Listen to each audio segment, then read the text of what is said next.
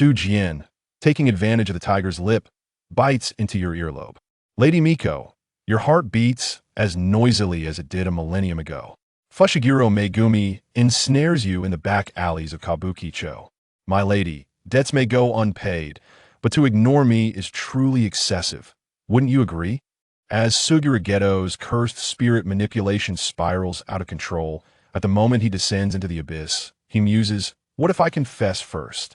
Satoru Gojo tears open the collar of his Jujutsu High uniform, revealing an old wound over his heart, saying, "You see, I too can feel pain." Inugami Kiyotaka pulls down his collar to unleash his curse, uttering, "Forget them," as crimson droplets stain your fingertips. Natsuki exclaims, "I've already said not to salvage men from the rubbish heap." Chapter 1. The amnesiac heroine makes her entrance. It is raining once again in Kabukichō. Neon lights blur into indistinct spots amidst the rain, as Suguru Geto wipes the raindrops from his face, the black mist of his cursed spirit manipulation swirling at his fingertips. He listens intently to the sounds emanating from the depths of the alley. The grotesque figure of the first-grade cursed spirit, rotting infant, rides against the damp wall, emitting eerie sounds akin to a baby's wail. There is definitely something amiss with this mission dossier.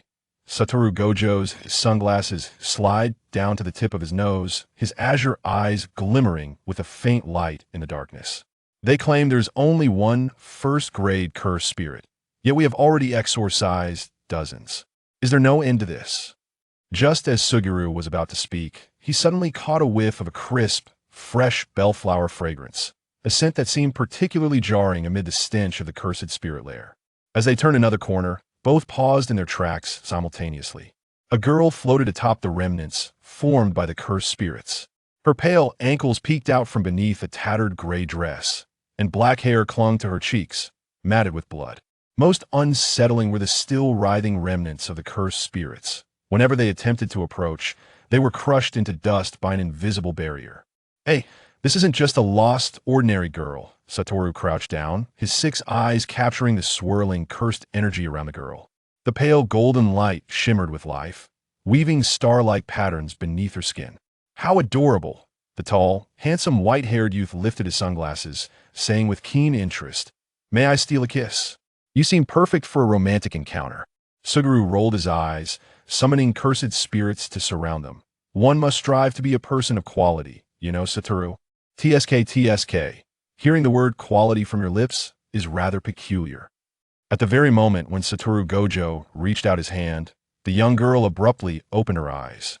Within her amber pupils swirled fragments of moonlight, and as her lips moved to utter a few syllables, the raindrops in the alley suddenly hung suspended in midair. "The lock of time," the girl murmured before fainting again, causing the suspended droplets to plummet to the ground.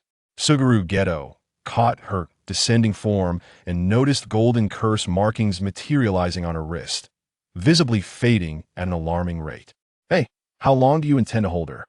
On the return journey to the Jujutsu High, Satoru Gojo, seated in the front passenger seat, voiced his annoyance. "Who was it that said I lacked manners just now?" Suguru Geto sat in the back seat, allowing the girl to lean against him, feeling utterly exasperated. However, confronted by the scrutinizing gaze of the supervising teacher in the driver's seat, he reluctantly clarified, "Should I remind you that she's in a comatose state?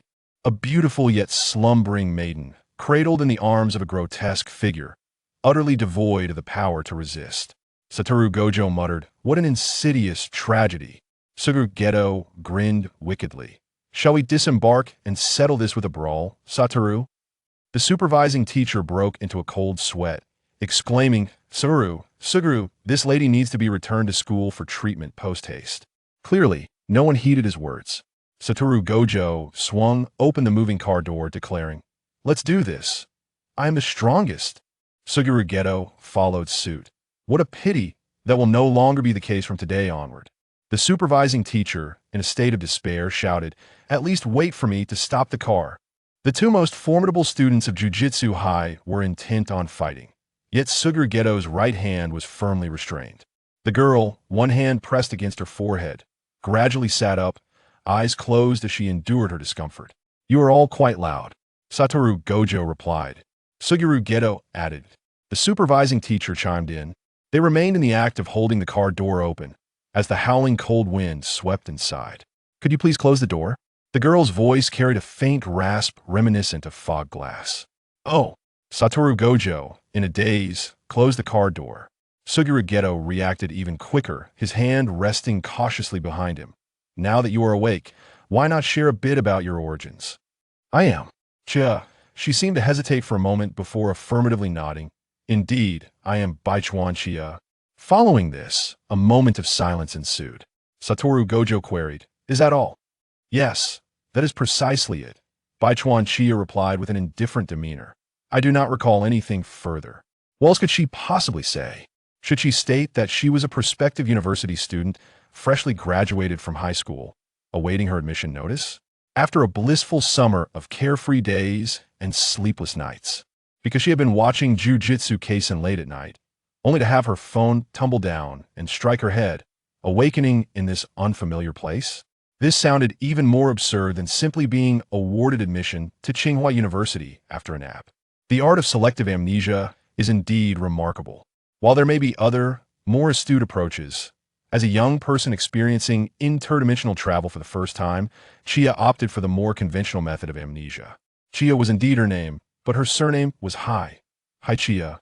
Considering the peculiarities of the Tachibana kingdom, it was altered to Baichuan Chia before her departure.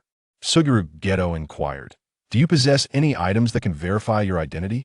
Chia began to search herself in their presence. No phone, no identification, no money, but she did possess a piece of jewelry, a pendant of amber hue hanging from her neck, marred by cracks and dulled in color. Chia held it for a moment, finding no indication of any system activation prompt, and thus willingly handed it over to Satoru Gojo, who had extended his arm. Satoru fiddled with the jade pendant he had taken from the girl. As he attempted to infuse it with cursed energy, the pendant suddenly erupted in a blinding light. When the radiance subsided, its previously cracked surface was astonishingly restored to pristine condition. Chia was taken aback. Could this pendant truly be some sort of system? That would be disastrous, for it appeared to recognize Satoru Gojo as its master. How infuriating! Satoru Gojo was already the chosen one in the anime. Must he also be the chosen one in her tale of transmigration? Chia's mind raced with wild conjectures, though her outward demeanor remained inscrutable, primarily because she could not hope to contend with these two most formidable sorcerers.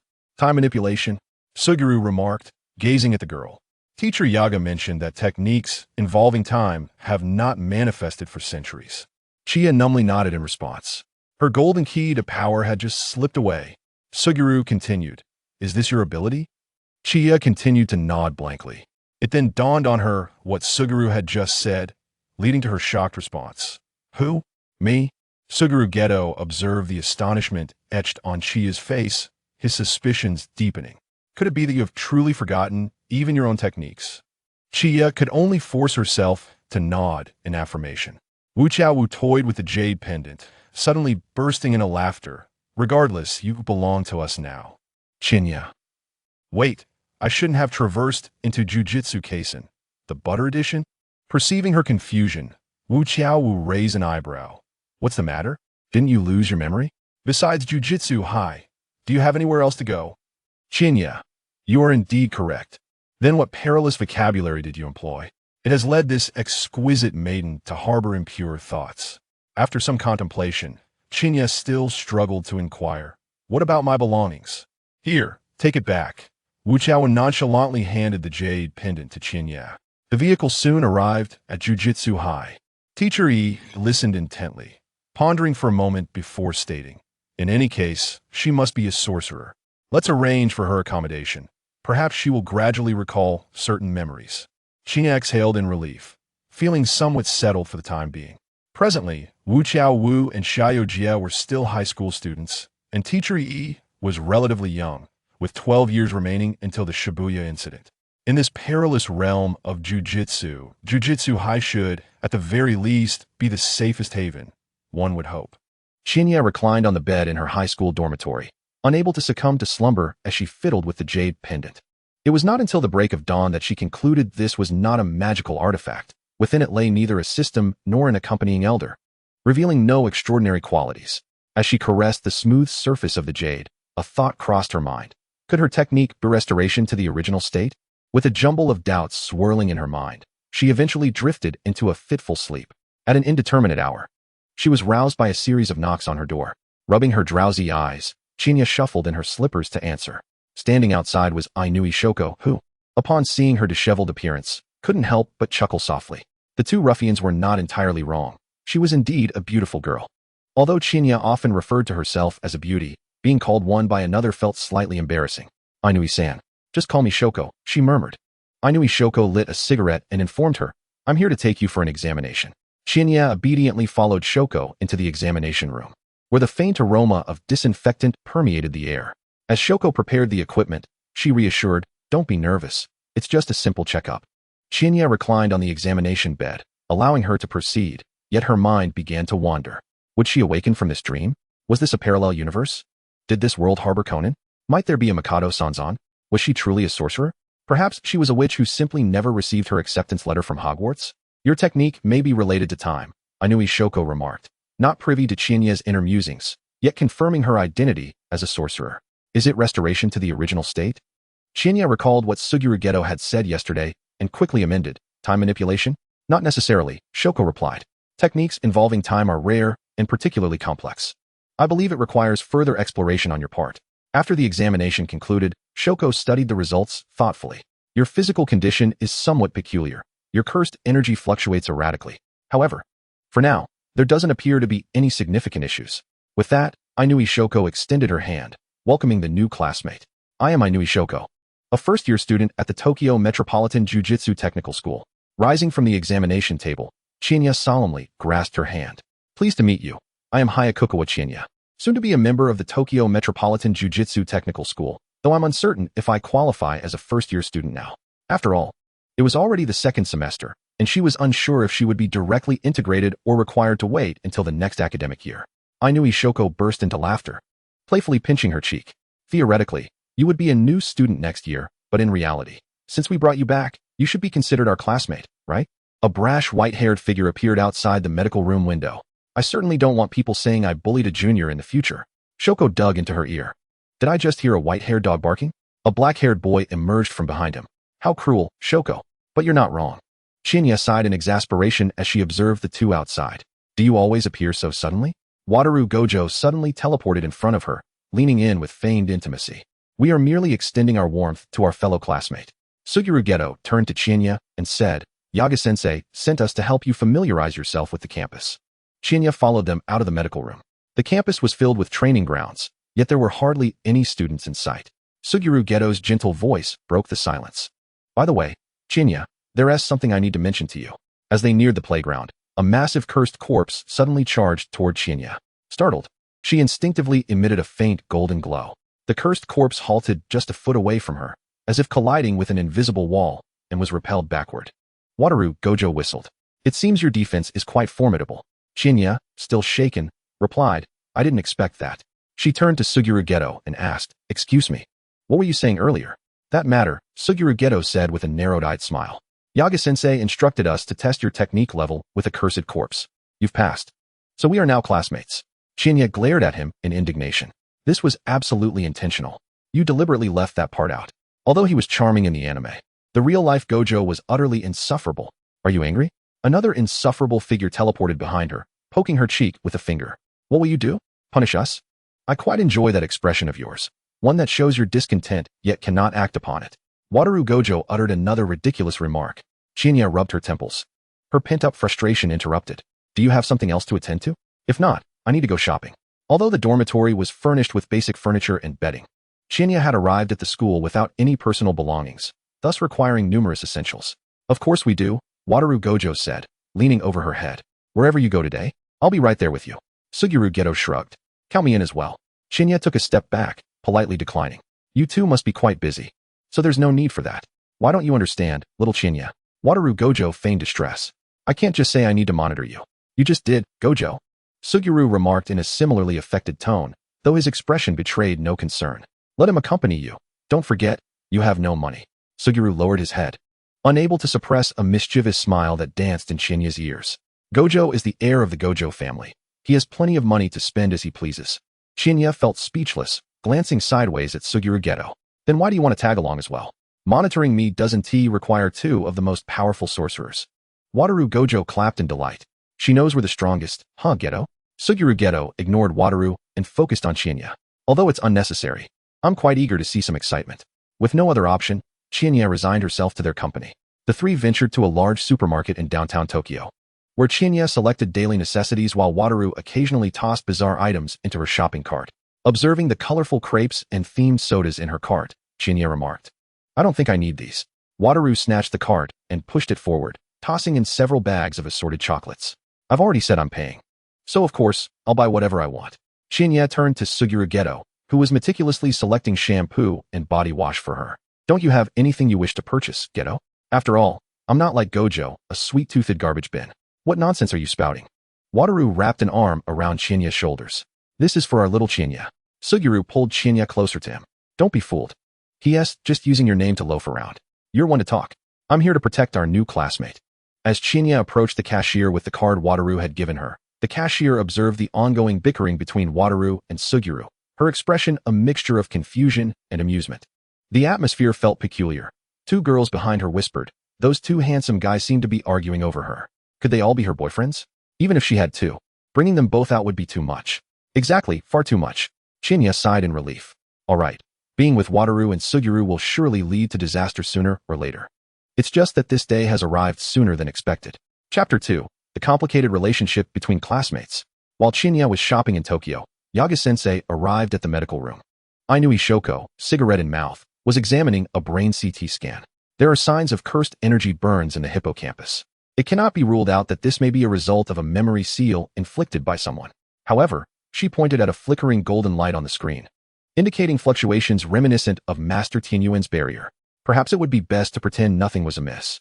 Teacher Yega deleted the CT records. If the higher-ups were to discover this, the child would face an endless stream of troubles. Jiaru Xiaozi calmly inquired, aren't you concerned she may pose a danger? She is merely a child. And this is a school, Teacher Yega replied, turning to leave the medical room. Besides, if she is with you all, surely you can discern whether a person's nature is good or evil. Jiaru Xiaozi exclaimed in frustration, honestly, you just passed the task on to us. The Tokyo Metropolitan Jiu-Jitsu Technical School is truly a rather lax institution. Indeed, it is even more casual than Hogwarts. With fewer than 20 students and faculty combined, there is no fixed curriculum, no cafeteria, and no instruction in mathematics or science. Cultural studies present no challenge for Chiya, after all. She is a prospective university student fresh from the battlefield of college entrance examinations. The only potential obstacle, the language barrier, was effortlessly mastered during her transmigration. However, if this continues, should she ever return, she would be left with nothing but sheer ignorance.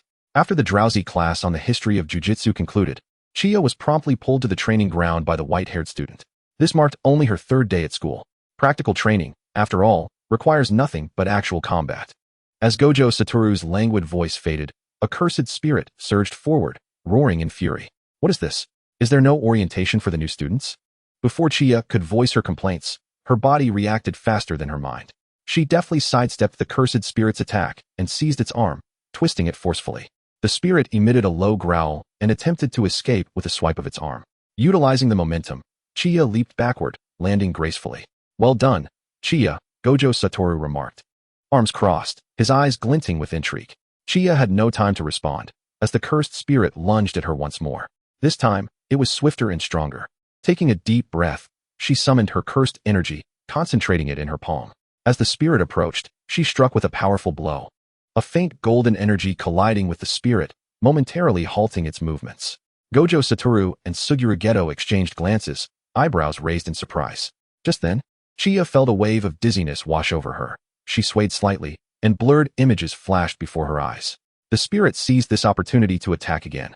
Seeming poised to strike Chiya, Jiaru Xiaozi arrived just in time, declaring, that's enough for today's training. She was about to intervene and stop the cursed spirit, but was blocked by a limitless force. Gojo Satoru scoffed, what's the rush? It's just a minor injury. She won't die? Suddenly, a powerful force sent the cursed spirit flying. Instinctively, Chiya opened her palm, and the entire training ground fell into silence. The The panda-like cursed spirit froze just 3 centimeters from her nose, and even the falling leaves hung suspended in midair.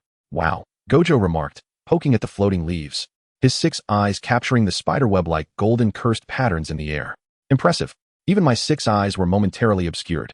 The cost of such power manifested more swiftly than anticipated.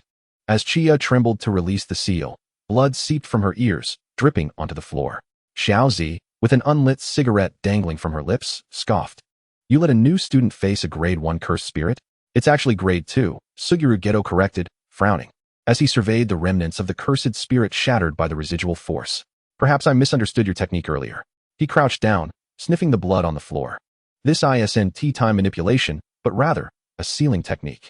Chia glanced at the irises resembling bellflower-shaped burn marks on her palm, a wave of familiarity washing over her. Once, she was merely an ordinary student. How could she fight so adeptly despite possessing a technique? Combat seemed to be an instinct ingrained within her body. How could this be? Could it be that this body once housed another soul? It can end now, Suguru Geto stated. You need to rest. No, I want to continue. Chia shook her head. I want to understand what my technique truly is. Suguru furrowed his brow, about to dissuade her, but Chia had already stepped toward the center of the arena. Gojo Satoru, hands in his pockets, wore a smile. Let us see what other surprises little Chia has in store.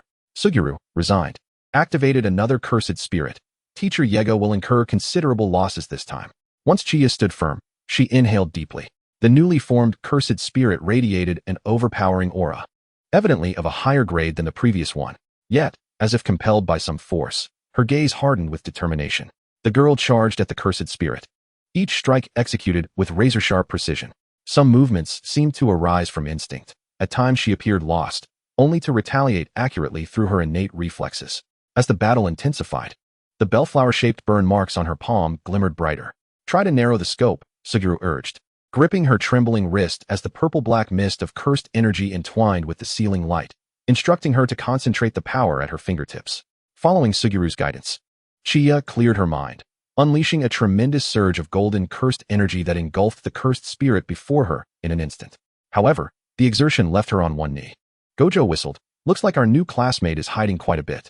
Suguru, contemplative, observed Chia, sensing numerous secrets within her, both unknown and perilous. The evident price of overusing her technique was apparent. When Chia awoke in the medical room, she found Gojo engrossed in a Nintendo console, the sound of button mashing filling the air. Suguru's coat draped over her shoulders, bearing marks singed by her technique. Enough, Xiaozi admonished, using reversal techniques to staunch the bleeding from Chia's ears. Today's cost is diminished hearing. Continue like this, and you'll be deaf. Gojo, however, perched sunglasses on her nose, quipping, not hearing is better. Yega's lectures are incredibly dull. Chia removed the sunglasses and turned to Xiaozi, saying, Thank you, Xiaozi.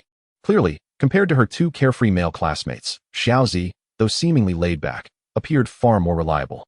Next time, don't be so reckless, she huffed. Suguru approached, squatting down to meet Chia's gaze. We will investigate your technique together. But for now, you must rest well. Chia nodded. I feel much better. Let us return to the dormitory. Xiaozi smiled. Don't rush. You haven't eaten yet, right? I'll go fetch you some ramen. It's my favorite flavor. Chia turned to Suguru and Gojo, asking, And you too? Gojo feigned sorrow. Are you going to toss us aside once you're done? How cruel. Suguru, serious, replied.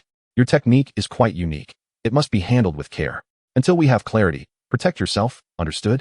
Just then, Xiaozi entered with a bowl of freshly cooked ramen.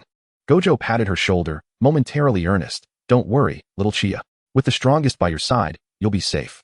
That's not right, Chia corrected him. I'm turning 18 next year, older than you. Suguru chuckled. In front of men, you mustn't call yourself little. Gojo wholeheartedly agreed. Indeed, even the squinty-eyed one finally spoke something sensible. Xiaoru Xiaozi was furious, delivering a light smack to each of them. What nonsense are you two spouting? As Chia slurped her ramen, she found the entire situation amusing yet somewhat absurd. In this alternate world, amidst the clash of unfamiliarity and surrealism, there existed such genuine individuals. After finishing her meal, she returned to her dormitory, lying on her bed yet unable to find sleep, tossing and turning restlessly. The fragmented images of the battle lingered in her mind today. In a state between dreams and wakefulness, she perceived the dormitory walls crawling with spontaneously manifested ceiling formations. The moonlight streamed through the window, casting distorted shadows on the floor, resembling the corpse of Star Plasma Teniri. A gust of cold wind flung open the loosely shut window, jolting Chia awake. There were no formations on the dormitory walls, nor was there any corpse. It was merely a nightmare. But was it merely a nightmare? Or perhaps a portent? Unable to return to slumber, Chia resolved to investigate on her own. Under the cover of night, she stealthily made her way to the school's training room. She attempted to invoke her techniques, yet they eluded her, unlike in the heat of battle during the day. Thus, she began to scrutinize the orange blossom-shaped burn mark on her palm. Just as she contemplated another attempt to unleash her technique, footsteps echoed from behind her. Startled, Chia turned to find Suguru Geto. "So you are indeed here. Attempting this alone is perilous," he remarked, approaching her, his gaze fixed on the mark on her palm. Their eyes met, and the enigma behind them grew ever more intricate and mysterious. Perhaps it was the night that prompted Suguru to forego his uniform, donning instead a black tank top and loose lantern pants that revealed his well-defined muscles. He conjured a sphere of purplish-black, cursed energy at his fingertips, illuminating the emergency light in the corner of the training room. "Do you know the origins of this school?" he inquired. "Huh." Chia was taken aback by his abrupt change of topic. Shaking her head, she mimicked his posture, sitting cross-legged. "I've only been here for 3 days, and I haven't read the school history." She had never even heard of a book titled The History of Jujutsu High. Suguru's fingers brushed against the weathered wooden window frame, where morning mist coalesced into tiny droplets on his sleeves. "Are you aware of the Onmyoryo from the Heian period?" he suddenly asked, his voice imbued with a distinctive cadence. The chill of dawn still lingered as Suguru opened the fireplace in the corner and settled down cross-legged. The precursor to Jujutsu High was the family teachings of the 3 great houses. As he turned, the earrings he wore refracted an eerie purple light, representing the 6 eyes of the Gojo clan, the 10 shadows technique of the Zenin clan, and the blood manipulation of the Kamo clan. Until Lord Tenjin enveloped Kyoto in an immortal barrier, the 3 great houses had no choice but to send their most exceptional offspring into the barrier. This was the embryonic form of Jujutsu High. "Isn't it fascinating?" Suguru's voice was gentle and calm. "The so-called sorcerers who protect humanity initially awakened their techniques by stepping upon the corpses of their own kind." Chia hesitated, her thoughts a tumultuous tide. Suguru clearly discerned her uncertainty and asked, "Do you have any questions?" Chia glanced at Suguru, then back again. She had initially believed that Suguru would succumb to darkness following the star plasma incident, yet it seemed he harbored such dangerous thoughts even now. The thought of Suguru's fate made Chia instinctively clench her right hand, the orange blossom mark glowing faintly in the darkness. Suddenly, the door of the training room trembled. Chia steadied herself, only to see Suguru's expression shift to one of vigilance as cursed corpses, intended for training, violently battered against the door. While Gojo Satoru's azure cursed energy enveloped the entire training room. "Satoru," came the voice from outside, "sneaking off at this hour is ill-advised." Chia suddenly noticed Suguru's right hand concealed behind his back, forming a seal, his cursed spirit technique poised in the shadows. "It seems the members of the 3 great houses have arrived," Suguru remarked, glancing at Gojo Satoru. "Is it because of Chia?" "Yes, it's from the Gojo family. That old man is quite perceptive." Suguru adjusted his sunglasses. "Why don't we take the initiative and give that rotten orange a good thrashing?" The 2 most powerful sorcerers appeared to jest, yet the pressure from their colliding cursed energy rendered her breathless. In that tense moment, a furious roar from Teacher Yaga echoed from outside the training ground. "Who is sneaking into the training room in the dead of night? You will face confinement." At dawn, Chia peered through the small window of the confinement room, just in time to see the director's convoy enter the school gates. The leading car bore the Gojo family crest on its door handle, and in the back seat, an elderly man with age spots on his hands rubbed a string of prayer beads. "It seems you've caught the attention of those old geezers," murmured Gojo Satoru, who had somehow crept up beside her. "Want to escape? I could take you to Okinawa for some mango ice right now." Suguru pressed a hand on Chia's shoulder. "She isn't going anywhere." He cast a disapproving glance at Gojo Satoru. "Since you didn't propose taking Chia away today, it indicates that Teacher Yaga has intervened." In that moment, she finally comprehended the source of the strange sensation, when Gojo Satoru's limitless technique and Suguru's cursed spirit manipulation simultaneously enveloped her. The distinctly different cursed energies intertwined and melded into nothingness. "Try not to wear that expression," Gojo Satoru said, resting his chin atop her head. "Those rotten oranges in the higher-ups? Just knock them over." I don't think that's quite necessary." Chia smoothed her hair, disheveled by Gojo Satoru's antics, and said, "You will protect me, right?" Although the white-haired figure exuded a certain calm madness, reflecting upon the characters in the plot who were slated for eradication by the higher-ups, Yudo Okatsu, Yuji Itadori, he had fought to protect them all. So, overall, Gojo Satoru was a good person, except for being a bit insane. Chia gazed at the gradually emerging outlines of the school buildings through the morning mist, suddenly recalling what Shoko had said while bandaging her. The cigarette in her hand flickered like a star in the medical room. The most terrifying aspect of this school is that it fosters the illusion of understanding among the mad. Chapter 3. The Evil That Embodies Love and Truth. In the ensuing month, Chiya's life at Jujutsu High unfolded with an astonishing tranquility. The upperclassmen, Mei and Hanami, were frequently dispatched on missions, while Gojo Satoru and Suguru Geto seemed preoccupied with their own affairs, yet one of them always lingered nearby. As Chiya traversed the back corridor stairs once more, Suguru called out from the corner beneath the window, "You've passed by here for the 4th time." "Well, I simply noticed you seemed to be in low spirits," Chiya replied, cautiously joining him. She was genuinely concerned about Suguru's mental state.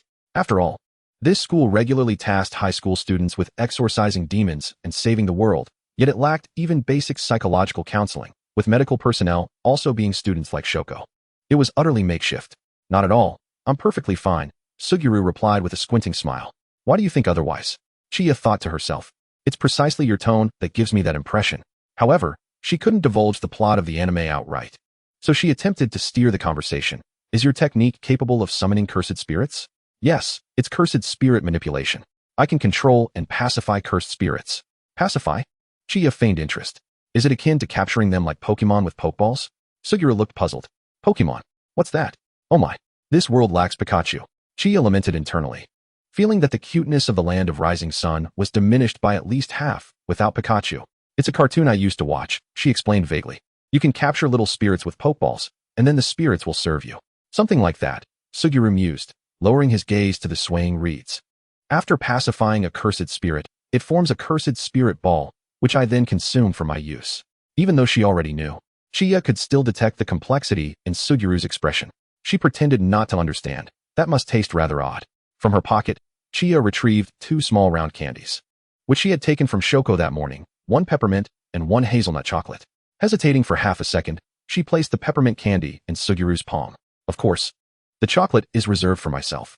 Suguru blinked in surprise. "Peppermint candy? It may not be of great significance, but it feels as though I am being noticed for the first time." Chiya stuffed a hazelnut chocolate into her mouth and urged Suguru. "You should eat, too." Suguru, with a mint candy in his mouth, enjoyed the cool sweetness. After a brief silence, Suguru broke the quiet. "What do you plan to do today?" "Huh, me?" Chiya fiddled with the grass roots before her. "Just attending classes and then training." Suguru gazed into the distance and asked, "Do you find it boring? Want to go out?" Chiya exhaled in relief, grateful that Suguru was not intent on discussing the future of the sorcery world. "Are we heading to the city?" "It's been a while." She mentally noted the items she needed to replenish: shampoo, toothpaste, skincare products. Yet, she found herself without money. Thus, she fixed her gaze intensely on Suguru. "Please don't look at me like that," Suguru said, pulling her to her feet. "I have savings. You won't have to spend a thing, don't worry." Chiya jumped for joy. "Suguru, you truly are a good person." Suguru raised a hand to his forehead. "Just call me by my name." "All right, Suguru," Chiya repeated earnestly. "You really are a good person." Upon arriving in the city, they first headed to the supermarket for a considerable shopping spree, then made their way to the snack aisle, where Chiya's eyes sparkled as she grabbed several bags of chips.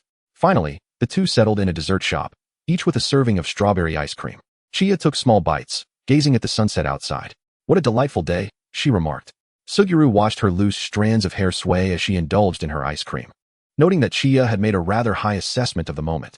Indeed, it is joyful, carefree, and serene. Chiya mixed Oreo crumbs into her ice cream.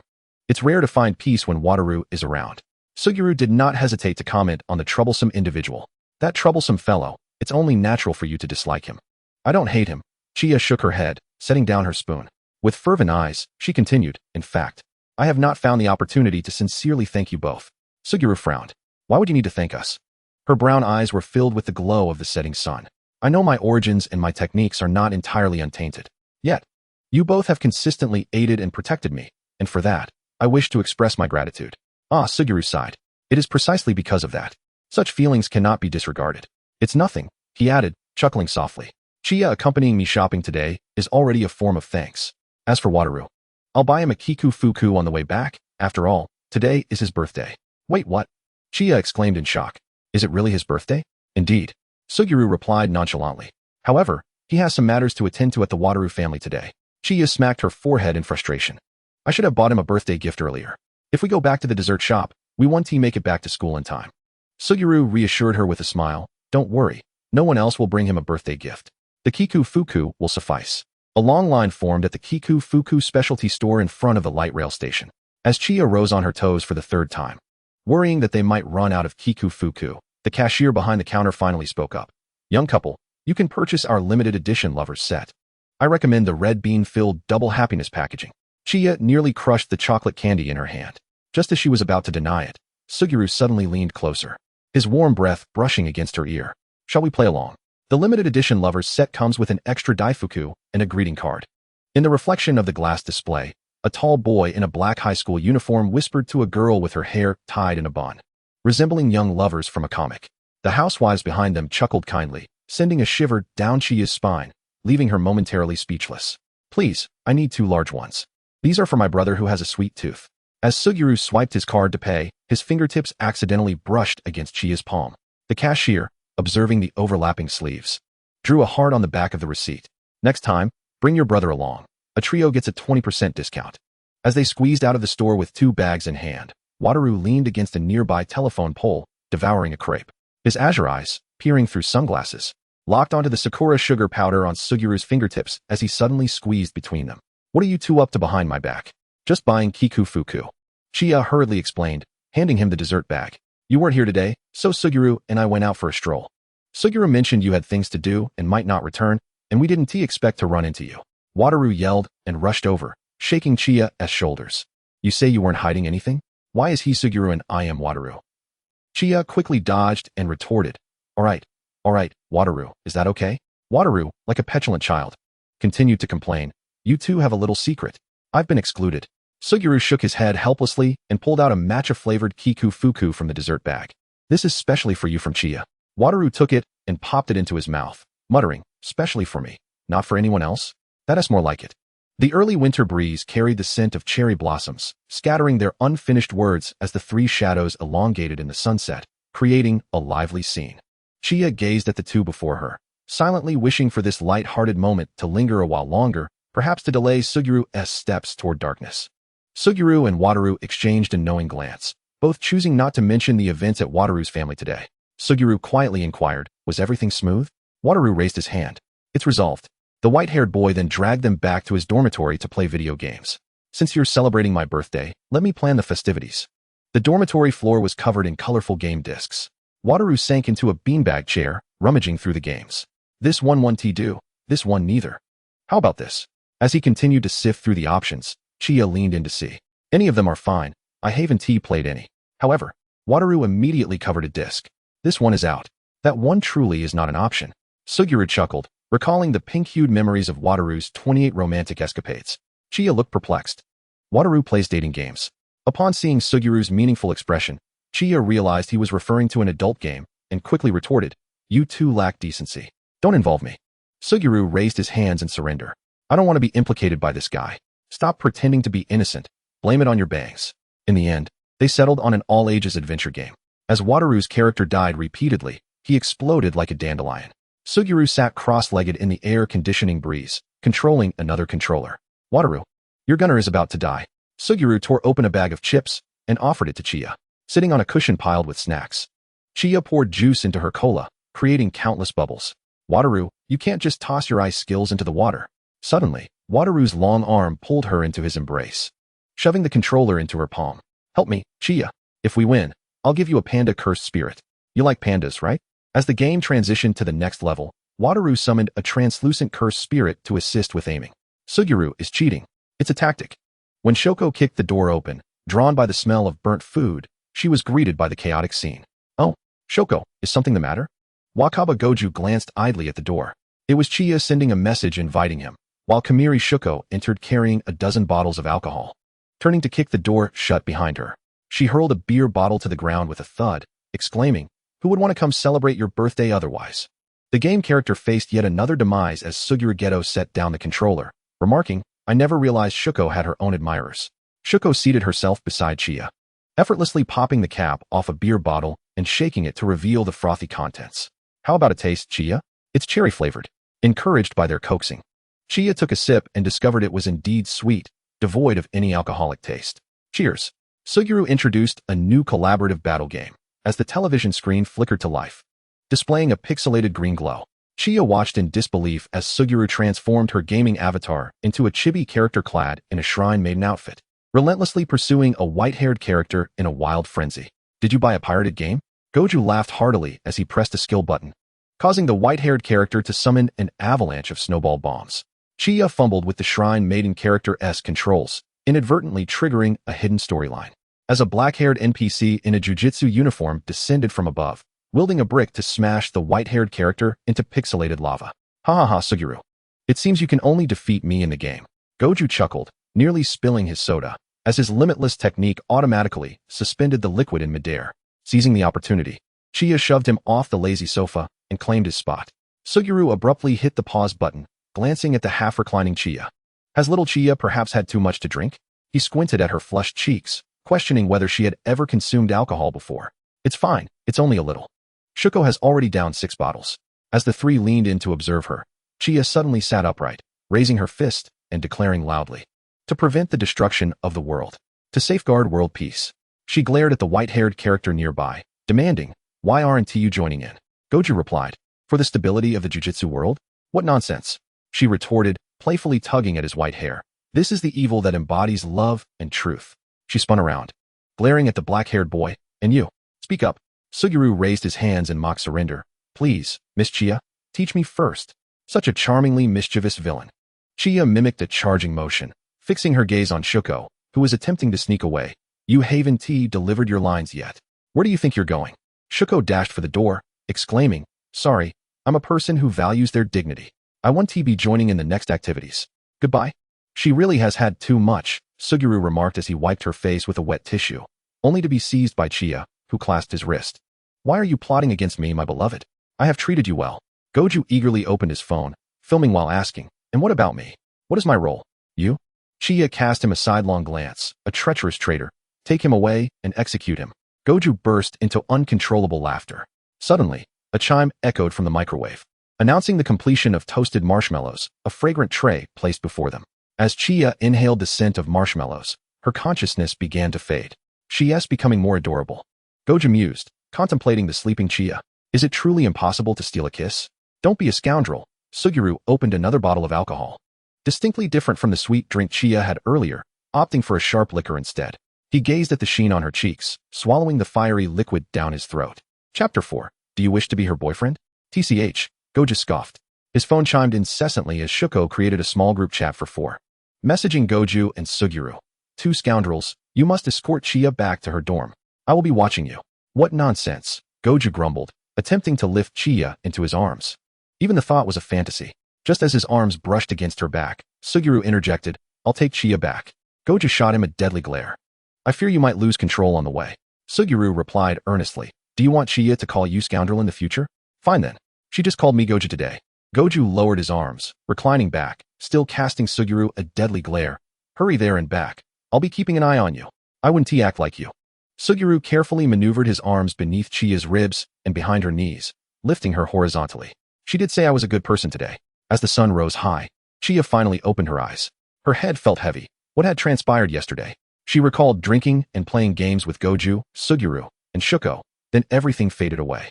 Her shoes, socks, and jacket were neatly arranged by the bed, with a glass of water on the nightstand. She was still wearing her sweater and plush pants. Chia unconsciously touched her right earlobe, feeling a slight itch, unsure if she had pressed it while sleeping. She opened her phone, discovering messages from Shoko. So one of Gojo or Suguru had brought her back. Chia patted her face, hoping she hadn't embarrassed herself the previous night. After all, high schoolers are particularly sensitive about their dignity. In the afternoon at the training ground, Gojo and Suguru greeted her casually, allowing Chia to relax. Suguru discreetly glanced at her reddened earlobes. Although he had warned Gojo, he found himself unable to resist, like a shadowy thief, while the oblivious owner remained unaware. The jujitsu school was often understaffed yet overworked, with even first-year students frequently assigned missions. With the arrival of winter and the upcoming spring break, Gojo and the others would soon advance to their second year, and Chia, as a transfer student, was quickly catching up with the curriculum. Consequently, Teacher Yaga assigned her first mission alongside Maki. Teacher Yaga instructed, "According to the observations from the window, we are dealing with a quasi-grade 1 cursed spirit. Considering your abilities are nearly at that level, albeit lacking practical experience, this mission's difficulty is not overly challenging for a novice." "Understood," Chia nodded. I will strive to complete it. Facing troublesome students daily, Teacher Yaga felt a sense of relief hearing such a standard response from a diligent student. Unable to resist, he began to ramble. Do not act recklessly. Prioritize your safety. It's all right if you cannot complete it. With Maki present, you need not stress yourself. Chia nodded obediently.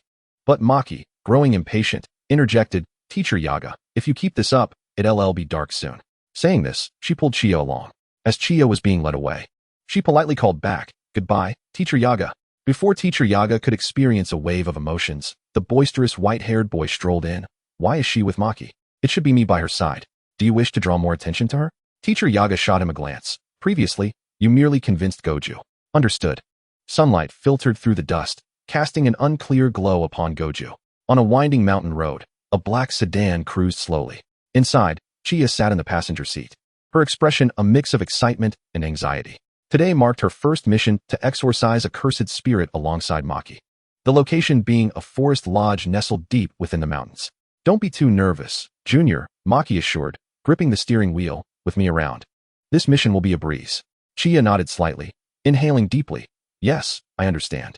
It's just that it's my first time executing such a task, so I can't help but feel a bit apprehensive. Rest assured, the intelligence regarding the window is seldom erroneous, and the cursed spirit's rank is not excessively high. We shall proceed swiftly and then enjoy a moment of respite in this mountainous retreat.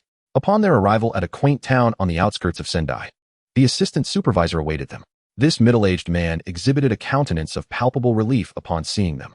The innkeeper had previously mentioned that strange noises had been emanating from the inn for several days, scaring away guests, and now a thick fog enveloped the vicinity, obscuring visibility. The innkeeper, a young couple, remained inside, yet they were now incommunicado. With a hint of anxiety, he gestured towards the distant forest, indicating that the inn was situated deep within, approximately 5 kilometers from the town below. After a brief discussion to grasp the situation, the two were about to embark when Mingming's phone unexpectedly rang. Furrowing her brow, she glanced at the caller ID, and her expression instantly turned grave. After ending the call, she turned to Chinya with a troubled face. The mission has been temporarily cancelled. What? What about this place?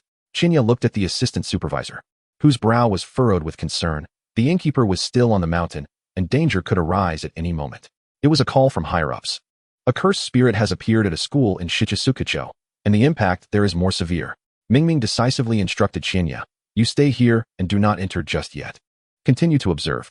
I shall return by tomorrow at the latest. Without waiting for Chinya's response, she swiftly departed. Observe? How? Chinya pondered briefly before suggesting to the assistant supervisor, let us take a look around the edge of the inn. The assistant supervisor drove her up the mountain, where the lush forest soon obscured the view of the town below. As they ventured deeper, the fog thickened. In the distance, they spotted a sign reading Welcome to the Green Moon Hot Spring Inn, beyond which lay impenetrable black mist, devoid of any light. Chinya alighted from the vehicle to take a photograph, intending to share it in their group chat, but the image lingered on sending, possibly due to poor connectivity. Just as she was about to close her phone, she noticed a text from 10 minutes prior. Mingming has another mission. You will execute the inn's cursed spirit task alone. The sender was Yega Mazumichi. Alone, is it? Chinya straightened her posture. It seemed that teacher Yega held her in considerable regard. She then took a selfie against the backdrop of the black mist, posting it in the group chat with the caption, a commemoration of my first solo mission. The sending status still remained in limbo. Taking a deep breath, Chinya strode towards the inn shrouded in darkness. The surrounding silence was eerie, with only the sound of her footsteps echoing in the stillness. As she stepped into the inn's courtyard, a chill enveloped her. Suddenly, a shadow darted past, prompting Chinya to adopt a defensive stance. Before her appeared a cursed spirit resembling a giant raccoon, its eyes glowing ominously red as it emitted a low growl. Chinya quickly formed hand seals, chanting an incantation, and a beam of spiritual light shot towards the cursed spirit. The spirit deftly evaded, lunging toward her. Chinya sidestepped and retaliated with a kick to its side. The spirit, in pain, became even more incensed, swiping at her with its claws. Concentrating her energy, Chinya summoned her inner strength, the air around her seemingly solidifying. She launched another attack, this time successfully striking the spirit's head. The creature staggered and collapsed, dissipating into black smoke. However, the mist did not dissipate. Indeed, that raccoon-like spirit was likely only a grade 2. Chinya gradually discerned that what she had perceived as mist was, in fact, layers of spider silk. Remaining vigilant, she attuned her senses to detect the presence of cursed spirits. Help! A cry of despair pierced the air, and she swiftly moved in that direction. As she drew closer, the nauseating aura of the cursed spirit intensified. Stepping onto the creaking wooden planks of the inn's courtyard, she ventured deeper into the black fog, where a massive cursed spirit, entwined in dark cursed energy, awaited her. This spirit resembled a colossal spider, its 8 eyes flickering with eerie red light, continuously emitting black threads, one of which struck towards her face. Its power seemed to exceed Grade 1, possibly even reaching Grade Special. Observing this, Chinya immediately unleashed her curse technique, forming hand seals rapidly. And a beam of white light shot forth from her hands, shattering the black thread. A wave of unease surged within her. Yet at that moment, the cursed spirit launched another assault, leaving her no time to ponder. She had to respond with all her might. Sensing her isolation, the spirit escalated its offensive, spewing black threads that sealed off all avenues of retreat. Chinya dodged left and right, but still sustained several cuts from the threads. Damn it. It's just a Grade 1. I can defeat it in training. Gritting her teeth, Chinya focused all her cursed energy, preparing for a powerful strike. Meanwhile, Satoru Gojo and Suguru Geto leisurely made their way back to Tokyo. The task was quite simple. I wonder how Chinya is faring? Gojo inquired, hands in his pockets, a relaxed expression adorning his face. Geto frowned slightly. She just sent a message. Gojo raised an eyebrow. So soon? Has she already completed her task? Quite efficient. Not quite. Geto's expression darkened. She mentioned she is executing the mission alone. Calls to Mingming yielded no response, nor did attempts to reach Yega Mazamichi. In an instant, the two vanished, racing towards Chinya's mission site. Back in the forest surrounding the inn, Chinya had been locked in a stalemate with the cursed spirit for quite some time.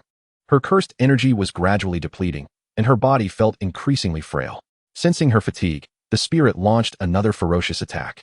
As Chinya beheld the oncoming black threads, despair welled within her. Yet, a warm surge coursed through her, as if a voice resonated within her heart, compelling her to recite, Lock of Time. In an instant, she appeared behind the massive spider, forming seals once more, Lock of Earth. The creature seemed to be pinned down by an immense weight, collapsing instantaneously. Just as Chinya prepared to form another seal, the space around the cursed spirit twisted, as if bound by an invisible force, rendering it immobile. She looked up to see Satoru Gojo. Anger surged within her. Do not steal my prey. Instead of receiving gratitude from the young girl, Gojo found himself on the receiving end of her ire, feeling somewhat bewildered. Are you all right, little Chinya? This is my journey. Chinya protested. Let me handle it. Gojo and Geto exchanged surprised glances. Taking a deep breath, Chinya formed seals once again.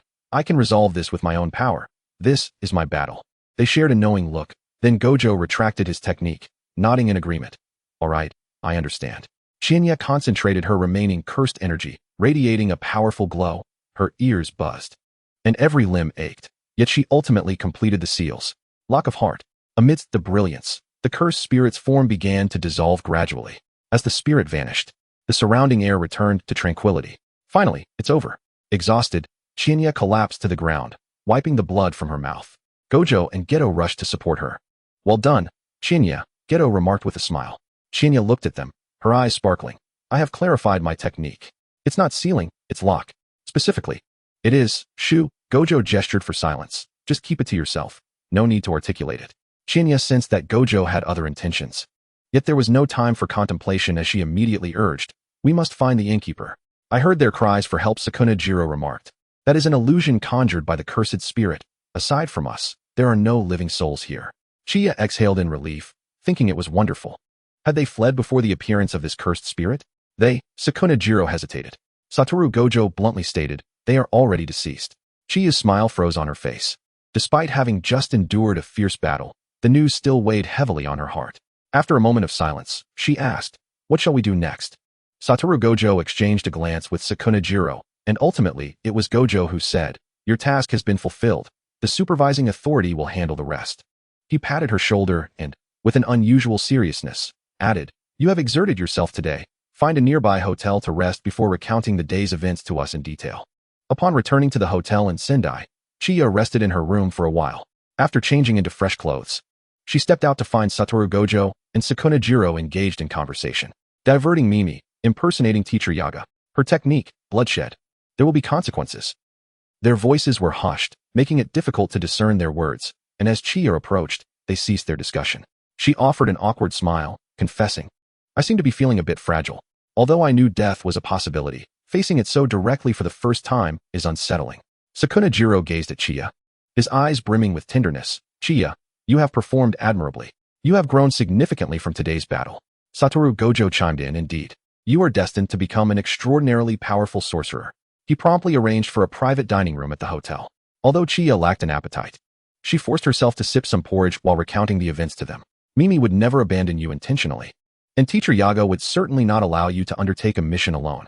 Gojo's expression darkened ominously. It seems my previous efforts were insufficient. Chiya had never witnessed such a somber side of Satoru Gojo before. She discreetly nudged Sukuna Jiro under the table with her foot. Sukuna felt a tickle where she had kicked him. It's nothing, he reassured her, pouring her a glass of warm orange juice. Whenever you leave Jujutsu High, regardless of who arranges anything, inform me and Gojo, alright? Huh. Do I need to report to my classmates when I leave school? Chiya mused aloud. Downing the juice in one go, you guys are hardly ever at school, and yet you haven't mentioned reporting to me.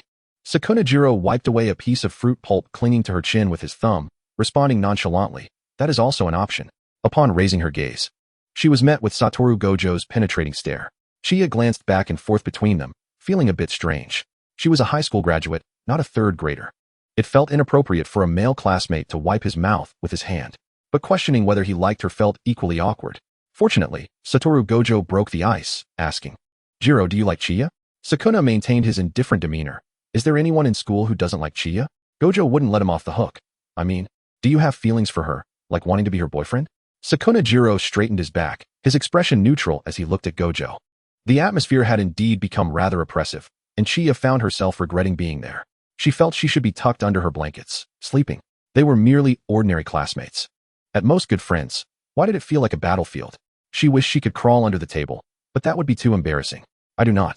Sukuna Jiro replied slowly and clearly. Chiya sighed in relief. It seemed this was merely an exaggerated expression of friendship common among high school students, not indicative of any peculiar romantic feelings.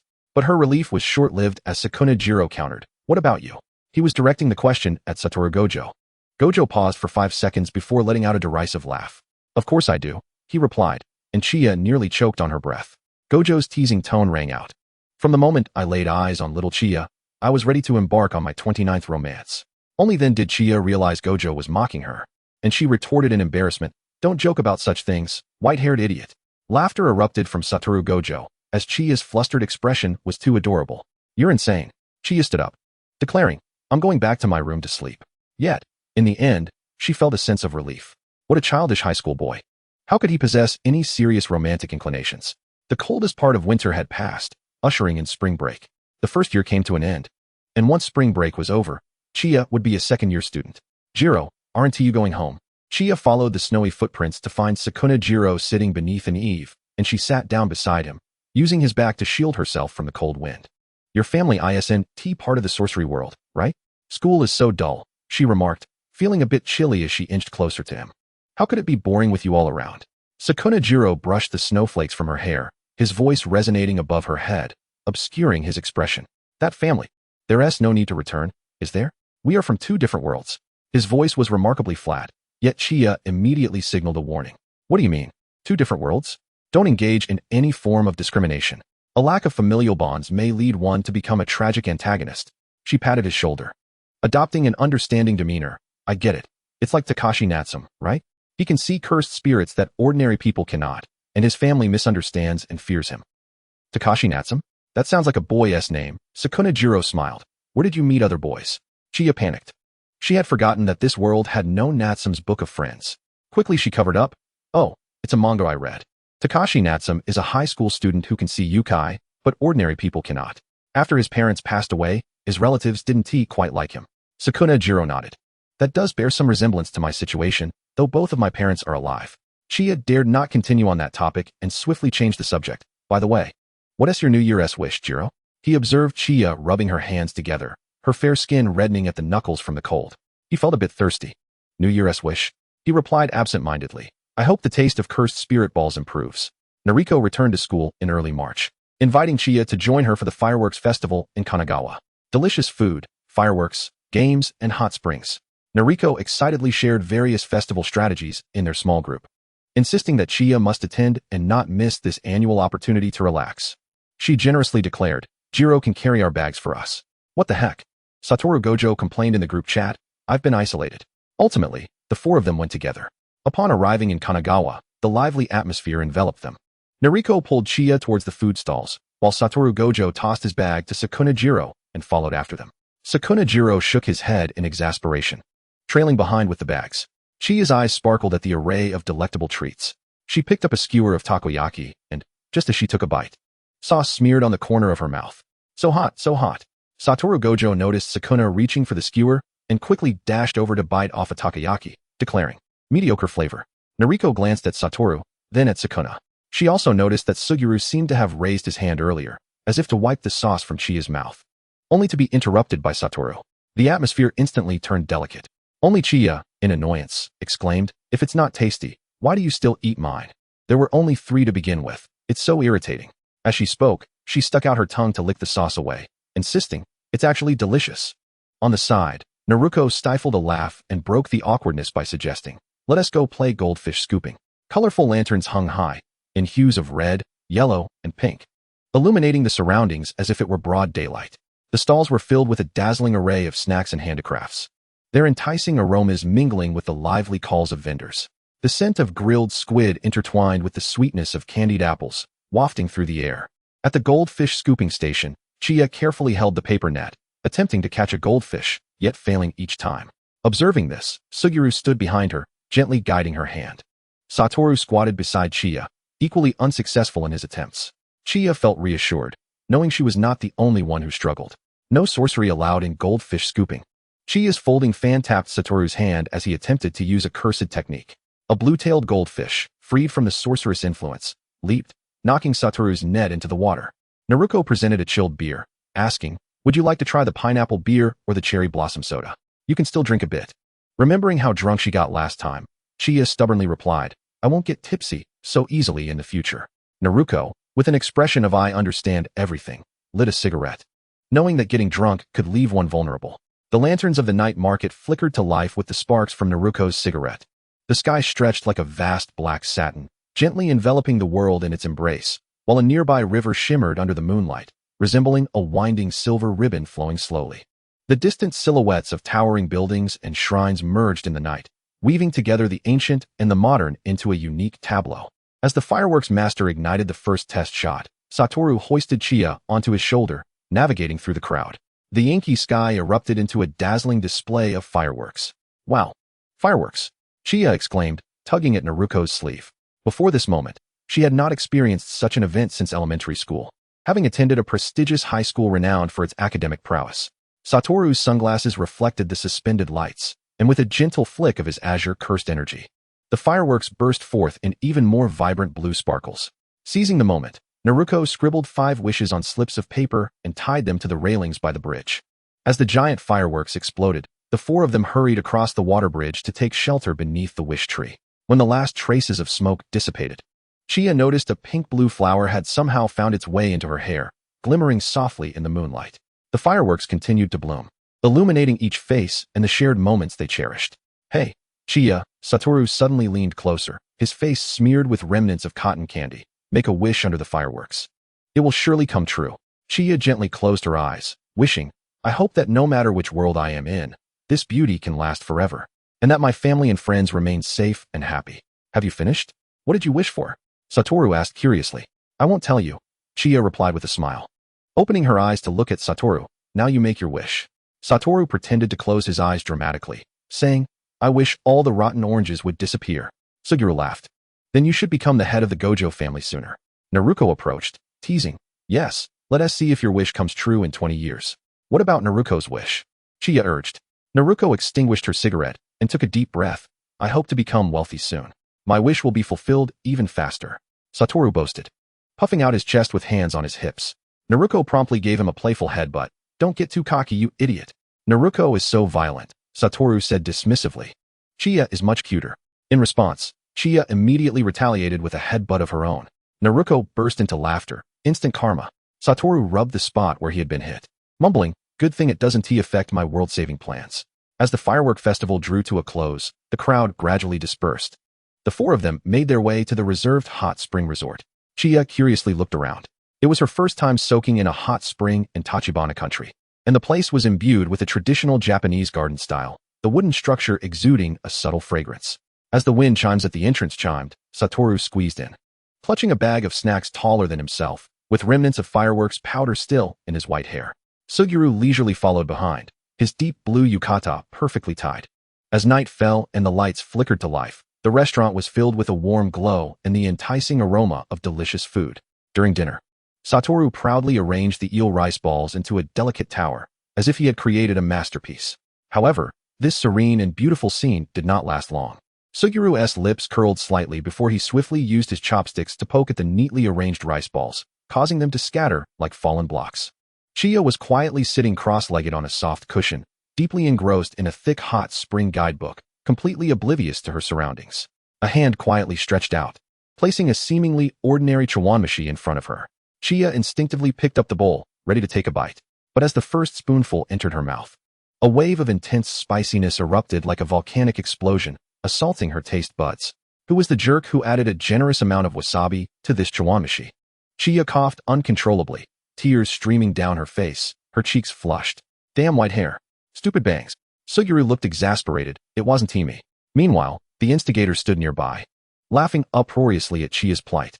Naruko silently pushed a glass of chilled milk toward her. Gratefully, Chiya glanced at Naruko and quickly downed the milk, exclaiming, "Naruko is the best. Let us go soak in the hot spring," Naruko said, holding out a prepared yukata, displaying a maple leaf pattern. "This one is for you." Chiya, with teary eyes, replied. Naruko. As she was leaving, she shot a fierce glare at the white-haired boy. Unfazed, he laughed and finished the chawanmushi, soon sticking out his tongue from the spiciness. "Serves you right," Suguru said lazily. After 9 o'clock, the outdoor hot springs allow both men and women to soak together, Satoru said with a mischievous grin as he waved the hot spring brochure in front of Suguru, winking at him. However, his triumph was short-lived, as the next moment, a teacup accurately smashed against the back of his head. With a dull thud, Satoru grimaced in pain, clutching his head and turning to glare at the instigator. Suguru sat there expressionless, as if he were not the one who had thrown the teacup. From the direction of the women's bath, Naruko's voice, laced with a hint of threat, echoed, "White-haired dog, if you dare to peek, we'll wrap you from head to toe with tape, so you can experience what it's like to be a mummy." Upon hearing this, Chiya immediately chimed in excitedly, "Exactly, and then we'll hang you up for everyone to see." Her words were imbued with excitement, as if she could hardly wait to witness the unfolding scene. "I've been isolated again," Wazo lamented. Chiya emerged from the hot spring, having bathed and dried her hair, as the clock edged toward midnight. Suguru sat cross-legged on the observation deck, engrossed in a game of Go, when a piece of orange candy unexpectedly struck him from the neighboring table. As the moonlight spilled over the hot spring, the four of them huddled around the kotatsu, vying for the last piece of soy sauce rice dumpling, while outside, snow quietly blanketed the stone lanterns by the hot spring. When the midnight fireworks erupted, Chiya made another wish. "Tonight has truly been delightful," she said softly, lowering her arms. "Thank you all. We are friends," Suguru replied with a smile, "and we shall continue to be together every year." Wazo declared loudly, "Indeed. We must partake in more enjoyable activities together in the future." However, their joy was short-lived. The checkout time from the Ryokan was at 8 in the morning, and the journey back to school took over an hour. Unable to obtain a driver's license before the age of 18, they had no choice but to take a taxi. Wazo occupied the front passenger seat, while the other three squeezed into the back, with Chiya nestled between Shoko and Suguru.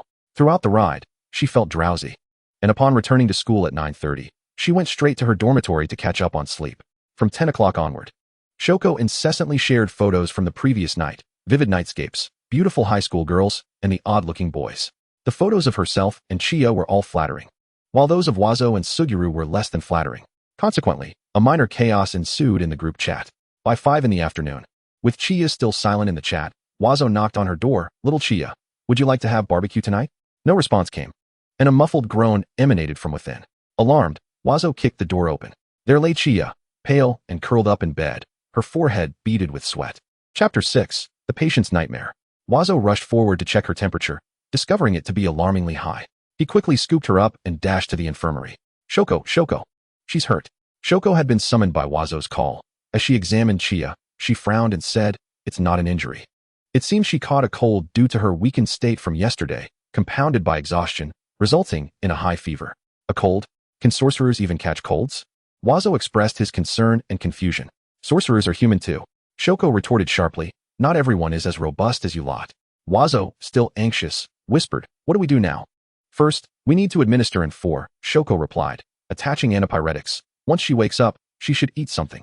She probably didn't have lunch. 39 degrees. Wazo gently removed the thermometer, his expression serious as he handed it to Shoko. Turning back, he noticed the dim light from the foredrip reflected in Chia's cerulean eyes, reminiscent of a melting Kyokafu. Suguru arrived in haste, instantly stating, "I'll prepare a fever patch." As the final bottle of antipyretic was nearly empty, Chia stirred awake. The scent of disinfectant in the infirmary mingling with the sweetness of milk porridge. Wazo sat cross-legged on the chair beside the bed, his sunglasses slipping to the tip of his nose as he stirred the porridge in the thermos with a long spoon. Suguru leaned against the window, observing as Wazo blew on the porridge to cool it before serving. He silently offered a fever patch, pausing for a moment as his fingers brushed against Chia's burning earlobe. Wondering if she could manage to eat, he gently supported the back of Chia's neck to help her sit up. "Of course, I'll feed you." Wazo suddenly fell silent.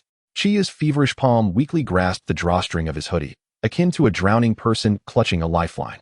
Her voice, hoarse and frail, protested, "I can eat myself." Just as she was about to speak again, she broke into a cough. Wazo gently patted her back, whispering, "Don't scare us like that. It's good that you're awake." Shoko skillfully replaced the four with another bottle of anti-inflammatory medication. "Suguru made you milk porridge. Have a bit, and once this four is done, you can rest properly." Chia managed a faint smile, indicating she was fine. Internally, she mused, lying in a hospital bed. The one administering the four is a high school student, and the one providing care is also a high school student. This world feels so makeshift. However, Shoko's medical skills were indeed commendable. She was feeling much better now. Outside, the ginkgo leaves rustled softly. Suguru silently adjusted the air conditioning temperature upward by 2 degrees. The spring breeze still bore a chill. As the night wind pried the window open a crack, Suguru reached to close it. Catching a glimpse of Chia, using her technique to separate the incoming cold air, his fingertips hovering above her damp forehead. Ultimately, he merely tightened the fallen blanket around her. Once the last four was completed, Shoko removed the needle, yawning as she prepared to leave. Her temperature might rise again at night. Feed her the medicine in 4 hours, and she'll be fine by morning. I'm going to sleep. Call me if it goes above 39 degrees. You should also get some rest. After Shoko left, Wazo pushed Suguru toward the door, insisting that those who kept early hours should not linger. Suguru peered through the gap in the door, watching as Wazo clumsily adjusted the four-bottle-S position, the light filtering through the glass, creating a mosaic of reflections. In that twilight moment, it felt as if fate had left its imprint. He stood at the doorway for a while before finally turning to leave. His footsteps soft as he walked toward the vending machine, the coins echoing coldly in the quiet corridor. The frozen machine was slow to respond. It took several minutes before successfully dispensing a can of coffee. The cold wind blew under the moonlight, yet he felt no chill, only a dryness in his throat. As the night deepened, Wazo turned off the bright lights in the infirmary, leaving only a soft yellow lamp aglow. Outside, all was silent save for the gentle whisper of the wind. The effects of the antipyretic wore off, and Chia once again felt drowsy. The white-haired boy closed the door that had been slightly ajar. At the moment the door clicked shut, he turned to meet Chia's glimmering eyes. The girl, somewhat dazed, spoke in a voice softer than cotton candy. "Wazo, why are you suddenly using my full name?" The white-haired boy touched her flushed cheek with the back of his hand. "You should be cooling down, right?" Yet, Chia instinctively rubbed her cheek against his hand. Wazo's entire being tensed up, as if electrified. "You won't die," he reassured, knowing the injection contained a sedative. Chia, utterly fatigued, murmured as she closed her eyes, "Wazo won't die." Moonlight streamed through the window at dawn. The strongest sorcerer sat motionless before the hospital bed, allowing the heat of her fingertips to caress his wrist. Chia lay in bed, drenched in cold sweat. As the ginkgo leaves outside rhythmically tapped against the glass, the moonlight illuminated the infirmary walls in a ghostly pallor. She trembled as her fingers moved to her neck, momentarily feeling a burning phantom pain. The mark of the bellflower she clutched seemed to writhe beneath her skin, as if attempting to break free from some form of constraint. Was she caught in a nightmare? Wazo's voice mingled with the coolness of the night air. His tone was soft. "Don't worry, I'm the strongest. I cannot die." "A lie, you cannot die." Yet, as the girl in light slumber felt tears rolling down her cheek, they mingled with the warmth of Wazo's hand. His eyelashes fluttered, hesitating for a moment before he merely tucked the fallen blanket more securely around her. In that state between dreams and wakefulness, Chia found herself ensnared by the flames of Shibuya Station. The final battle's remnants played out before her. Kinto Nanami, blind and battling, the wilting wild rose, Megumi Fushiguro, gasping for breath, and Toji Inumaki, spitting blood. And then, Suguru, still ensnared by chains even after death, and Wazo, severed in two. Countless bloody scenes spiraled through her mind. Ultimately, the electronic announcement ceased at Shibuya Station that Christmas Eve. No.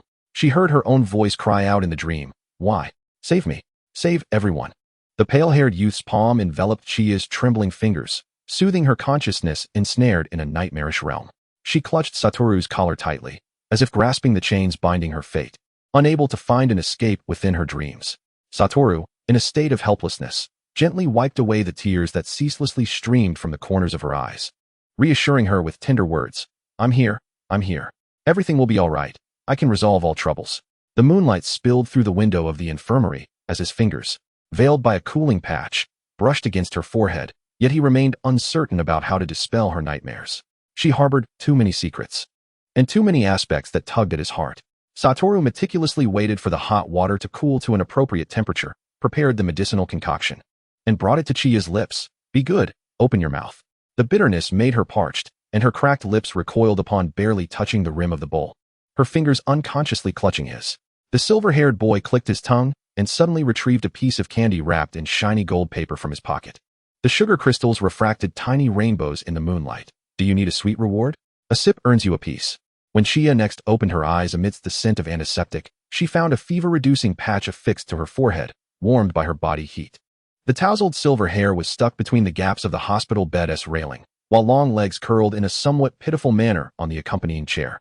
With sunglasses askew on the tip of his nose, resembling some mischievous silver tabby cat, Chia mused. Chapter 7. Who arrived first? As dawn broke, Suguru returned to the infirmary bearing a freshly prepared breakfast. Chia, under the influence of the antipyretic, was drifting into a light slumber. Silently, Suguru unfolded a blanket, intending to cover her. Seated beside the bed, Satoru gently brushed aside the damp strands of hair from her forehead. Scattered around his curled legs were origami cranes made from candy wrappers, each adorned with crooked panda faces drawn in marker, seemingly crafted out of boredom or in an attempt to bring joy to someone. Just as she emitted a faint sound, Suguru's thermos was already at her lips. The warm honey citrus tea flowed over her cracked lips, and it was then that Chia noticed the water stains on Suguru's uniform, his sleeves rolled to the elbows. With the watch displaying 5 o'clock in the morning. Suddenly, Satoru sprang up as if resurrected, his knee knocking over the medicine box on the bedside table. I've been keeping watch alone for 6 hours. What gives this guy the right to cut in line? Suguru, leisurely tightening the thermos lid, retorted. Who told you to fall asleep? His fingers grazed the loose strands behind Chia's ear, a motion that caused Satoru's throat to constrict. Suguru, he said, handing an energy drink to his friend, his fingers brushing over the damp sleeve. You should rest too. Satoru accepted the drink with one hand. It just feels like that fringe has some ulterior motive. I'm here, genuinely, to swap shifts with you. Suguru shook the food bag, the crinkling sound disturbing Chia's light slumber. Her fevered eyes still glistened with moisture as she sleepily grasped the bobbing bun atop his head. What is this? Can I squeeze it? As Suguru's hair tie snapped, his dark locks fell, brushing against Satoru's suddenly tensed knuckles. What the heck? Your hair looks better down, Chia murmured hoarsely, causing both boys to freeze. Satoru abruptly snatched the rice ball from Suguru's hand, viciously tearing open the packaging. This is unfair. Yet, he never specified why it was unfair. Seaweed crumbs clung to the corner of his mouth, and the rolling of his throat as he swallowed imparted an inexplicable sense of grievance. Suguru sighed, wringing out a warm towel, the morning light illuminating the fine fuzz at the nape of her neck, akin to fresh snow resting on morning petals. He retrieved his phone to capture the moment, yet did not send it to anyone. In the morning light, Kinjiro entered. Pretending not to notice any undercurrents, she approached Chia, conducted a brief examination, and declared, You should be fine, but you need to take medicine for another 3 days. Rest well, drink plenty of water, and keep warm. The medicine is bitter, Chia pouted, leveraging her status as a patient to make a request. Can we change it, Kinjiro? Pouting won't help. I'm doing this for your own good, Kinjiro replied coldly. Normally, your body shouldn't be this weak. Honestly, what have you been doing recently? Before her words finished, both Satoru and Suguru turned their gazes toward her. I was just practicing my techniques, Chia stammered, nearly retreating into the covers under their piercing stares. Knowing oneself and the enemy ensures victory in 100 battles. I did this for the sake of future safety. Satoru grasped her head, forcing her to meet his gaze. Your techniques are powerful, but they come at a cost to your own body. Do you understand? Chia's eyes darted nervously.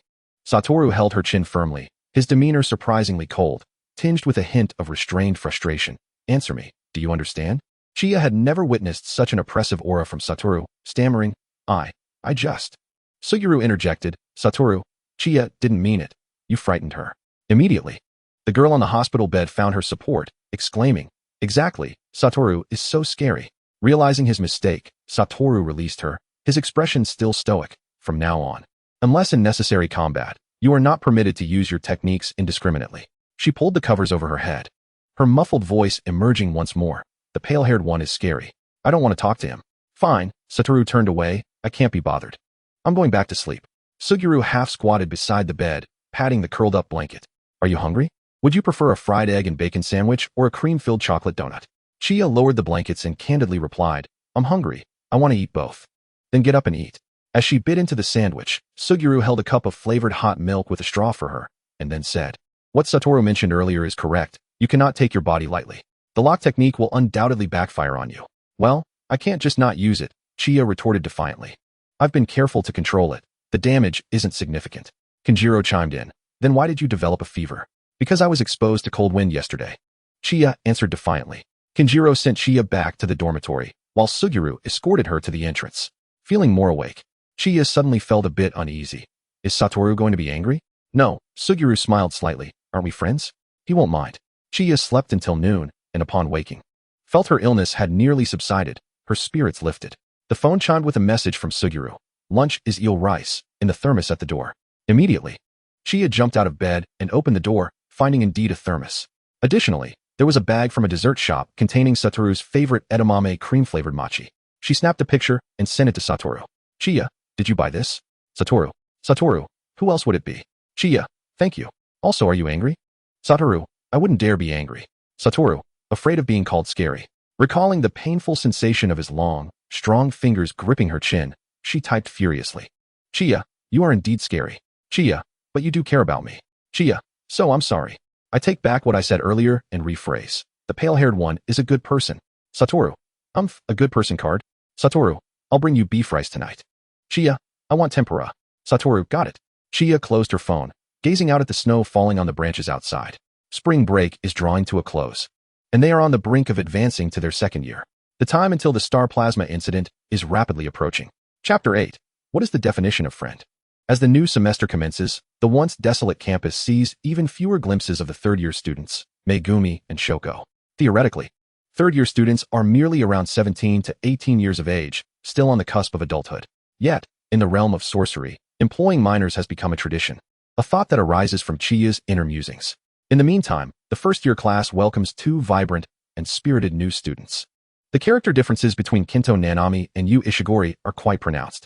At merely 16, Kinto exhibits an extraordinary level of maturity and composure, his diligent and earnest demeanor suggesting he will undoubtedly excel in the corporate world. Although he will eventually depart the sorcery realm due to excessive exploitation and a harsh working environment, upon entering the realm of ordinary society, he will discover that unscrupulous capitalists abound. Conversely, Yu Ishigori embodies an entirely different essence, radiating boundless enthusiasm and vitality, his innocent visage consistently adorned with a radiant smile. It must be said, Yu Ishigori epitomizes the quintessential DK. During this time, Chia finds herself either on missions or honing her skills in the training grounds. Fortunately, the missions come with remuneration, allowing her to accumulate a modest savings, sparing her from the need to rely on Satoru Gojo's financial support. The outdoor training facility can be deemed the pinnacle of jujitsu high standards. Under the guidance of Satoru Gojo and Suguru Geto, Chia strives to minimize her use of the lock technique, opting instead to engage in combat with cursed energy and physical prowess. Satoru Gojo's fingertips occasionally graze Chia's earlobe, while Suguru Geto stands at the edge of the training ground, meticulously documenting the issues that arise during her battles, his eyes narrowing slightly in concentration. As a user of the six eyes, Satoru Gojo navigates the training space with an effortless grace, ensnaring the girl in the liminal space between light and shadow. He instructs her on how to control her cursed energy output, his embrace-like posture exuding a sense of intimacy, a mischievous glint dancing within his cerulean irises. Her breath falters. Satoru's breath brushes against the fine hairs at the nape of Chia's neck, pleased to witness ripples of tremors spreading across her skin. Recently, he has been testing a certain delicate threshold, akin to a child experimenting with a newly received gift, curious about the intimacy that friendship can endure. Chia's attempt to elbow strike is effortlessly countered by an unlimited technique, and as she spins around, a cursed energy arrow narrowly grazes Satoru's chin before embedding itself into the earth beside Suguru. That was rather reckless, little Chia. The silver-haired youth exclaims dramatically, clutching his chest as he recoils, only to be met with Suguru Geto's precise counterattack to the back of his head. You asked for it, Suguru retorts, tossing a water bottle at Chiya, who winces as she twists the cap off, her knuckles reddening. Her combat style has become increasingly precise, yet she remains utterly defenseless against certain boundary-crossing touches. The trio has been dispatched on missions with increasing frequency, thankfully without encountering the perilous traps of their initial assignment. The next day arrives, signaling the commencement of another mission. However, this time it is of a higher difficulty, thus Chiya teams up with Suguru. Since entering the second year, Chiya has been on edge, for she is uncertain of the exact day Lord Tenjin will announce the star plasma incident or when Mahito will take the life of Rika Tainai. The portrayal of Suguru's struggles against the cursed spirits and the village mission in the anime is rather vague. Moreover, she had watched the anime during her busy senior year, seeking entertainment amidst the heavy academic load, neglecting to focus on every intricate detail of the plot. Consequently, anxiety grips Chiya. She is determined to accompany Suguru on any mission possible. In her heart, she muses that if she could steer Suguru away from treachery, he would not perish, nor would he fall under the control of Kenjaku, thereby lessening the crisis of the Shibuya incident significantly. The mission location is the Osaka Industrial District. As night descends, it quietly engulfs the bustling city, leaving only a suffocating silence in its wake. Clad in a black combat uniform, Chiya moves with agility, her neatly trimmed shoulder-length hair fluttering slightly in the night breeze. According to intelligence from the headquarters, this special-grade cursed spirit lurks within an abandoned factory. It has already been implicated in multiple cases of disappearances, thus necessitating a swift resolution. Suguru's voice pierces the stillness of the night, deep and steady.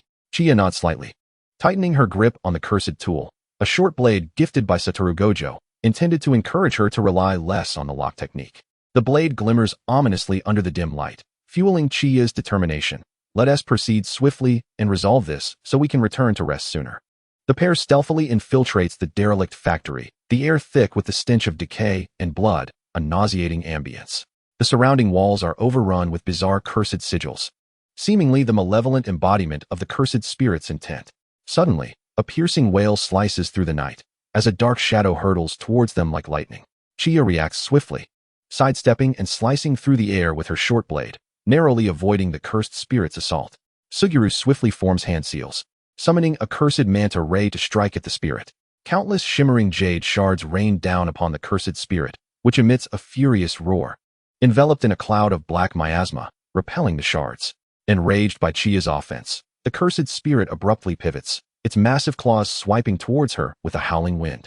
Chiya barely evades, but the claws catch her shoulder, a sharp pain surging through her as her uniform tears, blood seeping from the wound. Chiya, Suguru exclaims, swiftly turning to intercept the next attack, his arm now stained with crimson. He pays no heed to his injury, but immediately summons another cursed spirit, forming seals once more, 8-fingered sword. As the incantation concludes, 8 sword-wielding cursed spirits materialize around the original spirit, launching a fierce assault. Despite the pain, Chiya steals her focus, tracking the spirit's movements as she silently calculates her timing. Now, she shouts, dashing towards the cursed spirit like an arrow released from a bow, her short blade aimed directly at its core. The blade pierces the cursed spirit, erupting in a blinding flash of light, eliciting a pained howl from the creature as Suguru intensifies his output, the attacks from the cursed spirits growing more ferocious. Ultimately, the special-grade cursed spirit succumbs, becoming a cursed spirit ball in Suguru's possession. As the battle concludes, Chiya collapses to the ground, gasping for breath. Suguru hastens to her side, assessing her injuries. How are you? Are you all right? Chiya musters a faint smile. I'm fine, just a superficial wound. With you by my side, even a special-grade cursed spirit seems less daunting. Suguru shakes his head slightly. No, this is merely the strength you possess, though it may seem ill-timed to say. If I could have done more, you would face less danger. Chiya gazes at Suguru's bloodied arm, expressing her discontent. You mustn't say that. We are partners. In this perilous and unpredictable world, having such a formidable and trustworthy companion is her fortune. Moonlight spills over the ruins of the abandoned factory, and Suguru concedes, yes. I misspoke. I should be thanking you, Chiya, for helping me subdue the special-grade cursed spirit. Chiya inquires eagerly. So, when do you plan to consume the cursed spirit ball? Suguru replies, perhaps in a couple of days? In the afternoon, the medical room is suffused with the scent of lemons, as Nagi watches Chiya bandage Suguru's arm, her unlit cigarette perched between her lips. Although Nagi has already used reversal techniques to treat him, remnants of the special grade cursed spirit linger on the wound. And Chia's fingertips work diligently to peel them away. If it hurts, you must speak up, she instructs. As she bows her head, her hair cascades down, weaving a delicate net around Suguru's wrist. He gazed at the clearly visible shadow of eyelashes from a distance, suddenly wishing that the reversal spell would not take effect so swiftly. Chapter 9. Realizing your New Year's wishes. The sound of Fushiguro kicking the door open shattered the enchanting thoughts that were about to take shape. What brings you all together here? Fushiguro asked, tilting his head, his gaze directed at Chia. Suguru Geto cleared his throat and averted his eyes. Chia finished wiping away the last remnants of filth and straightened up, saying, I just finished treating the wounds. Fushiguro leaned closer to Suguru, scrutinizing his arm. Suguru, you're quite weak. You needed little Chia to help with such a trivial injury. Suguru shot him a glare, retorting, if you have the capability, don't drag me along on risky missions next time. Chia watched their banter with a mix of exasperation and amusement. At that moment, Kinto Nanami entered the medical room with documents, noticing the somewhat peculiar atmosphere. After handing the documents to Shoko, he turned to Chia and said, Senpai, the curse energy control method you taught me earlier proved invaluable. Thank you. Chia smiled in response. Fushiguro raised an eyebrow. Oh, Nanami is really putting in the effort, huh? Then, he threw an arm around Chia's shoulders, adding, but she's quite busy. So if you have any issues, come to me instead. Suguru scoffed from the side. Chia, wishing to disengage from their childish exchange, shrugged off Fushigiro's arm and said, All right, everyone should get some rest. We have training tomorrow. Has Senpai been on missions frequently lately? I'd like to accompany you to learn. Nanami's inquiry made the air suddenly thick with tension. Chia swirled the ice cubes in her glass, swallowing the sparkling water as she mused. I used to rely on Waku and Suguru all the time, and now I realize I'm also a senpai. In Chia's mind, Kinto Nanami was indeed the only mature individual at Jujutsu High. Being regarded as a mentor by someone like him was quite flattering. Fushiguro suddenly pulled her close, laughing heartily. What is wrong with relying on me? A gust of wind from the doorway tousled Chia's bangs, and Suguru caught a glimpse of his own unfettered gaze in the glass reflection.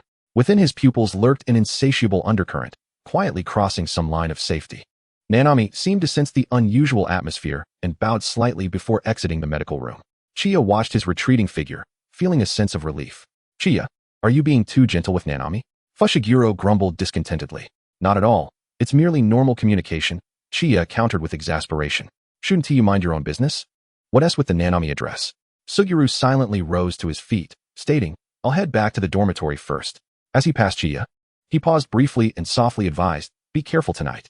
Chia nodded in slight confusion. After Suguru left, Fushiguro crossed his arms, looking at Chia, and remarked, Suguru seemed a bit off today. Chia shrugged, maybe he's just tired. Yet, a vague sense of unease lingered in her heart. After dinner, Chia understood the profound meaning behind Suguru's warning of be careful. At 7 in the evening, Fushiguro sent her a message, summoning her to the auditorium. The campus of Jujutsu High harbored many buildings that harked back to the Showa era, exuding an ancient aura, with the auditorium being one of them. Having studied here for over half a year, Chia had yet to step inside. The aged structure was gently caressed by the remnants of the sunset, enveloped in a serene yet mysterious atmosphere. Beside the playground, an ancient cherry blossom tree stood quietly, exuding the essence of time even though it was not yet flowering. Let us raise the balloons a bit higher, aiming for a vibrant, dreamlike effect. And the sound system must be loud enough for the entire school to feel our enthusiasm. Fushiguro's voice resonated with vitality, echoing within the auditorium. The silver-haired youth stood on the stage, eagerly preparing for the freshers' welcome ceremony. His sunglasses rested carelessly on his nose as he gestured animatedly, directing the staff and setting up the venue. The staff comprised the very freshmen he was welcoming. Nanami, being directed, exuded a faint aura of resignation, while Yuta Hibara appeared quite enthusiastic. As soon as Chia stepped through the door, she instinctively turned to leave, wishing to pretend she had never arrived, but it was too late. Shoko swiftly closed the auditorium doors behind her. You can't escape now. I refuse to be the only one accompanying the socially awkward white-haired dude. Chia desperately protested. We all know it's socially awkward. Can't we just run away together? Absolutely not. Shoko shook her finger at her. Fushiguro promised to get me limited edition merchandise from a boy band, which is not only super expensive but also hard to obtain. Chia, Fushiguro called from a distance, come join me. On stage, a massive banner proclaimed a warm welcome to the first-year students, surrounded by a myriad of colorful balloons and streamers. Below stood the impassive Chia, Shoko, Nanami, and the eager Yuta. Fushiguro cleared his throat and announced, "Dear students, we gather here today to welcome 2 outstanding first-year students into our Jujutsu High family." Chia whispered, "It's been a month since the semester started. Why is he suddenly acting all hyper? Perhaps he didn't notice we have 2 new juniors now." Shoko rolled her eyes in response. "But today, Nanami came to the medical room to deliver documents for me." She glanced around, but Suguru didn't show up. Chia recalled Suguru's earlier warning of be careful in the medical room and immediately took out her phone to type. "You jerk. Suguru. Suguru, you went to the auditorium?" "Chia, you knew all along but didn't tell me." "Suguru, I reminded you." "Chia, what kind of reminder was that? And why aren't you here?" "Suguru, my bad, I'm not feeling too well today. I'll definitely accompany you next time, alright?" Chia's heart immediately filled with suspicion. He wasn't feeling well? What was wrong with him? Although he had injured his arm, he didn't seem the type to dwell on it. Was he perhaps struggling internally? Had he begun to spiral into darkness? "Chia, where are you? I'll come find you." Suguru did not respond again. Late at night, amidst a torrential downpour, the corridor became the threshold of the rain curtain. Suguru sat on a bench in the corridor, with rain droplets forming a crystal bead curtain before him, seemingly capable of drowning all dust. "I knew you'd be here." "Suguru." Chia approached, holding an umbrella, her dress soaked by the rain. Suguru quickly stood to take her umbrella, gesturing for her to sit on the bench, then removed his coat to cover her legs. His tone held a hint of reproach. "If something's wrong, you can just call me over." Chia, while shaking off the water, muttered, "I texted you to ask where you were, but you didn't reply." Suguru immediately checked his phone, only to find it had run out of battery and shut off. "I'm sorry, I didn't notice," he said, filled with guilt. Chia pointed at his other arm, which rested behind his back. Suguru reluctantly opened his palm, revealing the special-grade cursed spirit he had obtained during their mission yesterday, now condensed into a cursed spirit orb. "Don't move." He instinctively began to swallow it, but Chia stopped him. Instead, she tilted her head and asked, "The cursed spirit orb tastes terrible, doesn't it?" Suguru paused for a moment, then chuckled. "It's not too bad once you get used to it. It's just that I've been a bit more tired these past few days, so I've been procrastinating." Chia frowned slightly. That sort of thing looked quite unpleasant. Suguru lowered his gaze to her, his eyes softening. "It's really nothing. It's also the source of my power." Suddenly, Chia extended her hand to form a seal, and subsequently pressed her fingers against his throat. Her eyes sparkled with an unusual brightness. "Let us give it a try now." Suguru Geto stared at her, a sudden understanding dawning upon him. He swallowed the cursed spirit ball without a hint of sensation. Chia had used her technique to seal his sense of taste and tactile sensation in his throat. His voice emerged hoarse and dry. "You practiced the technique secretly for this?" "Wow, success on the first try?" Chia exclaimed, enveloping him in an enthusiastic embrace.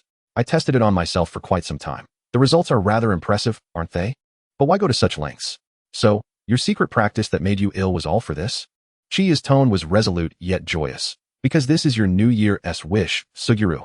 I began practicing it from that moment." "A New Year's wish? I hope the flavor of the cursed spirit ball can improve. And now, I have fulfilled your wish." Suguru's heart thundered in tumultuous excitement. His arms tentatively wrapped around the girl's back, yet he hesitated to embrace her fully. He heard a sound of something shattering, drowning in the torrential rain. Chapter 10, An Inescapable Node of Fate. One day in April, Masamichi Yaga summoned Satoru Gojo and Suguru Geto to his office. It must be about the lack of accounts again. Chia and Shoko chattered away. Satoru always gets scolded for this. He has become accustomed to it. Shoko, holding a collection of boy band merchandise, casually remarked, "It would be strange if he ever set accounts himself." Satoru thought as much, yet Masamichi did not bring it up. Instead, he stated, "The task at hand is to escort and erase the star vessel, Tenenriko." "Star vessel?" Satoru and Suguru exchanged glances. The star vessel refers to a person compatible with the immortal technique of Master Tenjin, a vessel prepared by him. Suguru, who usually paid more attention in class than Satoru, understood the matter more clearly.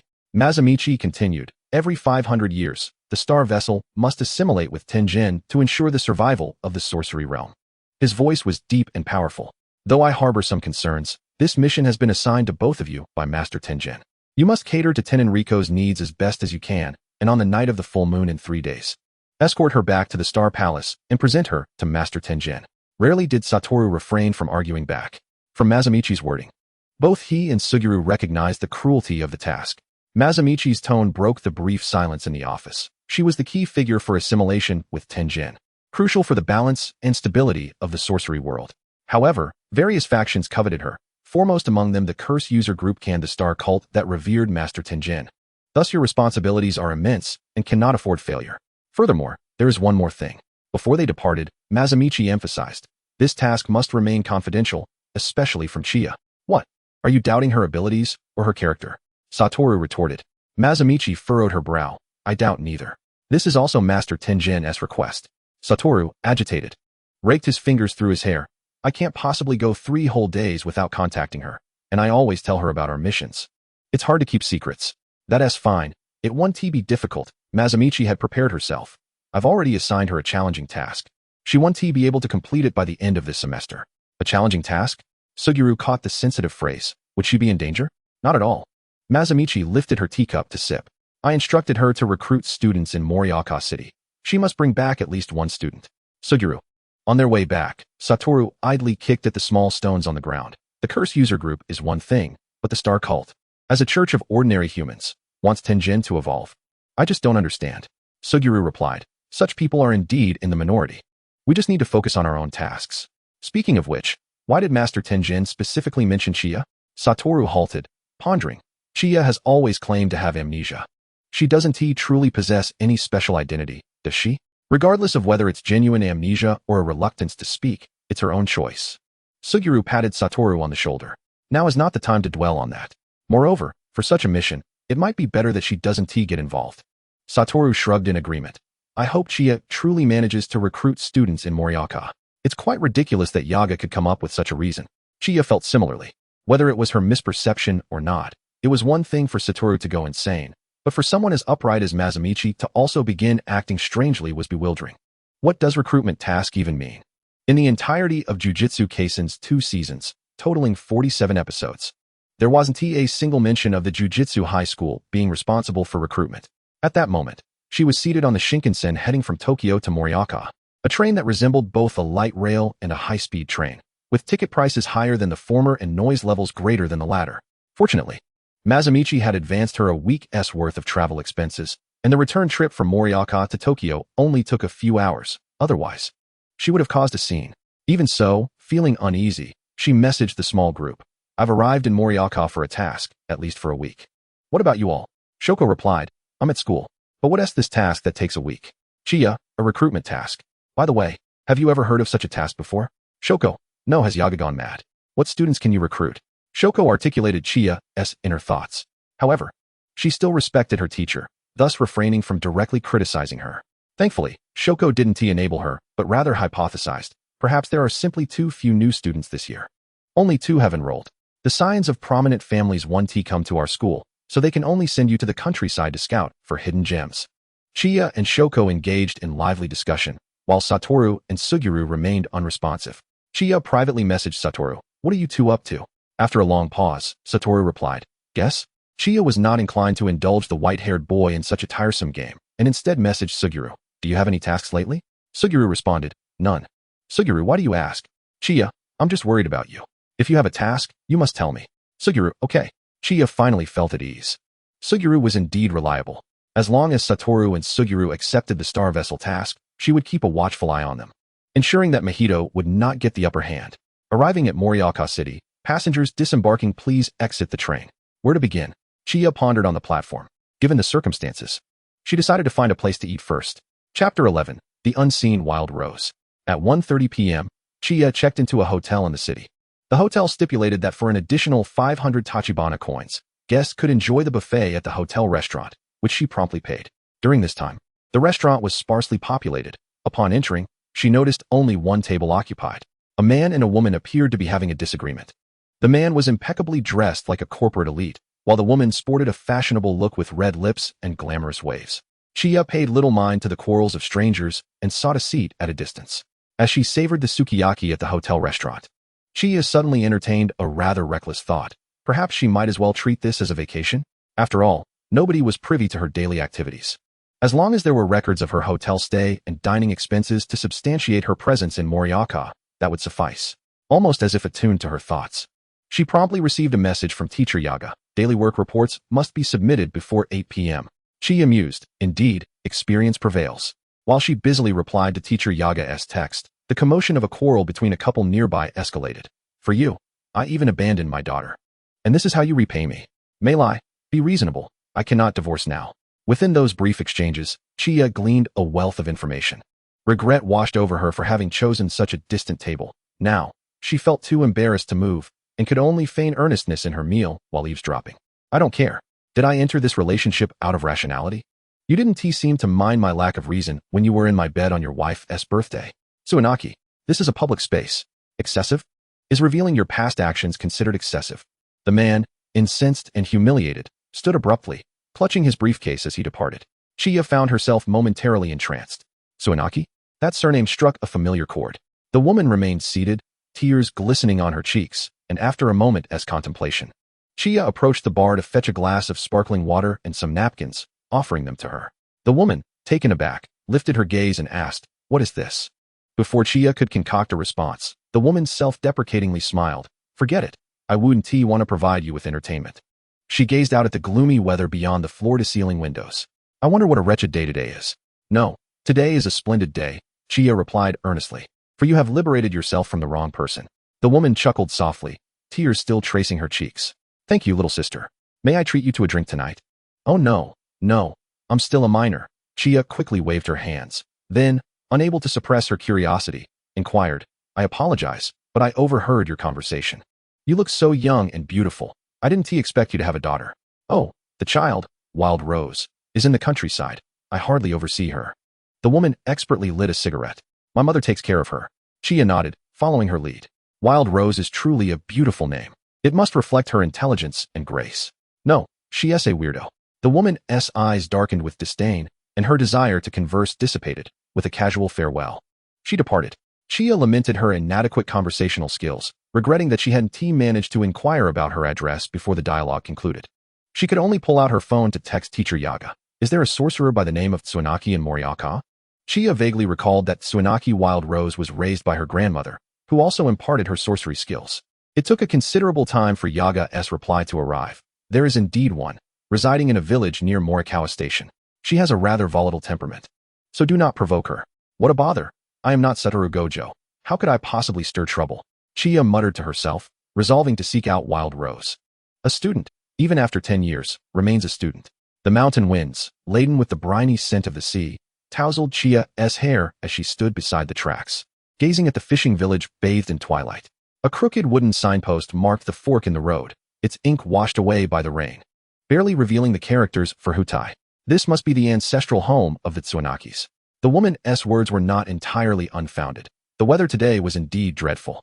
After disembarking at Morikawa Station, Chiya found her umbrella scarcely adequate to shield her upper body, her trousers and shoes already nearly soaked through. She no longer aspired to meet the younger version of Wild Rose. Her only concern was to locate a place to stay for the night. The torrential rain persisted relentlessly. Though it was merely 6 or 7 in the evening, darkness enveloped the sky, with the city's neon lights piercing through the veil of rain like refuse cascading from a storm cloud. In a hotel apartment in Yokohama, a tall man clad in a gray suit arrived to meet his client. Kong Shiyu, a South Korean, former police officer, and now a sorcerer intermediary. His most significant client was the man known as Heaven and Tyrant, Fushiguro Zenin. "You didn't answer your phone. As expected, you are here." Kong Shiyu placed his long-handled umbrella outside the door. The sorcerers dispatched by Q were easily defeated by those two little brats. "Are you still sticking to the original plan?" The imposing figure across from him, broad-shouldered and narrow-waisted, possessed a musculature that hinted at extraordinary explosive power. Fushiguro Zenin's expression was far from pleasant. "You do realize this is my personal space, correct?" Kong Shiyu remained unfazed. "I'll be leaving shortly." Fushiguro Zenin reluctantly acknowledged this and responded to the earlier question. "Of course, we will continue with the original plan." Kong Shiyu interjected. "But it appears the sorcerers are incurring one-sided losses." "What else?" Zenin smirked. "That Gojo Satoru fellow is no trivial matter. I encountered him when he was 6. Kong Shiyu countered. "Did you not eliminate the threat then?" Leaning against the doorframe, Zenin showed no inclination to invite him inside. "He is my destined adversary. There can only be one survivor between us." His hand rested on the door lock. "Have you finished speaking? Then you may leave." Kong Shiyu abruptly shifted the topic. "Did you visit her grave today?" He caught a glimpse of a paper bag from a cemetery retail store at the entrance. "TSK, Zenin's tone remained flat. "I told you she is not dead. Refrain from using such terminology. Yet you have conducted her funeral. How can she return?" Zenin's short hair glinted with a cold, gray hue, reflecting the corridor lights with a metallic sheen. He seemed to irritably run his fingers through his hair, letting out a brief chuckle. "I don't know. Perhaps she will return tomorrow, or perhaps she will never come back until I die." turning to face Kong Shiyu directly. He added, if that day comes and she has not returned, you may bury me in her grave. Chapter 12. If it is you, I shall never lose. Chiya walked through the rain towards Hutai village when a sudden honk broke her reverie. Turning, she saw an older K car slowly approaching her, the window rolling down. Excuse me, the driver, a young woman with a gentle expression, wore a look of concern. The rain is quite heavy. Are you all right? Seizing the opportunity, Chiya replied in a pitiful tone, not really, my clothes are soaked. I'm so cold as expected. The woman said, if possible, please get in the car. Thank you. Sister. Chiya quickly circled to the passenger side, carefully rolling up her dripping umbrella and placing it beneath her feet. However, her wet trousers inevitably left stains on the seat. I'm sorry, I'll cover the cleaning fee. You can just call me Saori. Saori turned on the car's air conditioning. My car is a bit small, and it's cluttered with a lot of things. I hope you don't mind. Sister Saori, my name is Chiya, she replied, quickly adding with exaggerated enthusiasm. Thanks to Sister Saori and this little car for saving my life. I wouldn't dream of holding it against you. It must be our most loyal companion. Saori chuckled at her remark, her demeanor visibly relaxed. She then asked, you must be a high school student, right? Are you here alone? Yes. I just graduated from high school and am completing my graduation trip. Chinya earnestly crafts her persona. How did she end up traveling to such a remote village? Saori emitted a brief gasp, quickly realizing her faux pas and hastily clarifying. I meant no offense. It's just that outsiders rarely visit this village. And the villagers tend to be rather conservative. Being so young, especially as a girl, and traveling alone, you might encounter some difficulties. That's all right. One might also meet kind souls like you. Sister, Chinya cheerfully replied. Are you a local? Sort of. My ancestors hail from here. Saori managed a forced smile. I originally lived in Tokyo, but due to illness, I needed to recuperate. The humid air here is beneficial for my condition, and the old house left by my ancestors significantly reduces my housing expenses, lowering my cost of living considerably. Chinya pretended not to notice the melancholy in her tone and feigned excitement. Wow. Sister, you even have a house. I was worried there were no inns here. May I stay at your place for a fee? She clasped her hands together, her eyes wide with pleading. Chinya successfully spent a night at Saori's home. Despite Saori's numerous protests, Chinya insisted on paying 5,000 tachibana yen for her food and lodging. Today was splendid, and Saori had baked cookies early in the morning, appearing to be in good spirits. However, by noon, she began to fidget. Where's Wild Rose? She hasn't arrived yet. Saori unilaterally introduced the little girl, Wild Rose. As Saori had relocated from the bustling city to live alone in the village, she had faced much unkind gossip from the villagers, making Wild Rose her only friend. Is Wild Rose supposed to come today? Chinya asked. Yes. She mentioned she would come early this morning, Saori replied, her concern evident. Her backpack is still here. She needs it for school tomorrow. She pointed to the red backpack on the windowsill. Following her gaze, Chinya's pupils dilated slightly upon noticing a faint trace of cursed energy tainting the bag. The northern part of the village, near the sea, was even more dilapidated than the south. The beach was littered with sharp stones, and villagers seldom ventured this way. As Chinya traced the source of the cursed energy into a coastal cave, she heard a voice, tinged with a sob, seething with anger. Come out. I'm not afraid of you. Who are you talking to? The young Wild Rose appeared startled at the sight of Chinya, taking a full minute to discern whether she was indeed a cursed spirit. Chinya kindly explained, I'm a sorcerer. You must be entangled with a cursed spirit, right? Wild Rose, attempting to mask her fear, involuntarily trembled, her light-colored eyes clouded with dread. Since 3 days ago, a woman in white has been following me, she admitted. A chill ran down Chinya's spine. The unseen taint of cursed energy slithered like a wriggling worm, creeping up Wild Rose's ankle and leg. She asked the girl, did she bring you to this cave? No, Wild Rose shook her head. She only appeared occasionally. I thought it was a hallucination, but she has been following me since yesterday. And I'm afraid she might hurt my friend, so I came here to resolve it myself. Wild Rose awkwardly bowed her head in self-reproach. It's my overestimation that has caused you trouble, sister. The friend you speak of is Saori, isn't it? Chinya wiped the tears from Wild Rose's face. Saori is also my friend. She is very worried about you. Before Chinya could finish her sentence, the talisman bell hanging at her side emitted a sudden, alarming buzz. Instinctively, Chinya pulled Wild Rose into her embrace as 3 vicious claws grazed her hair before crashing into the stone wall. A foul stench of cursed energy assaulted her senses as a distorted figure dangled from the eaves, a humanoid cursed spirit grinning grotesquely, its mouth split to the roots, rolling dozens of eyeballs within. Protective lock. Chinya's sorcery wove an ethereal golden barrier. The cursed spirit shrieked as it collided with the light barrier, dissipating like rotten fish eggs. She cut her palm, the aster flower seal condensing into a purple arrow aimed at the cursed spirit. Disperse. You vile resentment. Suddenly, the earth beneath her feet roiled like waves, the moss transforming into slippery tendrils that ensnared her ankles. Shinya stumbled, falling to one knee as the cursed spirit seized the opportunity to tear through the barrier. Wild Rose, now outside the protective range, faced the bleeding eyes of the cursed spirit. Get away. The petite figure abruptly shielded Shinya, hurling a straw man at the cursed spirit. Don't bully my sister. As the straw man pierced the cursed spirit's illusion, Shinya witnessed the sparks of cursed energy erupting around the girl. It was the Tsuin family's straw spirit technique. The damage inflicted on the straw man mirrored itself upon the cursed spirit. As the cursed spirit's attack faltered, Shinya seized the moment to drive the light arrow into its chest. Countless fragmented memories of the deceased flooded her mind. The burning of a sacrificial maiden during the Meiji era, the collapse of a shrine during air raids in wartime, the suicide of an investor during the bubble economy. This cursed spirit was a manifestation of a century's worth of grievances, ultimately dissipating into smoke. At Saori's doorstep, Wild Rose spoke her farewells, but lingered, reluctant to leave. Can I, too, become like you, Shinya? Just as powerful, just as free, rather than trapped in this small mountain village, under the strict supervision of my traditional grandmother, facing the ignorant malice of the villagers? You won't end up like me. Shinya crouched to meet her gaze. In 10 years, I will be waiting for you at the Tokyo Metropolitan Jiu-Jitsu High School. By then, you will be your unique self. And an incredibly formidable individual. Wild Rose inquired, can I go to that school now? Shinya ruffled her hair gently. You're still too young. Focus on your studies. Only with good grades can you enter that school. She planted a seed for the Jiu-Jitsu High School to have one less illiterate in the future. Wild Rose pondered. I understand. As she turned to leave, Shinya grasped her wrist, placing a red string bell gently in the girl's palm. This is a talisman. It was purchased with the reward from my first mission. In times of danger, remember, I will not lose. Chapter 13, The Blood Moon Countdown. After bidding farewell to Wild Rose, Shinya lay in the warmth of Saori's bed, messaging in the group chat. Today, I recruited a student for the Jiu-Jitsu High School of 10 years from now. Though referred to as a group, it was small, comprising 4 second-year students, as well as first-year students Kenji Nanami and Yuji Hayakawa, along with third-year students Mei Mei and Anko. Hayakawa replied immediately, Really? You're amazing, senpai. What kind of person is she? Shinya sent a proud emoji. She's a very promising girl named Wild Rose. Her combat style is quite fierce. Shoko responded with a facepalm emoji. What do you mean by a student 10 years from now? You didn't trick a little kid, did you? Shinya retorted. How could you say that?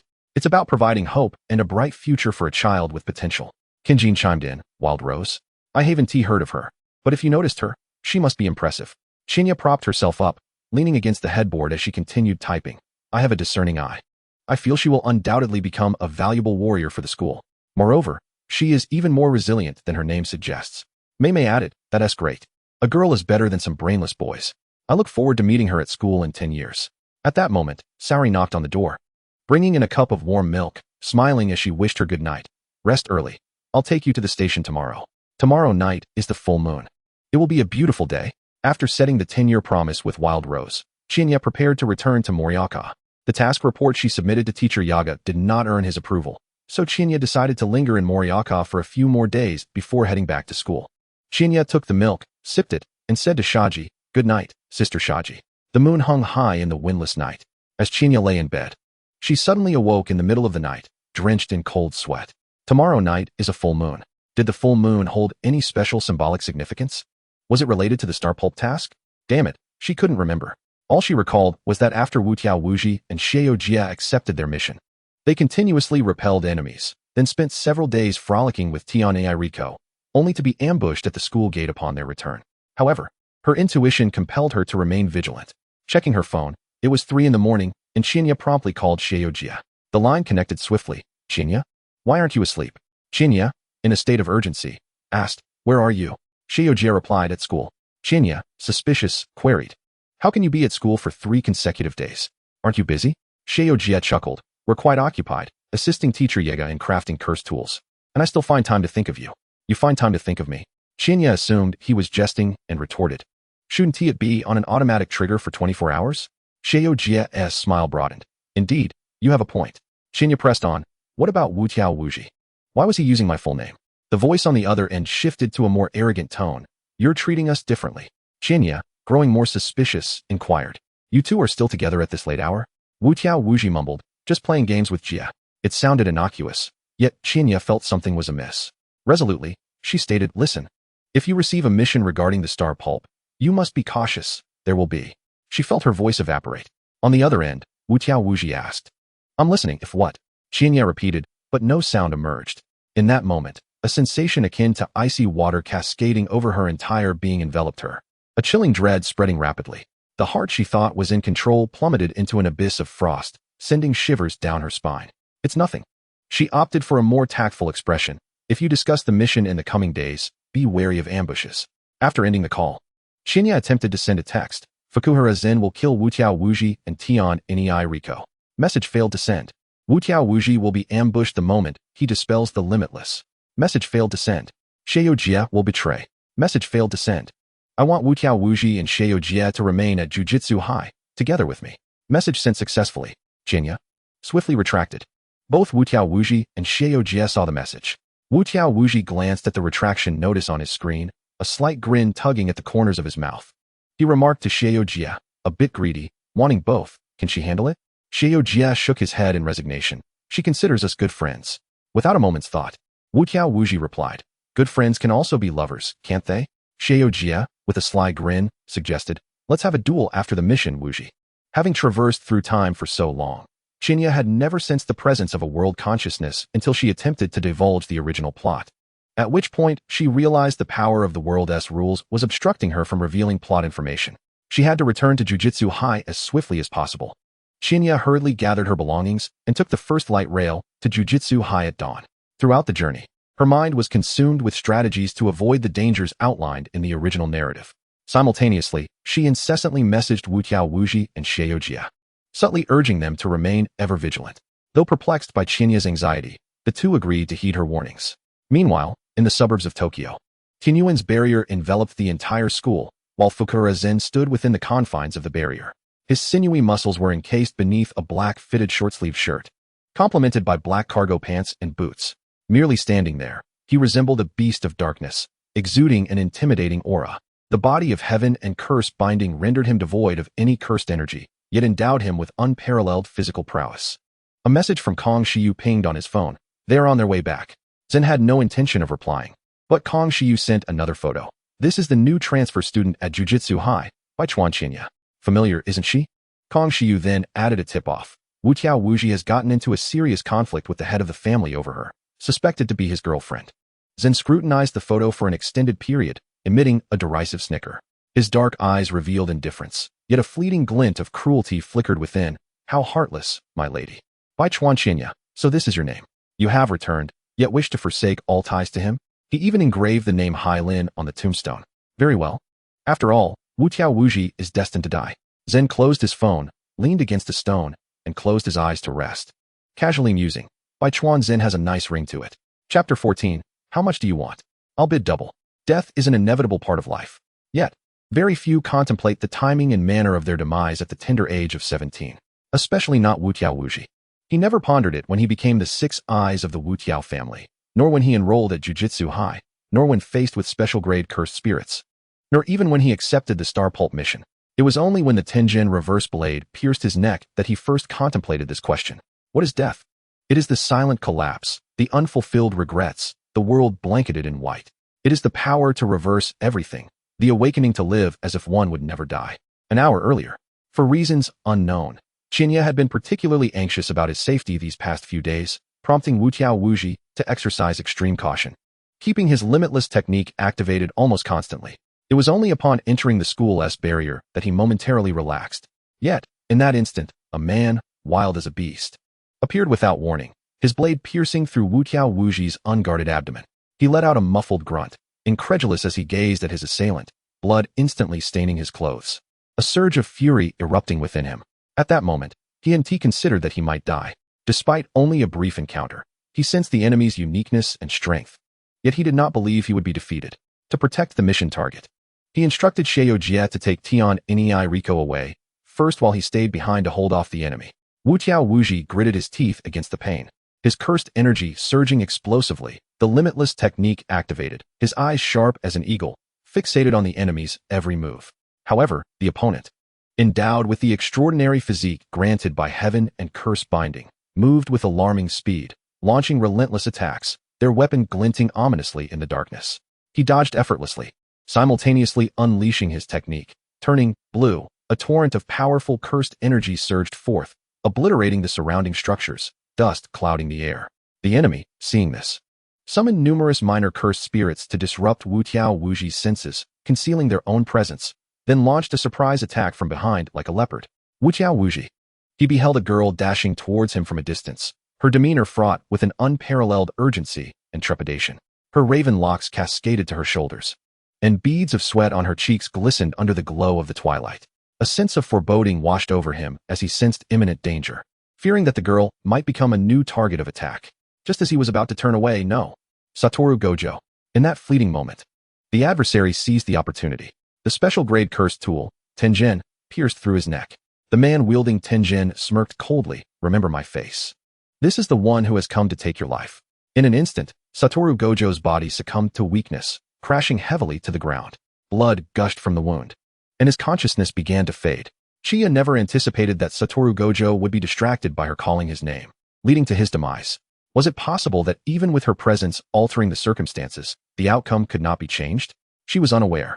At that moment, all she could see was the blood that enveloped her, shattering her reason. It was indescribable, perhaps a blend of guilt, rage, and fear, intertwining into a maelstrom that far exceeded her youthful capacity to endure. Fushiguro Zenin.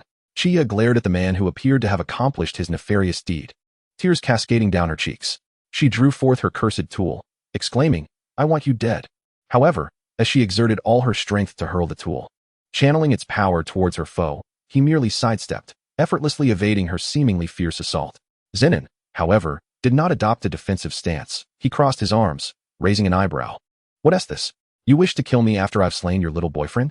He is not dead, Chiya retorted vehemently, her quaking voice betraying her fury. Yet Zenin's calm demeanor offered her a modicum of composure.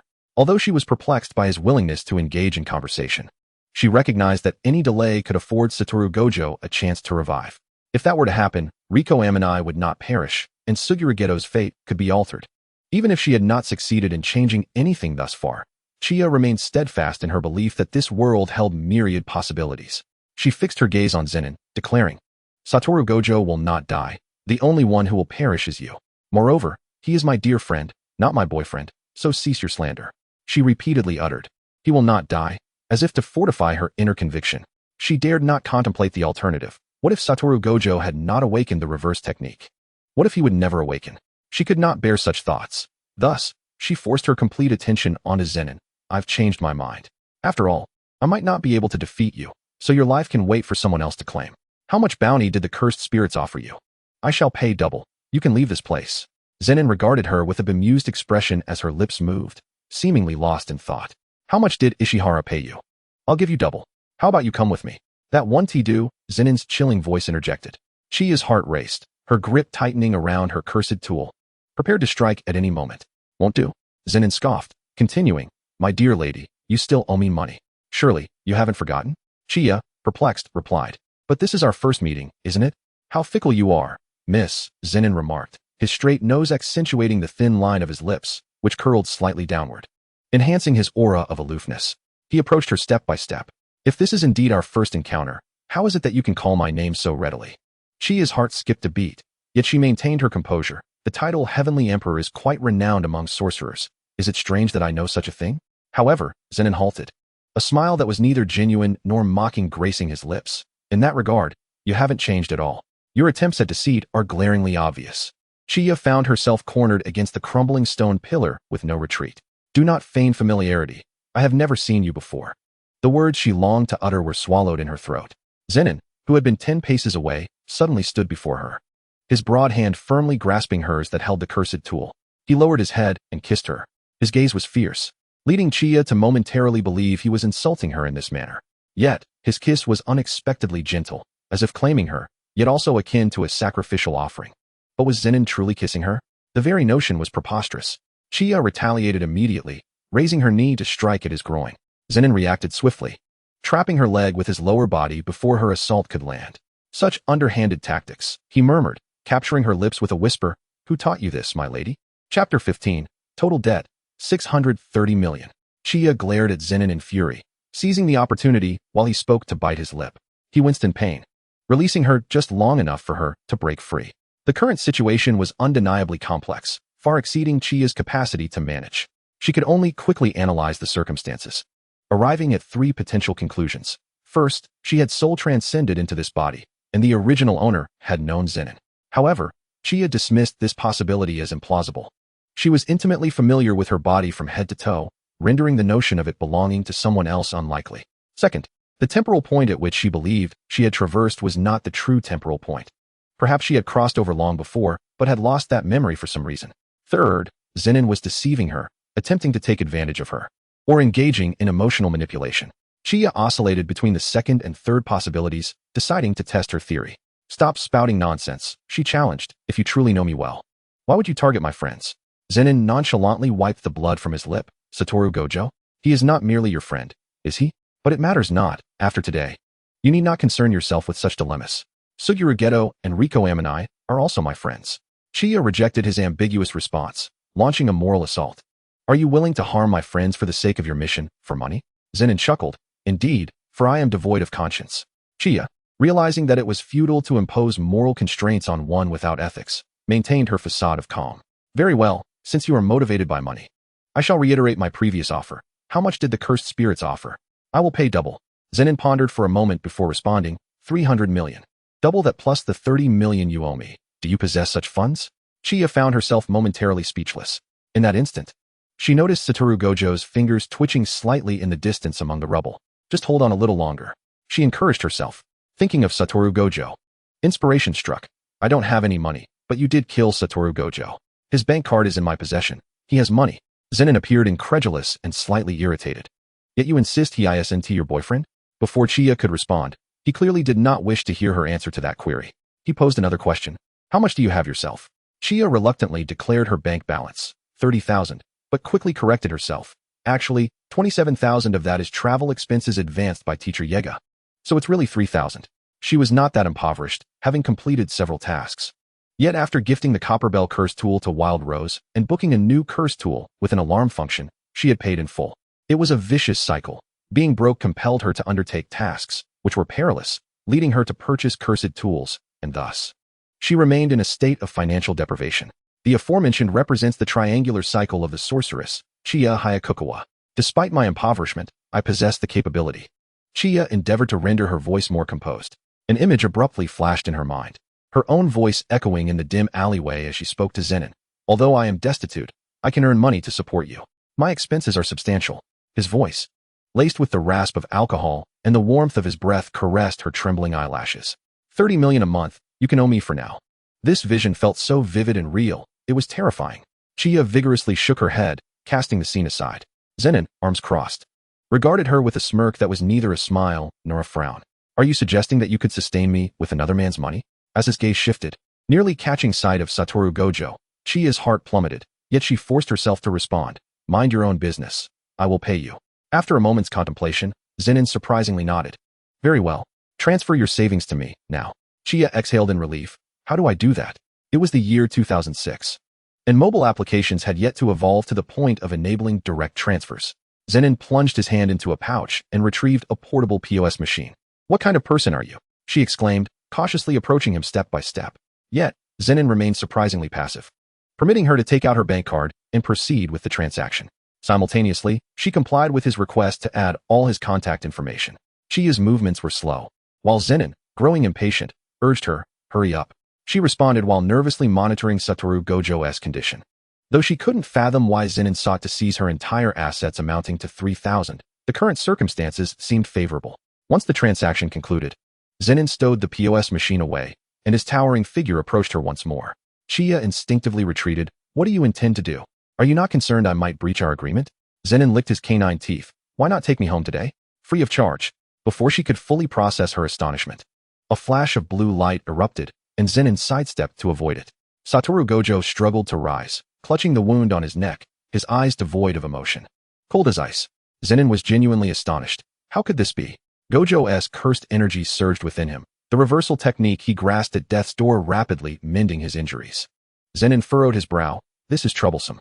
He drew the Tenjin reverse spear, positioning himself for a direct confrontation. Gojo initiated the attack, unleashing the reversal technique. Red. with overwhelming cursed energy that surged towards Zenin like a cataclysm. Zenin felt unprecedented pressure and exerted every ounce of strength to withstand it. Yet he was still flung away by the force. Chia hesitated, pacing back and forth, torn between thoughts. She felt socially mortified. Although she had not yet reached that point of embarrassment, she was preparing to undertake an exceedingly mortifying act. She contemplated that Zenin was a calamity, and it would be better if Satoru Gojo eliminated him. Yet she also recalled how, during the Shibuya incident, Zenin had effortlessly dispatched Mahito while briefly possessed, rescuing Fushiguro Megumi and Inumaki. Had it not been for the expiration of the spirit summoning technique, he might have even eradicated Mahito and Jogo. To Chia, Mahito and Jogo were the two greatest threats. Had it not been for Mahito feeding his fingers to Sukuna, the latter would not have so swiftly seized control of Itadori Yuji's body. And without Mahito, many lives would have been spared, particularly Nanami Kento and Nibirius. When watching the anime, Mahito's ambush on the exhausted Nanami Kento enraged her to the point of shutting off her tablet in frustration. Mahito was a more traditional villain, while Mahito represented the most despicable type of antagonist. As for Kenjaku, Chia regarded him as nothing of consequence. Moreover, if Zenin were to survive, it would significantly alter the narrative. Thus, she finally resolved to take a step forward and utter the words she felt would lead to her social demise. Stop. Do not fight. Chapter 16, The Conference at the Royal Palace. Satoru Gojo unleashed the reversal technique, red, with devastating cursed energy directed at Zenin. Zenin experienced an unparalleled weight of pressure, straining to defend himself, yet still being propelled away by the cursed energy. Then both heard Chia's loud cry. Gojo halted his assault, and Zenin, rising, stood still, both astonished as they turned to face Chia.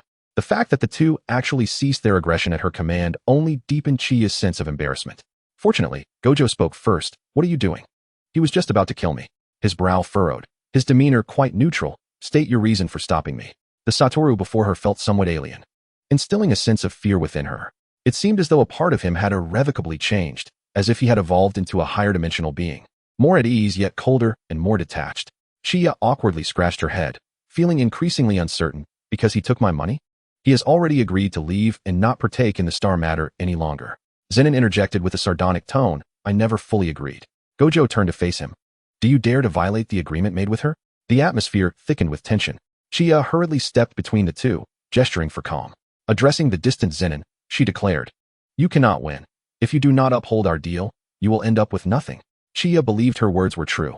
Zenin could not possibly overpower a fully powered Satoru Gojo today, although she also realized she could not muster 630 million to pay him either. Zenin regarded Chia for a moment before bursting into laughter. You are correct. This has indeed been a fruitful exchange. With that, he turned and vanished without a trace. Gojo immediately pursued, but Chia grasped his wrist. His azure eyes glimmered with frost. Following her movements, release me. Chia hesitantly loosened her grip. She pondered how she had even had the opportunity to stop Zenin in the first place. Oh, it was because Zenin had inexplicably kissed her. That action had interrupted her train of thought, leading her to adjust her strategy and behavior, resulting in a different outcome. Thus, by the same token, she seized both of Satoru Gojo's wrists, pulling him to the side before planting a firm kiss on his cheek. Though technically a mere peck, Gojo sensed no flirtation in her expression. Instead, he felt like a large cat being tugged by its fur. Gojo. His mind instantly transitioned from a state of rebirth back to flow. It was as if a part of him, once soaring freely in the skies, had suddenly landed.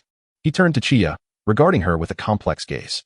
Now, Satoru Gojo transformed back into the familiar figure Chia recognized. She promptly asserted, Don't pursue him. We have more pressing matters. We must head to the royal palace. That guy might not keep his word and could strike back at the royal palace. Her statement was not without merit, and thus Gojo concurred, and the two hastily made their way to the royal palace. Along the way, Gojo inquired, What were you just now? Chia fiercely interrupted, Shut up. Gojo, oh. After a moment's pause, they continued. Chia, keep what just transpired a secret. Wudo understood. He did not inquire about the specifics of the incident, though it felt as though there were many matters at hand. Upon arriving at the entrance of the Kozai Palace, they coincidentally encountered Suguru Geto escorting Riko Amanai out.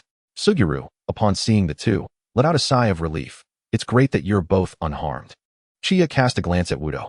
There are indeed issues, but they remain unspoken for the time being.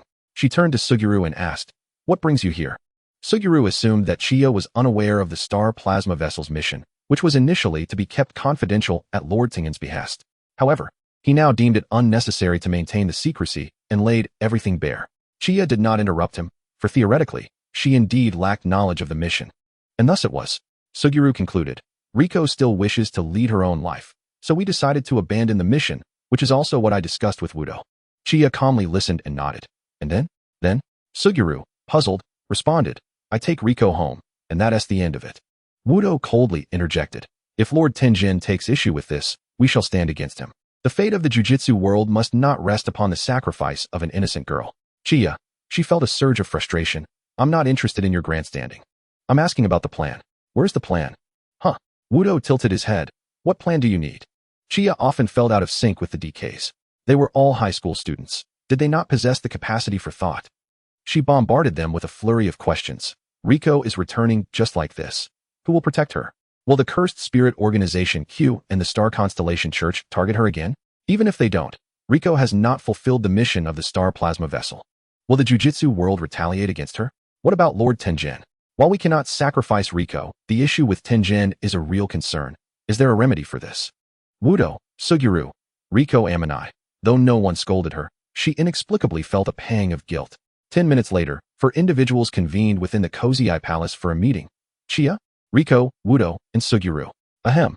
Chia pretended to clear her throat, and the other 3 turned to her with peculiar expressions. Chia, although attracting their attention was indeed her aim. The atmosphere felt rather strange. Very well, let us commence with the first agenda item. How can we help Riko return to a normal life? Do we all agree? Riko was the first to raise her hand. I agree. Suguru, I concur. Wudo continued to gaze at her with a complicated expression. I still want to ask about that fellow from earlier, Chia immediately lunged forward to cover his mouth. You already promised to keep it a secret. A secret? Suguru squinted, a smile creeping across his face. You all have secrets from me, don't you? Chapter 17. Thank you for speaking on my behalf. She awkwardly released her hand. Chuckling nervously, it's not that big of a deal. Suguru raised an eyebrow, clearly skeptical. Wudo seized the moment to rub his mouth, which had been uncomfortably covered, and grumbled. That was quite the grip. Chia hurriedly shifted the topic. Let us focus on Riko's situation for now. She continued, since everyone agrees. We must arrange a safe haven for Riko, allowing her to vanish from the sight of those dangerous individuals. The fusion of the Star Plasma Vessel with Tenjin has a time limit. As this fusion has not succeeded, Riko's role as the Star Plasma Vessel has diminished. After some time, she will gradually cease to attract attention. Wudo suddenly suggested, we could have her stay at Jujutsu High. We can protect her there. Chia shot a glare at Wudo.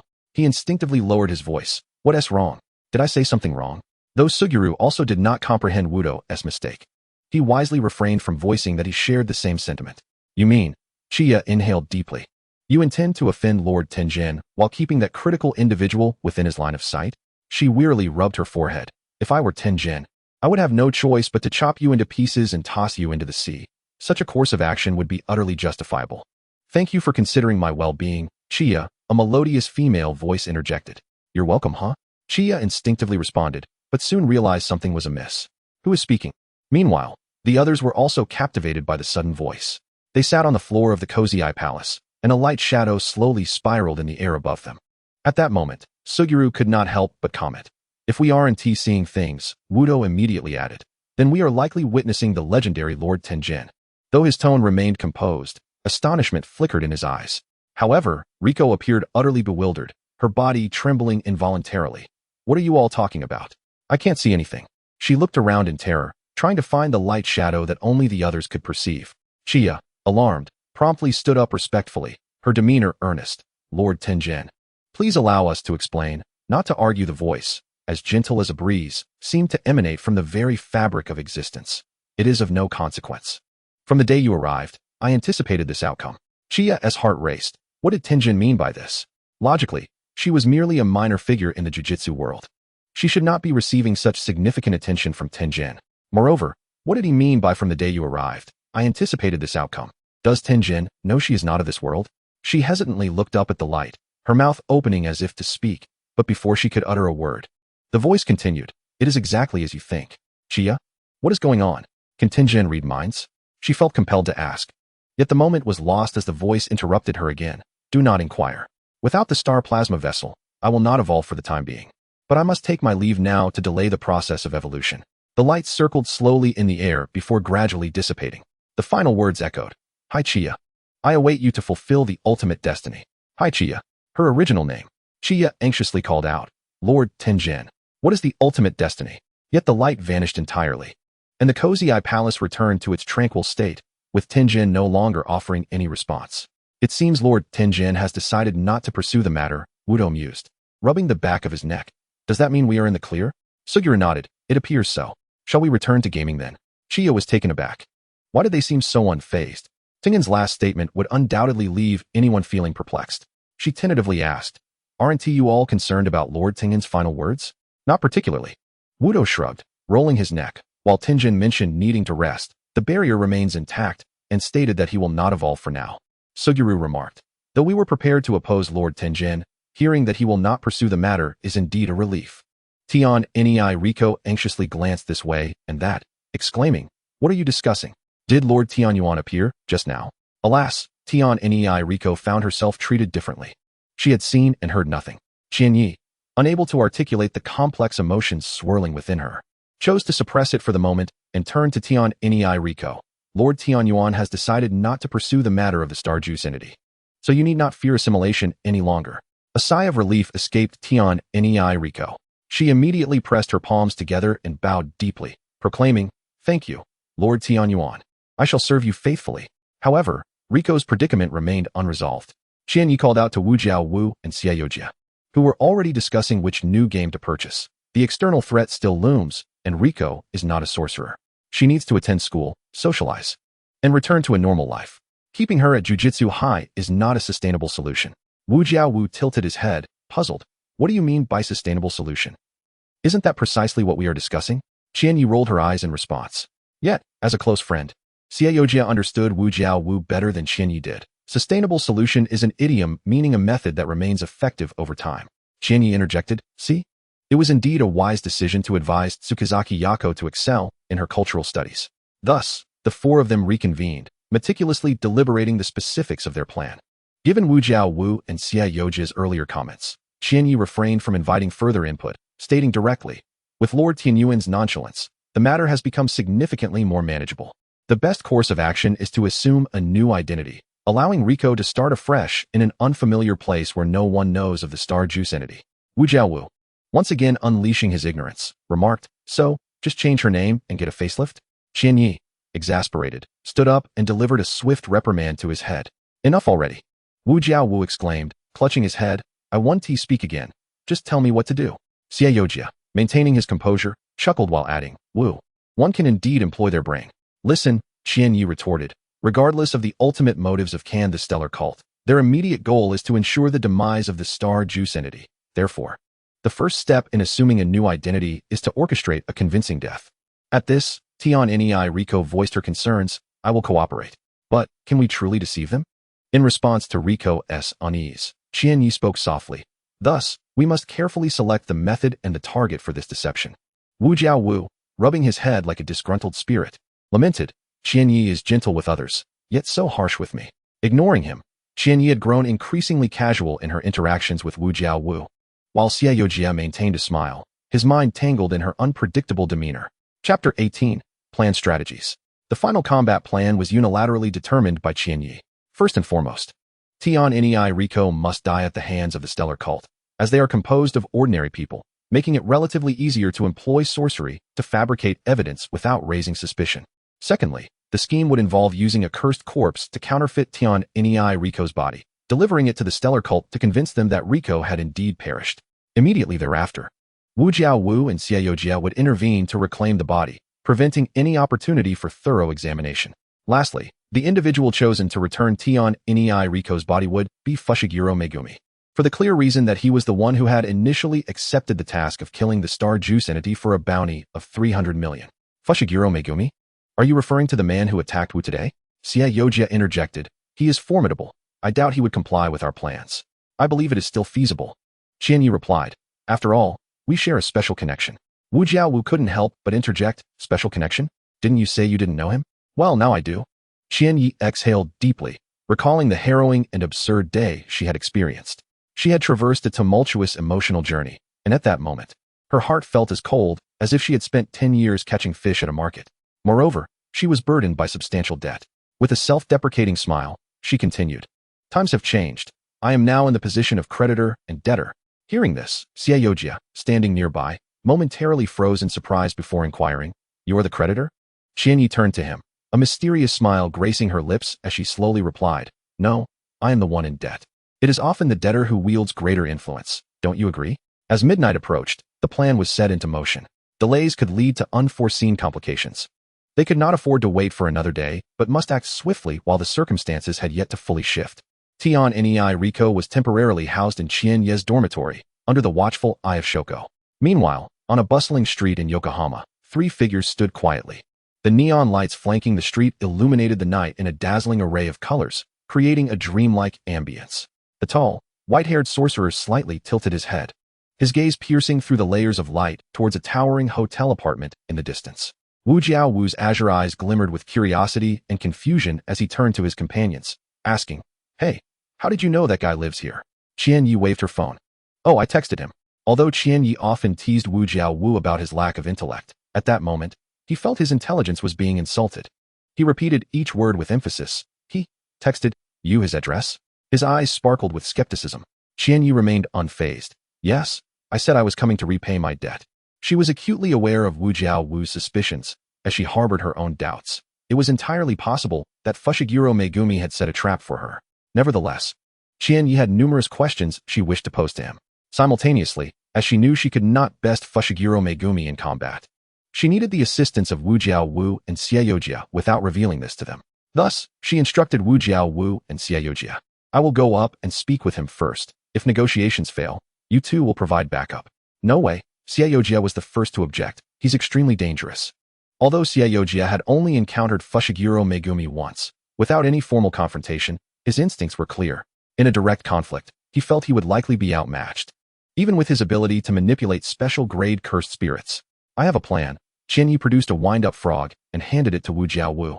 "This is a small cursed tool I made myself. No matter the distance, as long as I shout Wu Jiaowu in my mind, it will croak loudly."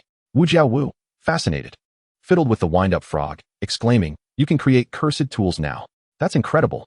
Xiaojia, however, was less than pleased. "Why only Wu Jiaowu? Can't I have my name included?" Wu Jiaowu immediately countered, "Of course, it's because I am unique." Both of them fixed their eager gazes on Qianyi. Cold sweat began to bead on her brow. What should have been a trivial matter now felt like an insurmountable dilemma. She could hardly admit that Wu Jiaowu was indeed the only person she knew capable of defeating Fushiguro Megumi. Instead, she deflected with a nonchalant, next time. I'll add Xiaojia to the keywords for this cursed tool later." Jia Yashio's expression softened slightly. Yet he refrained from expressing his satisfaction or dissatisfaction with the handling of the situation. Nevertheless, he graciously returned to the main topic. "Aside from the ticking frog making its sound, if you do not come down within 20 minutes, we will ascend to you." "Fine." Chia tilted her head back, her gaze fixed upon the towering edifice before her.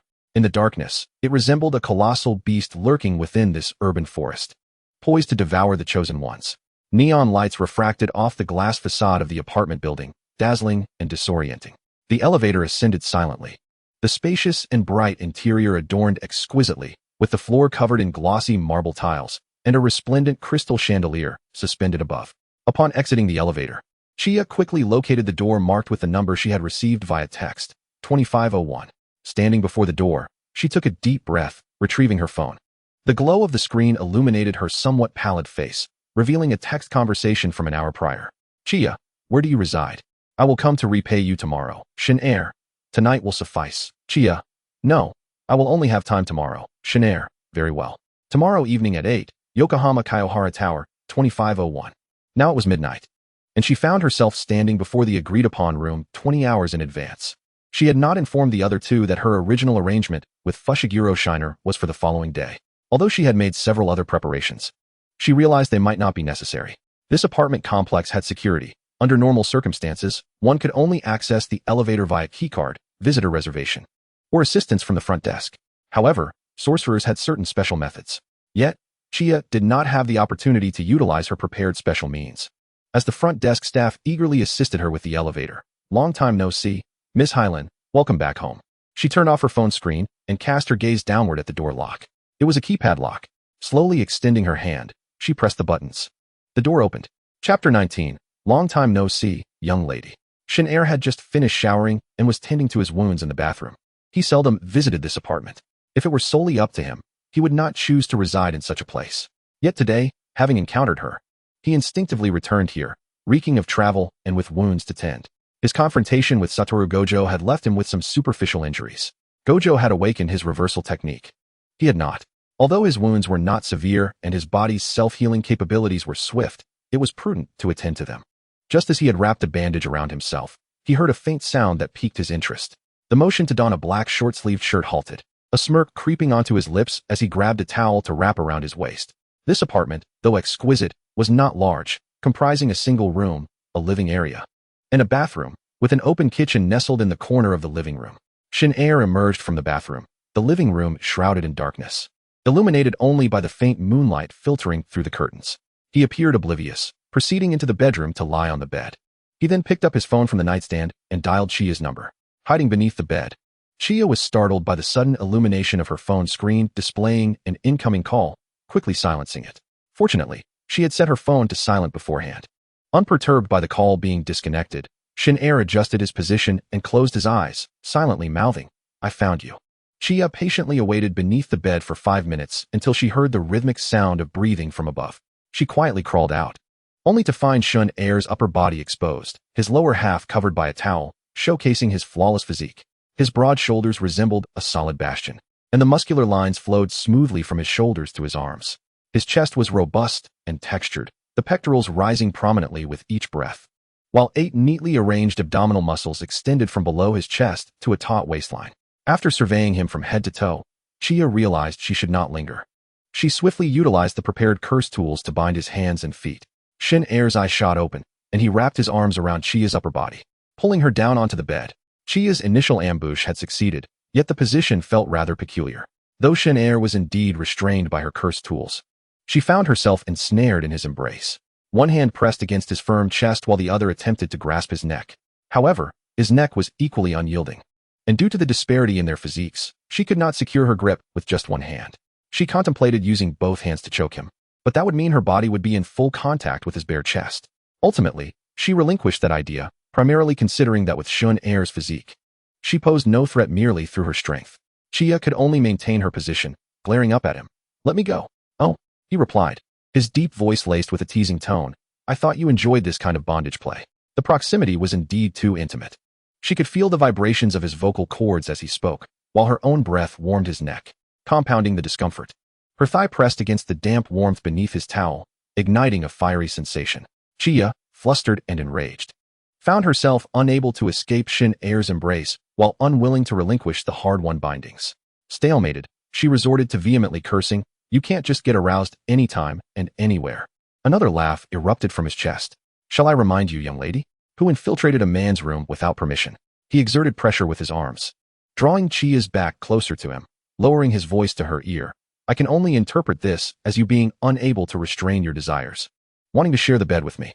Chia genuinely began to panic. Gojo and Yashio were downstairs, and they would be up in 10 minutes. Shin air's grin widened maliciously. "Wouldn't it be better for them to see? You pervert." Chia's composure shattered as she clawed at his neck. "You have kids. You're a married man. You've been with so many people. You're filthy." Initially, Shin air had found amusement in her tirade, but upon hearing the last accusation, his expression turned cold. In a swift motion, he flipped her beneath him, enveloping her in his overwhelming male presence, the stark difference in strength rendering her immobile. Chia genuinely regretted her earlier bravado, realizing she had underestimated the depths of this man's lack of boundaries. As she contemplated whether to utter some meek words to buy time for her companions to rescue her, Shin air's low, gravelly voice broke through. "I am already divorced."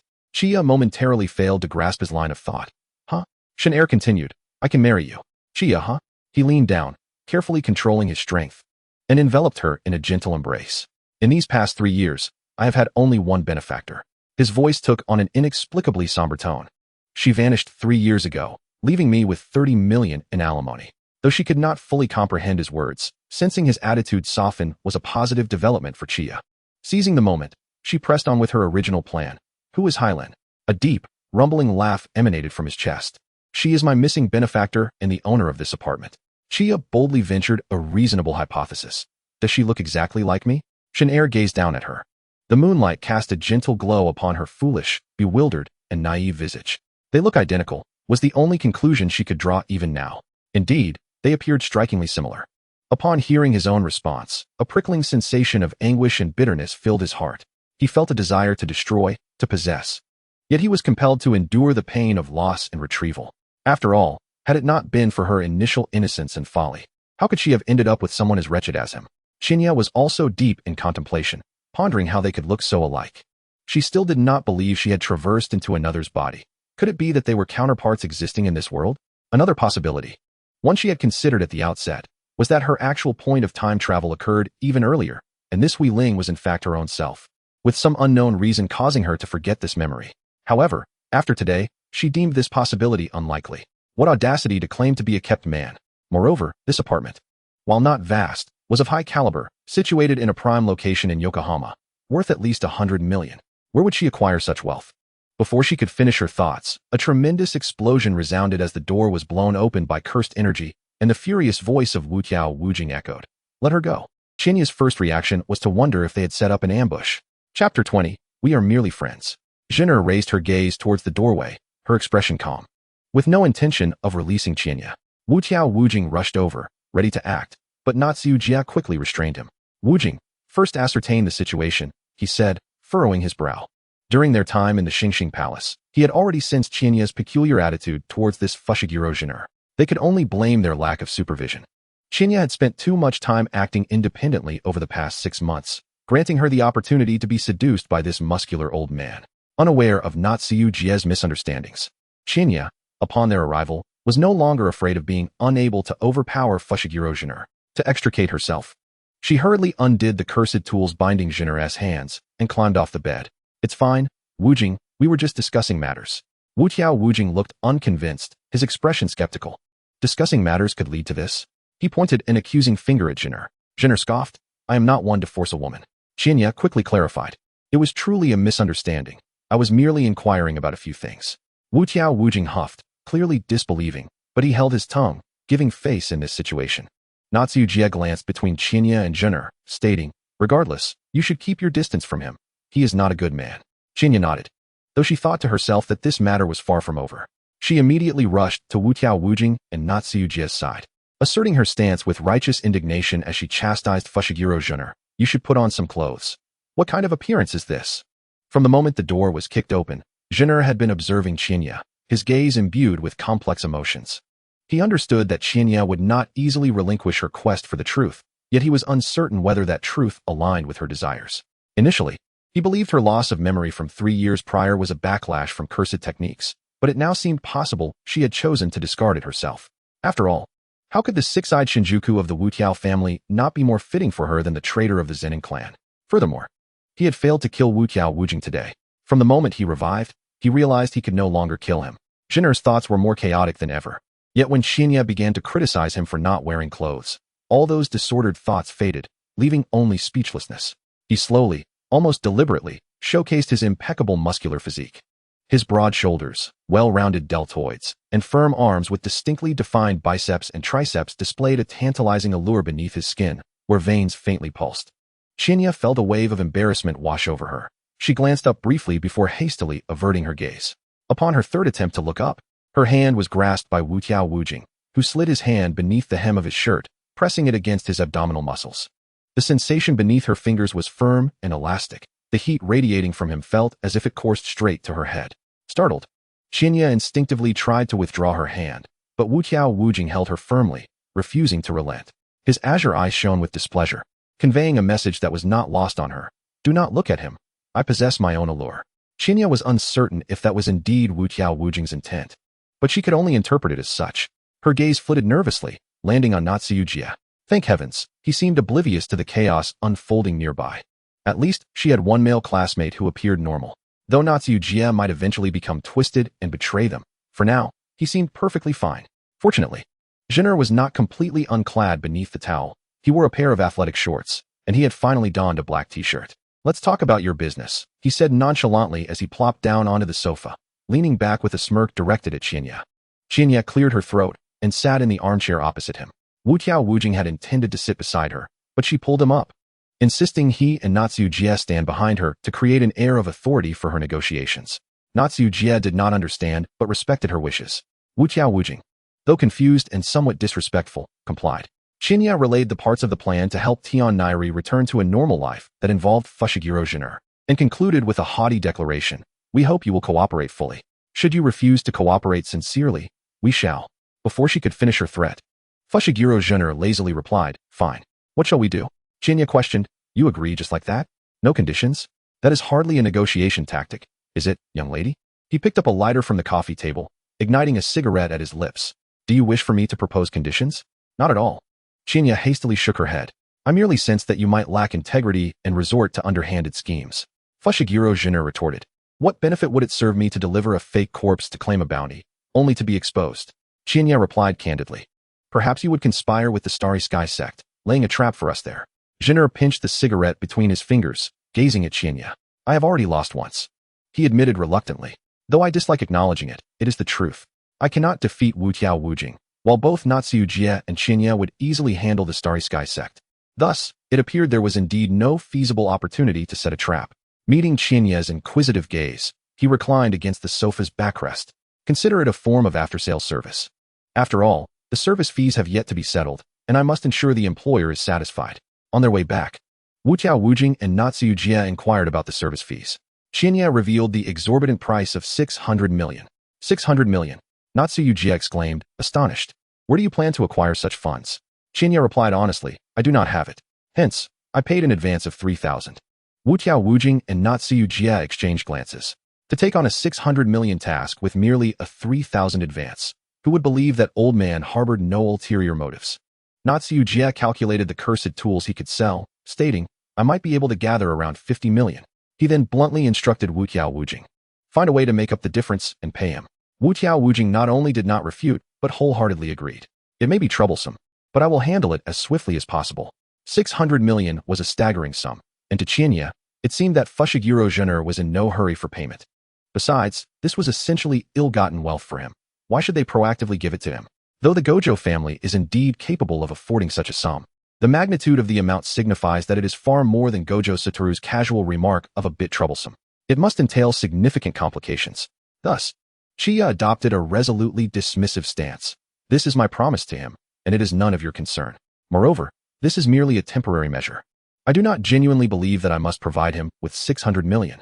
In fact, should the plan proceed as intended, he could also receive 300 million from the Ponching sect. Chiya thought it prudent to deduct that 300 million from the total of 600 million. Why should that unscrupulous merchant profit from both ends?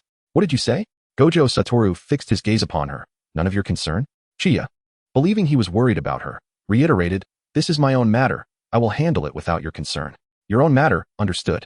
He suddenly laughed, pushing his sunglasses up the bridge of his nose, momentarily concealing his darkened mood. Chapter 21. Just friends? Chiya did not overly concern herself with Gojo Satoru's feelings. It was now 2 a.m, and the night was still far from over. Time was exceedingly limited. They needed to complete the entire plan before dawn. Otherwise, any delay would severely undermine the effectiveness of their execution.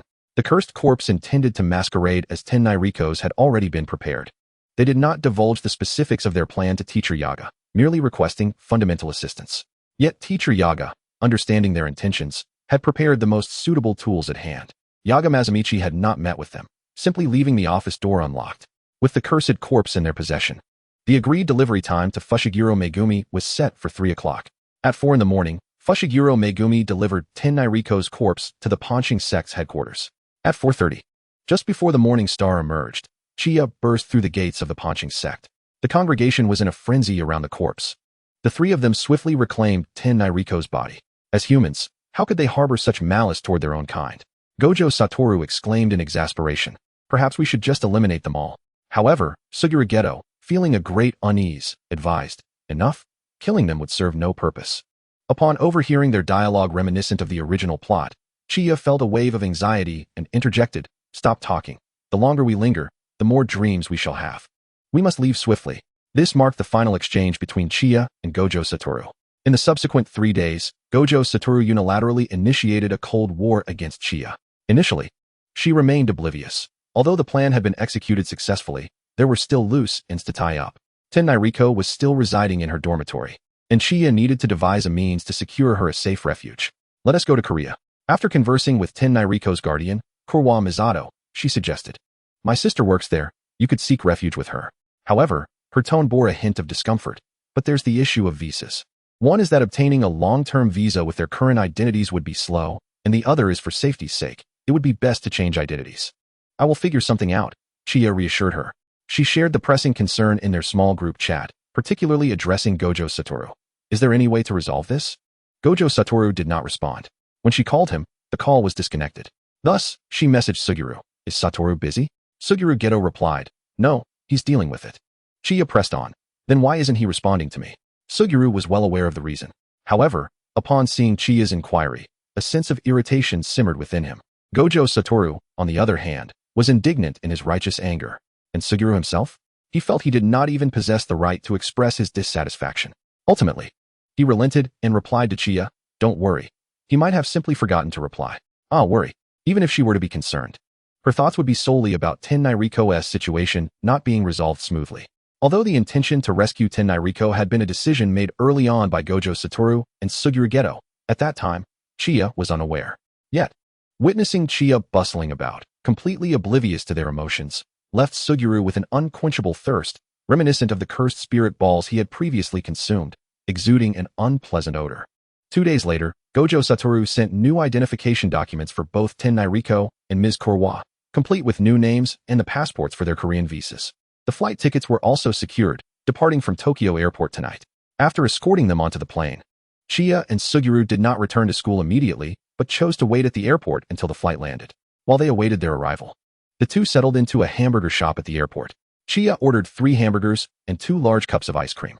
Craving the energy-packed fare after overindulging in the light and watery cuisine of Takaba, Suguru remarked that he had little appetite, merely sipping a cup of cola while keeping her company. Observing the bustling crowd outside the glass window of the airport terminal, Suguru endured a moment of hesitation before finally asking, how do you plan to resolve that matter?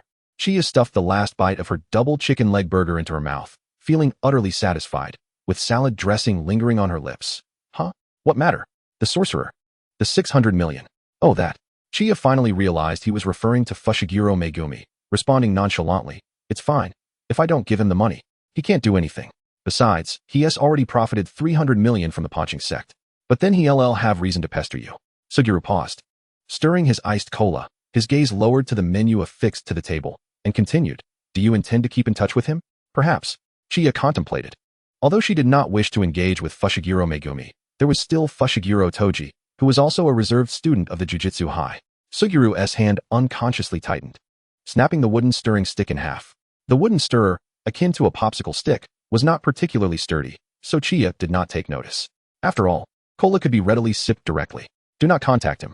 Suguru maintained his lowered gaze, his voice slightly hoarse. If you need, I can. Whether it be due to emotional void or physical desire, I can assist. The words felt profoundly shameful and difficult for him, hence he could not articulate them immediately. Before he could muster his courage, Chia's phone rang. It was Nairiko. Chia joyfully answered the call, relieved to hear that the other party had landed safely.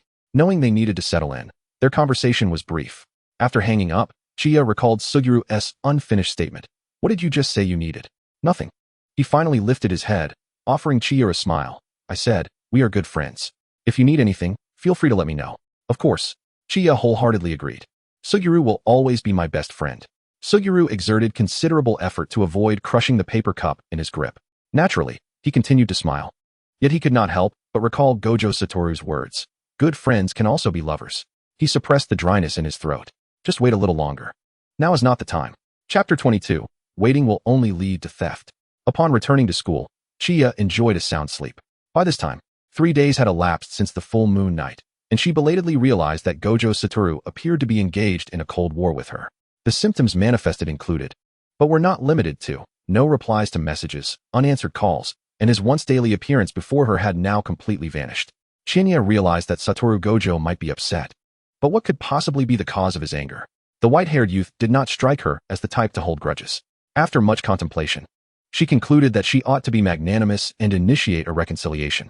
After all, she was now a mature prospective university student, while Satoru was merely a thoughtless high school boy. Indeed, after resolving the matter concerning Amanai Riko, Shinya felt a sense of quiet pride. Although she recognized the contributions of many to that success, the mere thought that the plan had been her own design and had unfolded seamlessly filled her with a sense of self-satisfaction. She, Shinya, was no ordinary high school girl. She was a wise woman with the capability to tackle complex problems. Thus, she felt no hesitation in addressing the trivial quarrel of a young high school boy. With blind confidence, she grasped a box of Kikufuku and knocked on Satoru's door. 3 knocks, 2 short and 1 long, but there was no response. How vexing. It seemed he was not in his dormitory. Setting the specially purchased edamame cream Kikufuku on the doorstep, she turned to leave, planning to return the following day. Just as she was nearing the staircase, the door behind her was flung open with force. Satoru Gojo, without his sunglasses this time, revealing his cerulean eyes in all their clarity, maintained a cold demeanor. Leaving already? Aren't you a bit impatient? Leaning against the doorframe, the young man was silhouetted against the evening light, his snowy lashes casting delicate shadows beneath his eyes. The absence of sunglasses made his gaze resemble the frozen depths of a polar sea, diminishing the sweetness emanating from the dessert bag. Kikufuku might cry, he remarked, his voice gravelly, as if recovering from a hangover, his gaze sweeping over the little fish hairpin that swayed in Shinya's hair. A token of her being used as a bargaining chip. Internally, Shinya thought him rather difficult to please. Nevertheless, she maintained a cheerful facade and asked, what do you wish to do? Satoru crossed his arms and replied, come in. Having visited Satoru's dorm multiple times, she felt no trepidation and stepped inside. However, Satoru merely shifted to allow her a small passage, causing her to brush against his arm, perhaps due to the casual nature of being in his dorm. Satoru was clad only in a sleeveless turtleneck, his body radiating warmth mingled with the cool scent of mint shampoo, his muscular arms on full display. Feeling a flutter of uncertainty, Shinya hurriedly made her way to the beanbag chair. Satoru locked the door behind her. As she watched him approach, Shinya quickly extended the Kikufuku bag toward him. Please don't be upset. Have I been a bother to you lately? I promise it won't happen again. It won't happen again, Satoru retorted, amusement evident in his eyes. Who do you plan to annoy instead? That muscle-bound guy? The one with the strange bangs? Or perhaps Aminai? Shinya was perplexed by the source of his irritation. Realizing her previous words may have struck a nerve, she whispered, why are you angry? How was I supposed to know? You don't know? Satoru knelt before her, one hand resting on the edge of the beanbag chair. Shinya felt the position was inappropriate, but standing up to change her spot would seem presumptuous. So, she chose to wait for him to speak. Instead of exerting further pressure, Satoru pointed to the corner of his mouth and asked, what is this? Huh?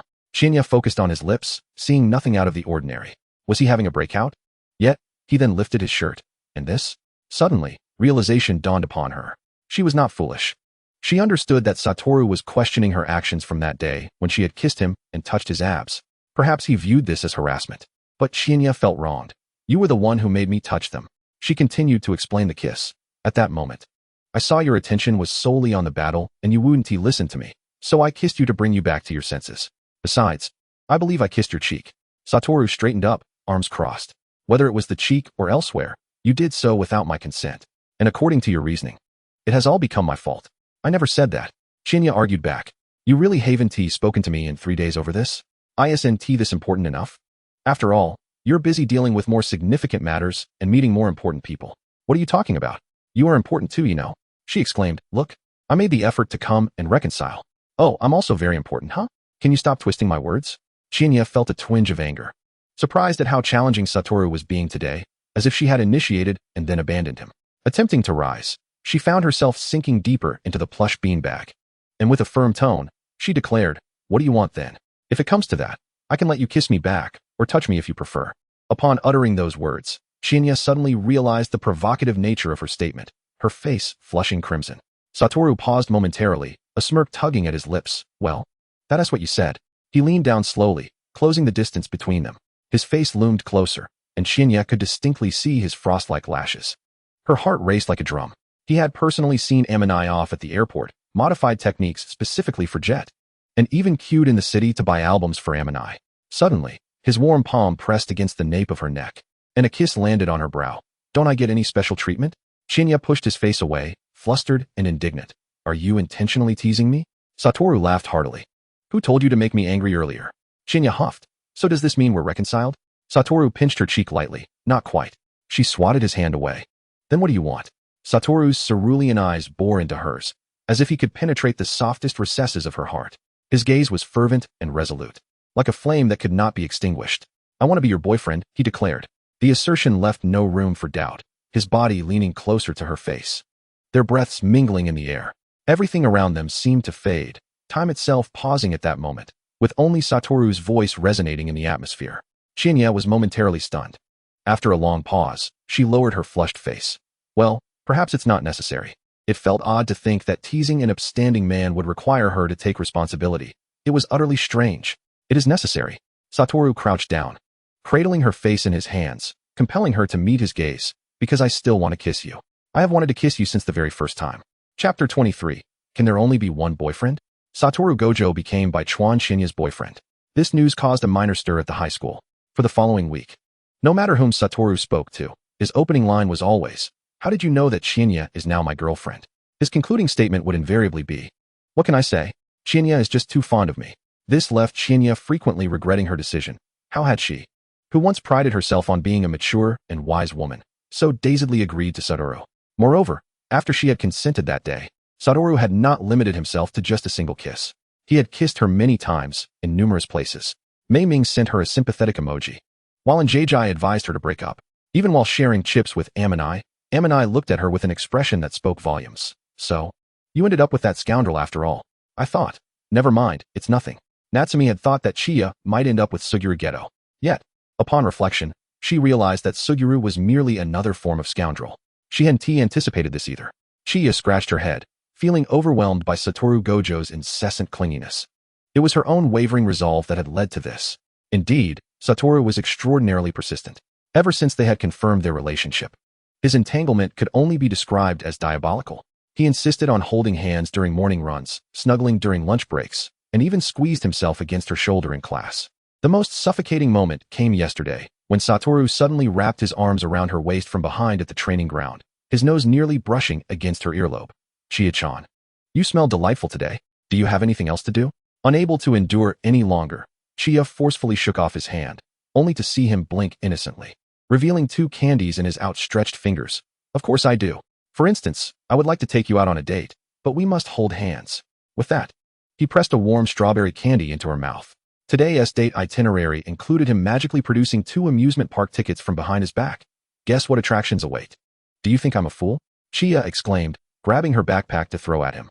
But he effortlessly caught it and lifted her with ease. "Need me to carry your bag?" "Not a problem at all."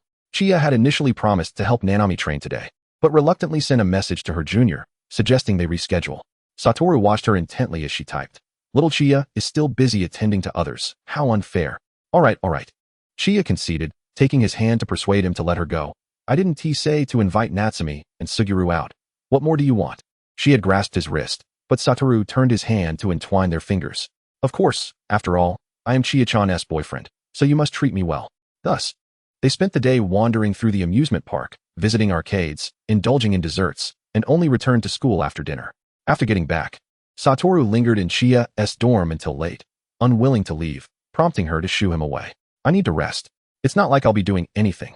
Satoru muttered, "You can rest. I'll just watch you." He clung to the door, refusing to budge. "And it's only 9 o'clock. It's hardly your bedtime." True, it wasn't yet Chiya's bedtime, but the latest episode of her favorite drama had dropped, and she needed to watch it. Though Satoru didn't actively do much, his mere presence made it impossible for her to focus on her show, as he would steal kisses and touch her here and there. "You're so domineering," she accused. "That's just my nature," Satoru replied nonchalantly. Chiya pried his hands from the door and threatened, "If you can't handle it, then I can handle it." Satoru quickly released her, nodding, "Little Chiya, you've had a hard day. I'll take my leave. I'll come back tomorrow."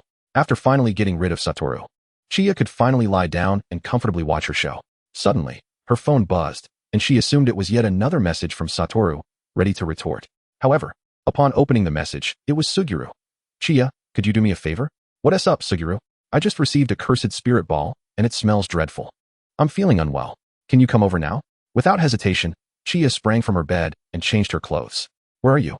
The usual place?" "Yes, the usual place." "Wait for me." Chiya hurried to the designated spot, finding Suguru waiting as expected. "Thank you, Chiya." Suguru smiled apologetically. Dating Satoru must be quite demanding. "I'm sorry for troubling you." "It's no big deal," Chiya replied, slightly annoyed. "Even in a relationship, he can't monopolize all my time." Suguru spoke gently. "Satoru can be rather willful, so I appreciate your understanding." In the intimate atmosphere, Chiya couldn't help but share her frustrations. His popularity is abysmal. "It feels like the entire school is against us being together." She glanced at Suguru, curious about his perspective. "What do you think, Suguru? After you two got together?" "I did indeed feel a sense of discomfort." Suguru apologized again, I know this sounds selfish, but it feels as if you've been taken away from me. I'm not implying Satoru is bad, he continued, but perhaps you have other options. Other options? Well, if you need a boyfriend, I could be one. But Chiya stammered, I already have a boyfriend. Boyfriends can be more than one, can't they? The moonlight cast dark shadows as Suguru continued to smile gently. You could consider dating another, just for comparison. No. Chiya began to babble. Satoru. Are you afraid Satoru will get angry if he finds out? Suguru pressed on thoughtfully. We could keep it a secret, so he wouldn't know. Chiya's mind felt scrambled, and she abruptly stood up. Absolutely not. Even though she was a girl who had dabbled in adult games, this was too much for her in reality. Haha. Suguru laughed heartily. You're too adorable. Did you really believe that? You jerk. Chiya finally realized he was joking and gave him a playful smack on the head. Suguru, are you trying to get yourself killed? You're just too cute. I couldn't help it, Suguru chuckled. When you eventually break up with Satoru, remember to come find me. Chiya pressed his head down, pushing him toward the pond, furious. I'll drown you. After Chiya left, Satoru emerged from the shadows, tossing Suguru a can of ice-cold cola. Suguru caught it with ease. What a shame, you beat me to it. Suguru's voice chimed in with the fizz of the cola. That's your own fault for being too slow, Satoru retorted. Raising his kin to clink with Suguru inquired. Aren't you afraid she'll reject you? I am, Satoru replied, but if I don't act, I'll end up like someone languishing in a moldy corner. How despicable, Suguru shot back, as the 6 eyes of the Gojo clan. Aren't you worried about putting her in danger with a girlfriend of such uncertain background? I used to be, but not anymore. Satoru raised his palm, examining his hand. No one can defeat me. If anyone dares to harm her, they better be prepared to meet their demise. He added, even if I were to become a moldy mushroom, I would still protect her, wouldn't I? For her, I wouldn't allow anyone to covet. Satoru clinked cans with Suguru again, but I've thought about it. If it were you, I wouldn't mind sharing. He grinned mischievously, but you've been rejected by her, so it looks like that's not an option. Suguru laughed as well. Satoru, you're truly a scoundrel. Right back at you. Shall we go for a drink? Let us go? Chapter 24, Midsummer by the Sea. This summer was reaching its peak heat. The summer vacation had begun. Starting today, there were 5 weeks of summer break. By the time summer ended, Chiya would be entering her final semester of her second year. This summer could be considered her most leisurely period. The major events to prepare for were primarily Yuji Itadori's death and Suguru Geto's village mission. The former occurring during Yuji's mission, while the latter would take place in the 3rd year. Although there were many cursed spirits during the summer, it was a relatively relaxed time for the Jujutsu High students. The administration would hardly assign any tasks during the summer, especially not to first-year students. Thus, Chiya deduced that something unfortunate would befall you in the next semester or academic year. As for this summer, she could temporarily set aside her worries and indulge in a delightful vacation. Let us go to Okinawa, Shoko suggested enthusiastically. Swimming, surfing, eating mango ice. Okinawa sounded rather appealing, and Chiya's eyes sparkled at the thought. She vaguely recalled that when she first arrived at the high school, Gojo Satoru had mentioned taking her to Okinawa for mango ice. Consequently, the group swiftly packed their bags and set off for Okinawa. This time, it was not Gojo Satoru trying to shake off Suguru and Shoko, but rather finding a way to avoid being left behind by Chiya and Shoko. Upon their arrival in Okinawa, the azure sea greeted them, and they could feel the pleasant sea breeze in their breaths. There were numerous small shops by the beach, and they chose one at random to sit down. Dazzled by the array of desserts on the menu, Chiya was the first to order a cup of mango ice, and it must be said that, in such a summer setting by the sea, the taste of mango ice was delightful. Just as they were savoring this leisurely moment, Chiya received a phone call. Upon seeing the caller ID displaying Fushiguro Megumi, she promptly hung up. A message immediately followed. Fushiguro Megumi, not answering the phone? Trying to dodge responsibilities? Chiya flipped her phone screen down onto the table, ignoring it. Fushiguro Megumi, are you on a mission? Fushiguro Megumi, come over when you're done. That muscle-bound man again. Gojo Satoru appeared behind her with a sly grin. Harassing young girls, truly unethical. Suguru only sipped his ice-cold cola. What young girl would be interested in such an old man? Chiya thought to herself that Fushiguro Megumi was indeed quite charming, and many women would willingly spend money on him. However, in this delightful setting, she couldn't be bothered with Fushiguro Megumi, so she nodded. You're right. She opened her phone, selected Fushiguro Megumi from her contacts, and added him to her blacklist. Gojo Satoru and Suguru exchanged glances. Such an unexpected delight. Chiya, not caring at all what they were thinking, had already spotted the place to rent surfboards and tugged Shoko along. The sea. Summer. Surfing. Here I come. Meanwhile, in Yokohama, he had been visiting this apartment more frequently. In the past, he would only come once on her death anniversary. Over the last 3 years, he had only come 3 times, driven by an inescapable longing. Now, however, his visits were propelled by an irrepressible impulse. In the kitchen, her water cup remained. In the bathroom lay her used towel, and in the wardrobe hung her clothes. Fushiguro Megumi had always been a vibrant man. Yet that irresponsible sugar daddy had abandoned him for 3 years. Last time had been a perfect opportunity. He had finally captured the one he had lost, but unfortunately, she had brought Gojo Satoru along. He admitted that Gojo Satoru was formidable, but in terms of men, what could a high school student possibly offer? If he could just properly serve the young lady once, she would learn what true pleasure entailed. Yet, at this moment, Fushiguro Megumi stared at the message failed to send notification on his phone. How unexpected. Was there truly a day when he would be blacklisted by someone else? If it were anyone else, that person would meet a grim fate within 24 hours. However, when she did it, there was truly nothing he could do. Was there really nothing he could do? He braced himself against the sink, gazing into the mirror, aside from the scar at the corner of his mouth. His physique was undeniably appealing. If the young lady dared to dodge her debts, he would simply have to employ some tactics. In Okinawa, the sea was warm yet turbulent. After the 11th bout of swallowing seawater, Chiya had to admit that surfing required skill. It wasn't merely about grabbing a board and running into the waves. Gojo Satoru once again pulled her from the surf, cradling her legs and allowing her to rest her chin on his shoulder to expel the water. Although she wore a simple one-piece swimsuit, her bare skin pressed against Gojo Satoru's ass. I'm done. This isn't fun at all, she exclaimed in frustration. Little Chiya, I can help you control it. Gojo Satoru had offered to use his sorcery to help her manage the waves and the board more than once.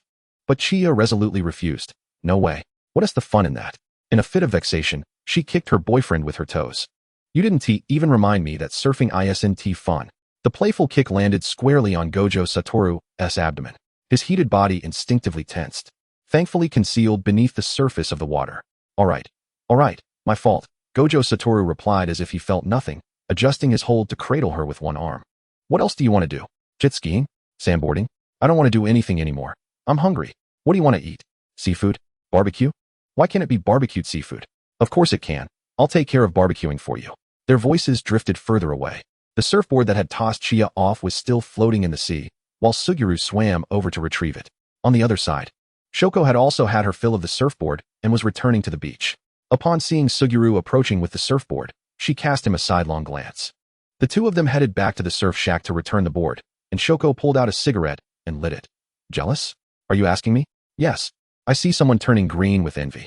You're overthinking it. Suguru squinted. Just friends.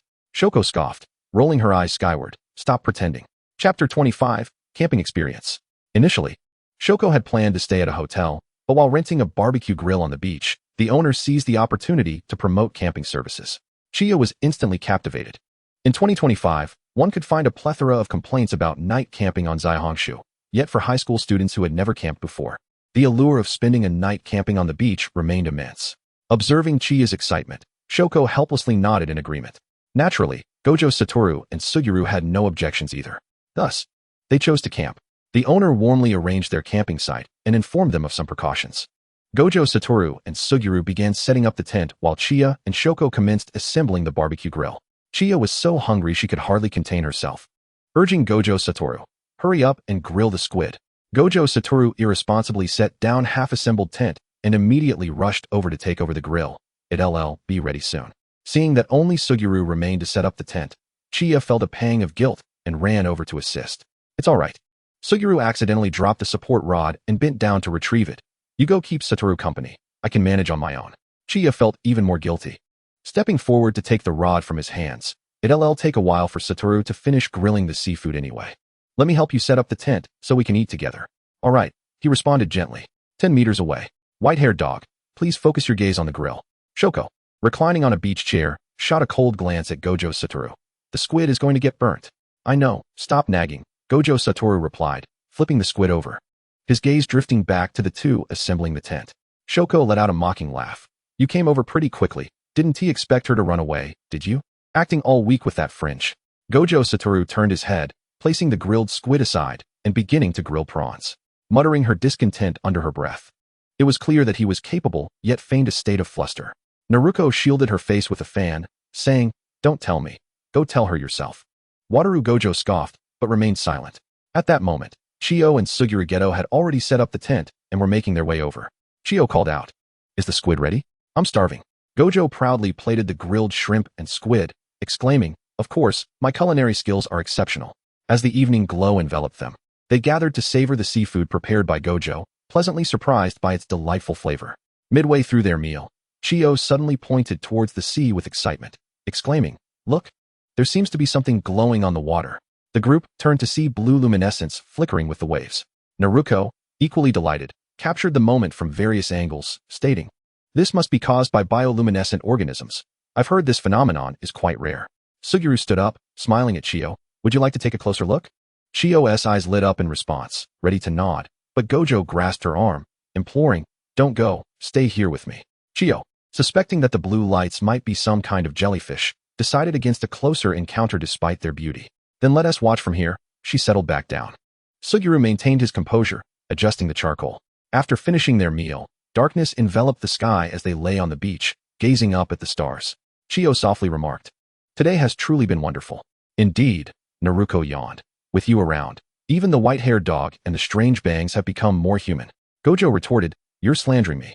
Suguru added, Naruko isn't being very friendly to her classmates. Chiyo listened contentedly to their playful banter, feeling a sense of peace. "In 10 years, we will all still be alive," she silently wished upon the glowing sea. "In 10 years, we can still be as happy as we are now." However, as night fell, trouble soon followed. The unflattering reviews on camping at night were not unfounded. What was envisioned as a romantic escapade beneath the starry sky quickly devolved into a chaotic disaster. First, the tent exhibited a slight draft, followed by the emergence of unknown insects from the sandy ground, producing an array of unsettling noises, which startled Chiyo into clinging tightly to Naruko. The wind blowing from the sea howled, and the nighttime temperature dropped noticeably, carrying a damp chill. "I was wrong, Naruko." Chiyo squeezed closer. "I should have listened to you about staying in a hotel." Naruko coldly patted her shoulder. "It's fine. I knew this would happen. If I hadn't let you try, you would have been wondering about it." "Chiyo-chan," Gojo's voice called from outside the tent. "Are you asleep?" "I can't sleep." Chiyo pulled back the tent flap, poking her head out, her tone unintentionally sulky. "Wataru, it's so cold and the wind is loud, and there are bugs." Gojo scratched his head. "Should we go back to the hotel then?" Chiyo hesitated, reluctant as it felt like giving up. Yet, the camping experience was less than pleasant, and she worried that others might prefer staying at the hotel, not wanting to inconvenience them. "Naruko," she quietly asked, "do you want to go back to the hotel?" "No." Too much hassle. Naruko turned over, tightening her sleeping bag. "You and Wataru go play, don't disturb my sleep." Chiyo pouted. "Naruko, doesn't he love me anymore?" Naruko, eyes closed, replied, "I do, but I love my sleep even more." Ultimately, Chiyo was still taken away by Wataru Gojo. Wrapped in a blanket, she walked along the beach with him, the soft sand beneath their feet, the starry sky above, and the vast ocean ahead. At that moment, the seaside was serene and beautiful, as if time had come to a standstill. The world felt boundless. The sea breeze gently swept through, cleansing the remnants of earthly dust. In that instant, all discomfort from earlier vanished. Unbeknownst to them, the horizon began to brighten with the first light of dawn. Chiyo leaned against Wataru's shoulder, drowsily murmuring, "Wataru, even if one day you no longer like me, it's all right. Just promise me you'll take care of yourself." "I can't do that," Wataru replied, caressing her head. "If one day I no longer like you, it would mean I no longer like anything in this world. In such a case, I wouldn't be able to live well." Wataru cupped her face and kissed her. At the moment the sun broke over the horizon, Wataru declared, "I don't want that day to come. You wouldn't do that to me, would you, Chiyo?" Chapter 26. Because you are a reliable companion. As the new semester commenced, Chiyo proactively requested to accompany the first-year students on their missions. Though Yaga-sensei deemed it unnecessary, he felt a deep sense of solace knowing that Jujutsu High could cultivate students like Chiyo who actively care for their juniors. Wataru Gojo, upon hearing this, was quite displeased, pinning her between the wall and his body, elongating his tone. "Little Chiyo, that's quite unfair, isn't it?" Unmoved and cold-hearted, Chiyo replied, "Don't act cute." Gojo took a step back, expressing his grievances. "Why do you have to go on missions with the first years? You seem overly concerned with Kento Nanami, don't you? There are 2 of them in first year, you know." Chiyo pushed him away. "It's not just about Nanami. There's also Yuhaibara." Crossing his arms, Wataru tilted his head and said, "Humph, regardless, I still think you're being biased." Sighing in resignation, Chiyo replied, "All right, stop throwing a tantrum. This task isn't exactly simple. Helping the first years is our duty." Wataru persisted, "Then I can go too." In truth, Wataru could not. He had already become a special grade sorcerer, and barring unforeseen circumstances, he would be executing missions alone in the future. Suguru Geto was now a grade 1 sorcerer, mostly also undertaking missions independently. Chiyo had not attempted a new rank evaluation, as she had not officially participated in the Star Plasma Vessel mission. This meant that while Chiyo possessed the strength of a grade 1 sorcerer, she was still officially recognized as a grade 2 sorcerer. Aside from some tasks below grade 2 curses that might allow her to operate solo, generally, team collaboration was still the norm. Throughout the semester, Chiyo resolved to focus her efforts on safeguarding Yuhaibara. As for Wataru Gojo, he would only become her priority in 10 years. Just then, Kinto, Nanami, and Yuhaibara approached. Kinto, with an air of calm, said, "Chiyo-senpai, we are ready." Yu appeared somewhat anxious, tightly gripping his cursed tool. Not hailing from a sorcerer family, he felt both satisfied and happy to be attending Jujutsu High, yet he also yearned for the approval of his peers. Chiyo regarded the 2 younger students with warmth, offering an encouraging smile, then let us set off. According to the intel from the window, their mission involved 2 grade 2 curses known as the Twin Curse Serpents. They had taken residence in an abandoned commercial building, causing 3 fatalities. The Twin Curse Serpents did not exhibit a strong desire to attack and had not appeared in densely populated areas. However, there were always individuals who recklessly ventured into abandoned buildings for exploration. The first death went unnoticed by the window, presumed to be a mere accident. A second incident soon followed, involving a pair of brothers, which finally drew the window's attention, confirming it was indeed a case of cursed spirits killing. Upon entering the building, Kinto set down the tent, and Chiyo observed that he was indeed far more reliable than her contemporaries. She was there to protect her juniors and did not intend to execute the mission on their behalf. Thus, Kinto led the way, with Yu by his side, and Chiyo bringing up the rear. Chinya attentively attuned herself to the surrounding atmosphere. A foul stench permeated the edifice, and the dim lights flickered erratically. Accompanied by her esteemed senior, Yuhei Hirabayashi felt a surge of anxiety, his palms slick with perspiration. Faint sounds of water, clattering, and hissing echoed around them. "Be cautious," whispered Nanami Kinto. "They should be lurking nearby." At that moment, a giant Chisha snake darted down from the ceiling with astonishing speed. Nanami swiftly sidestepped to evade it, simultaneously unleashing a spell, yet the snake exhibited remarkable agility, evading the attack. Another Chisha snake lunged at Yuhei Hirabayashi from the side, causing him to freeze in terror, momentarily forgetting to dodge. Observing this, Chinya instantly teleported in front of Yuhei and seized the snake's head with her bare hands. With a surge of strength, she hurled the serpent violently against the wall. Seizing the opportunity, Nanami executed a swift slash to sever the other snake. Both Chisha snakes, severely wounded, roared in fury, causing the entire building to tremble. Something was amiss. Chinya scanned her surroundings and finally focused on the wet footprints beneath her. Nanami also realized the 2 they had just encountered were merely shadows. In the damp underground parking garage, Nanami watched as Chinya inscribed seals on the support columns, his brow furrowing in concern. The senior's cursed energy was depleted excessively. Yuhei wiped the cursed spirit's viscous residue from his face, the cursed tool in his hand emitting a strained hum. This burden should have been ours to bear. They had vanquished countless Chisha shadows along their journey, yet had yet to confront the real entities, and their energy was nearly exhausted. Was the window misreporting levels? Nanami didn't wish to speculate, but the current situation evidently involved more than just 2 second-tier cursed spirits. Chinya had recalled her first mission with Mei Mei, when the window had underestimated the cursed spirit levels. However, she shook her head, asserting, "No, it's more accurate to say the cursed spirits have evolved." She strategically placed wards at critical points in the parking garage. The window report mentioned that the 2 individuals who perished in the second incident were twins. This aligned with the attributes of the twin Chisha, likely indicating that the snakes had consumed them, leading to their evolution. Given the current circumstances, the twin Chisha may have ascended to first-tier cursed spirits. If it were merely a single first-tier cursed spirit, Chinya would still possess the confidence to defeat it. However, the twin Chisha comprised 2 highly compatible cursed spirits. If she had allies like Satoru Gojo or Suguru Geto, or even Mei Mei, she would feel assured.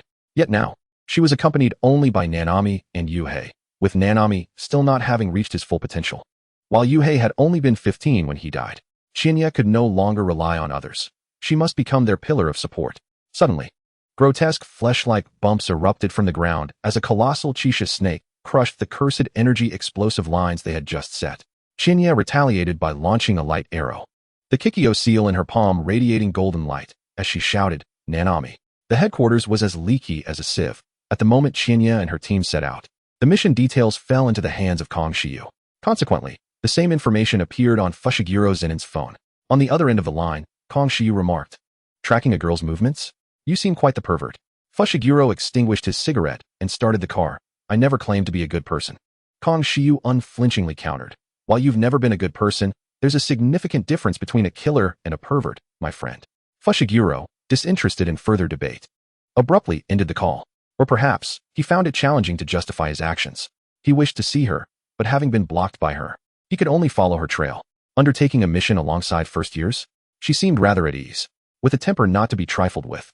He had no intention of disrupting her task. He merely parked near the mission site, waiting for her to finish so he could discuss matters with her. Through the windshield, Fushiguro gazed at the abandoned skyscraper a kilometer away. Just 2 second-tier cursed spirits. It ought to be over in 10 minutes, right? Chapter 27. This is our youth manga.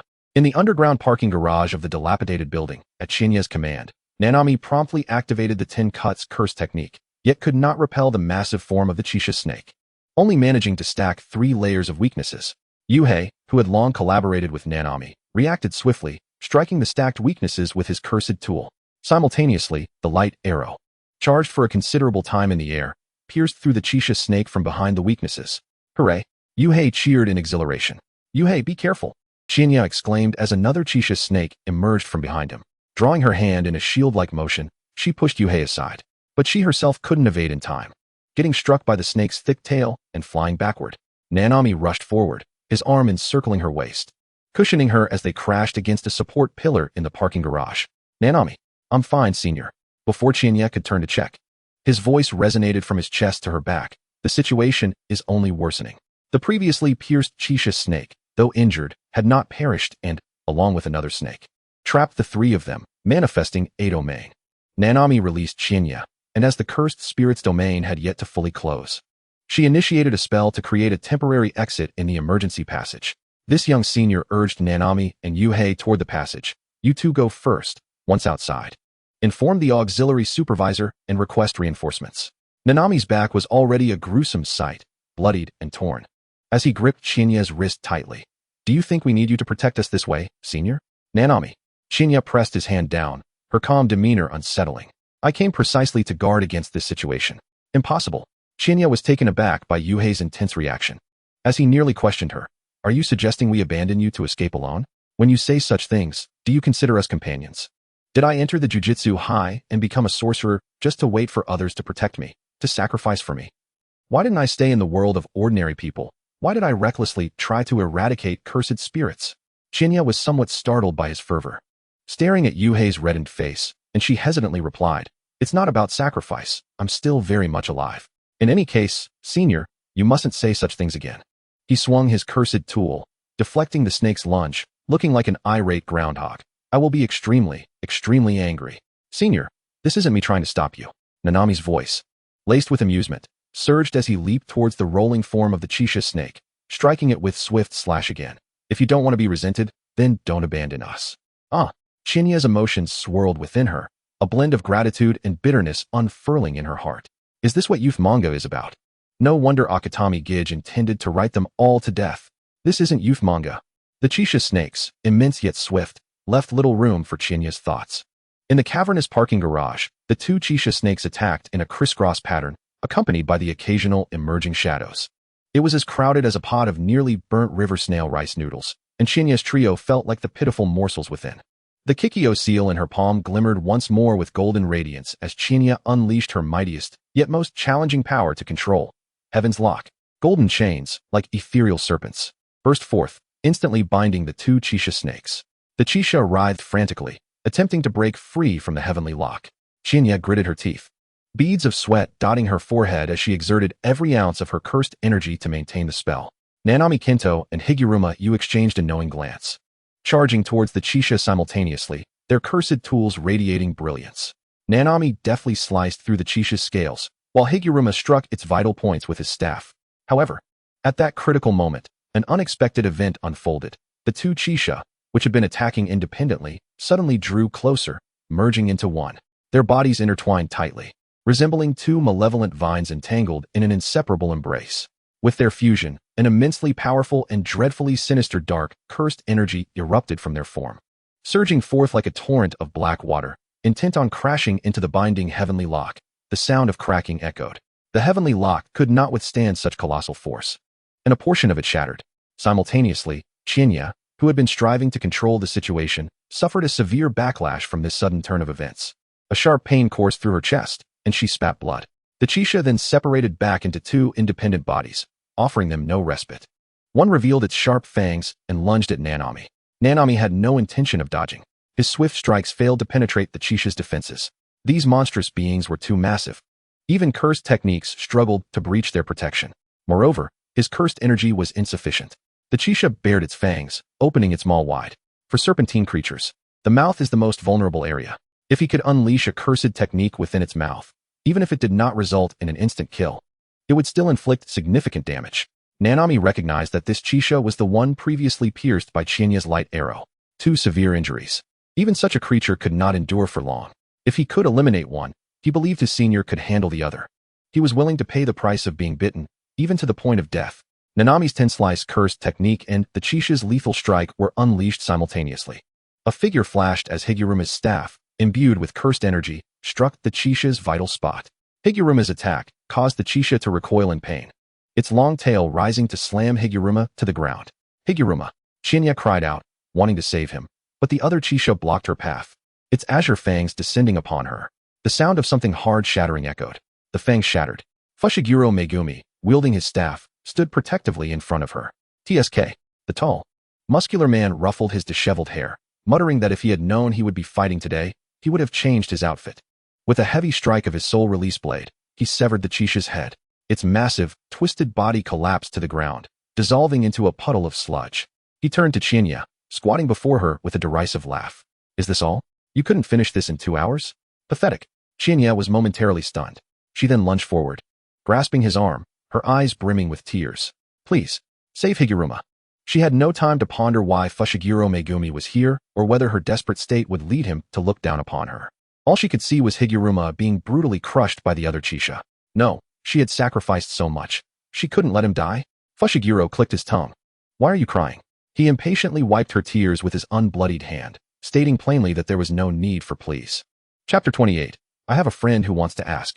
Fushiguro Megumi dispatched the other Chisha with the same straightforward brutality. The twin Chisha were thoroughly slain, and the malevolent aura enveloping the building gradually dissipated, revealing its original state of ruin and desolation. Higuruma lay on the ground, his ribs and legs shattered. Yet he was still alive. For sorcerers, as long as one did not die on the spot, survival was likely. However, his current condition clearly precluded any easy movement. Once the cursed spirit was expelled, the domain vanished. Only then did their phones regain signal, allowing them to contact the outside world.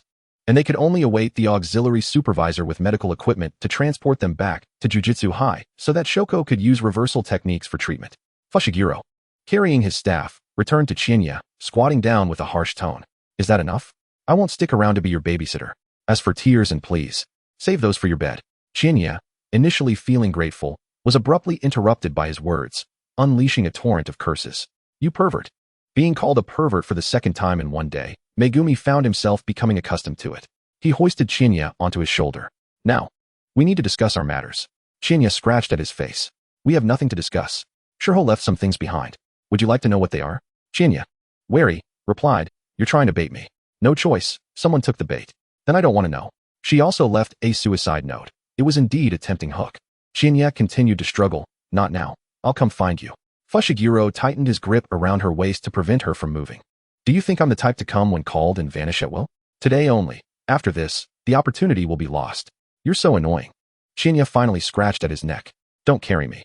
I can feel the blood pooling in my throat, due to the backlash from the curse technique. She had not ceased her bleeding. However, she no longer countered Megumi's words. Regarding Shirho, she indeed needed to clarify matters. This could not only relate to another identity she had forgotten, but might also concern the secret of her being transported to this world. As for Fushiguro Megumi's dangerous nature, regardless, he had genuinely saved her this time. Whether his words held truth would be revealed upon investigation. Her own writing style, tone, and handwriting were familiar only to her. So fragile. Fushiguro disdainfully adjusted his position, allowing her to sit on his arm while gently stroking her back. Just don't bleed on me. As the formidable man who had appeared so suddenly carried Chinya away, Nanami Kinto, who had been a silent observer, felt compelled to inquire, Senpai. Chinya, unable to provide an explanation, simply stated, It's fine, he's my friend, and we have some matters to address. Please take care of Higuruma. Understood. After the two departed, The weakened Higuruma spoke up from the ground. It seems that senpai and he have that kind of relationship. Nanami interrupted. It's not surprising for someone like her to have many admirers. Though Higuruma could not move his body, his mind remained active. But isn't senpai Wataru's girlfriend? Nanami shot him a glance. Higuruma turned his gaze back to Nanami. Mind your business, Nanami replied. But how do we explain this when we return? The more he speculated, the more worried Higuruma became. Nanami calmly responded. Didn't she say she had some personal matters to handle? When they returned to the school, Nanami relayed this to teacher Yaga in the same manner. He then requested a 2-day leave under the pretense of exhaustion. As Higuruma received treatment from Shoko, he appeared unusually silent compared to his usual self. Shirako believed that the psychological trauma she experienced was a consequence of encountering life-threatening situations during missions. Such occurrences are rare. Yet they inevitably arise when one undertakes enough tasks. She did not wish to simply comfort her junior. Some harsh realities are better understood sooner rather than later. Thank you, Kidiri-senpai. I will remember that. Haihara, realizing that Shirako had misunderstood something, elaborated. It's merely that I have another matter that troubles me. Shirako inquired. Hypothetically, Haihara continued, his brows furrowing in concentration. If you had a friend who is a girl, and she already has a boyfriend, yet is quite close with another man, what should I do? Shirako lit a cigarette and held it in her hand. Do you like her? She asked. No. Haihara hastily denied. I merely regard her with respect, as a friend. What does that have to do with you? Shirako replied succinctly. Haihara, perplexed, added.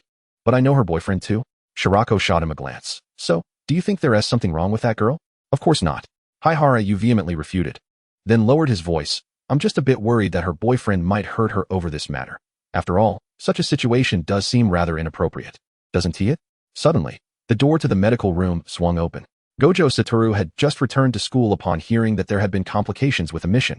Teacher Yaga informed him that Chiya had not returned due to personal matters.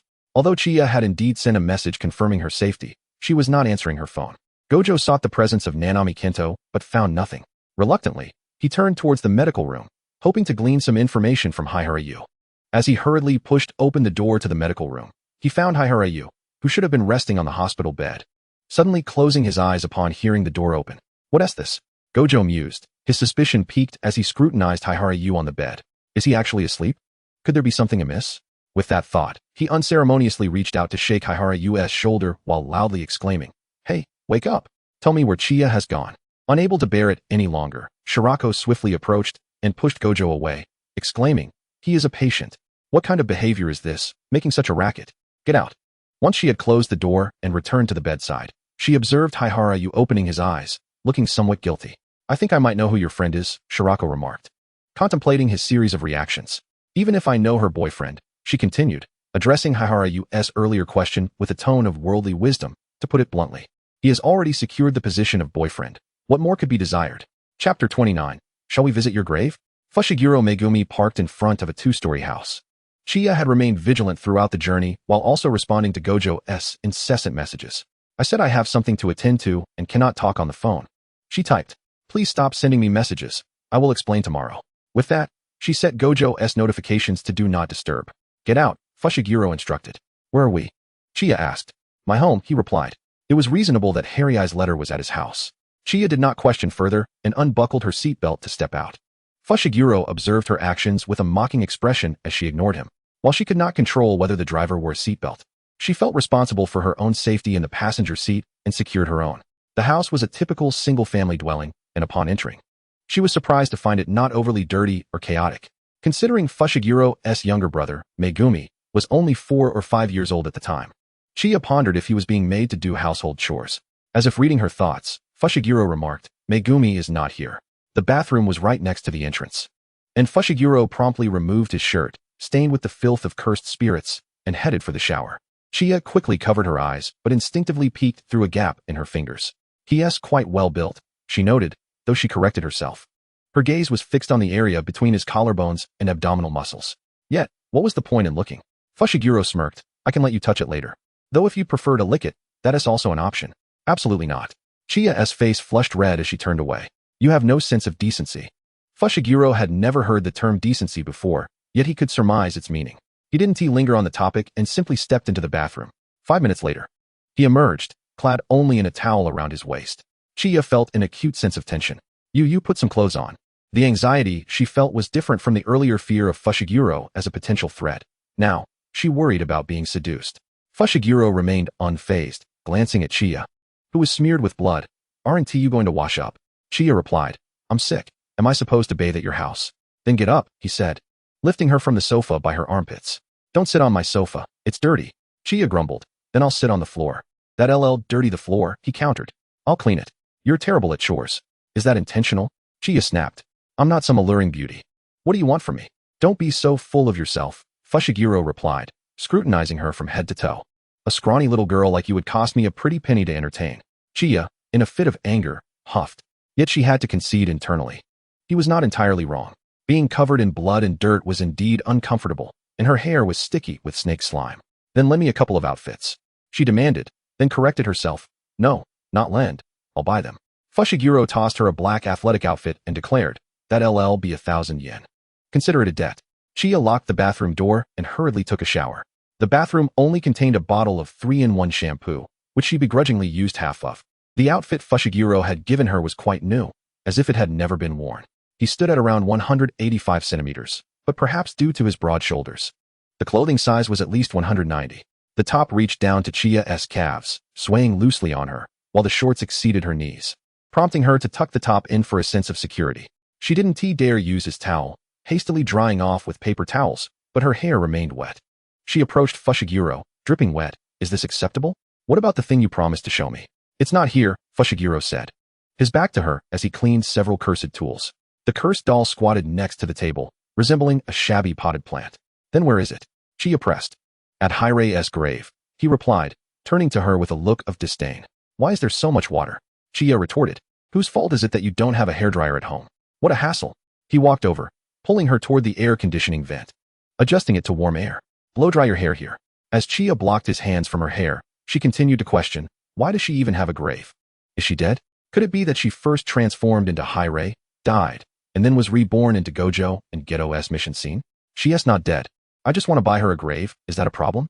Chiya glared at him. What kind of person are you? Are you wishing for her to die? Fushiguro Megumi trapped her between himself and the air conditioning unit, persistently toying with her hair. Casually, he responded, Oh, are you angry? Initially, Chiya merely speculated that hailing was indeed her. But until she had concrete evidence, she could not admit it. However, upon hearing Fushiguro express a wish for hailing to perish, she felt an intense emotional resonance. What grudge could there be? With both hands, she forcefully pushed against Fushiguro's chest, like a small lamb butting forward, exclaiming, You are so cruel. I even left you the apartment in Yokohama. Give it back to me. That luxurious apartment was worth at least 100 million, though she had no idea how hailing could have afforded it. Fushiguro simply bent down and hoisted her up, carrying her into the bedroom and tossing her onto the bed. Are you now admitting that you are hailing?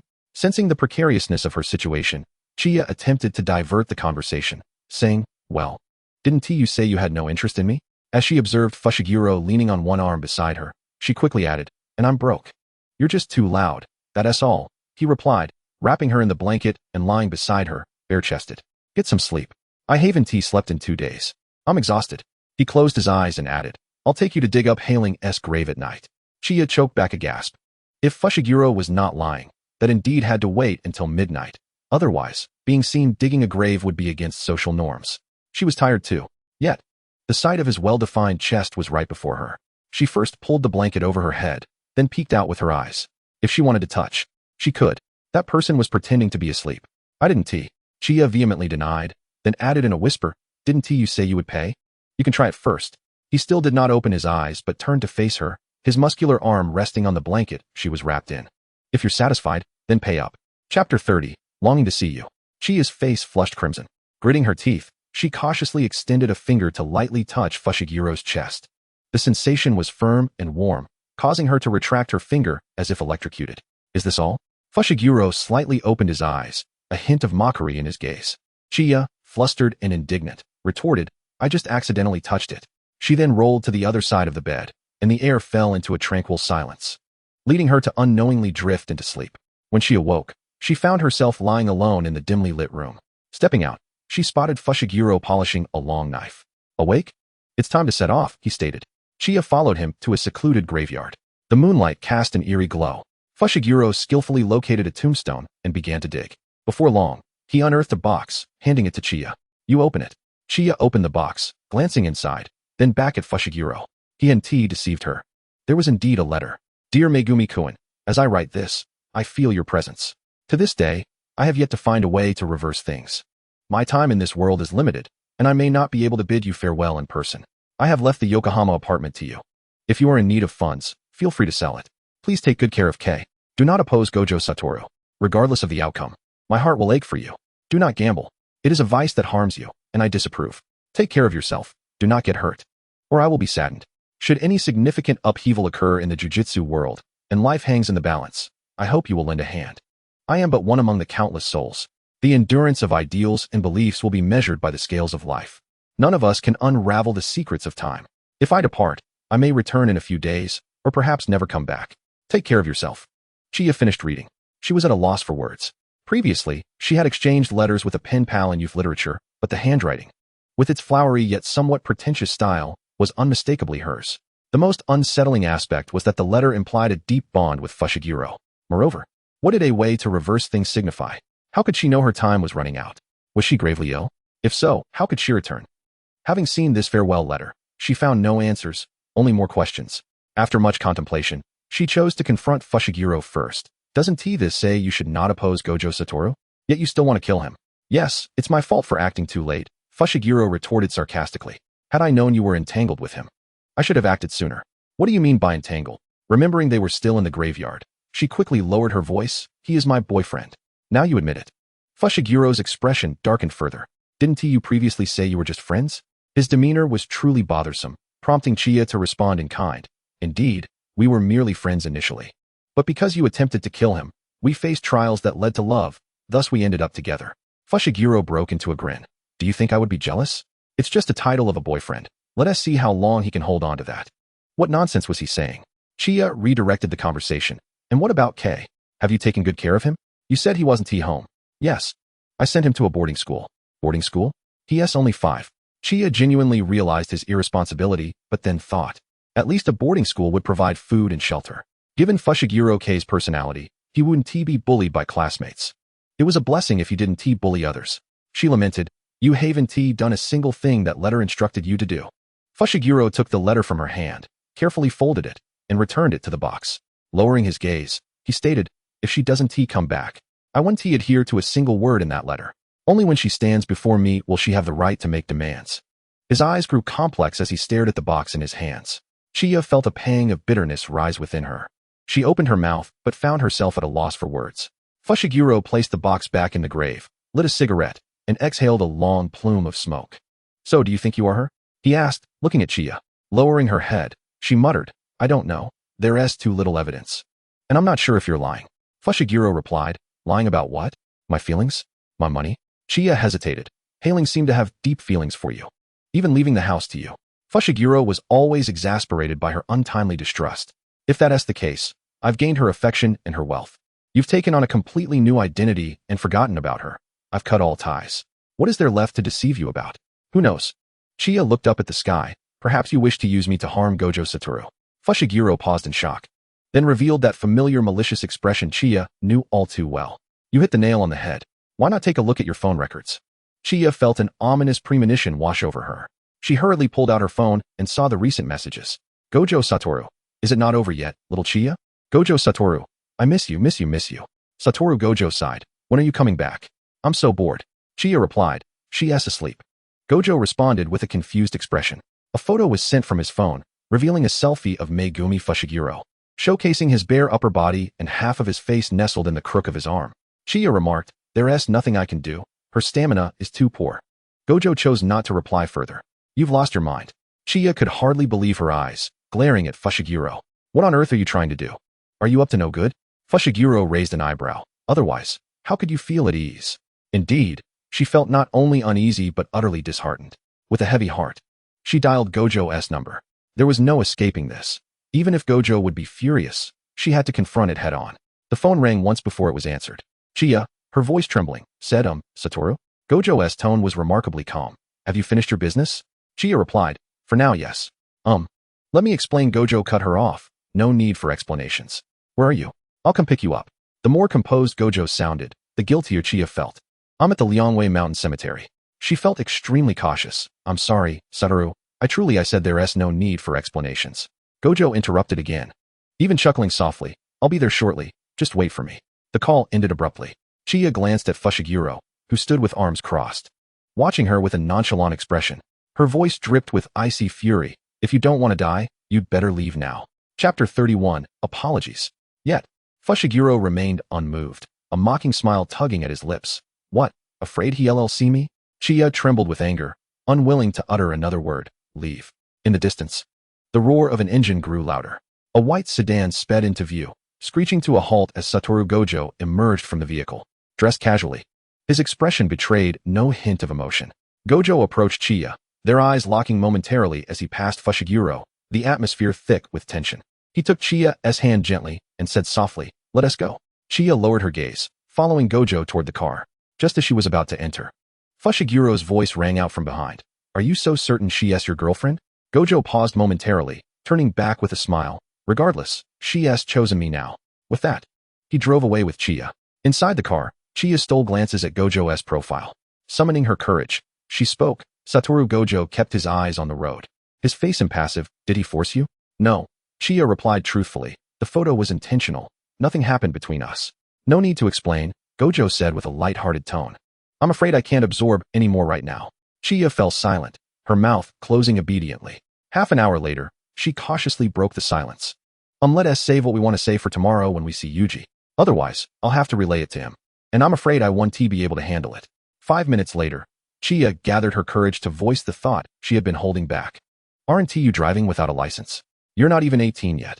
Gojo abruptly spun the car to a halt in front of a modest hotel. Chiya obediently followed him inside, waking the drowsy receptionist. 1 room or 2? Without consulting Chiya, Gojo answered, 1 room. They were assigned a room on the 2nd floor. The hotel was simple but clean. Chiya walked in behind Gojo, who shut the door with a swift motion. The room was straightforward, featuring a large bed, a desk, and 2 armchairs. Feeling awkward, Chiya suggested, should I book another room? Gojo grasped her wrist, his tone still calm. You can share a bed with him. But not with me. Chiya stuttered. Suguru, I know you're angry. Please let me explain. I'm not angry. Gojo replied with a smile. I'm jealous, Chiya. Tilting his head, his azure eyes shone with clarity under the dim lights. Jealousy has poisoned my being. It hurts. So could you stay with me? It would ease my suffering.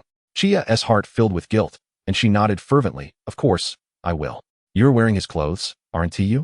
Only then did she realize she was still clad in Fushiguro's attire. Underneath was a short-sleeved sports outfit, and on top was the long coat Fushiguro had tossed to her before she left. I'll change as soon as I have other clothes. Gojo casually removed his jacket and then his long-sleeved t-shirt. Standing over 190 centimeters tall, his physique was that of a robust adolescent, well-toned and muscular. He handed the long-sleeved t-shirt to Chiya. Though this may seem a bit forward, may I ask you to wear my clothes? It would help alleviate my discomfort. Had Fushiguro uttered such words, Chiya would have scolded him for being a creep. However, before her stood Gojo, resembling a drenched white dog, utterly sincere and pitiable. Thus, she found herself nodding vigorously. Oh, okay, sure. She took the shirt and retreated to the bathroom to change. Once dressed, she felt the fabric's texture against her skin, sending a shiver down her spine. Unlike the new clothes Fushiguro had retrieved from the wardrobe, this shirt had just been worn by Gojo today. Regret washed over her for acquiescing to such a request. Yet, there was no turning back, especially when wearing Fushiguro's clothes in front of Gojo felt quite inappropriate.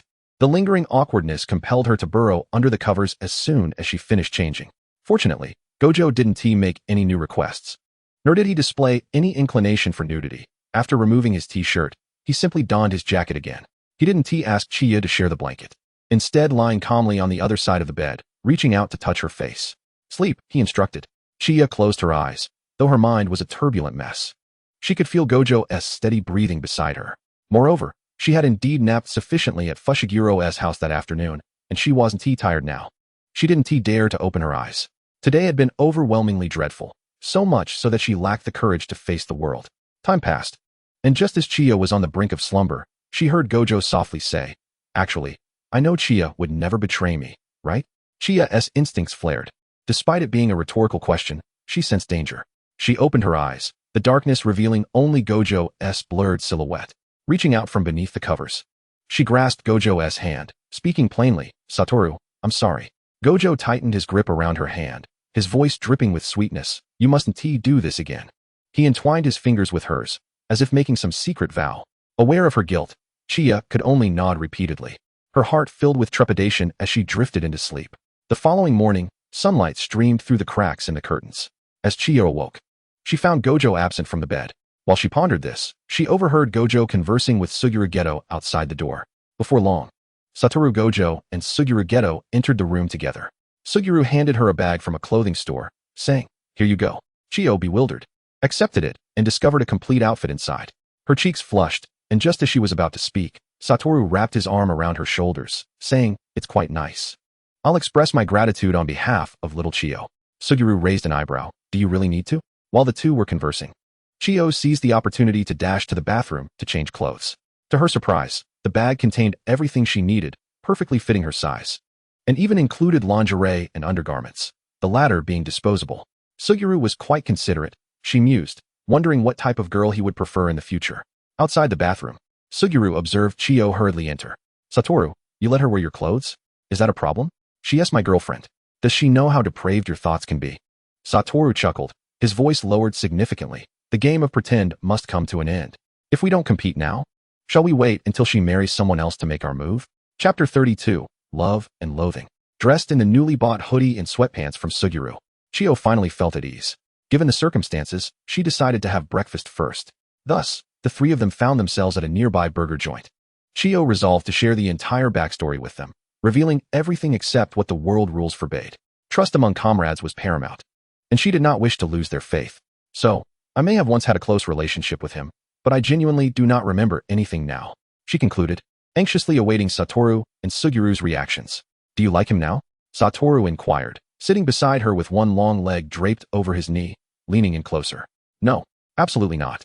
Chio vehemently shook her head. "He is just a pervert, a liar." Suguru, seated across from her, asked, "Will you still be in contact with him?" Chio hesitated, her silence speaking volumes. Her meaning was clear. Feeling both guilty and wronged, she murmured, "Why does even Suguru have to interrogate me?" Suguru took a sip of his iced cola, concealing his expression. "What? Only your boyfriend is allowed to ask." "I was just saying." Chio glanced at the two of them, earnestly explaining, "I need to investigate my past. I also do not wish to be in contact with him much. So I ask for your help in figuring out who Kai Ling truly is." After careful consideration, she ultimately chose the gravest of terms. "This may pertain to my life and death." Sitting up straight, she honestly stared at Satoru. "I know this is unfair to you, Satoru. You may consider me selfish or cowardly, but at this moment, my life is more important than your feelings." Satoru swiftly covered her mouth. "Don't say it." Chio whimpered softly, wanting to speak, but he pressed her against him. Satoru rested his chin atop her head. "I know what you want to say, so please do not." He was well aware of what the girl in his arms intended to express, merely some self-righteous, yet heartless words. "That's unfair to you, so let us break up. My girlfriend can do anything she desires." Satoru firmly held her in his embrace. "As long as she doesn't think about leaving me." He planted a kiss on the crown of her head, his sweet voice adding, "If that were to happen, I would be heartbroken to the point of explosion."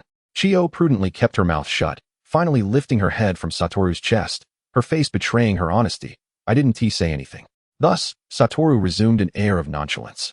"Regarding what you mentioned, we will investigate together, right, Suguru?" "Of course," Suguru replied. "But do be careful," Satoru warned, propping his head with one hand. Turning to Chio, "Don't reveal too many secrets. We don't want the rotten oranges to take more interest in you." Seeing Satoru appear placated and no longer angry, Chio finally relaxed and began to enjoy her double-decker steak burger. "I know this," she naturally remarked, "because Satoru and Suguru are the ones I trust most. I won't share with just anyone." Suguru fished an ice cube from his cola with a stir, chewing it down. What does that even mean? It was a facade of sincerity, kindness, and consideration for others, so effortlessly offering a genuine heart. It was simply revolting. Did she love Satoru Gojo? Was her love that which was easily given and just as easily withdrawn? What about all those things she had done? Even hurting herself to help him seal away the unpleasant scent for a mere wish of "I hope the cursed spirit ball tastes better." Listening to the rain with him in the corridor, being attentive to his every low mood. What did all that signify? Did she become Satoru's girlfriend out of love or because he confessed to her? What if he had confessed first? What if? No. There are no what ifs. Look at how Satoru is now. Is this a favorable outcome? She cared for everyone at the special grade school, even putting herself in danger multiple times for their sake. Was she truly loving a specific person, or was she simply completing a task, as though striving for some kind of perfect ending? How infuriating. Chio noticed Suguru eating ice cubes, and pushed her cola towards him. Suguru, you should drink this. It just arrived. And there are more ice cubes. Suguru stood up, his demeanor unchanged. I'll go check out of the hotel room first. Wait for you to finish before we leave. That sounds good. Chiyo began to lick her ice cream cone, reminding him with a hint of playful reproach, you don't have a driver's license, right? We'll take the Shinkansen back later. Suguru did not respond, turning to leave. Chiyo questioned Satoru, what's wrong? Is he angry? Probably just a bit of a rough summer. Satoru replied nonchalantly, licking a bite of her ice cream. What are you doing? It'll melt if you don't eat it. Satoru did not return to the special grade school with them. I must fulfill the promise I made to Chiyo. At the burger joint's entrance, he intertwined his fingers with hers, kissing the back of her hand. He needed to go home first to investigate Kinji Hikari, starting with him, and then seeing if he could uncover the identity of Kai Ling from 3 years ago. This matter had to be handled personally by him to minimize the attention of the rotten oranges as much as possible. Thus, Chiyo and Suguru boarded the Shinkansen together. It was the morning rush hour, and the carriage was filled with commuters purchasing unreserved tickets. Suguru, just now Satoru mentioned you've been having a rough summer. She was particularly interested in Satoru's mention of a rough summer. This was a key phrase. Did he really say that? They were both on unreserved tickets.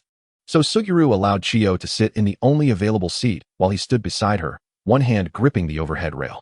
Sort of, he replied, his voice lacking energy. Things have been a bit tough lately. Are you not feeling well? Chiyo reached out to touch his dangling hand, finding it warm. Is it because the recent tasks have been difficult? Have you encountered something upsetting? Did you swallow a cursed spirit ball? I can help you. Help me? He grasped her hand in return, leaning in closer. How would you help me? Like before? His demeanor exuded a certain degree of aggressiveness. Chiyo, perplexed by his peculiar behavior, responded with uncertainty. Is it not acceptable to do it like before? Chapter 33, No More Worries. Upon returning to the high school, Kaido Nanami fortuitously came back as well. True to his reputation as the most reliable person, despite having taken a 2-day leave, he had already prepared and submitted the task report to Teacher Yaga. Kaido truly is the epitome of a good person. Chiyo generously awarded him a good person card. From now on, I shall participate in more missions alongside you. Although the senior's words brought her joy, Kaido's expression did not mirror such happiness. However, the thought of allowing their senior to fall into danger was, for her, a disgrace. Danger? With Kaido absent from school for those 2 days, Yujibara had been feigning sleep. And neither Satoru Gojo nor Suguru Geto were privy to the circumstances surrounding their mission that day. It was true that Yujibara had been injured, but from their perspective, he appeared to be doing just fine. It hardly constituted an incident. Moreover, was it not quite normal for a newcomer to sustain injuries? Suguru furrowed his brow. The mission should have involved 2 grade 2 cursed spirits, correct? The rating appears to be erroneous. It should be above grade 1. And they are capable of creating a domain. This day and night had been tumultuous, and Chiyo had lost much of her sense of the perilous nature of that day's mission. Fearing they might misunderstand, she clarified. The cursed spirit is the twin cursed serpent. It had just devoured a pair of twins the day before the mission, coincidentally evolving. Suguru immediately scrutinized Chiyo as if assessing merchandise. Aside from appearing slightly weakened, there were no visible signs of injury. He had previously thought her pallor was merely indicative of guilt. It's nothing, Chiyo said, blocking Suguru's attempt to inspect the cursed mark on her palm, vaguely adding, just once or twice. It's not like I could avoid using cursed techniques all the time. Kaido directly countered her. You've used it multiple times. Senior Hakucho spat out blood. It was only after that man appeared. Suguru glanced at Kaido, who adjusted his glasses. However, that person was not mentioned in the report I submitted. Suguru patted him on the shoulder. Thanks. Before Kaido departed, he cast a glance at him. If one were unaware, they might think Suguru was her boyfriend. Mind your own business. Kaido admonished himself with words he had earlier exchanged with Yujibara. Suguru promptly dragged Chiyo to meet with Natsuki for a checkup. I'm really fine. She felt that Suguru was acting quite strangely today, alternating between coldness and concern. She worried for Suguru. Teenage boys can be sensitive. What if some issues were affecting his mindset?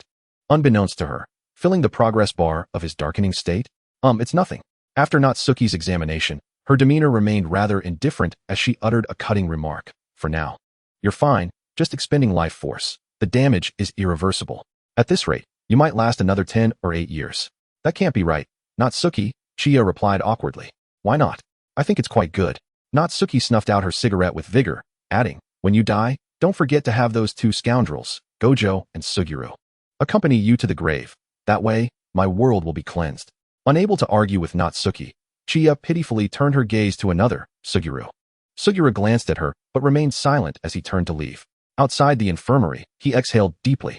He could not remain inside any longer, otherwise, he would be unable to restrain himself. That nauseating feeling wrapped around his heart, constricting his throat. Nausea.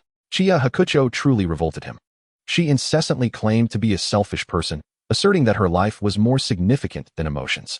Yet, she utterly failed to embody that sentiment. She couldn't even take care of herself, a hypocritical, worthless individual. Inside the infirmary, Chiya nudged Natsuki with her elbow. Is Suguru going through a rebellious phase? He is being quite hot and cold. Natsuki replied, is that what you call rebellion? His thoughts are rather difficult to decipher. Chiya ran her fingers through her hair.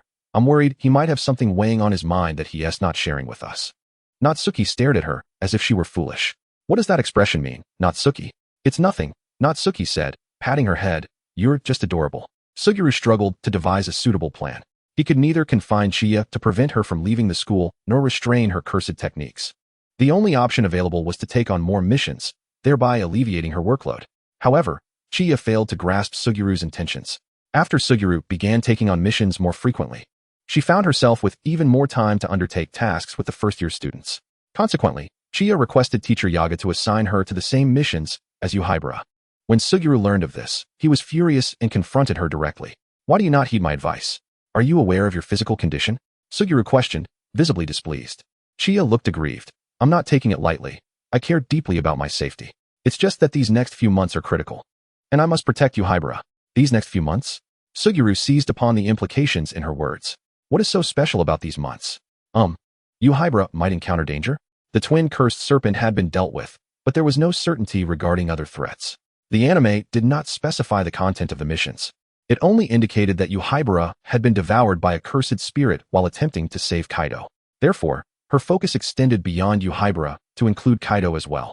Previously, she had been preoccupied with worrying about Satoru's safety. Now, she was consumed with concerns for the first years. The anger in Suguru's heart was like a caged beast, seeking an outlet. What exactly are you doing? Do you have different targets at different times? Chiya displayed a look of astonishment. It must be said, Suguru was unexpectedly close to the truth. However, she could not disclose the known future and could only tell him, Suguru, I sincerely wish for everyone to be well. Especially you. She took a step forward, grasping his hand, her eyes reflecting the soft glow of moonlight. I truly, genuinely want you to have a better future. Not to become a defector of that extreme cult. Not to be a person who dies alone, their body exploited. Her words, her touch, filled Suguru with revulsion. Simultaneously, a hidden thirst emerged, compelling him to seek more. His throat trembled, but his body remained still. You should take care of yourself first. Chapter 34. The Role of the Mediator. 3 days later, Satoru Gojo returned. In Satoru's room, Chiya perused the dossier on Megumi Fushiguro that he had brought back. To avoid drawing the attention of higher-ups, the information available was exceedingly limited. The file contained scant details, and she finished reading it swiftly. To be honest, it revealed less than what Chiya already knew. Is he from the Zenin family? Suguru Geto had also finished reading. For years ago, he had married into the Fushiguro family, only to divorce a month later. He cast a pointed glance at Chiya, implying that he had become a second-hand man. At that time, when he got married, it must have been around the same period he encountered Hylan. Rather than receiving Geto's insinuation, Chiya enthusiastically expounded on her knowledge of Zenin. Before marrying Fushiguro, he had another wife, with whom he had a child named Megumi. His wife's name was unknown. She passed away shortly after giving birth to Megumi, after which Zenin brought him to the Fushiguro household. Fushiguro Megumi was also a child with considerable potential for jujitsu. He must be enrolled in our school in the future. After her narration, both Satoru Gojo and Suguru Geto exchanged perplexed expressions. Well, that's all I know. Chiya hesitated, adding, as for what happened between him and Hyline, I am not privy to that. Satoru Gojo leaned down to meet her gaze. So, you're entangled with this muscle-bound man who has been married twice and has a child? Your taste is rather questionable. Suguru Geto echoed the absurdity. What is it about Hyline or him that you find appealing? Don't include me in this. Chiya quickly asserted, I have no feelings for that pervert. And even if Hyline is me, it doesn't necessarily mean there's a romantic connection with Zenin. Satoru Gojo scoffed. The Zenin family is indeed rather twisted. They are a bunch of lunatics. He continued, I have heard of Zenin Shinjiro before. Born without cursed energy and unwilling to heed the family's directives. He even harmed a family member during training and was cast into a pile of cursed spirits to await death. Yet he survived and defected from the Zenin family. After which he vanished without a trace. With such a past, it's no wonder he turned out the way he did. Although Suguru Geto dismissed Zenin's character, he conceded his strength. He is undeniably formidable. Satoru Gojo remarked, a few years ago, he was a jujitsu sorcerer assassin, taking on any job for a high enough price. Hardly anyone knew he was a Zenin, nor did they understand his background. All the commissions went through a middleman. Middleman? Chiya speculated, you mean Kong Shiyu? The two immediately turned to look at her. Chiya suddenly realized she had let something slip. The world's rules prevented her from speaking of events that had yet to occur. But there was no restriction on discussing things that had already happened and were not considered secrets. Thus, she had casually mentioned Kong Shiyu, even though, theoretically, she did not know this person. Even if she had known him in the past, she was currently playing the role of someone with amnesia, right? Ah well. Chiya attempted to explain, but Satoru Gojo interrupted. By the way, the day after tomorrow is little Chiya's birthday, right? He rested his chin on one hand, his sunglasses teetering precariously. Any plans on how to celebrate? Huh, how do you know? Chiya was taken aback. How could Satoru Gojo know her birthday? Although her birthday was indeed the day after tomorrow, she had not mentioned it to anyone, and she was supposed to be amnesiac. Seeing Chiya's reaction, Satoru Gojo was confident that he had the date correct. Don't ask me how I know, just make a wish. By selecting a Leo souvenir from the Zodiac collection, purchasing an August amulet for blessings at the temple, and choosing 22 as her lucky number, he had enough information to deduce her birthday. Love and jealousy can turn one into a detective. Chiya had not thought of an adequate excuse to explain, since they were not pressing her. She decided to act as if nothing had happened. Well, let's just say the day after tomorrow is my birthday, she said vaguely. I don't need anything extravagant. Just a cake will suffice. Although it was her 18th birthday, being in a foreign land made it feel different. Back home, one would celebrate their 20th birthday grandly. Would she still be here when she turned 20? Would she become a jujitsu sorcerer or return to the world of ordinary people for university? Speaking of which, her vocational school diploma wouldn't qualify her for university, right? Bringing her thoughts back, she smiled at them. The day after tomorrow, I'll treat you both to shabu shabu. And let us invite Naruse. Satoru Gojo and Suguru Geto both noticed her dampened spirits.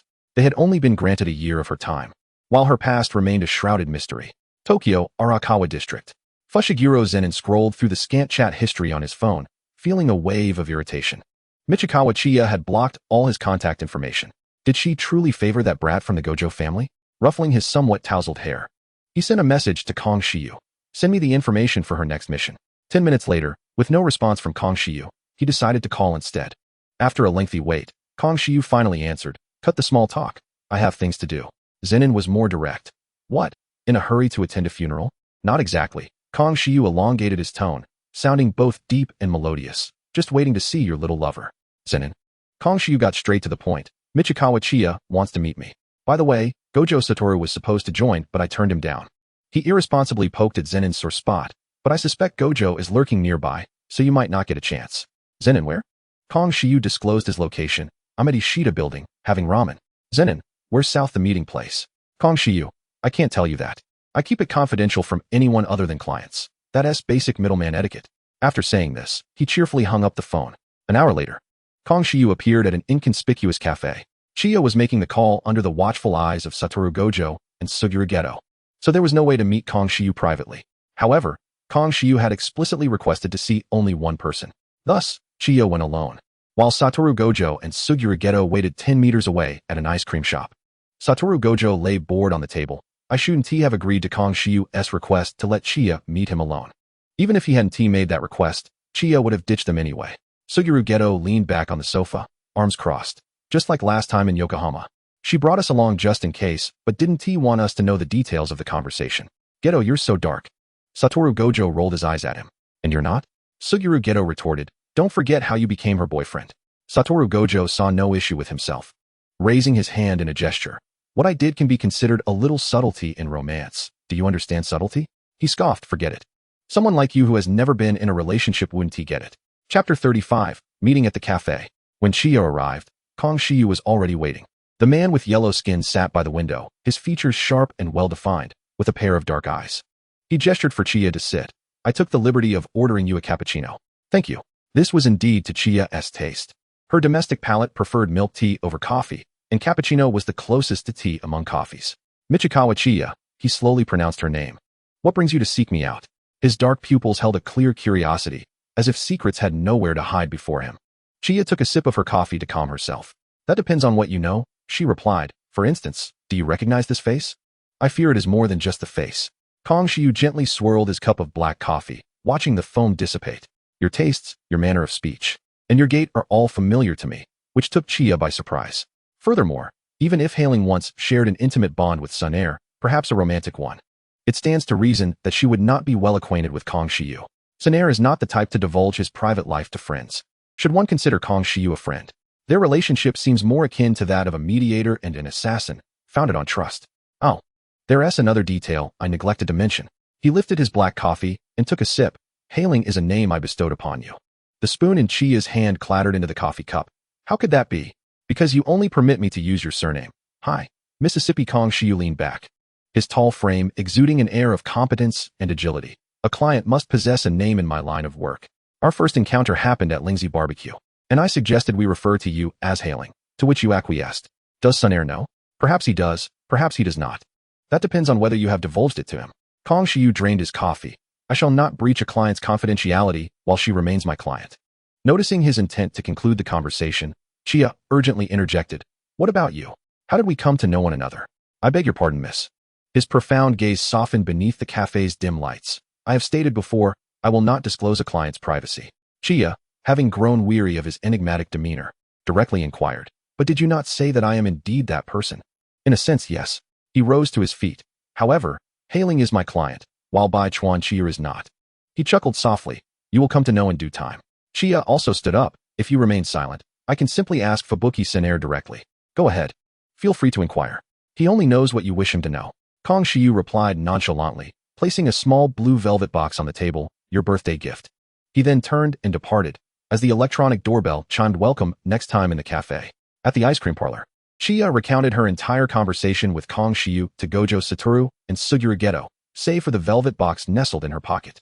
She had quietly opened it earlier, discovering it was neither a cursed tool nor a token, merely an ordinary bracelet, an exceedingly expensive diamond bracelet, the kind prominently advertised in department stores. Was it normal for a mediator, whom she had met for the first time, to present her with a birthday gift? Certainly not. Hence, she refrained from mentioning it, fearing Gojo might spiral into a frenzy of absurd conjectures.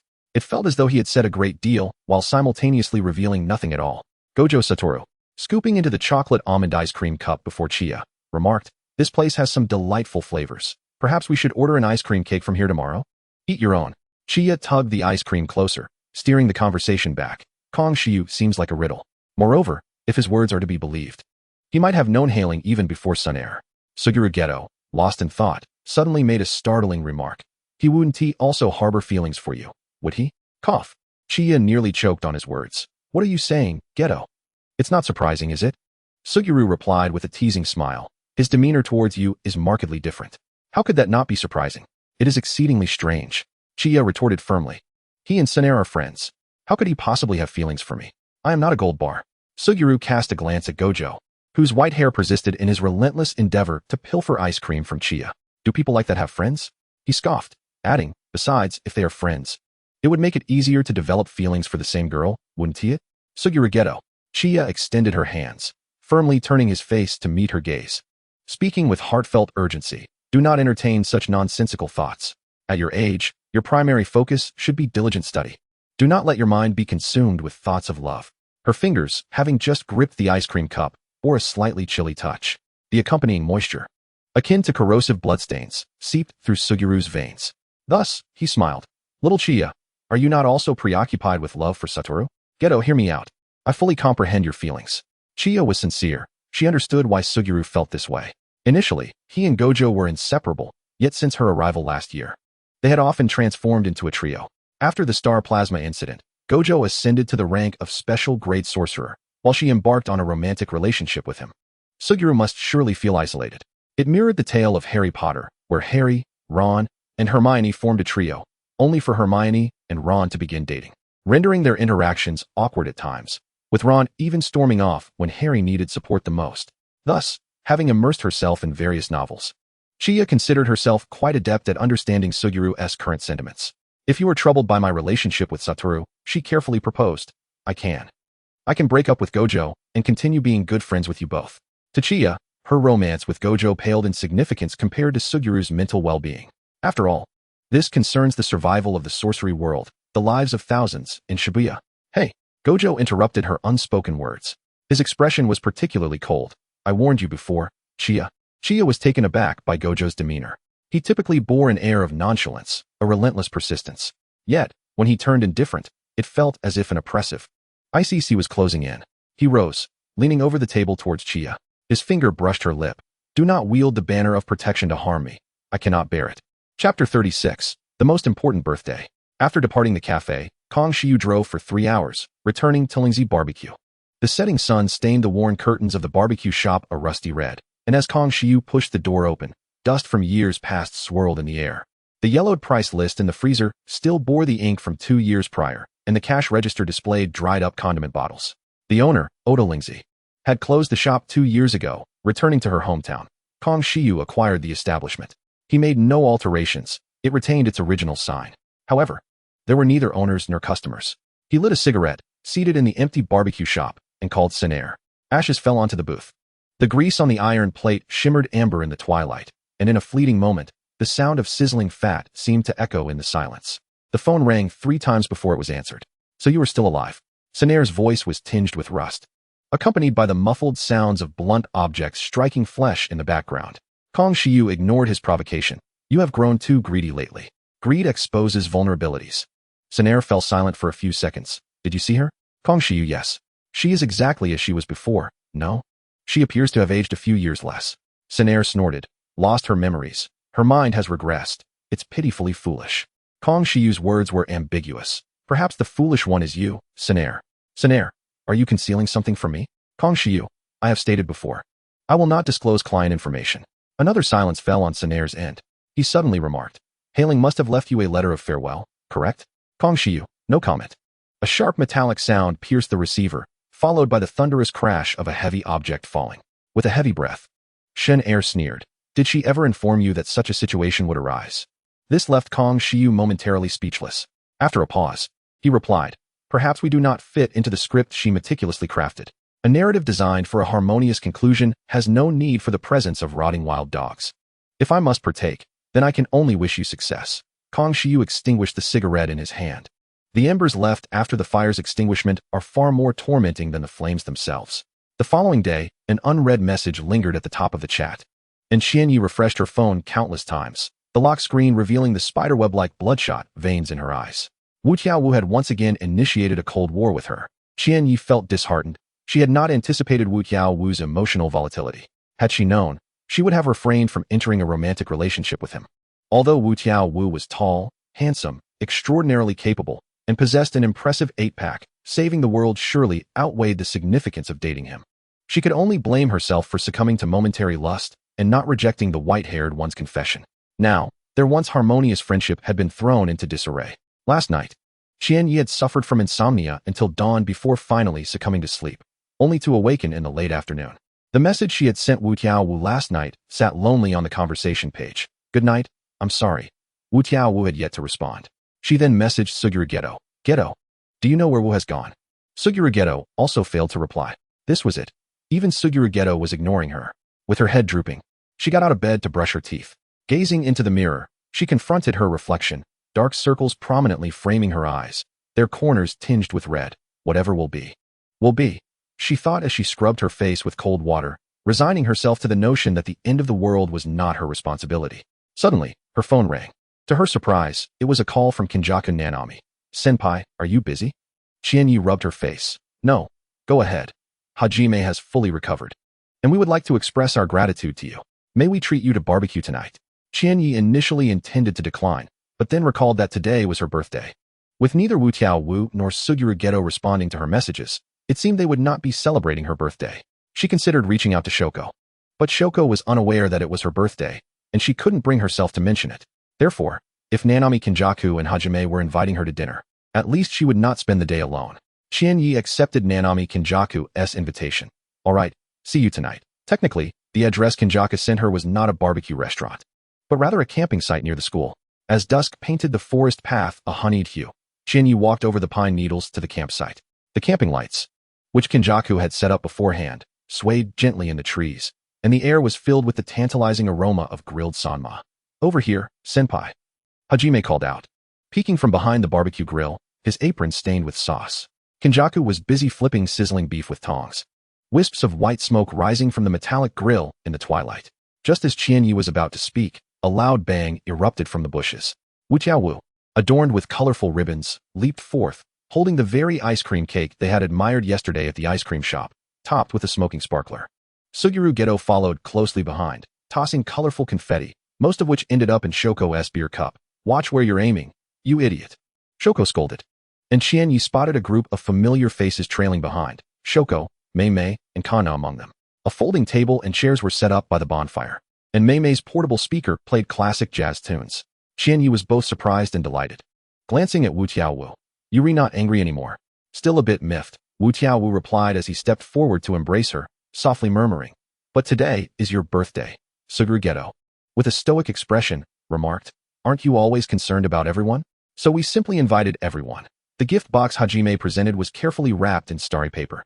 With a blue ribbon tied in a bow, it's a mini record player, he explained, his ears turning red. "Hajime said you might like this," though it was actually Hajime who liked it. Qianyi silently scoffed, yet accepted the gift with immense joy. Beneath the starry night, Nanami Kinjaku quietly rekindled the charcoal fire. Wu Tiaowu took Qianyi's hand and led her aside, gazing earnestly into her eyes. "You mustn't mention breaking up again. I will fulfill whatever you wish." She wrapped her arms around Wu Tiaowu. "I am sorry. I just want everyone to have a happy ending." Wu Tiaowu whispered softly, "With you by my side, I will have a happy ending." Qianyi closed her eyes, listening to the rustling of the evening breeze through the treetops, the crackling of the charcoal fire, and Shoko singing a slightly off-key birthday song. And then, she heard a distant voice, "Happy birthday. The appointed time is drawing near." Qianyi, her eyes snapped open. Her heart constricted as if bound by a silken thread. That voice belonged to Lord Tenjin. Chapter 37, The Designated Task. After her birthday, the relationship between Qianyi and Wu Tiaowu returned to its initial romantic state. She no longer dared to mention a breakup. Only a heartless person could bear to propose such a thing to the pitiful white-haired cat. She had no intention of being a heartbreaker. Yet, the mission to save the world remained imperative. Qianyi resolved to have another earnest discussion with Suguru Geto, hoping to find a way to enhance his mental well-being. Before she could accomplish this, however, she was summoned to the office by Yagaseko. Alongside her were Wu Tiaowu and Suguru Geto. Qianyi sensed impending trouble.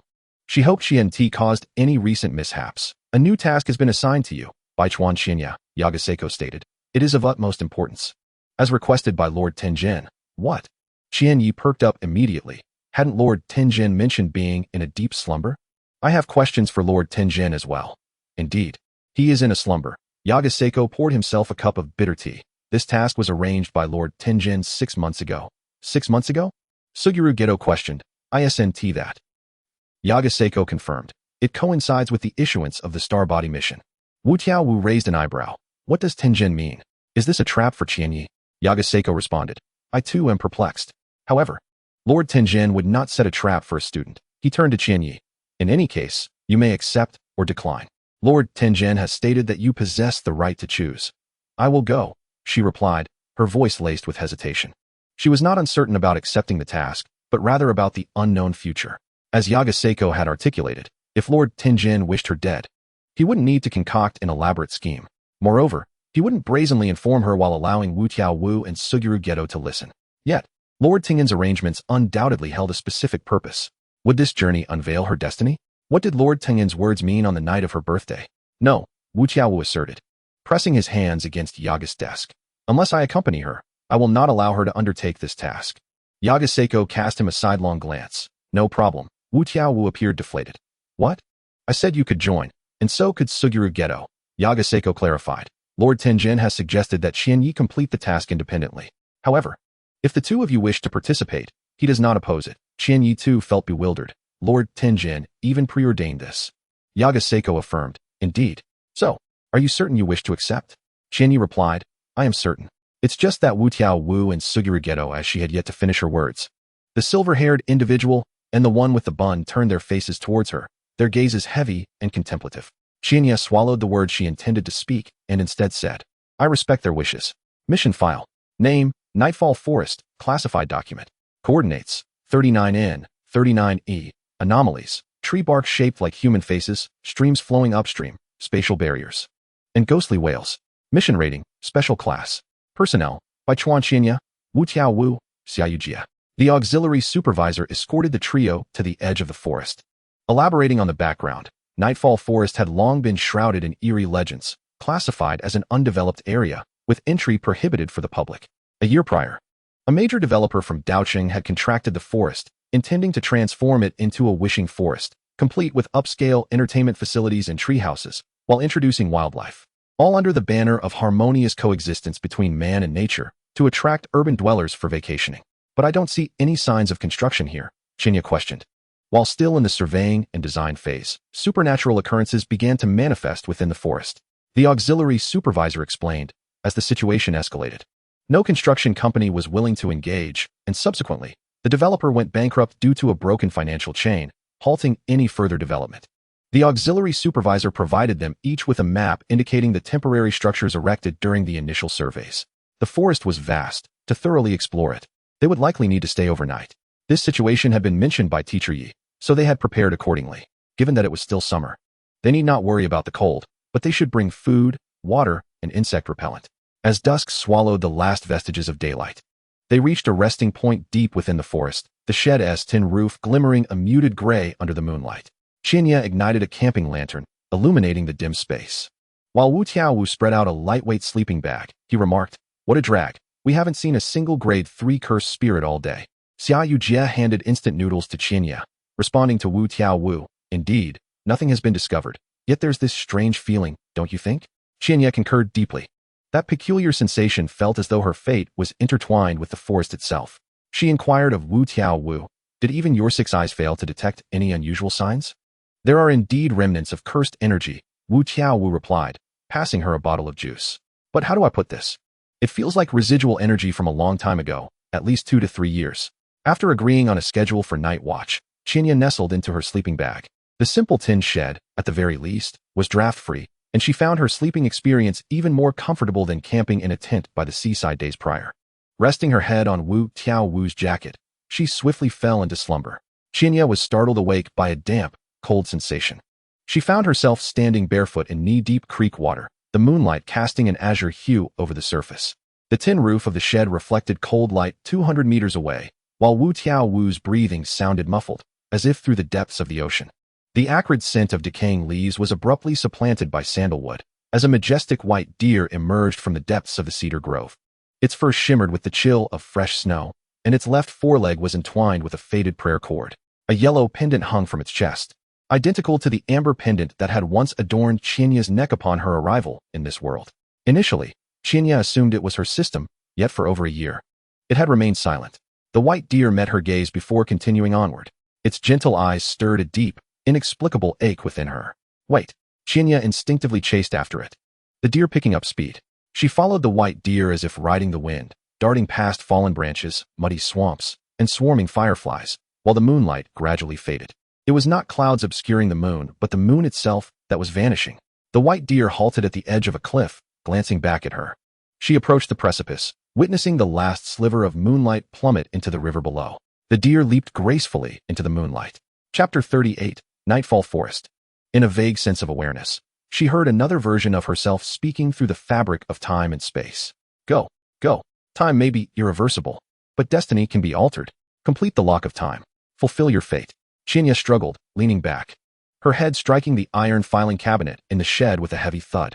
She fought her way back to consciousness, realizing there was no white deer beside her. Wu Tiaowu was asleep, and Xiaoyu Jie was on watch. Her shirt was soaked with cold sweat, clinging to her back, and the imprint of her palm burned intensely. She felt something clasped in her hand. Opening her palm revealed the amber pendant that should have been resting on her nightstand in the dormitory. The pendant radiated a golden light, and under her gaze, it seemed to meld with the imprint on her palm. Was this an illusion? Was the white deer merely a dream? Had the sudden appearance and disappearance of the amber pendant been a figment of her imagination? Wu Tiaowu's eyelashes fluttered suddenly. Before Chinya could wipe the cold sweat from her forehead, his cerulean eyes locked onto her tense shoulders. "Did you have a nightmare? Or was there a cursed spirit incursion?" His voice was still thick with sleep, yet his right hand was already forming the initial stance of Z. Xiaoyu Jie's cursed spirit silently climbed the beams, the shadows of the trees twisting slightly under the moonlight. It was precisely because they had discovered nothing that the forest aroused their suspicions even further. Shinya stared at her palm. "It feels like a dream, yet too real."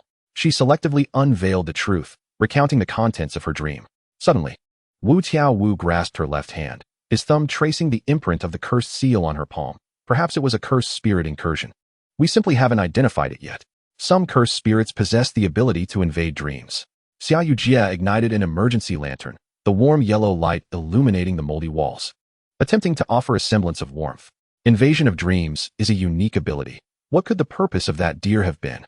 It couldn't possibly have been showing her around. I don't believe that deer was a cursed spirit. Qinya shook her head. It possessed an indescribable familiarity, as if it were a long-lost friend, though I can't recall who. It seems that Lord Tian Yuan's gift harbors significant secrets. Wu Tiaowu pushed his sunglasses atop his head. I despise secrets. Tian Yuan is not a villain. Qinya refuted. Don't call me naive. I can sense that her arrangements were made for my sake. This was not mere intuition. The deer felt like a subtle thread, transmitting signals between her and Tian Yuan. She looked earnestly at the two. I know I won't utter. It's too dangerous. You should leave, again. However, I must make you aware that this should have been my undertaking alone. You have been pulled into it. Wu Tiaowu extended his hand. Qinya thought he intended to stroke her hair and did not deliberately shy away, only to be met with a sharp flick to her forehead. That hurt. The moment of genuine emotion was abruptly interrupted, and she shot an irritated glare at Wu Tiaowu. You white-haired mutt, looking for trouble? Yes, trying to wake your brain up a bit. Wu Tiaowu laughed mischievously. You didn't think we were going to say something like, for the bonds of our comrades, we shall face peril together, did you? Qinya was taken aback. Was this not how the narrative was meant to unfold? Xiaoyu Jia cradled her head, blowing on the red mark left by Wu Tiaowu's flick. His words dripped with malice. Wu has always been quite the terrible fellow.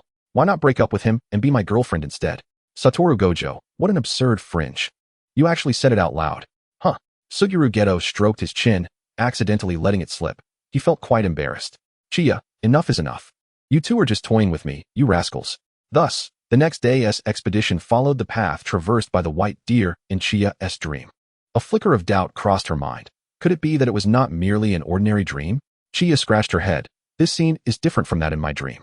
The general direction remained the same. The locations of the marsh, the stream, and the hillside were indistinguishable from her vision. However, the specifics, the stones, shrubs, and moss, differed vastly. Could it be that I studied the map too meticulously, causing its route to imprint itself in my dream? She pondered dubiously. Suguru Geto remained noncommittal. Let us observe a bit longer. Suddenly, Chia stepped on something elongated, nearly mistaking it for a bug. She picked it up for a closer look. It was a silver bracelet. Surprisingly, it showed no signs of rust. Chia examined it closely, noting, it resembles one of Swarovski's classic designs. She found herself at a loss for words. Were it an authentic piece from a Swarovski boutique, it would have long lost its luster and succumbed to rust in the forest soil. Yet, this bracelet shimmered brilliantly. Back in her senior year of high school, she had owned a similar rhinestone bracelet. Although Swarovski was not overly expensive, it was still a considerable indulgence for a student, especially since her mother was only generous when it came to enrolling her in various tutoring classes. Thus, she had secretly bought the bracelet on a second-hand platform with her pocket money of 200 yuan, the authenticity of which was questionable, yet it appeared identical to the genuine article and showed no signs of tarnish or lost stones. Eventually, one stone did fall out because she carelessly tossed it into the washing machine along with her clothes. The spot where it had lost a stone matched perfectly with the one she found now. Satoru Gojo inquired, "What's wrong?" Chia stood there, momentarily dazed, replying, "I don't know. I'm still uncertain." This uncertainty transformed into a signal. 2 hours later, they stumbled upon a gift bag within a cave, adorned with an image of a blue deer. The bag also bore a deer motif. Suguru Geto, surveying the surroundings, remarked, "Could it be related to the deer in Chia's dream?" "No. It has no connection," Chia answered stiffly in her mind, for it was a gift bag from Luckin Coffee. If her memory served her correctly, Luckin Coffee had only emerged in 2017, and it was currently 2007. She vaguely recalled how, when a phone had struck her head, she had flailed in pain, knocking over the Luckin gift bag placed on her bedside. Inside, there was nothing useful for her journey, only a planner. That day at noon, she had visited a comic convention with friends, bringing along the planner in hopes of acquiring more stickers or stamps. The coffee she had purchased on the way had been consumed, and the special edition coffee gift bag, cute and compact, was brought home along with the planner to rest on her bedside. Satoru Gojo opened the blue deer gift bag. There's a notebook in here. He was about to take a look. Is it a traveler's diary? Not at all. Chia's throat tightened as she quickly stepped forward to snatch the planner from his hands. This is my belonging, a token that proves I do not belong to this world. Chapter 39, Her Wish. A silence lingered for over a minute. Chia could no longer articulate anything further. She lowered her head. There are many things I've kept from you, but I cannot explain. I'm sorry. Oh, Satoru Gojo nodded, adopting a demeanor as casual as one commenting on the deliciousness of takoyaki. I see. Then there's no need for explanations. Chia's head shot up. Don't you find it strange? Who am I? Where do I come from? Why is it that I can find my belongings in Nightfall Forest? Of course, I'm curious. Suguru Geto interjected, but aren't we accompanying you on this investigation? He smiled. From your reaction, it seems you're quite surprised yourself, right? Even if you wanted to explain, you probably wouldn't have much to say. Chia, it feels like I've been both comforted and left in the dark. Where I come from and where I am going. I'm not inclined to delve into such profound philosophical questions. Suddenly, Satoru Gojo withdrew his hand from behind his back, announcing, tonight, we shall feast on roasted rabbit meat. Chia gazed at the bundle of brown fur still twitching in his grasp, feeling her composure shatter once more. Satoru, what are you doing? Annoyed, Satoru Gojo lamented, a forest adventure, catching rabbits to roast and eat. Isn't it a romantic endeavor? With a snap of his fingers, he added. I understand now. It's the rabbit's cuteness that's the issue, right? Chia, unable to bear the thought, retorted, what are you talking about? This is wildlife. It could carry parasites. Once again, she scolded him, reflecting on her poor attitude towards her boyfriend. You deserve it.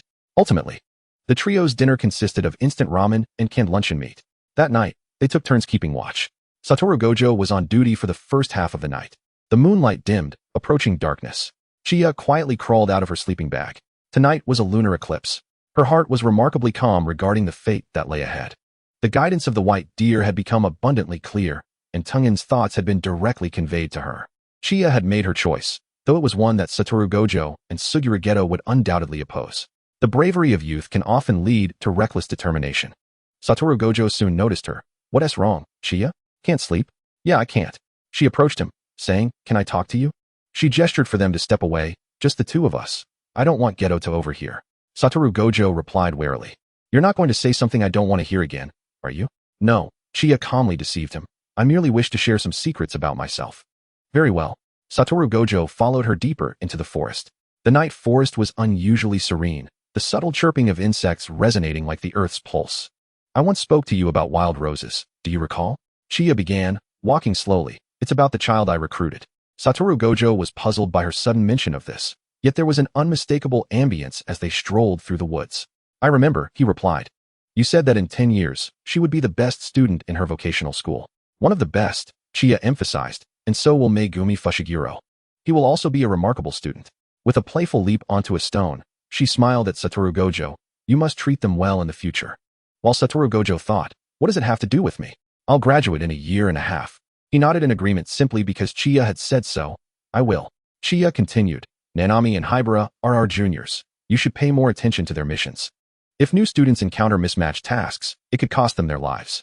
And Geto, Chia plucked a small yellow flower from the bushes and handed it to Satoru Gojo. You and Geto have many similarities, but also many differences. Friendships require care and maintenance. Satoru Gojo found Chia's words curious. Yet the yellow flower she gifted him made him smile as he carefully tucked the delicate bloom into his lapel. They walked a considerable distance until Chia spotted a cliff in the distance. The moon gradually vanished, leaving only the faintest arch of light. Let us stop here, Chia said. Halting her steps, I have one last thing to tell you. What do you wish to say? Satoru Gojo scratched his head. If you don't want to say it, that is fine too. I'm not in a rush to know. He lifted his gaze and surveyed his surroundings. Is there anything remarkable here? Here. She had once thought she was sufficiently composed, having rehearsed this scene in her mind dozens of times. Yet, when the moment arrived for her to act, she was met with a relentless wailing. This lamentation emanated from within her, from the very depths of her being. Trembling, she uttered the latter part of her statement. This is the place where I must bid you farewell. Satoru Gojo looked down in disbelief at his chest, where a luminous arrow had pierced just above his heart. Why? I'm sorry. The girl before him shed tears, managing to utter only those two words. I'm sorry. She turned and ran toward the precipice. The moon had vanished entirely, and beneath the heavens lay an abyss of darkness. Chia. A profound fear gripped Satoru Gojo. He could not ascertain Chia's intentions, but he was certain that if he did not act, he would lose her forever. Ignoring the arrow that pierced his chest, he endeavored to pursue her. The girl, as if anticipating his move, turned around. Her voice was more chilling than the moonless night. Night's lock. A swarm of shadows ensnared Satoru Gojo, rendering him immobile.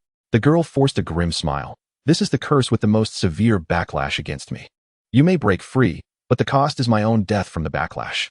Satoru Gojo dared not struggle further, helplessly watching as Chia advanced toward the cliff. What was she about to do? There was only one thing Chia intended to accomplish. She gazed down at the chasm, where the moon had fallen into the water, emanating a pearly glow. Taking a deep breath, she closed her eyes and leaped. Suddenly, a pale hand grasped her wrist. It was Suguru. At that moment, Chia's body was already suspended beneath the cliff. Suguru leaned over the edge, one hand firmly gripping her while the other clung desperately to the rocks. He did not question Chia about her motives for harming Satoru Gojo, nor did he inquire about her intentions. In a hoarse voice, he said, "Come up." He summoned the rainbow dragon cursed spirit, attempting to lift her. "No, Geto." Chia replied with a smile, "This is my destiny. I am not seeking death. This is to save myself." To save herself, while simultaneously rescuing this world. The threads of fate had been woven a millennium ago, hence she must journey back to that time. This was the guidance of the white deer, as well as the cryptic message from the heavens. Suguru held firmly onto her hand, refusing to relent. "Let go, Geto," she urged. "If you do not release me, I shall have no choice but to sever this arm." Suguru voice trembled. "Must it be this way? I have no other option," Chia declared. "Do not worry. I will return in 10 years. She was uncertain if she could indeed return, or at what point in time. Yet, if she could not return a decade hence, then it would be too late. Therefore, she could only make a promise even she could not guarantee to fulfill. With her other hand, she pried open Suguru fingers one by one, revealing a smile. "Geto, you must wait for me at Jujutsu High when the time comes. If I do not see you, I shall be sorrowful. 10 years is a long time." Suguru smiled as well. "If it must be this way, then take me with you." The rainbow dragon vanished, and Suguru loosened his grip on the rocks. He embraced Chia, and together they plummeted into the abyss. Then, at the moment they touched the water's surface, the girl in his arms vanished. Everything disappeared. Chapter 40, The Symphony of Destiny. 1 year later, Suguru was missing. In the office of the Night Stalker, Satoru Gojo was perusing Suguru's task dossier.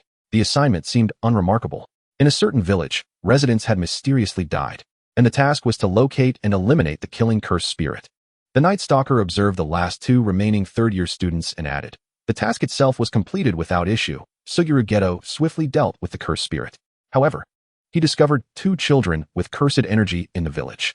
The villagers, in their ignorance, mistreated the 2 children, believing them to be the monsters responsible for the deaths. "Did Geto kill someone?"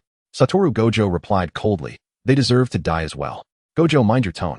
The Night Stalker reprimanded. "Suguru would not act as you do. He physically punished the main perpetrator of the children's abuse, and it is said that man may very well be left disabled." "So what?"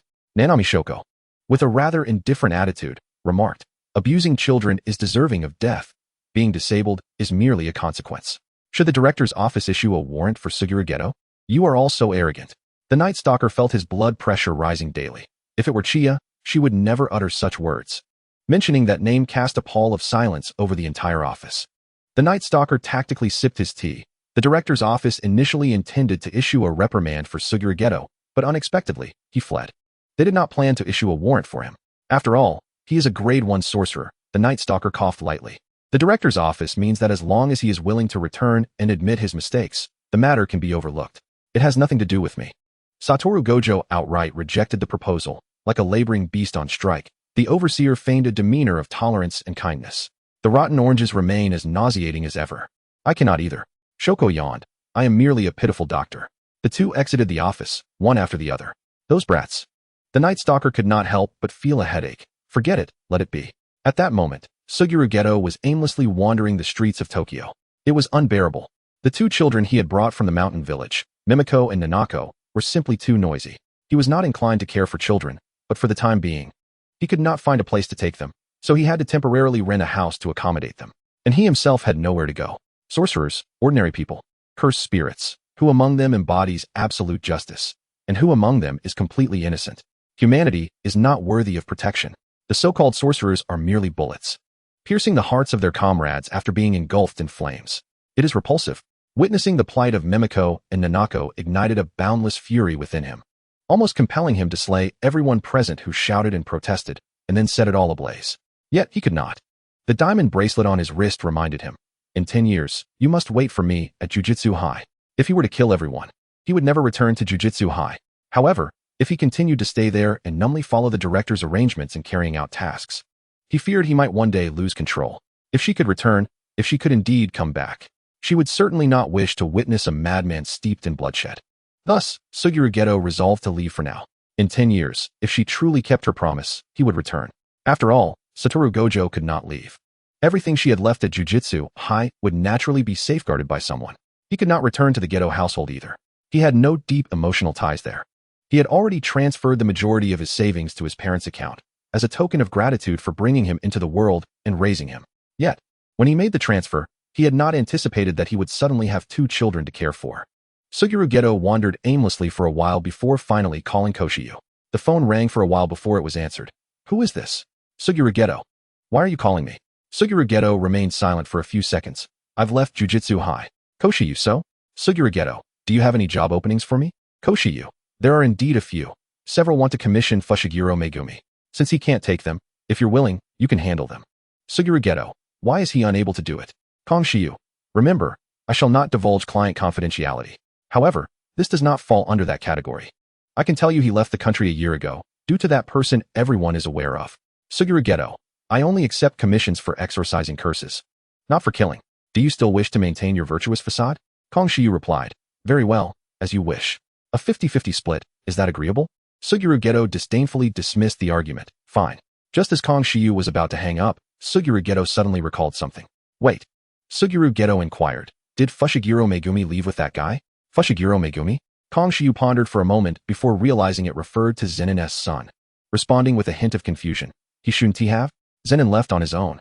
Suguru Geto, you just abandoned the child like that? Chia holds that child in high regard. On the other end of the line, Kongshiyu let out a derisive laugh. Not my concern. He is not her child. With that, he hung up the phone. Half a month later, Kongshiyu ultimately sent over the name of a boarding school. He rarely mocked his clients. I have a keen eye for people. I thought your tendency towards destruction wouldn't be lesser than Zenin's. It appears you've been domesticated into a house pet by her. This time, it was Suguru Geto who hung up first. Chime All-Day School is a small, integrated boarding institution. In terms of scale, location, ranking, student quality, and funding, this school is as ordinary as they come. Suguru Geto hesitated, pondering whether to inquire at the academic office, or if it sufficed to merely confirm that Fushiguro Megumi was alive. After all, Fushiguro Megumi is the child of Fushiguro Zenin. Had it not been for Chia's frequent mentions of Fushiguro Megumi and Wild Rose, Suguru Geto wouldn't have bothered with this trivial matter. He cautiously opened Chia's planner. It contained little text, mostly an array of stickers and stamps. Beneath one sea urchin sticker was inscribed the name Fushiguro Megumi. Then, he found himself face to face with a small child with a sea urchin hairstyle, who was carrying a backpack. The sea urchin-headed child stared at him for a long moment before deciding to walk around him. Suguru Geto called out, Fushiguro Megumi? The child ran faster. Naturally, he was quickly apprehended by Suguru Geto. The young Fushiguro Megumi, not appearing to be a good person, kicked and punched. Let me go. Suguru Geto easily subdued him and questioned. During school hours, how did you sneak out? None of your business. I'm just preemptively disciplining the students of Jujutsu High. The child ceased struggling, gazing at Suguru Geto. Are you a sorcerer? Do you know me? I know your father. My father has no friends, only enemies. Spare me the small talk. Suguru Geto felt this child was more troublesome than Mimiko and Nanako. I ask you, why aren't you attending school properly? Fushiguro Megumi realized that if the other party wished to kill him, it would be as easy as slicing through vegetables. So he settled down. No one paid this year's tuition, so I was expelled. Suguru Geto, how much? I'll pay it. Fushiguro Megumi could hardly believe that his irresponsible father had friends and could only conclude that the person before him was a pure-hearted individual. A good person is one who is willing to lend a helping hand. Meanwhile, he was merely a child in need of assistance. 1 year's tuition is 500,000. Fushiguro Megumi spoke without reservation. Also, I have an older sister named Tsumiki. She has been cursed. Can you help her? Although his father and Zenin's marriage lasted only a few months, Fushiguro Megumi maintained contact with Tsumiki. To him, Tsumiki was truly a wonderful sister. With a similarly irresponsible mother, Suguru Geto, he genuinely felt that sometimes being a villain was preferable. Chapter 41, 1,000 years ago. Heian period. A famous line from Dickens' A Tale of Two Cities states, it was the best of times, it was the worst of times. For Chia, the Heian period was not the best of times. In fact, it was quite a dreadful era. Chia had been in the Heian period for a year. She was unaware of her exact location, only knowing she was within a forest, which contained a shrine, and at the shrine was a priestess. She suspected this might be the Nightfall Forest from 1,000 years ago, but had yet to find the opportunity to investigate, because she was merely a flower in the shrine. Indeed, after plummeting off a cliff, She had somehow traversed back 1,000 years and had transformed into a flower. If there were a time travel system, she would undoubtedly unleash a torrent of curses. Hanami, you look quite spirited today. A white deer approached, carrying a watering can to nurture her. I've collected starlight, due for 7 days. I hope it aids in your swift recovery. The white deer bore an uncanny resemblance to the one in her dreams, except it did not emit light, yet could speak human language. You should be called Hanami. I have a name. My own name, she shouted. However, she knew it was futile, as she was merely a flower, and her words could only be heard by herself. Yet today was different. The white deer stared at her, astonished, as the watering can fell to the ground. Why you can talk? Chia, a deer questioning her ability to speak, was indeed a cold joke. Without waiting for her response, the white deer dashed toward the shrine's main hall. Priestess. Priestess. Hanami can talk. Before long, a woman clad in priestess garments approached her. So you can talk. She brushed against Chia's leaves, indicating that her soul's injury must have healed. In a few days, I will reconstruct your body. Chia. Throughout the past year, she had not truly met the priestess. It was the white deer that had taken care of her, relaying various accounts of the priestess. Now it seemed this priestess was quite knowledgeable. Chia had a bold conjecture. She inquired, Tenjin? The priestess responded with an affirmative hum. So it is you, Tenjin. Chia excitedly exclaimed. I followed your guidance, leapt off the cliff to this cursed place 1,000 years ago, and you turned me into a plant. The priestess Tenjin remained unperturbed. You came from 1,000 years later? No wonder your body was shattered in the temporal currents. You ought to be grateful to the deer king for saving your soul. Otherwise, you wouldn't even be capable of being a plant. Beside her, the white deer extended its grand antlers, eyes filled with tenderness. No need for thanks. I'm just glad I could save you. Chia was somewhat puzzled. You don't know who I am? The priestess Tenjin replied. I can sense a connection between you and another me. However, the Tenjin you know and I exist in different timelines, and I cannot foresee events 1,000 years into the future. Chia, that's a bit convoluted. Chia could roughly comprehend her meaning. The priestess before her was Tenjin from 1,000 years ago, capable of sensing the karmic bond between herself and Tenjin. Yet, she could not predict the future, nor could she empathize with her future self. Tenjin from 1,000 years ago was a powerful priestess, not a deity. Chia quietly lamented. How unfortunate. Had I known, I would have disregarded the Tenjin from 1,000 years later. Perhaps I could have thrived in that era as well. The priestess Tenjin countered. Was it the Tenjin you refer to that requested you to return to this time period? That was not the case. Chia replied honestly. In truth, Tenjin did not explicitly make a request. It's hard to describe. It was more of a feeling, or perhaps a mental suggestion. A sense that guided me to make the decision, as if it were destiny pulling the strings. The priestess, Tian Yuan, spoke with piercing clarity. Thus, it is a decision you have made, a destiny you have chosen. While this statement held a semblance of truth, before her journey across realms, Hai Qian Yi had been nothing more than an unremarkable high school graduate, having only recently celebrated her 18th birthday. The greatest trial of fate she had endured was the relentless grind of studying from 6 in the morning until 9 at night, culminating in the receipt of an acceptance letter from a 211 university. At that juncture, she believed that the 3 arduous years of preparation for the college entrance examination, resulting in a score of 600, constituted the most significant and challenging moment of her life. Indeed, high school was fraught with difficulties, yet at that time, her goals were clear, her path well-defined. With diligence, success was assured. Now, however, she faced a succession of even greater challenges. For adults, the true struggle lies not in striving for a defined objective, but in continuously making choices amidst the uncertainties of existence. After each decision, one must confront the unrelenting skepticism of the outside world and the turmoil within. Am I making the right choice? Should I persist? Is the road ahead one of promise, or a descent into despair? Should I turn back? Can I even turn back? Her spirits inevitably waned. The deer king nuzzled her stem with his damp nose, expressing concern. My lady, you need not utter such cold words. Huayu is still but a child. I am not Huayu. I am Hai Qianyi, she retorted, her voice tinged with defiance. Very well, Qianyi is still a child, the deer king replied kindly. She is no longer a child, Tian Yuan remarked coldly. Look at the village below. Many at her age are already marrying and bearing children. Tian Yuan had little desire to engage further with a mere flower pot. Swiftly turning away, the deer king lay beside the pot, comforting Qianyi. The priestess may appear aloof, but her heart is warm. She will assist you, do not fear. Curiosity piqued, Qianyi inquired, why are you called Deer King? Is it because you reign over the herd? Essentially, the Deer King replied with a snort, possibly amused. However, I have not returned to my herd for quite some time, as I have been following the priestess in her training. Qian Yi's curiosity deepened. Will you become a human one day? She envisioned the deer king transformed into a gentle and kind beauty, despite his apparent stag form. The deer king responded, yes, after further cultivation. It will be easier to care for little Qian then. Qian Yi pouted, you've given me a nickname again. Because little Qian is exceedingly adorable, the deer king said, his eyes shimmering with moisture, his long lashes brushing against Qian Yi's petals. I apologize for naming you without your consent. Since you reside within the vitality flower, I called you Huayu, but now I know your true name. Let us coexist harmoniously from now on, little Qian. You are quite adorable as well, dear king, Qian Yi murmured, wishing to snuggle against the beautiful, gentle white stag. Softly adding, you are far easier to get along with than Tian Yuan. Chapter 42. The time to become human has finally arrived. 10 days later. Priestess Tian Yuan relocated Qian Yi to a side hall of the shrine. Can I become human now? The flower pot-bound Qian Yi asked a rather foolish question. What will you use to create my body? Will it be like Neza's? If so, will I still be considered human, or will I be deemed a flower spirit? Neza, after being reconstituted, gained magical powers. What of her? After all, transforming from a flower and then reconstructing a body sounded quite fantastical.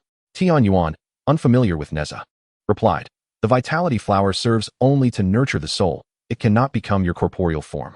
She unveiled a piece of silk cloth covering the ground. This thunderstruck which shall be your body. As the silk brushed against the wood, Qian Yi heard an ancient sigh resonating from within its grain. The intertwined growth rings began to glow, akin to fireflies awakened by the moonlight. Qian Yi expressed her confusion. Am I to become a wooden figure? This is hardly even a properly shaped piece of wood.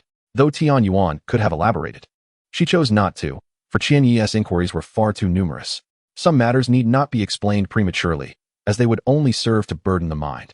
Adopting a stern demeanor, Tian Yuan warned, this thunderstruck wood is exceedingly precious. Should you continue to ask questions, I may deny you its use. I shall not inquire further. Qian Yi wisely closed her mouth. Holding her breath, Tian Yuan's nail pierced the leaf of the vitality flower, tearing away the blooming petals. The moment the petals melted into the trunk, Qian Yi felt her soul being extracted from its corporeal vessel. Agonizing pain surged through her limbs and bones as her consciousness detached from the vitality flower, revealing her physical form lying below, a piece of glowing wood. The priestess's robe billowed in the wind. As the thunder split the clouds, she beheld the thunderstruck wood transforming into floating golden light within the incantation's framework.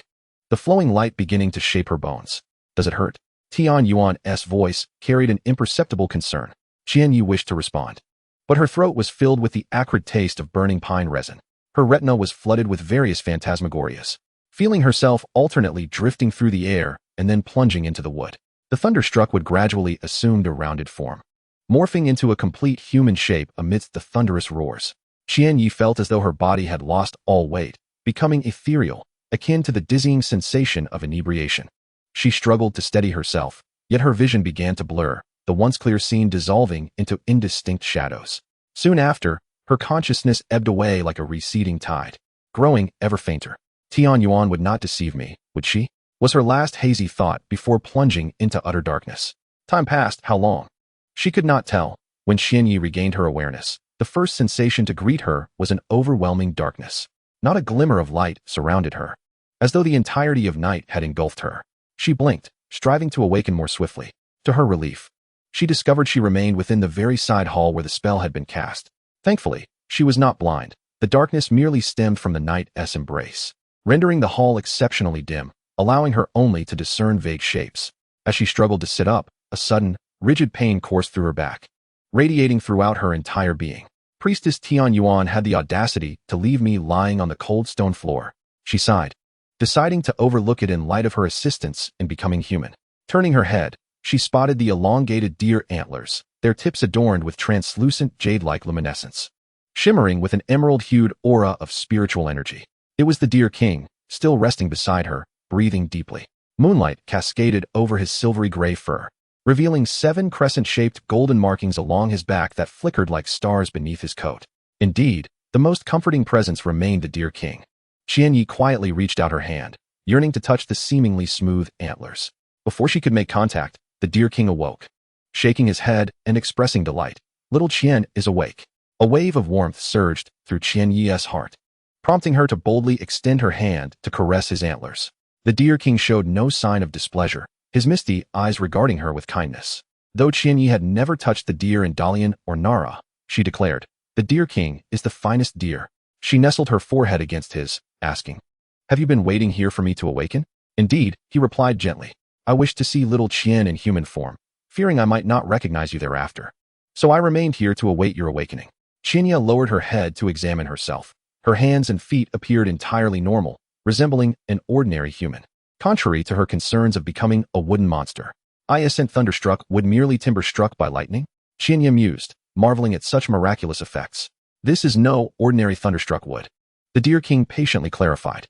"This is praying wood, which requires over 500 years of growth and must endure 49 lightning strikes before it can be used to forge your body." Qianya felt both astonished and flustered. That certainly makes it quite precious.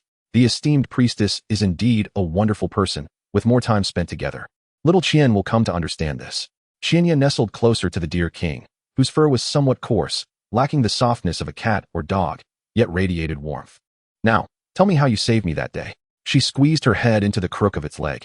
Noticing that the Deer King bore no scent of wild animals, but rather an aroma reminiscent of fresh grass. The Deer King sighed and replied, "I have already recounted this. There was no saving involved. I merely picked you up by chance." Do tell. I wish to hear." With no other option, the Deer King recounted the events of that night once more.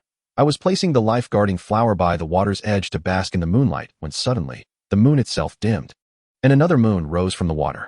Curious, I approached to see what was happening, and the moon that rose transformed into streams of light. As the light brushed against my antlers, I sensed a soul, one that was fading away." The Deer King rested its head upon its forelegs, its long eyelashes fluttered. "I had no time to ponder and caught you with the life-guarding flower. I initially thought the priestess might be angered, as she had nurtured it for so long, and it must possess great value. Yet, she uttered not a single word of reproach." The Deer King's voice was akin to a gentle lullaby, and Qianya soon drifted off to sleep upon its belly. The Deer King softly concluded the tale of that night. "The priestess said that encountering you had already fulfilled the flower's purpose." Chapter 43. The plan to eliminate the cursed spirit. The priestess, deemed cold of face but warm of heart by the Deer King, graciously provided a dwelling for Qianya the following day. When Qianya lamented her night spent sprawled upon the tiled floor, Priestess Tianyuan remained expressionless. "I am not a caretaker. I have my own concerns regarding your basic needs." Consequently, Qianya independently discovered a small room within the shrine that contained a bed and, upon receiving the priestess's consent, made it her own. Thus began her training under Priestess Tianyuan. The priestess was indeed formidable. Even a millennium prior, her prowess was not only on par with Gojo Satoru, but her wealth of knowledge and teaching ability was unparalleled. No instructor could be found within the entire academy to match her.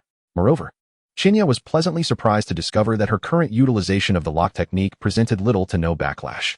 "Your original physical constitution was too frail to withstand powerful techniques," Tianyuan instructed. "The body you possess now is imbued with natural power, rendering it far purer." Qianya pinched her arm, the texture of her skin and the bluish veins beneath signifying that she was entirely human. "How could a piece of wood become my human form?" Qianya inquired. "And how does it revert to my original appearance automatically?" In truth, she mused, if given the choice, she would prefer this wooden form to manifest as a stunning beauty, perhaps resembling Louis Fei. Priestess Tianyuan cast a fleeting glance at her, one that bore a certain disdainful incredulity. Yet, she addressed Qianya's query. "The body is merely the manifestation of the soul. The essence of praying wood is a form of energy, with wood serving as its vessel. When your soul enters the praying wood, it becomes imprinted with your essence, rewriting its very nature." "Oh," Qianya said, her understanding still somewhat elusive.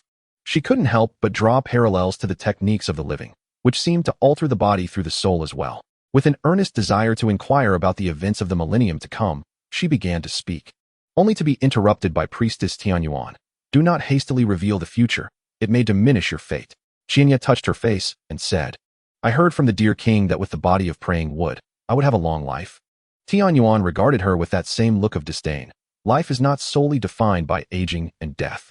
Qianya, still unwilling to yield, rephrased her question. "If, hypothetically, I were to create a story where a 1,000-year-old super demon, exceedingly malevolent and responsible for countless deaths, existed, could I traverse back in time to vanquish him?" Initially reluctant to answer, Priestess Tianyuan recognized the fervor in Qianya's gaze. Failing to clarify might compel her to gamble with her own fate. "No," Tianyuan replied firmly. "A millennium is far too long. If, as you claim, he had a significant impact on the world 1,000 years hence, then eradicating him a millennium prior may precipitate the collapse of the future. After conversing with Tianyuan, Xianya sat despondently amidst the forest. The Deer King licked her hand, the damp sensation prompting tears to flow from her eyes. She had once believed her purpose in arriving a millennium prior was to slay the dual-faced cursed spirit. Yet, Priestess Tianyuan had dismissed that notion. Then what am I here for? To shoot Gojo Satoru? To drive Suguru Geto to the edge? To invite my own suffering? Don't cry. Little Chien, the Deer King consoled. There is always a solution to every dilemma. Xianya hugged her knees tightly, curling into a ball, her voice resembling that of a homeless wanderer. I feel so despondent, Deer King. It seems I have made the wrong choice. The Deer King lay beside her, gently encouraging. Little Chien, what mindset did you possess when making your choice? Xianya opened her palm to reveal the bellflower mark. I thought I could save myself. That I could save everyone. I believed I was resolute, yet I was utterly foolish. So, Little Chien, when you made your choice, it was with a heart full of love and hope, and a determination to serve, the Deer King replied. Its eyes, dark yet luminous, resembled refracted crystals. Such a choice cannot be wrong, Little Chien. Overwhelmed, Xianya clutched its antlers and wept profusely. As the evening glow filled the sky, having cried her heart out, Xianya recounted the story she had shared with Priestess Tianyuan to the Deer King. The priestess was right. Noticing the tears welling in Xianya's eyes once more, the Deer King quickly interjected. While you cannot kill him now, there are alternative methods. For instance, we could seek him out in advance and impart the virtues of truth, goodness, and beauty, guiding him to become a less malevolent spirit. Xianya, taken aback, gazed at the Deer King as if beholding a rare white lotus flower, one that was commendable. Is it possible that, despite its age, the Deer King still harbors such whimsical notions? After all, if it weren't for its innocence and kindness, it wouldn't have used the precious life-guarding flower to rescue her, a lost soul. Though Xianya held little faith that the dual-faced cursed spirit could be reformed into a being of virtue, the Deer King's words sparked a flicker of inspiration within her. Gently caressing the Deer King's jade-like antlers, she ventured a whimsical request. Deer King. Mistaking her somber demeanor for lingering sadness, the Deer King lowered its head and nudged her forehead with its nose. I am here, Little Chien. I have an idea. Though it's merely a passing thought, should you disagree, consider it unspoken. Xianya, revealing her intentions, stroked its smooth, lustrous fur. May I ride on you? The Deer King responded with a playful snort. He lifted his head, looking at her as one would at an oblivious child, and solemnly remarked, Xiao Qian, it is quite impolite to make such demands. I was wrong. Xianya immediately raised her hands in surrender, terrified that the Deer King might take offense. I did not mean to offend. I promise I won't say it again. The Deer King, reluctant to reprimand her, sought to clarify the matter. I am a spirit beast. The world knows little of spirit beasts. Some perceive me as a cursed spirit, while others regard me as a phantom. Fortunately, I encountered the Lady Shaman, allowing me to follow her in my cultivation. However, to some curse masters, spirit beasts are merely livestock. They covet the abilities of spirit beasts, seeking to subjugate them as their servants. The Deer King sighed. A mount is one such example. I'm sorry, I was wrong. Xianyi fervently apologized. I swear I never thought that. In my heart, the Deer King is my dearest friend. If I lie, let the heavens strike me down. All right. The Deer King gently nudged her head. Do not make oaths lightly, Xiao Qian. Oaths hold power, and you cannot foresee all circumstances. I am sincere. Xianyi insisted on her vow, not wanting her careless words to create any rift in the Deer King's heart. In all of time and space, the Deer King was the gentlest being she had ever encountered. Though he was not human, that mattered not. She swore, the worst I can imagine is that the Deer King might one day take my life. Even if that day comes, I would only retaliate. I would never wish to enslave the Deer King. The Deer King's long lashes fluttered, and sensing moisture in his eyes, he blinked, transforming them into a clear lake. Then I swear as well, he whispered, I will forever protect Xiao Qian. Chapter 44, Resetting the Plan. After exchanging vows, Qian Yi and the Deer King joyfully busied themselves throughout the night. The Deer King helped her collect shimmering shells, crafted beautiful adornments, and even built her a small wooden house. The Deer King was like a fairy godmother. When spring arrived, mushrooms would abound in the mountains, and he promised to take Xiao Qian to gather them. While using his spirit power to construct the house, he shared plans for their future adventures. There will be plenty of bamboo shoots, and across the river, there are apple trees. Tomorrow, we shall dig one up, and Xiao Qian will have an abundance of apples to enjoy. Qian Yi cautiously said, Dear King, there's something else I wish to say, though I fear it may be offensive. No worries, the Deer King replied with grace. If it is indeed offensive, I will point it out, and you need not mention it again. Thus, Qian Yi spoke candidly, I wish to eat meat. That is not offensive at all, the Deer King chuckled. I do not consider ordinary animals as my kin. Although I do not eat meat, if you desire it, I can help you catch some rabbits. When the morning star rose, Qianyi nestled beside the Deer King for sleep. The day's exertions had worn her out, and she quickly succumbed to slumber. It seemed no time had passed when the Deer King gently nudged her, whispering, Xiao Qian, Xiao Qian. Sleepily, she responded, Do you truly wish to ride? The Deer King's voice was conspiratorial. If you really want, I can let you ride for a while, but you must not speak of it to anyone. Qianyi sat up in disbelief, and the Deer King, feeling slightly embarrassed under her gaze, added, especially not to the lady shaman. It would be quite shameful for me. Qianyi squealed with delight, throwing her arms around the Deer King's neck and nuzzling him. How can you be so kind to me? The Deer King remained seated, his demeanor warm and indulgent. You said it yourself, we are the best of friends. In the end, Qianyi did nothing.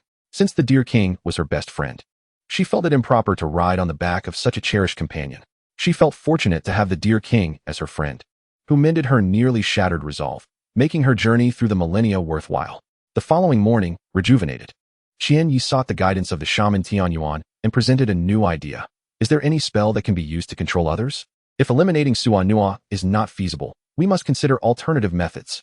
The shaman Tianyuan inquired, What do you mean? Qianyi elaborated, for instance, casting a curse upon him, so that if he disobeys my command, he would perish. Are you referring to the curse techniques found in stories? Such methods do not exist. Then what if we bind our fates together, so if he dares to harm me, he would die? Qianyi persisted. The shaman Tianyuan responded sternly, That is a curse, not a righteous path. Finally, Qianyi felt a glimmer of hope. So, you are saying there truly is a way? You need not pursue this, the shaman Tianyuan said, her expression complex as she regarded her. You are merely an outsider. This statement carried many implications, yet both chose not to confront it directly. Indeed, there is no need. But what of the Lady Tianyuan, trapped in the Star Palace for a millennium, maintaining the barrier day after day? Was that truly necessary? Thus, Qianyi looked at the shaman Tianyuan with a radiant smile. Necessity is determined solely by the individual involved. Please, Lady Shaman, teach me. The cherry blossoms bloomed and fell. 6 months passed, and mushrooms and bamboo shoots sprouted, while the newly planted apple trees had yet to bear fruit. Qianyi resolved to leave the shrine. She had learned all that the shaman Tianyuan could impart. Beyond this, she could not grasp more. The innate talent of a curse master has its limits. Even if she still fell short of the true strongest, her current abilities placed her among the elite. For this, she felt content. To reiterate, the teaching prowess of shaman Tianyuan far surpassed that of the highest academies. A good teacher indeed accelerates a student's learning.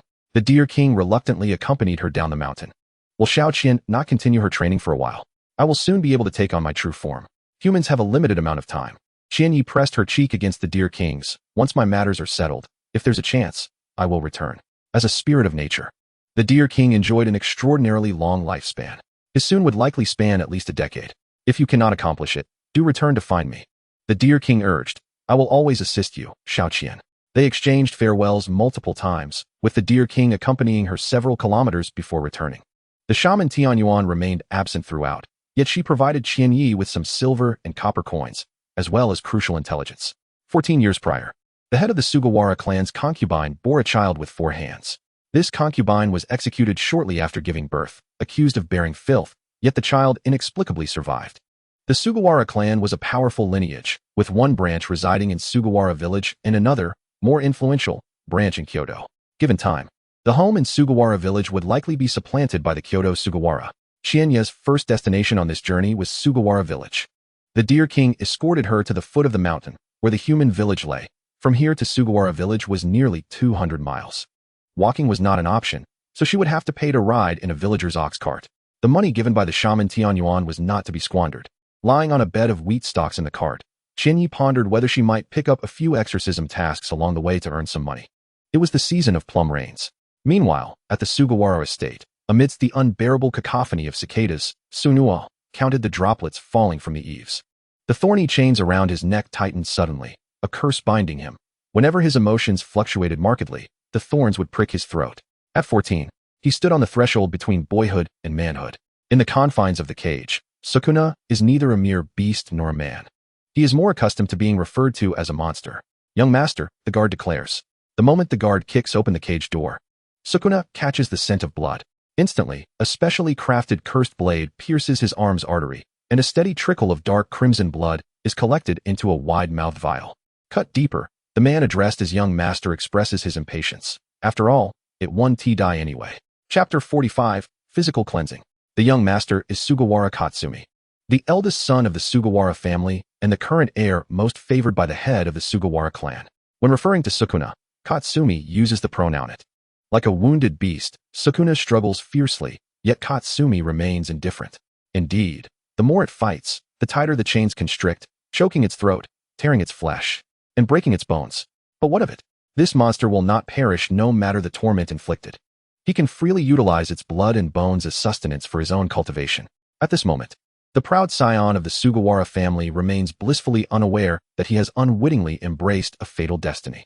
In the dead of night, the blood-soaked monster within the cage has silently healed, and the guards did not manage to utter a sound before meeting their demise.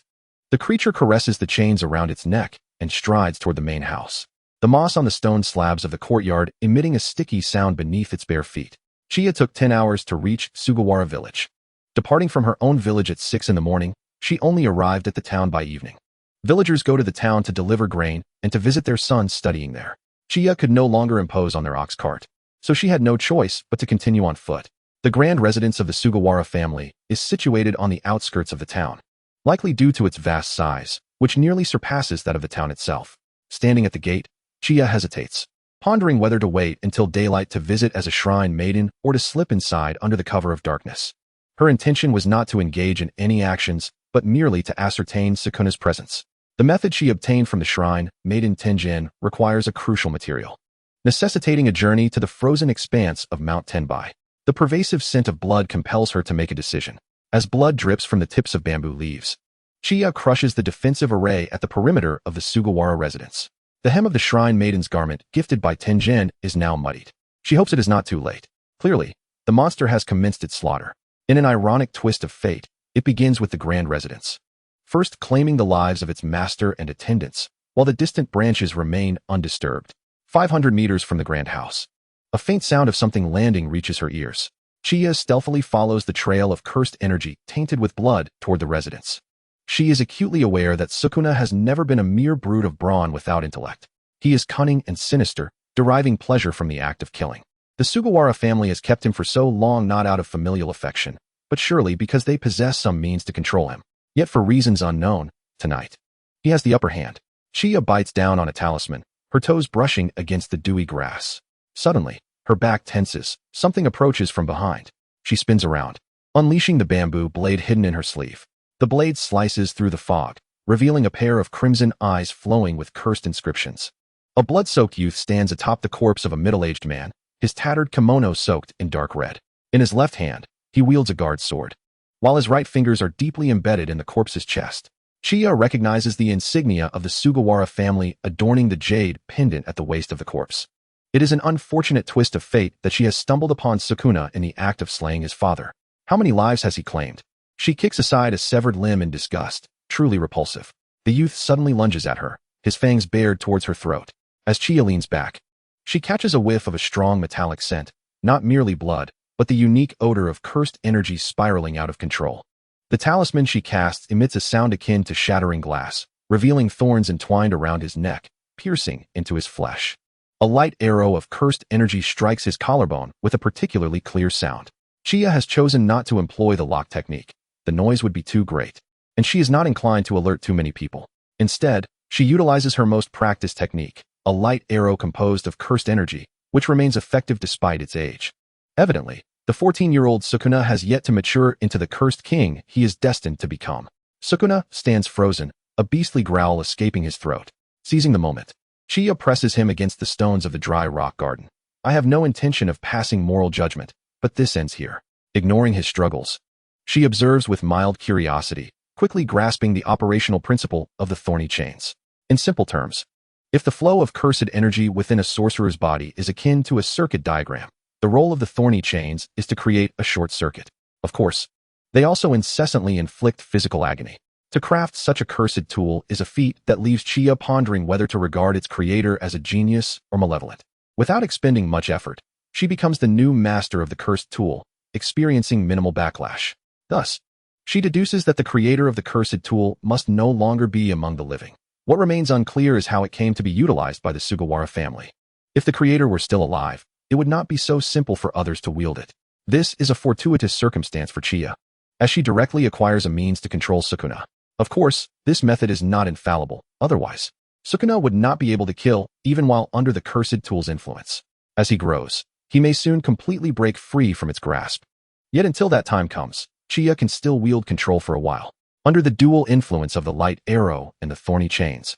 Sukuna finds himself utterly incapable of resisting this shrine maiden, compelled to follow her lead. Chie utilizes her cursed energy to mask their presence, ensuring the guards and attendants within the residence remain undisturbed. If the head of the Sugawara family deserves his fate, there are surely some innocents among the oppressed at the lower echelons of the residence. She drags Sukuna back to the edge of the surrounding wall, where the moonlight pierces through the thick fog, illuminating a foul-smelling dry well nearby. Leaning in to peer down, she observes a corpse clad in the hunting attire of the Sugawara heir, a broken blade embedded in its chest. 6. Sukuna suddenly chuckles, his four hands forming a grotesque visage, responding to the question Chie had posed at the beginning. Do you wish to be the seventh? Chie tightens the thorny chains with determination. If you wish to live, keep your mouth shut. There is no longer any place for them in Sugawara village. By morning, the gruesome fates of those individuals will quickly be discovered, leading to inevitable chaos.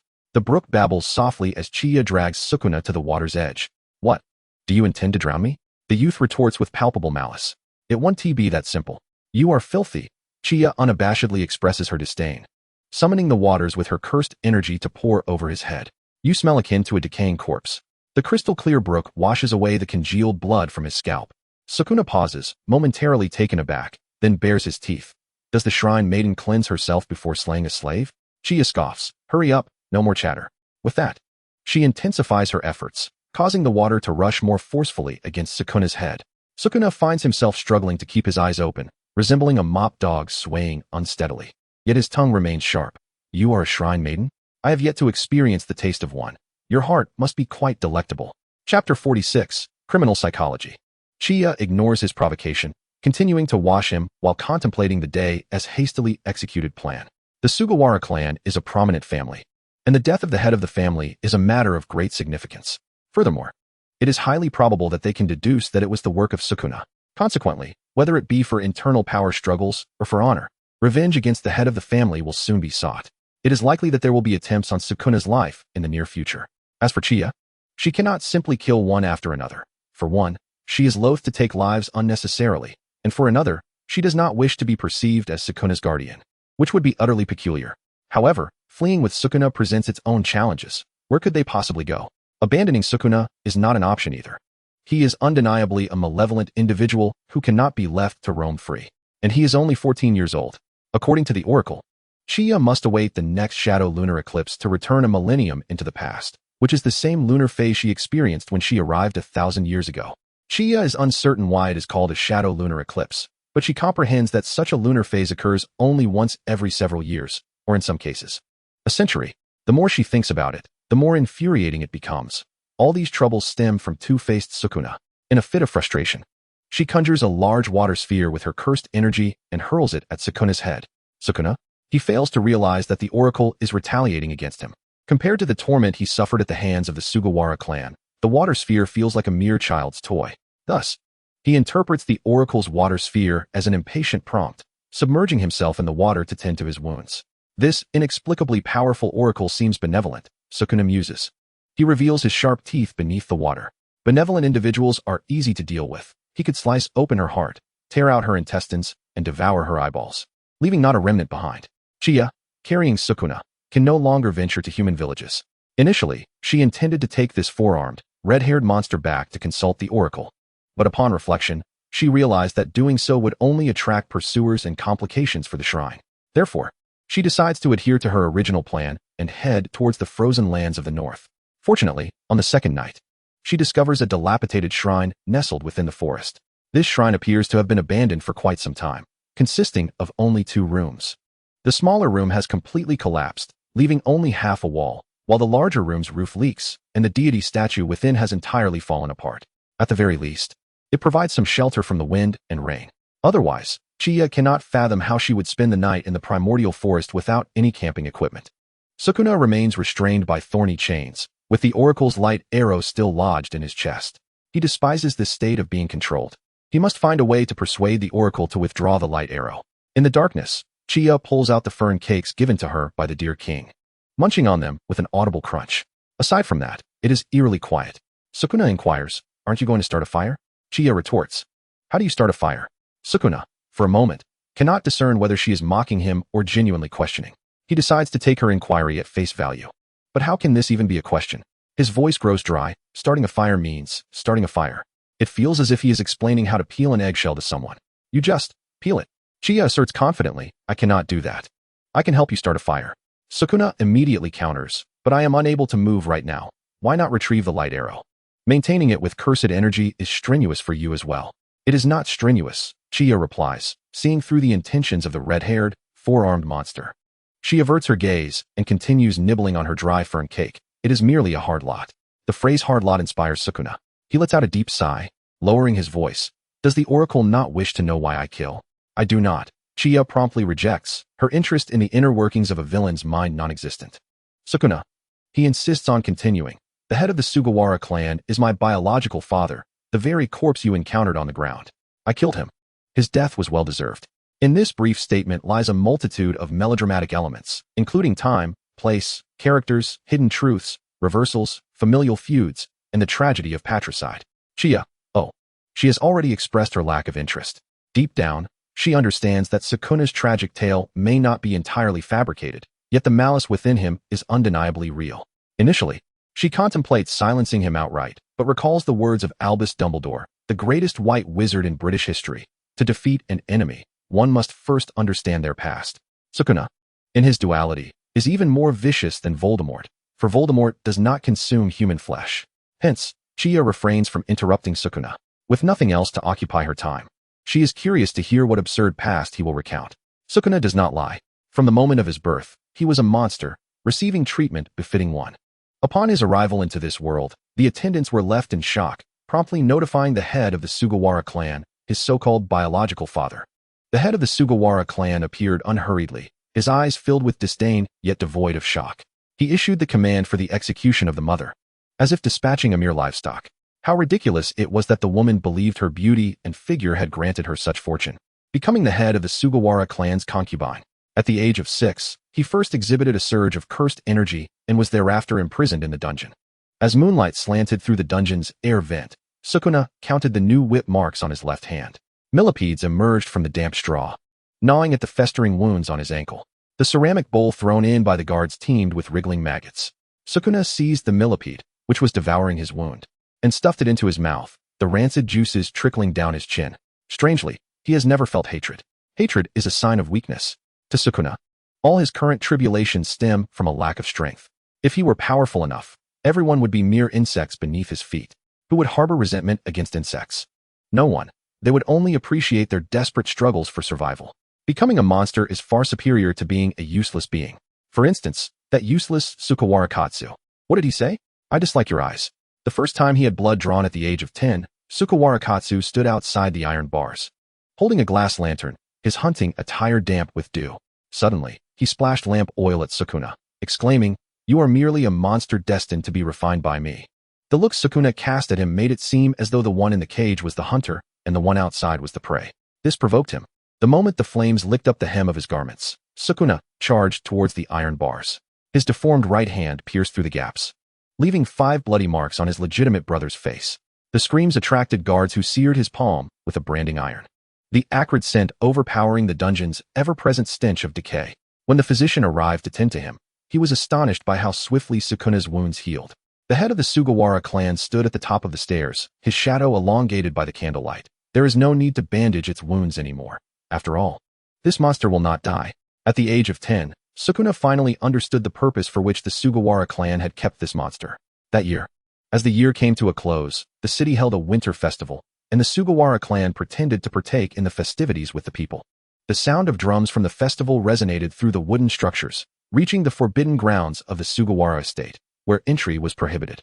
Sukuna found himself suspended upside down in the center of a cursed formation. 9 cursed chains pierced his flesh and bone, their ends connected to a clay pot adorned with talismans, from which sounds of scratching nails and erratic heartbeats emanated. Sukuna had never had the opportunity to delve into the knowledge of curse masters, yet he seemed to instinctively understand what it was. It was an object crafted from a living being imbued with cursed energy. The resentments within clawed at one another, struggling, ultimately transforming into a vile cursed spirit. Mr. Kiryu, let us begin. As the head of the household's words faded, the hooded curse master directed the guards to pry open the first ceramic jar. The excruciating pain from the cursed spirit burrowing into his wound made Sukuna tremble involuntarily, droplets of blood falling onto the formation, igniting a bluish glow. He beheld the incantations surging beneath his skin, akin to venomous serpents laying eggs within his veins. Truly, he was a natural-born curse. The curse master, Kiryu, rotated his prayer beads, his ashen gray eyes ablaze with a frenzied light. It would undoubtedly become the most formidable entity in existence. As the cursed spirit from the ninth jar penetrated his eyeball, Sukuna's anguished roar shattered the candleholder of the formation.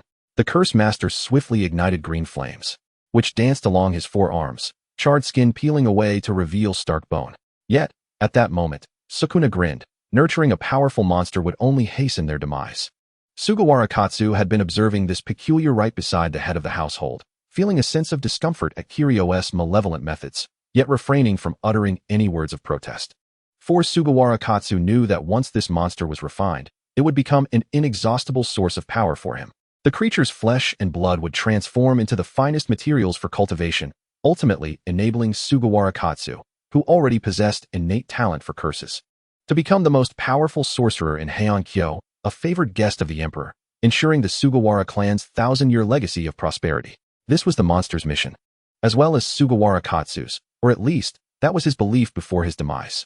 At the tender age of 14, Sukuna, after enduring repeated blood extractions by Sugawara Katsu, finally took the life of his blood-related father and brother on a rainy night.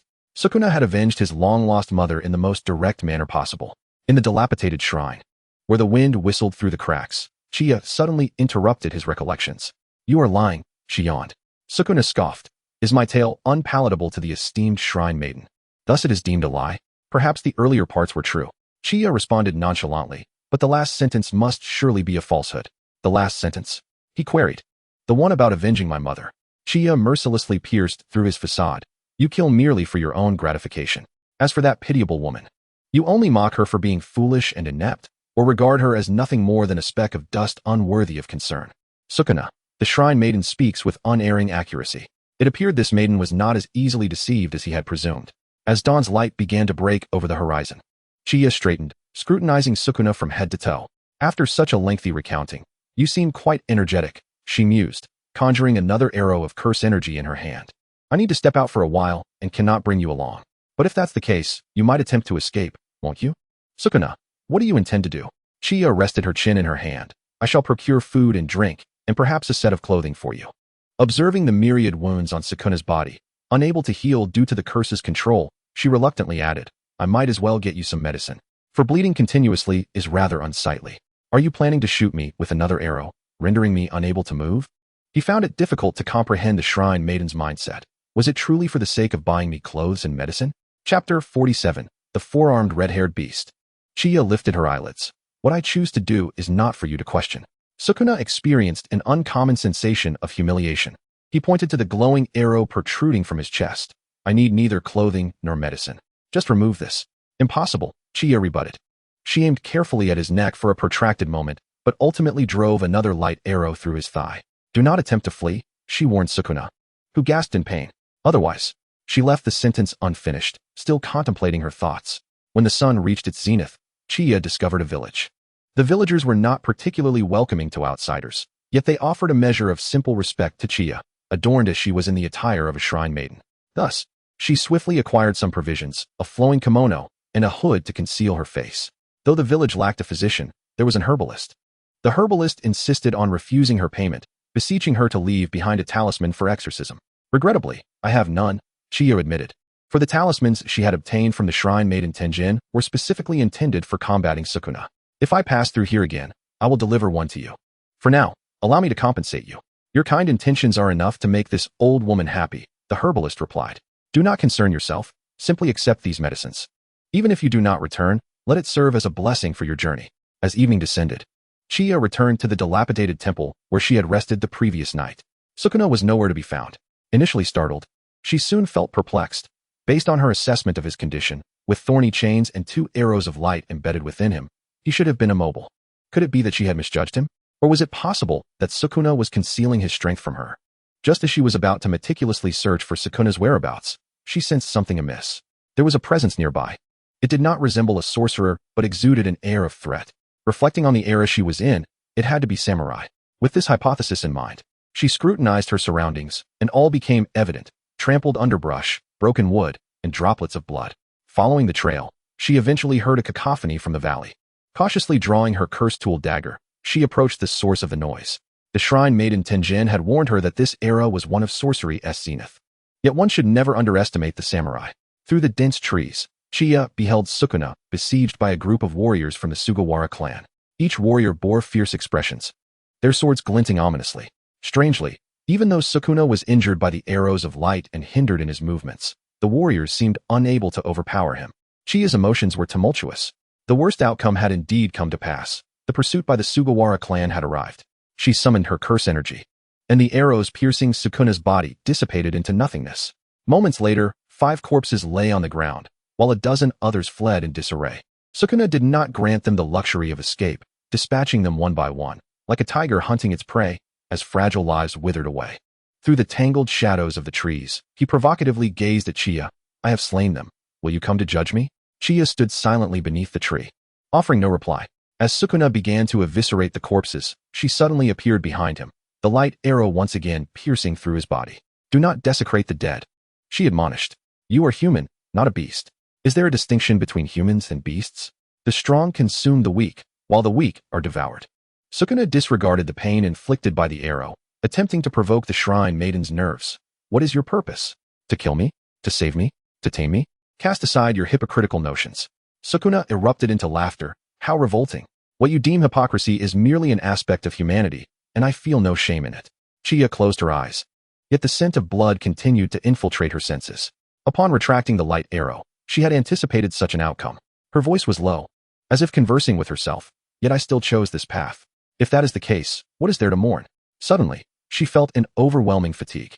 However, the path she had chosen could only be traversed onward. Tightening the thorny chains around Sukuna with her curse energy, she reiterated, "You shall not consume human flesh, otherwise I shall not hesitate to add a few more light arrows." That night, there would be no other dilapidated temple for them to rest in. Today, Sunua found himself once again smeared with blood, prompting Qianyi to forcibly push him into a pond to cleanse himself. She then tossed him a kimono, freshly made by a village woman, with an added monetary incentive. Sunua expressed his discontent. "This is a woman's attire. The only garments that can accommodate your 4 hands." Qianyi retorted, "No complaints." In addition to the clothing, she procured a pair of the largest male wooden clogs, which Sunua could barely fit into. At just 14, he stood nearly 6 feet tall. Qianyi instructed him to bare his upper body, applying the herbs given by the medicine woman to his wounds. The scars, layered upon each other, resembled a chopping board worn from decades of use. Though he felt uncomfortable, he did not possess the power to resist the shaman. Or rather, while a desperate act of defiance was conceivable, the triviality of her insistence on treating his injuries hardly warranted such a drastic response. Qianyi sought a sheltered spot behind a rock in the woods, attempting to start a fire, but her efforts proved futile. The fern cakes provided by the Deer King were left behind in the dilapidated temple from the previous night, and could not be retrieved. All she had now were a small bag of uncooked rice and a few black flatbreads purchased from the villagers. The rice was raw, and the flatbreads were far less palatable than those given by the Deer King. With no food and no means to kindle a fire, and having gone 2 days without sleep, she felt utterly exhausted. At one fleeting moment, she considered simply killing Sunua or releasing him entirely. After all, such actions would allow her to return to the shrine of the benevolent and beautiful Deer King for a much-needed rest. "Do you wish to start a fire?" the 4-armed creature with red hair suddenly inquired. Qianyi was struck by a revelation. There were tasks she could not accomplish, but Sunua could assist her. "You shall ignite the fire," she commanded. Otherwise, Sunua fell silent. What else could the shaman do aside from employing incantations to subdue him? The red-haired 4-armed creature soon succeeded in kindling a fire and then posed a second question. "What shall we eat?" Qianyi handed him a black flatbread. Sunua wondered what he could possibly expect. Even when training a dog, one would offer a morsel of meat, wouldn't one? His dissatisfaction with the shaman grew palpable. How does this differ from the Sugawara clan? Chapter 48. The Yukai Cooks. Qianyi countered. Farmers' dogs can assist in hunting. What can you do aside from asking for food? She was aware that her words would infuriate Su Nuo, yet she remained indifferent. To her surprise, he exhibited no sign of anger. As he rearranged the wood in the fire, he replied, "Very well, retract your light arrow, and I shall go hunt." "Absolutely not." She reflexively protested, then hesitated, adding, "I fear you may flee." Yet Qianyi was indeed quite hungry herself and craved meat. Ultimately, she resigned with a sigh. Well, black flatbreads are edible too. Su Nuo could bear it no longer. "You can't retract your light arrow. Is that acceptable?" he said. "You can track me with your incantations. I cannot escape." Qianyi hesitated. She was undeniably craving meat, and Su Nuo was ensnared by thorny chains and light arrows, with her capable of restraining him further. After a moment of contemplation, she acquiesced. "Then, it shall be so." She left a mark of her incantation on him and added, "Do not hunt deer. I do not consume venison." The Deer King was her good friend, and thus she resolved to exclude deer from her diet, as it hardly held precedence in human cuisine anyway. "Enough already," Su Nuo remarked, vanishing into the forest like a gust of wind. Qianyi remained by the fire, occasionally dozing off. She was overwhelmingly fatigued but dared not sleep too deeply, fearing an ambush from Su Nuo. Before long, he returned, dragging a few plump wild rabbits. Qianyi's eyes brightened, and she hurried to assist him. While processing the game, she stealthily observed Su Nuo, silently grateful for her decision. His sharp, bony fingers glimmered with a bluish hue under the moonlight. As he pinned the rabbit's hind legs, Qianyi caught a whiff of the mixed scents of resin and rust from him, now tainted with fresh blood. She questioned, "Why is there such a strong smell of blood? Rabbits don't bleed this much, do they?" "Do not look at me with such eyes," Su Nuo said, his claws gripping the rabbit's throat as he skillfully skinned it. "These 2 rabbits are hardly sufficient for my appetite, so I feasted in the forest before returning." Qianyi pressed on, "What did you eat?" She was concerned he might have consumed a human. Though the forest did not seem populated, hunters could still lurk about. "I ate a deer," he replied, deftly flipping the prey, his scarred left hand skillfully manipulating the branches. "If you do not eat it, may I not partake?" The flames cast Su Nuo's silhouette against the tree trunk, and soon the aroma of roasted rabbit wafted through the air. "That is not the case." Qianyi swallowed hard, her apprehensions about wild rabbits possibly harboring parasites momentarily forgotten. Watching Su Nuo with 4 hands managing both the roasting meat and the fire, she suddenly drew an odd comparison. Su Nuo appeared akin to the Boiler Man from Spirited Away. "What's so amusing?" Su Nuo inquired, having keenly sensed her mirth despite her assertion that she was not laughing. He drank from a bamboo tube, the muscles in his neck tensing as he swallowed. "Do you find me amusing?" "Indeed," Qianyi replied, taking the roasted rabbit into her hands before continuing. "Having 4 hands seems quite suitable for barbecuing. In the Sugawara household, everyone regards me as a fearsome monster." Qianyi did not believe he suffered from being labeled a monster. On the contrary, he seemed to take pride in it. "Thus," she declared, "monster? I do not think so. Terrifying is hardly the case. It's merely 4 hands. I find 8 legs far more unsettling." The other skinned rabbit sizzled over the fire, and Su Nuo used a sharpened bone to lift the meat. "So what is it that you desire?" he suddenly asked, an enigmatic smile dancing in his eyes. "I can help you achieve it." "You cannot assist me," Qianyi replied without even glancing at him. Su Nuo tossed the rabbit skin aside, blood seeping between his fingers and dripping into the fire, instantly transforming into swirling black smoke. Through the flickering light, he gazed at the shaman. "Then you understand that if this continues, I shall inevitably kill you, yes?" The shaman lowered her gaze. "Yes, I am aware." "Then why do you not slay me now?" Su Nuo's voice dropped, laced with confusion. "I wish to, but I cannot." Qianyi lifted her head, unhesitant. "Some choices, once made, are difficult to reverse. We can only proceed forward." Su Nuo let out a cold laugh. "Foolish human. What does it mean to wish to kill but be unable to?" "It indicates she does not wish to kill. If she did not desire to slay him, it meant she aimed to tame him. He would never be tamed by anyone. However, perhaps he could tame this shaman." Just then, an unusual sound echoed through the forest, as if something were rapidly approaching. Qianyi stood alert, forming seals with her hands. Su Nuo halted his actions, turning toward the source of the noise. Moments later, a slender cursed spirit burst forth from the woods, its massive form covered in grotesque, suppurating growths. "Excellent." The 8-legged creature did not come. Instead, one without legs has appeared. "Behold, this repulsive appearance is the true monster." Perhaps having endured too many battles, and with no psychological burden in slaying cursed spirits, she even found time to mock Su Nuo. "You are merely an ordinary 4-armed creature. What qualifies you as a monster?" "4-armed creature?" Su Nuo echoed, strangely unfazed by the insult. finding a hint of absurdity in her words. As the corners of Sukuna's mouth curled upwards, he contemplated turning back to mock the priestess. Yet the attack from the cursed spirit came rushing in. With a bloodthirsty smile, he thought it foolishly out of touch with the situation, time to die. With that, he charged towards the cursed spirit. Given the availability of free combat prowess, Chie found no need to employ her techniques. She merely unleashed the light arrows on Sukuna, augmenting his offensive capabilities. This battle did not last long. The cursed spirit was utterly obliterated in Sukuna's hands, after which it lay still, allowing Chie to re-impale it with light arrows. "You're filthy," Chie remarked disdainfully. "This cursed spirit is nothing but pus. How disgusting." The cry of an owl shattered the silence as Sukuna suddenly grasped the priestess's arm, declaring, "I will become stronger. No one can defeat me, nor can anyone kill me." Chie responded coldly. "Oh, and so what?" Sukuna found himself momentarily at a loss for words. After a brief pause, he continued, "This cursed spirit has gone berserk. Normally, spirits of such power would not dare approach us." While Sukuna had formed a hypothesis in his mind, he had no intention of divulging everything to the priestess. The berserk cursed spirit bore a striking resemblance to a failed experiment of that individual who would eventually seek him out. At that time, the priestess would prove useful. Berserk? Chie had never encountered this term at the Jujutsu High. Does it mean insane? Not even knowing the term berserk, he spoke with a hint of significance. "Which divine shrine do you serve as a priestess?" Without hesitation, Chie deepened the light arrows embedded in him. "Do not pry into my affairs." She could not help but ponder, what exactly is a divine shrine? Is it a place dedicated to the cultivation of priestesses? Despite having studied under the priestess Tenjin for half a year, she had never heard of it.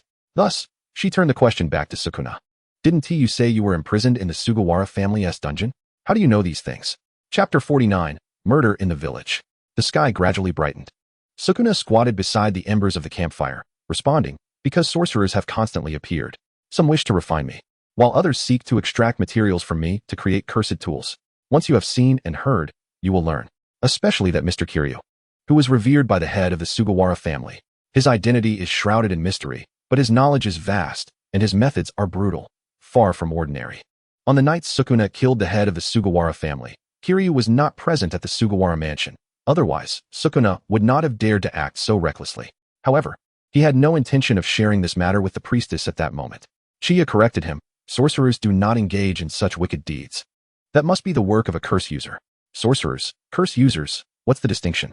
Sukuna scoffed, "Merely human classifications." Chie chose not to dispute further. Indeed, the Kamo family, as one of the three great families in the sorcery world, had produced the wicked cursed fetus 9 patterns. Suddenly, she recalled something. "Can you craft talismans?"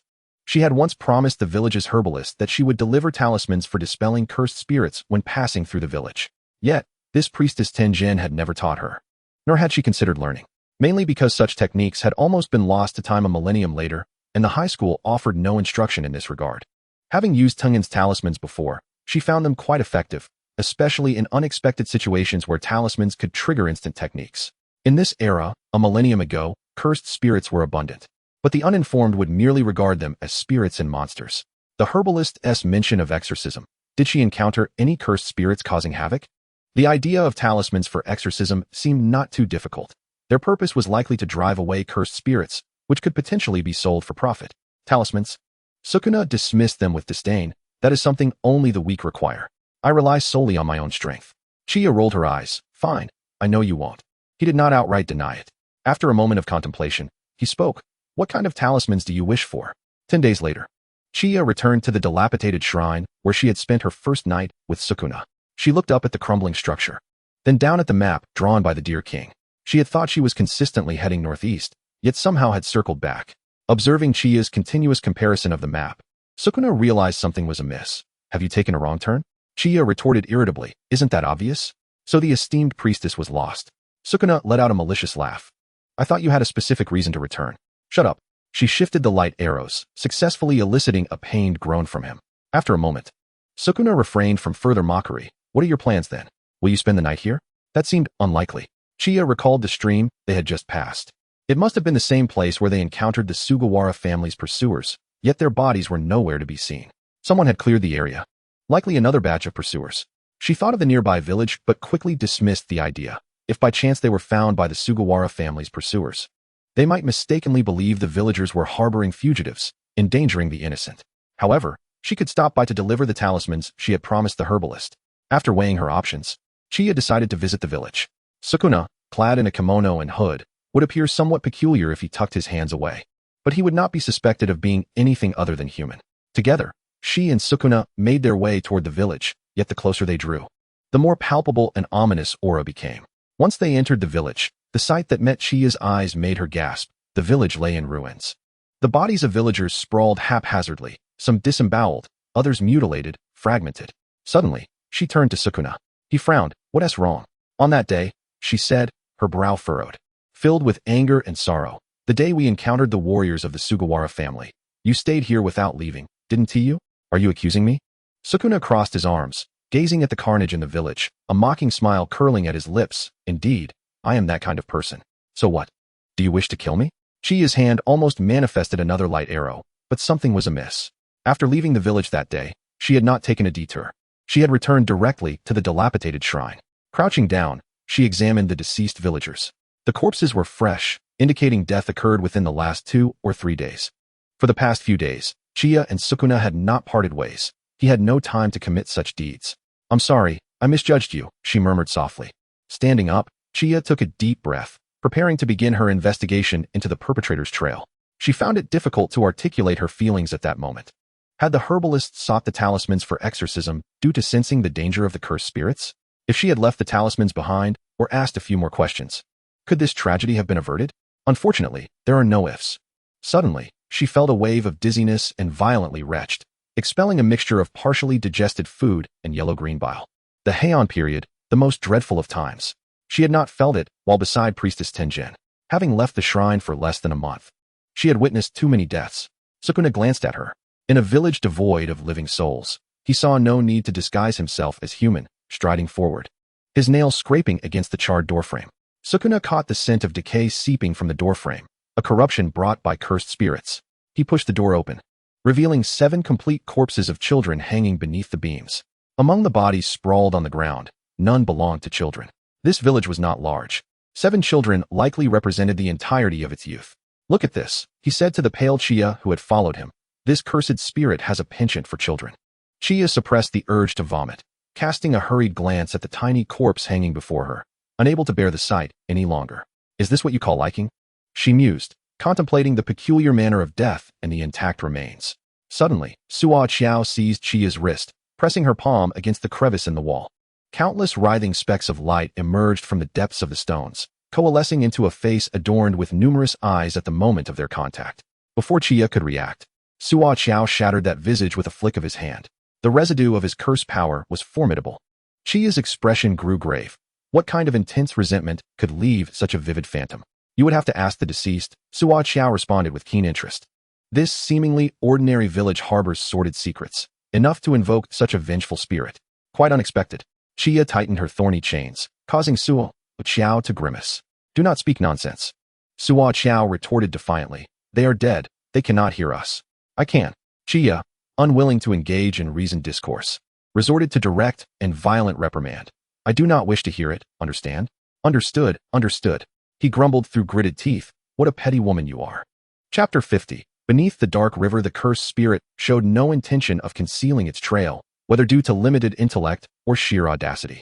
Following the potent residue of cursed energy, Chie discovered a cave concealed by underbrush. The cave appeared modest from the outside but revealed its depth upon entry.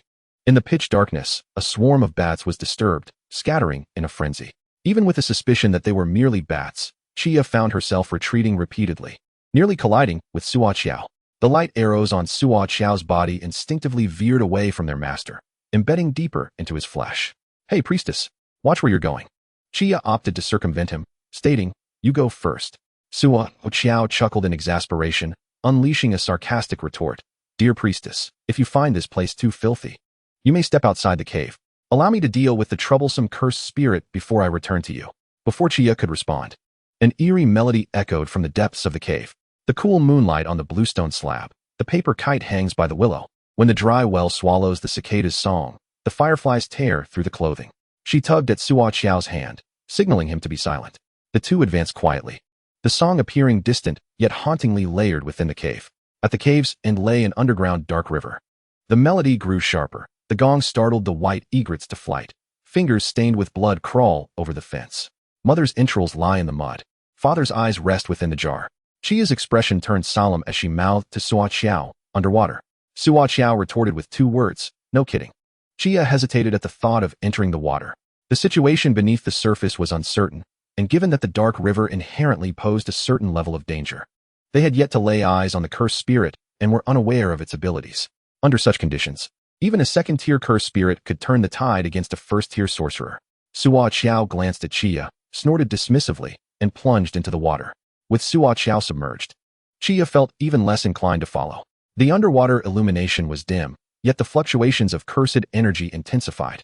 Suddenly, a hand shot up from the depths, grasping Chia's ankle and dragging her down. Startled, she quickly formed seals with her hands, unleashing her cursed energy in a bid to escape. It was Sua Qiao. That mischievous trickster had pulled her into the water. His mocking voice resonated through the waves. Dear priestess, how can one conquer a cursed spirit without getting their hands dirty? Chia had no time to engage with him. She struggled to rise to the surface, but just as she reached for the protruding rock, a whirlpool dragged her back down.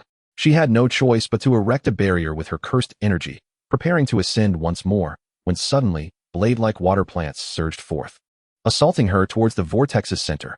To evade the attack, Chia was forced to abandon her ascent and sink deeper, but the water plants seemed to possess an instinctive tracking ability, relentlessly pursuing her like bloodthirsty sharks. At the moment her cursed energy barrier shattered, the 4-armed red-haired creature instinctively rushed over to envelop her with its body. The black, blade-like water plants pierced through Sua Qiao's back, staining the river with crimson. Chia felt a wave of suffocation. She could not swim. In a panic, she attempted to reconstruct her cursed energy barrier, but Sua Qiao mistook her struggle for drowning and prepared to administer breath as per his premeditated plan. Through the murky waters, Chia's vision, dulled by the river's immersion, caught a glimpse of Sua Qiao's 4-eyed visage drawing nearer, almost brushing against her lips. In a flurry, she pressed her hand against his mouth. What kind of joke is this? Even if he is a 4-armed red-haired creature, he is merely 14. And considering the time since her crossing, I am now 19. Although there was a fundamental distinction between administering breath underwater and kissing, the influence of idle dramas led Chia to inescapably equate the two. Of course, if death were imminent, anything would suffice, but she was not there yet. Using her strength, she pushed off Sua Qiao's thigh and finally broke the surface, scrambling to the riverbank. The previous water plants had clearly been manipulated by the cursed spirit. Sua Qiao had intended to delve deeper to confront the spirit, but Chia's reaction underwater had dulled his interest. Back in the village, she had expressed regret at his potential for violence, yet he had believed himself to be unique in her eyes, that she cared about his thoughts. However, that unmistakable disdain she had shown him just moments ago reaffirmed that she indeed regarded him as a loathsome monster. How utterly boring. A tendril pursued Sua Qiao to the riverbank. Once he emerged, he turned and swiftly severed it with his hand. Black cursed liquid oozed from the severed appendage, quickly merging with the water. Sua Qiao did not spare a glance at the priestess still lying on the ground, striding directly toward the cave's entrance. Once Chia caught her breath, she quickly rose and tightened her thorny chains around his back. Where are you going? Sua Qiao contemplated saying. To murder a few people for fun, but constrained by the prickly chains, he begrudgingly replied, bored. Off to sleep. Is that all? Chia exclaimed incredulously. The cursed spirit underwater just injured you. Should you not eliminate it swiftly? A surge of anger ignited within Sua Qiao. He was not a person prone to emotional volatility, particularly not to anger. Anger was the most futile of emotions, reserved for the incompetent. Yet, in less than a month with Chia, his emotional fluctuations had surpassed those of all his previous encounters combined. Those who harm me must die? He hissed ominously. Then the one who deserves death most is you. Priestess, that is a matter for another time. Wait until you can free yourself from the grasp of those chains before you come to kill me. Chia remained unfazed by his malevolent words, retorting nonchalantly. What we need to address now is the cursed spirit beneath the water. You are mine now and cannot escape. The declaration you are mine now inexplicably soothed Sua Qiao's agitation. At that moment, a colossal cursed spirit emerged from the depths, its form resembling a twisted octopus, covered in eyes and mouths, emitting a piercing shriek. The cursed spirit opened its gaping maw, unleashing a torrent of black, cursed energy towards Sua Qiao. Monster! The spirit shrieked in a high-pitched child's voice, directing its ire at him. Chia fell silent. She gazed at the Zubal, which had merely grown 2 arms and 2 eyes, and aside from that bore little difference from a human, as well as the cursed spirit above the dark river, contorted in a manner reminiscent of Cthulhu. No, Let us examine who truly resembles a monster. Chapter 51, Memories Lost. Let us fast forward. This battle held little suspense. The cursed spirit was formidable underwater, yet it chose to come ashore, quickly becoming ensnared by its earthlock technique, rendering it immobile. In its dying moments, the cursed spirit transformed into the likeness of a young girl. I did not slay any innocents. I am seeking vengeance. The girl's hollow eyes wept tears of blood. Oh, priestess, if you are a harbinger of justice, where were you 8 years ago when I was slain? I witnessed my own death with my own eyes, saw myself cast into the river to sink. The girl's anguished queries pierced through. Is it wrong to seek retribution for grievances? Why must I be blamed? Indeed. The Subo watched with amusement as the cursed spirit relentlessly battered its bonds, appreciating its desire for revenge. That is how it should be. Chenier refrained from commenting. The spirit's hatred might be genuine, and the tragedy of the village was indeed real. She harbored no intention of ardently seeking justice for a cursed spirit, knowing well that such actions would not alleviate her own suffering. Chenier remarked, but that was 8 years ago. The cursed spirit, thrashing against the earthlock's restraints, screamed, they are still alive. They are all alive, and I have perished. It had lost its human form, now a terrifying mass of flesh. A conglomeration of countless eyes and tentacles. All those eyes turned toward Chid, emitting a bizarre laughter. They live, while we perish. Chanyik enveloped herself in a barrier of cursed energy to mitigate the mental corruption. What of the 7 children? Despite her efforts to maintain detachment, she could not completely suppress her concern. 8 years ago, some had yet to be born or had just arrived. In any case, they cannot be deemed your enemies. I do this for their sake. The cursed spirit chuckled merrily. They are merely children, and children cannot survive apart from their parents. Thus, let them die as well. I have not even consumed them, dear priestess. See how benevolent I am. The girl's voice rang with an unsettling innocence. Children are the most delectable, so fragrant, so tender. I have resisted the urge to feast. Chenier lowered her gaze. The cursed spirit's past was indeed tragic, yet that girl was already deceased.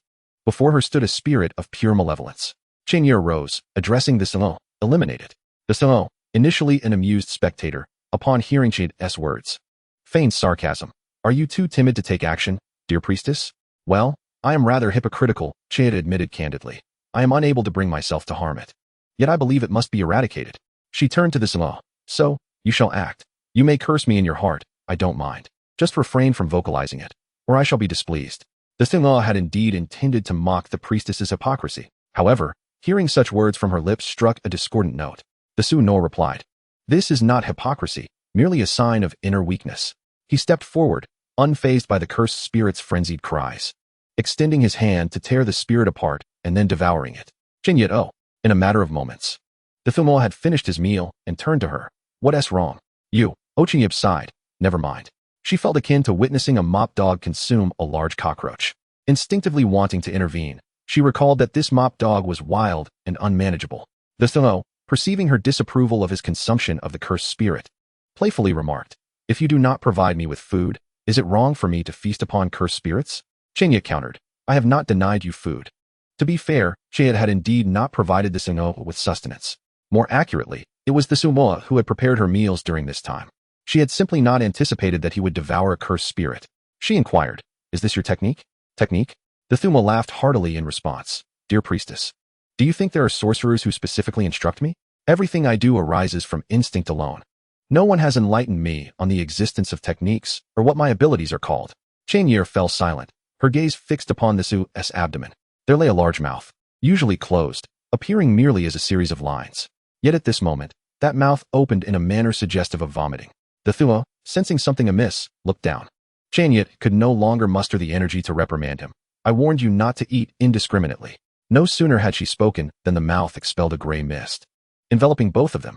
As the gray fog dissipated, they found themselves before the familiar village, their landing spot adjacent to the village well. A leaf fell from the old locust tree, landing at Chanyet's feet. For the first time, the Sudoa felt a sense of having erred. Muttering softly, I have consumed cursed spirits before, and it never resulted in this. Yet he quickly began to rationalize. Humph, it's nothing. Just a remnant of its essence drawing us into its memories. It poses no threat. Chanier could not contain herself, delivering a sharp slap to his arm, still making excuses. The Thubo, sensing the situation, fell silent, discreetly withdrawing his bruised arm into the sleeve of his kimono. The village was sparsely populated, having visited before. Chanyet intended to locate the apothecary's house based on her recollections. The apothecary was a respected elder in the village, frequently interacting with the villagers. Perhaps she could provide some clues. Generally, to dispel a memory illusion, it was necessary to identify an anchor point.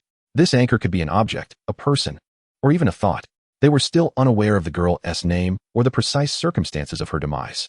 On their way, they encountered villagers returning from the fields, carrying hoes, who showed no reaction to the presence of Chinya and the thaw. The people of the memory could not perceive them. The sumo remarked, "I told you. This cursed spirit is too weak. Its memories pose no threat to us." Chinya shot him a fierce glare. Suddenly, the Sudo experienced an unusual sensation, a desire to consume the priestess. However, if he did so, she would cease to exist. He fancied swallowing her, then regurgitating her, before swallowing her again. Perhaps even licking her. The thought seemed amusing.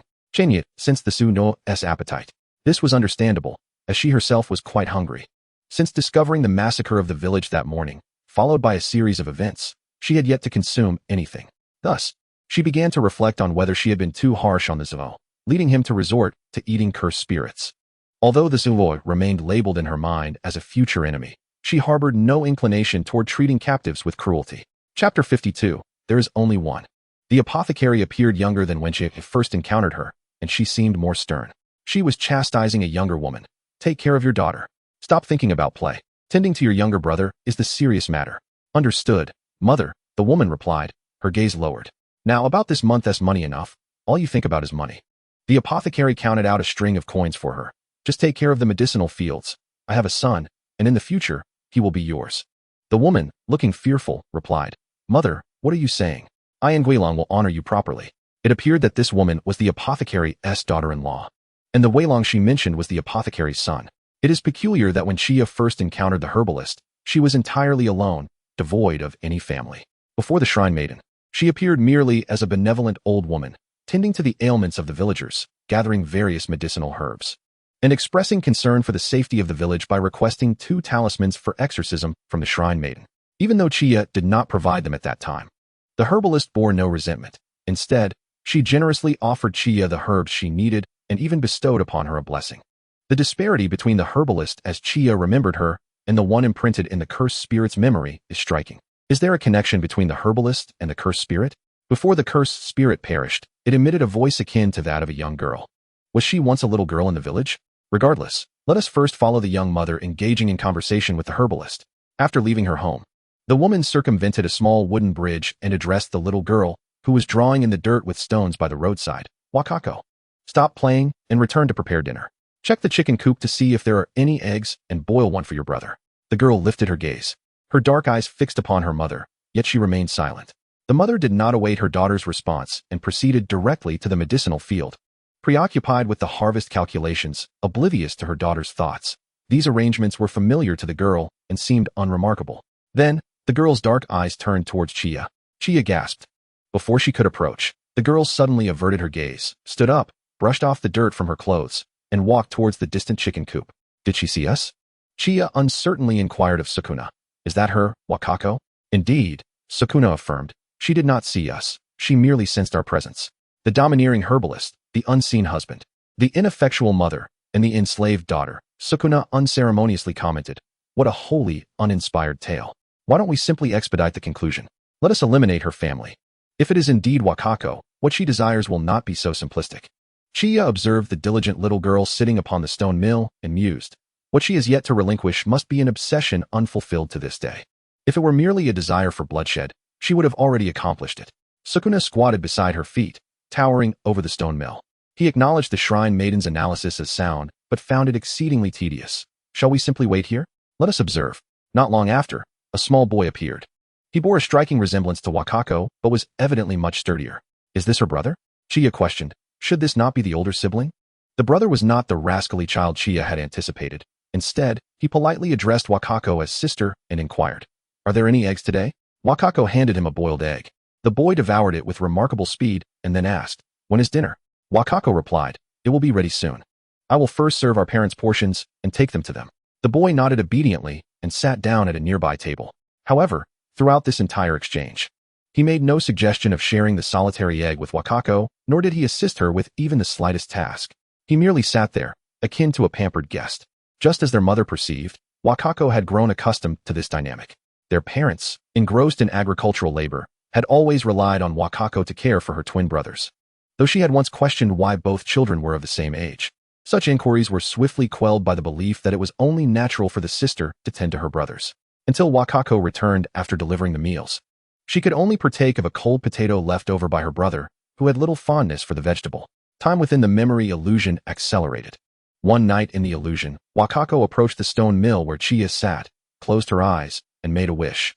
May my 10th birthday be a joyous occasion. Her 10th year could hardly be deemed happy. From that day forth, Wakako's circumstances deteriorated further. Starting at the age of 10, strange occurrences began to plague the place where the siblings resided. Initially, the family believed they were haunted, but eventually, the villagers discovered that the oddities stemmed from the two children, especially Wakako, whose unfortunate brother was similarly affected by her. Wakako is a monster, the village began to whisper. Gradually, the rumor spread even to the town, where it was said there existed a monstrous child in the village. Wakako endured relentless bullying and insults. Yet, once again, she found herself at the stone mill, whispering a confession to herself. My brother and I are the same, are we not? I am not alone. At the age of 12, she found herself unable to find a suitor. Her parents, increasingly anxious, berated her as a harbinger of doom. Although Wakako feigned submission, inwardly she reveled in her thoughts. What merit is there in marriage? Once a girl is wed, she swiftly ages, akin to a withered tree bark. The stone mill became her sanctuary for confiding her innermost thoughts. She spoke to it. When I grow a bit older, around 15 or 16, I will secretly leave home for a place where no one knows me. At that time, I shall cover my hair and claim to be a widow of 20, cast out after my husband's death. As she spoke, she amused herself, only to be met with a poignant silence. In this era, a widow had a better chance of establishing herself than a young girl. Wakako never witnessed the day when her fantasies would materialize. Chiya felt as though she had sat on the stone mill for hours. 2 years had passed in Wakako's memories. One fateful day, when Wakako was 12, the memory illusion abruptly shifted, and the flow of time slowed. The herbalist ordered the gates of the courtyard closed, forbidding anyone from leaving or making a sound. For a great personage had arrived at the village chief's home. Chiya exchanged a glance with Sukuna. She promptly leaped off the stone mill, intent on heading to the chief's residence. However, after sitting for so long, she nearly stumbled. Sukuna wore an expression of amusement. Is that all it takes to render you immobile? Of course not. A bit of movement has sufficed, she retorted, her irritation flaring at Sukuna's leisurely demeanor. You wish for me to carry you? Sukuna quipped, turning his back to her and squatting before her. Chiya? He impatiently urged. Hurry up and mount. What else do you desire? Chapter 53. Who is the monster? The so-called great personage turned out to be an ordinary retainer of the Sugawara clan. Hearing rumors of hauntings in the village, the retainer approached the village chief directly, inquiring without preamble whether there existed individuals with strange powers within the village. The retainer stated that the Sugawara clan was actively seeking such monsters and thus required the removal of this child. The village chief felt a deep unease. In their minds, Lord Sugawara was a sovereign presiding over the region. Their pursuit of monsters could only be to eliminate them, thereby preserving the tranquility of their domain. Yet, the village indeed harbored a monster. Relinquishing her might not pose a problem, but could it bring calamity upon the village? Even a retainer of the Sugawara clan was regarded as an exalted figure before the chief, who trembled with trepidation, daring not to inquire further, and could only concede, yes, there is such a child. The retainer did not ask the chief whether the monster child was male or female, nor did he inquire about her appearance, treating it as a trivial matter. He was preoccupied with other affairs and could not take the child away immediately. A carriage from the Sugawara clan would arrive in 3 days to collect her. There must be no mistakes, otherwise, you know the consequences. He coldly confirmed with the chief. In your village, there is only one child with such peculiar abilities, correct? The chief, drenched in cold sweat, instinctively replied, yes, my lord. There is only this one. Chiya stood at the doorway of the chief's hall, turning to Sukuna. Is the Sugawara clan in search of individuals with curse powers? Are they aiming to cultivate their own team of sorcerers? She rested her chin upon her hand. Contemplating, the village chief believed it was necessary to eliminate these monsters, which is why he reported only one individual. Su Qian remarked with a hint of profundity. Perhaps those endowed with cursed power are merely destined for death? What are you implying? Qian Yi raised an eyebrow in his direction. If you have a solution, speak. If not, remain silent. Qian Yi did not allow Su Qian to carry her. She was well aware of his ulterior motives, and thus, she refused to let him bear her weight. Qian Yi's acerbic tone had long since desensitized Su Qian. In fact, he perceived that the priestess was likely at her wit's end, seeking his assistance. Hence, he magnanimously offered his counsel. Waka only killed the villagers, failing to slay this guest of the Sugawara clan, whose arrival precipitated subsequent events. I beg to differ, Qianyi countered. Upon her demise, she transformed into a cursed spirit, unable to move freely, bound within a cave until recently when she broke free to kill the villagers. Yet her range of movement remains limited. This suggests her obsession does not lie with the Sugawara clan. Su Qian was unconvinced. Only a trial will reveal the truth. Before Qianyi could intervene, Su Qian dashed forth, his hands slicing through the air, cleaving the guest of the Sugawara clan in two. And then, the illusion shattered. With a touch of pride, Su Qian turned to the priestess and said, "See, there is no need for hesitation." Before he could finish his statement, the illusion was reborn. Once again, the familiar village, the well, and the old locust tree appeared. A leaf from the ancient tree fell, landing at Qianye's feet. She regarded Su Qian with an impassive expression. Merely a repetition, it held little significance. Su Qian scratched the back of his head, pondering another approach. Qianyi commanded him, "Come here." Su Qian refused to budge, even distancing himself. "You're going to be angry again." Qianyi flexed her wrist, grinning menacingly. "Come here." The sensation of being pierced by a light arrow was decidedly unpleasant. Although Su Qian had endured it before, today, after Qianyi removed the arrows from his body, he felt considerably better. The light arrows drained your cursed power, and as Su Qian ambled over slowly, he extended both arms. "How about you strike me again?" Qianyi seized one of his arms, and then bit down hard on his wrist. Su Qian, he was momentarily taken aback. Was this truly a punishment? The spot she bit felt oddly itchy. Qianyi marked his arm with her bloodied imprint, glaring fiercely. "No more reckless antics. Find me a serious way out. I'm famished." She had not eaten all day. "You wish to feast upon my flesh." Su Qian interpreted the priestess's words in his own manner. "That is acceptable. Your appetite isn't particularly large." He glanced at the bite mark she left. "Can you not bite harder? I can carve a piece off for you." Qianyi, while she anticipated that Su Qian was not an ordinary individual, he had recently been exhibiting increasingly erratic behavior from unexpected angles. As Su Qian genuinely prepared to use his sharp claws to carve out a piece of flesh, Qianyi hastily intervened. "I do not consume human flesh." "Really not?" Su Qian wore an expression of "You'll regret this," as he noted. "I heal swiftly." He pointedly added, "So don't take out your frustrations on me when you're hungry later." In truth, he could easily accept the notion of being bitten. What he feared was the priestess summoning a cursed light arrow to pierce his body again, which was indeed painful. At this, Qianyi genuinely lost her temper. "I will not eat." The memory loop repeated itself after the conversation between the guest of the Sugawara clan and the village chief. He departed from the village. The chief sent his son to inform the herbalist of the situation, and upon overhearing this, Waka's immediate reaction was to flee. However, she could not escape the village and was captured by several villagers and confined in a cellar. The village chief sighed heavily as he addressed her. "Child, the chief has no choice. How could we, a humble village, afford to offend the Sugawara clan? You must consider the others in the village. Think of your parents and brother. Why must I be sent to the Sugawara clan? Will I be killed?" Waka cried out sharply. "If one must be sent away, why must it be me and not my brother?" The chief merely sighed, offering no further words. It was her father, the typically silent man, who suddenly struck her across the face. "Do you harbor such hatred for your brother? Do you wish for him to die? How did I give birth to such a wretched child?" Waka ceased her cries, spitting blood as she looked at the man she called father. "You know this is a death sentence," she whispered. "I often ponder, why was I born? Am I to be regarded as a daughter or a servant?" No one paid her any heed. Her mother, the woman who constantly berated her, prepared a sumptuous meal for her on the final day. Sheep's milk, beef, and chicken, these were delicacies she could not even enjoy during the new year. Waka once again asked the question, "Mother, why me and not my brother?" Her mother reached out her hand. Instead of slapping her, she gently caressed her face. "Sons and daughters are not the same," her mother remarked. "In truth, your brother was born before you. You could have been the younger sister." Her mother closed her eyes, shedding a final tear. This world does not offer many reasons. If one must insist, consider it a repayment for the sins of a past life. Waka ceased her inquiries. She diligently savored every morsel of food before her. She needed to fill her stomach to gather strength. The journey to the city was long, and she would seize every opportunity to escape. She needed not only sustenance, but also rest, to replenish her energy and await the arrival of the Sugawara clan's carriage. She slept deeply, awakening still within the cellar, with no sounds emanating from outside. After a moment of quiet reflection, she heard commotion outside, sounds of running and conversation. Not of fear, but rather of joy. Was her impending death a cause for celebration among the villagers? Then, the noises ceased entirely. No one came to unlock the cellar and bind her to a carriage. Could it be that the carriage had not yet arrived? Waka remained in the cellar, her nerves taut. The only light came from the cracks in the walls, and she awaited dusk. Someone finally opened the cellar door.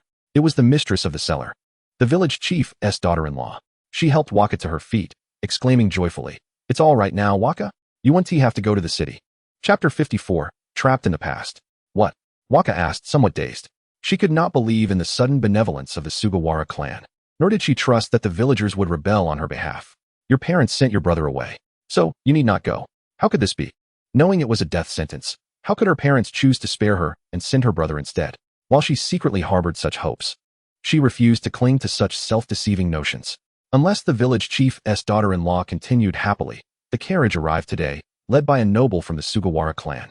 This noble had already collected 4 children from elsewhere.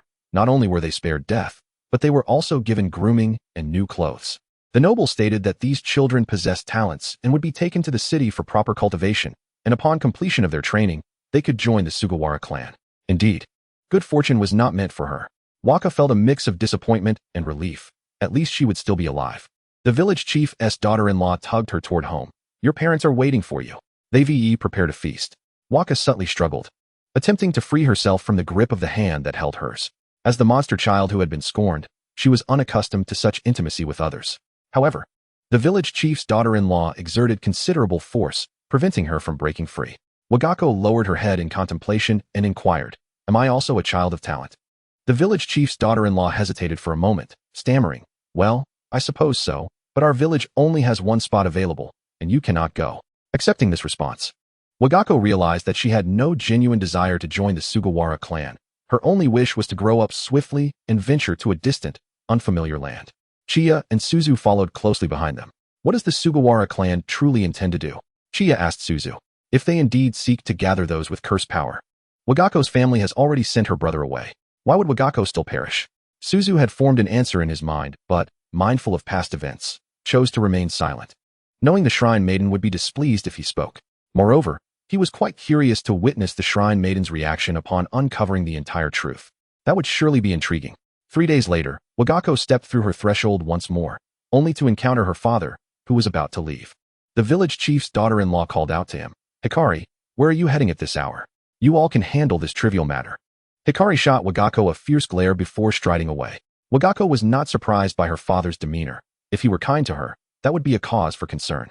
Her mother sat in the main room, having prepared a lavish feast, even more sumptuous than the previous night's offerings. Beneath the dim glow of the oil lamp, her countenance was filled with sorrow. "Welcome back, Wagako." Her mother patted the back of her hand, her eyes resembling lifeless fish. "They all believe it is a good thing for your brother to go to the city, but I do not. The Sugawara clan is a grand family. Not everyone can thrive there, my child. It is perhaps for the best that you do not go." "What nonsense," the village chief's daughter-in-law chided. "Your son is destined to become a significant figure. Our village will depend on him in the future." Ignoring the village chief's daughter-in-law, Wagako's mother trembled as she placed a piece of braised pork into Wagako's bowl. Do not blame me, Wagako. I had no choice." Gazing at her mother, Wagako's heart turned sour. She vowed never to become a mother herself, unable to protect either herself or her child. She resolved that she could wait no longer. This village resembled a cavernous beast, devouring its inhabitants, leaving no time for her to mature. She decided to depart that very night. This meal would serve as her final farewell. She consumed the piece of braised pork, its taste oddly unpleasant, reminiscent of decay. This was not uncommon, as the pork available during festivals often bore a foul odor, due to her mother only purchasing the inferior, unsold cuts from the butcher, which were considerably cheaper. Yet, after consuming this meat, she swiftly felt a sharp pain within her abdomen, akin to a knife. The agony was unbearable. Wagako writhed on the floor, crying out, "Mother! Mother!" But her mother could not save her. As Wagako had come to realize, her mother was incapable of protecting her child. She heard her mother say, "Blame me, Wagako. If you do not know whom to resent, then resent me. In your next life, be reborn into a noble family. If you must descend into hell, then let it be me who goes." Wagako could no longer hear. Her ears were filled with a deafening buzz, her vision clouded in crimson, her body continuously plummeting. Time lost all meaning until she suddenly heard the sounds of squirrels leaping on branches, the hoots of an owl hunting, and distant voices. She felt herself descending from the heavens and glimpsed her own bloodied form. This self was being carried by 2 individuals. One her biological father, and the other the village chief's son. Why must I be involved in this? Her biological father complained. I said I had no objections. You may handle it as you please. The other man responded in frustration. This mess was caused by both of you. If you do not take care of it, who will? The two of them carried the body up the mountain, bending down to enter a cave, discarding it into the dark river at the cave's end. Remember, your daughter died of illness, buried before the Sugawara clan arrived. Understood, I will not let it slip. Wagako followed herself, witnessing everything unfold. She stood by the dark river, watching as herself sank deeper into the murky depths. Suddenly, she regained awareness and attempted to rush out of the cave to confront the two men, only to find herself unable to escape. She was trapped in the dark river, confined to her own burial ground. Wagako's memory illusion shattered. Chiya and Suzu returned to the starting point of the illusion, the familiar village, the well, and the old locust tree. A leaf fell from the old locust tree, landing at Chiya's feet. This time, do not blame me. Suzu preemptively defended himself. I warned you. When Wagako was poisoned, when her body was carried up the mountain, and when it was thrown into the cave's dark river, Suzu had suggested taking action. But Chiya had stopped him. She had always believed that Wagako's obsession was not with murder. Killing was merely a manifestation of her unfulfilled desires. Her obsession must be something far more intricate. Thus, Chiya had prevented Suzu from intervening, wishing to observe the entire process. Now, she too harbored a hypothesis. Though she remained uncertain how to validate it, Chiya asked Suzu, Wagako has been dead for 8 years. Why is she only seeking revenge now? Suzu did not comprehend why she posed such an obvious question. Do you not already know? Chiya insisted on his response. You tell me. Suzu sensed a trap in the shrine maiden's words, yet replied. The newly born cursed spirit is too weak, trapped in the place of her death. Only now does she possess sufficient strength to escape the cave. The issue, however, was that she did not drown. Chiya pointed out the most significant flaw. She died of poisoning and was discarded into the dark river post-mortem. Suzu did not perceive this as a problem. It was not surprising for a cursed spirit born from resentment due to death to be confined to the place of her remains. Chiya remained non-committal and posed a new question. Why do you think she is slaughtering the villagers? Suzu found this peculiar but had no choice but to respond. Of course. It is for revenge. No, I do not believe so. Chiya, seated on the stone mill, gazed at Wagako making her wish in the night and softly said, I believe she has given up. She disregarded Suzu's evident confusion, as she had already arrived at a definitive answer in her heart. She descended from the stone mill and grasped Wagako's fingertips as she made her wish. Wagako, taken aback, abruptly opened her eyes, her dark pupils fixating on Chiya. You have done well, Wagako. Chiya held her hand and said, You have seized every opportunity and made the best choices. It is just that, in this era, you are powerless. Wagako stared at her, the whites of her eyes entirely vanished, transforming into pitch-black voids as she wept blood. When my family asked me to care for my brother, if I had not acquiesced, when the Sugawara clan's people arrived, if I had been proactive in demonstrating my abilities, when escaping the cellar, if I had fought to flee, when my mother served me food, if I had been vigilant enough not to trust her. Wagako's voice intertwined with that of the cursed spirit. Not enough, not enough. It is my weakness and incompetence that led to this outcome. Her hair transformed into tendrils. Her skin began to ooze pus. No, Wagako. Chiya stepped forward and embraced her. You are merely a child. Had you been capable of achieving all those if-onlys, you would have been a paragon of both wisdom and courage throughout the ages. Yet you are merely a child. You cannot demand that a girl possess the rare wisdom and courage of the ages to earn the right to exist as a human being.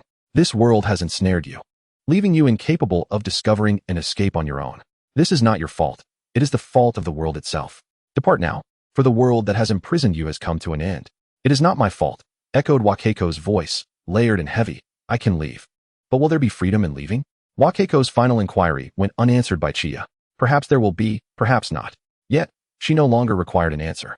Wakeiko's obsession stemmed from self-doubt, questioning whether she possessed sufficient clarity and rationality, whether she had exerted her utmost effort to accomplish all within her power. She was fixated on whether it was the malevolence of the villagers or her own ineptitude that led to her demise. In modern parlance, she grappled with whether she was a perfect victim. That is inconsequential. As Chiya expressed to Wakeiko, one cannot expect a girl to be intelligent, composed, brave, and eloquent in order to deserve the right to live. Before her gender, she is, above all, a human being. As the memory illusion crumbled, everything reverted to reality. There were no wells, no old locust trees, only a pitch-black cave. The first act of leaving the illusion was to eat. Suko scoffed at Wakeiko's experiences. Women are always like this. They hesitate and reflect on themselves, fearing that they are at fault. Recalling past encounters with the Sugawara clan, He flipped the roasted meat while saying, "They even prefer to harm themselves as a means of punishing those they disrespect the most. It's utterly ludicrous. To harm oneself in order to punish others, the punished must laugh even in their dreams." Chia remained silent, stirring the campfire with a twig, discarding even the rabbit meat after merely 2 bites. "Do you disdain my cooking?" Suko expressed his dissatisfaction. Truth be told, it was far superior to what Chia could prepare herself. She simply lacked an appetite today. Nevertheless, she had no desire to placate Suko. She merely found him bothersome. Thus, Chia continued to remain mute. Suko was quite perceptive when it came to observing others. The campfire crackled softly, and the priestess's unsettling silence made him uneasy. "What is wrong with you? Are you ill?" Chia responded by yanking on his thorny chains, causing excruciating pain in her meridians. This pain was bearable for Suko, but upon noticing the priestess's reaction, he began to mock her. "Could it be that you are still grieving for Wakeko? How useless you are." "Indeed, I am quite useless." The priestess gazed up at the starry sky and softly murmured, "Considering that there are countless Wakekos in this world, I have no means to assist them. Perhaps there are ways, but they would come at a great cost, one I may not be able to bear. Why must the world be this way? Why can I not become stronger? Why do people always become accomplices in certain matters?" Chia did not wish to loathe herself. Perhaps she could have done better, but that does not mean she was in the wrong. No one can perfectly and calmly resolve every issue, especially when she is merely a student, not a monarch. In a sense, Wakeko mirrored her own struggles. Thus, she spoke to the starry expanse. "I detest this world." Suko found this amusing. Such words do not suit a priestess. "You are the least qualified to judge me, Suko," she replied coldly. "So what? Do you intend to kill me? Provoking me is futile." She leaned against the tree trunk, closing her eyes to rest. "It only makes you appear like a yapping wild dog." After a long while, she inquired of Suko, "Have you seen Wakeko's brother?"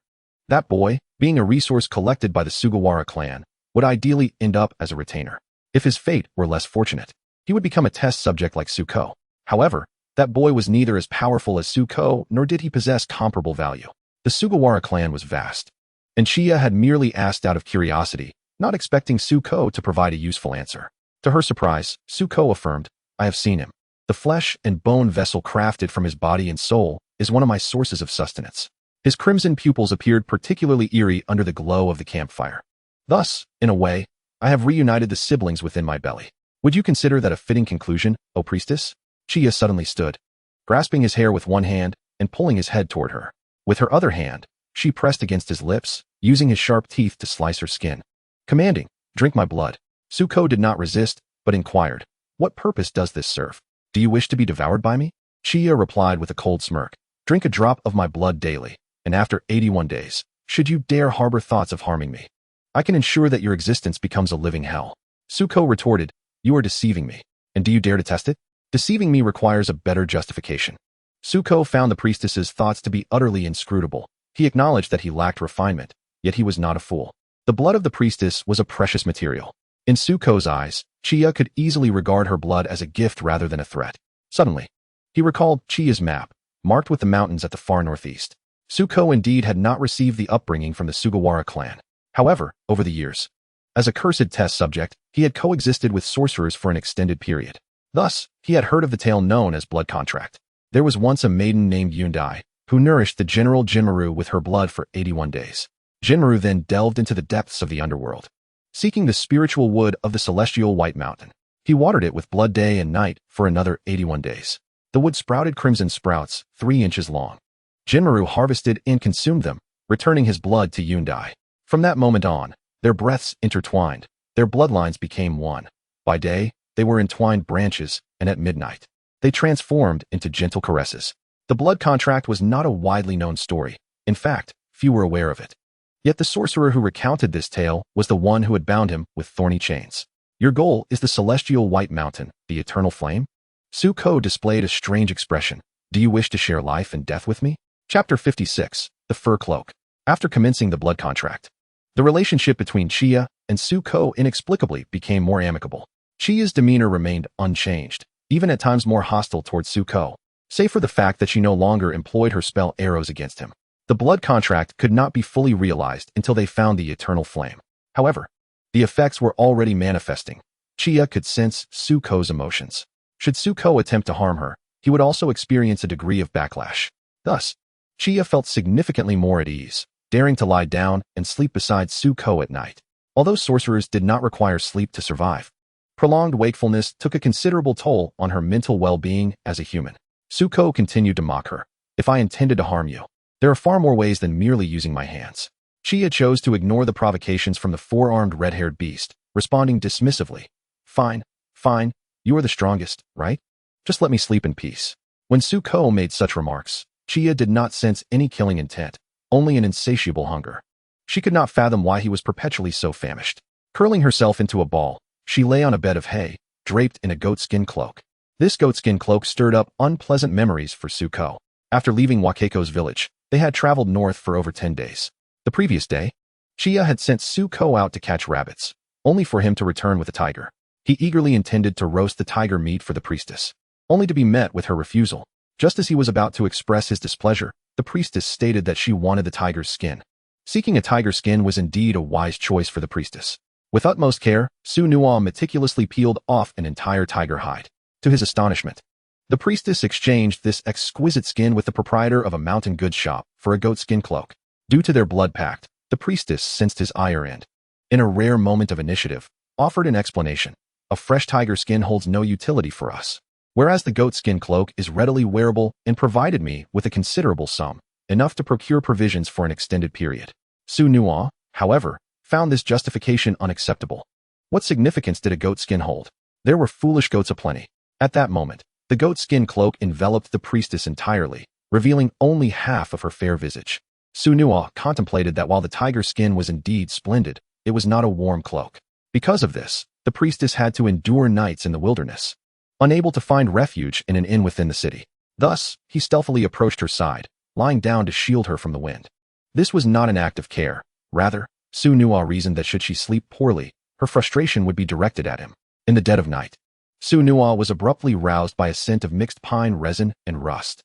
He instinctively turned, but the priestess's hand suddenly rested on his waist. Do not move, Qian Yi murmured, her eyes closed. Let him reveal himself first. Clearly, the approaching figure was an enemy. Since he was lurking, they must wait for him to make the first move. Su Nuo's body tensed, his nails digging into the frozen ground beneath him. And Qian Yi could hear the rhythm of his heartbeat. A familiar yet loathsome aura surged with the northern wind, and the thorny chains around Su Nuo's neck suddenly became visible, each intricate pattern seeping dark crimson fluid. The chains writhed beneath his skin as if alive, leaving behind a trail of delicate curse inscriptions. Qian Yi was taken aback. She had not manipulated the thorny chains. What is happening? She whispered. It is the sorcerer Qi Liang, the honored guest of the Sugawara clan, and the original owner of the thorny chains. Su Nuo's voice rasped like two rusty iron plates grinding against each other. 300 paces ahead, he lurks in the shadow of that decaying cedar. Qi Liang had indeed arrived, a development Su Nuo had anticipated, though not at this precise moment. In his original plan, this was the time for the priestess to shine. Yet, in that fleeting instant, he found himself preoccupied with thoughts of her safety. Suddenly, a wooden hairpin pierced the nape of Su Nuo's neck. It was the peachwood pin crafted for her by the Deer King, its tip imbued with the vermilion curse inscriptions of the Tianyuan shrine. Before Su Nuo could resist, Qian Yi pressed down on the vein at his neck. Do not move. This can temporarily suppress the thorny chains. The crimson hue of Su Nuo's eyes reflected the distorted outline of the cedar. He seized her wrist, whispering, if I cannot defeat him, and you cannot either, then escape.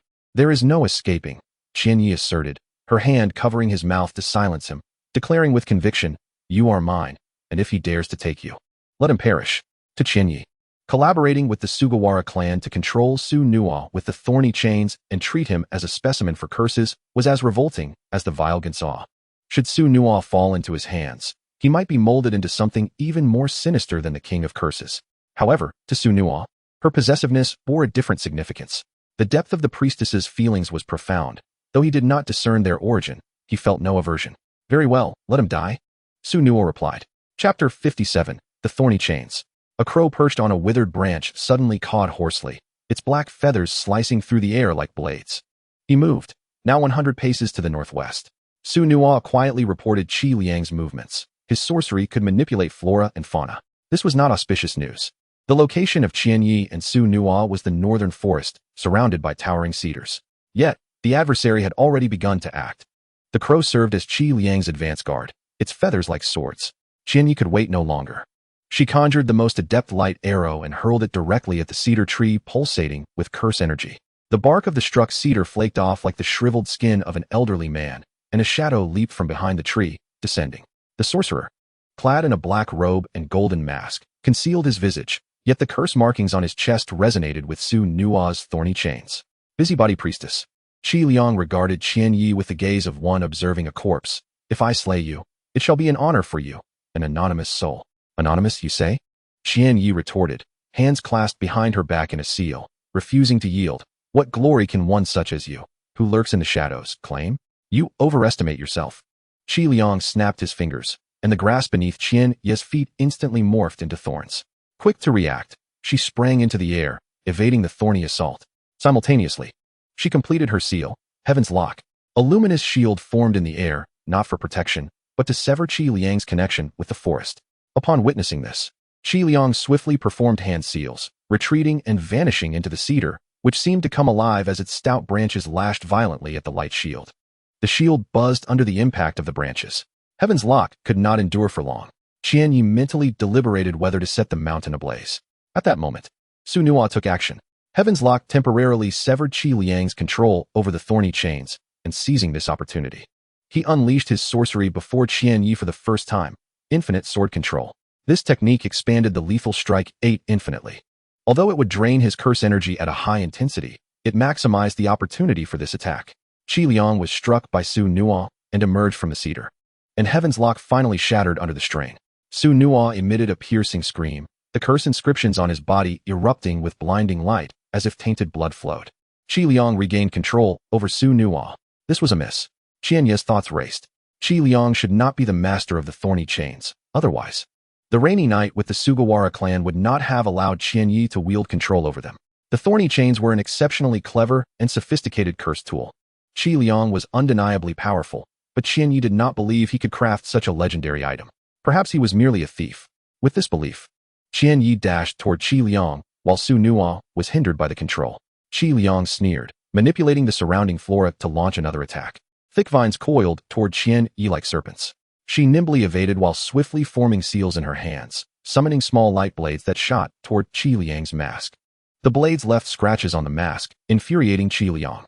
A powerful wave of curse energy radiated outward, causing the surrounding plants to grow wildly, encircling Qian Yi.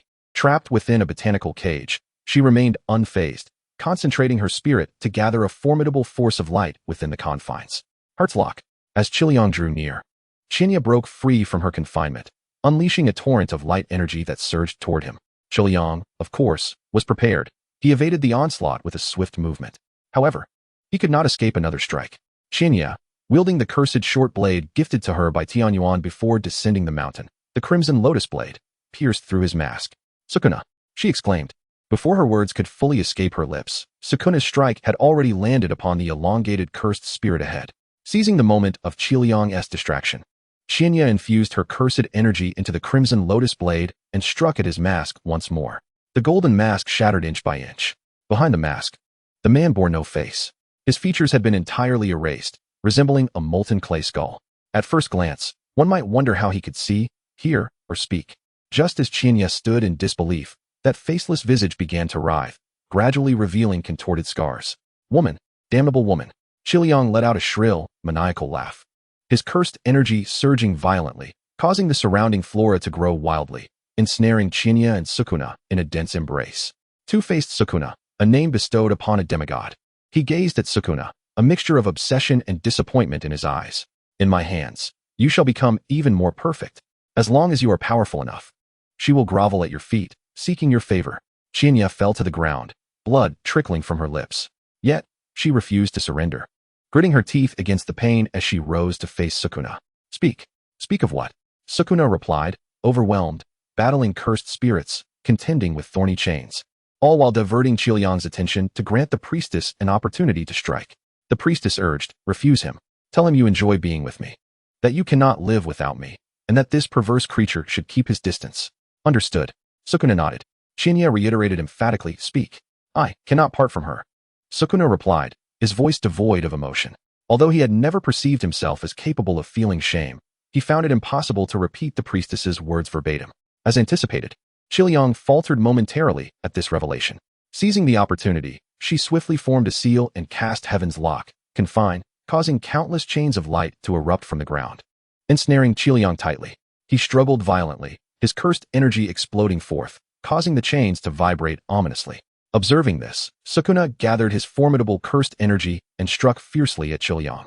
Though he fought valiantly to resist, Sukuna's attack landed, causing his body to sway unsteadily.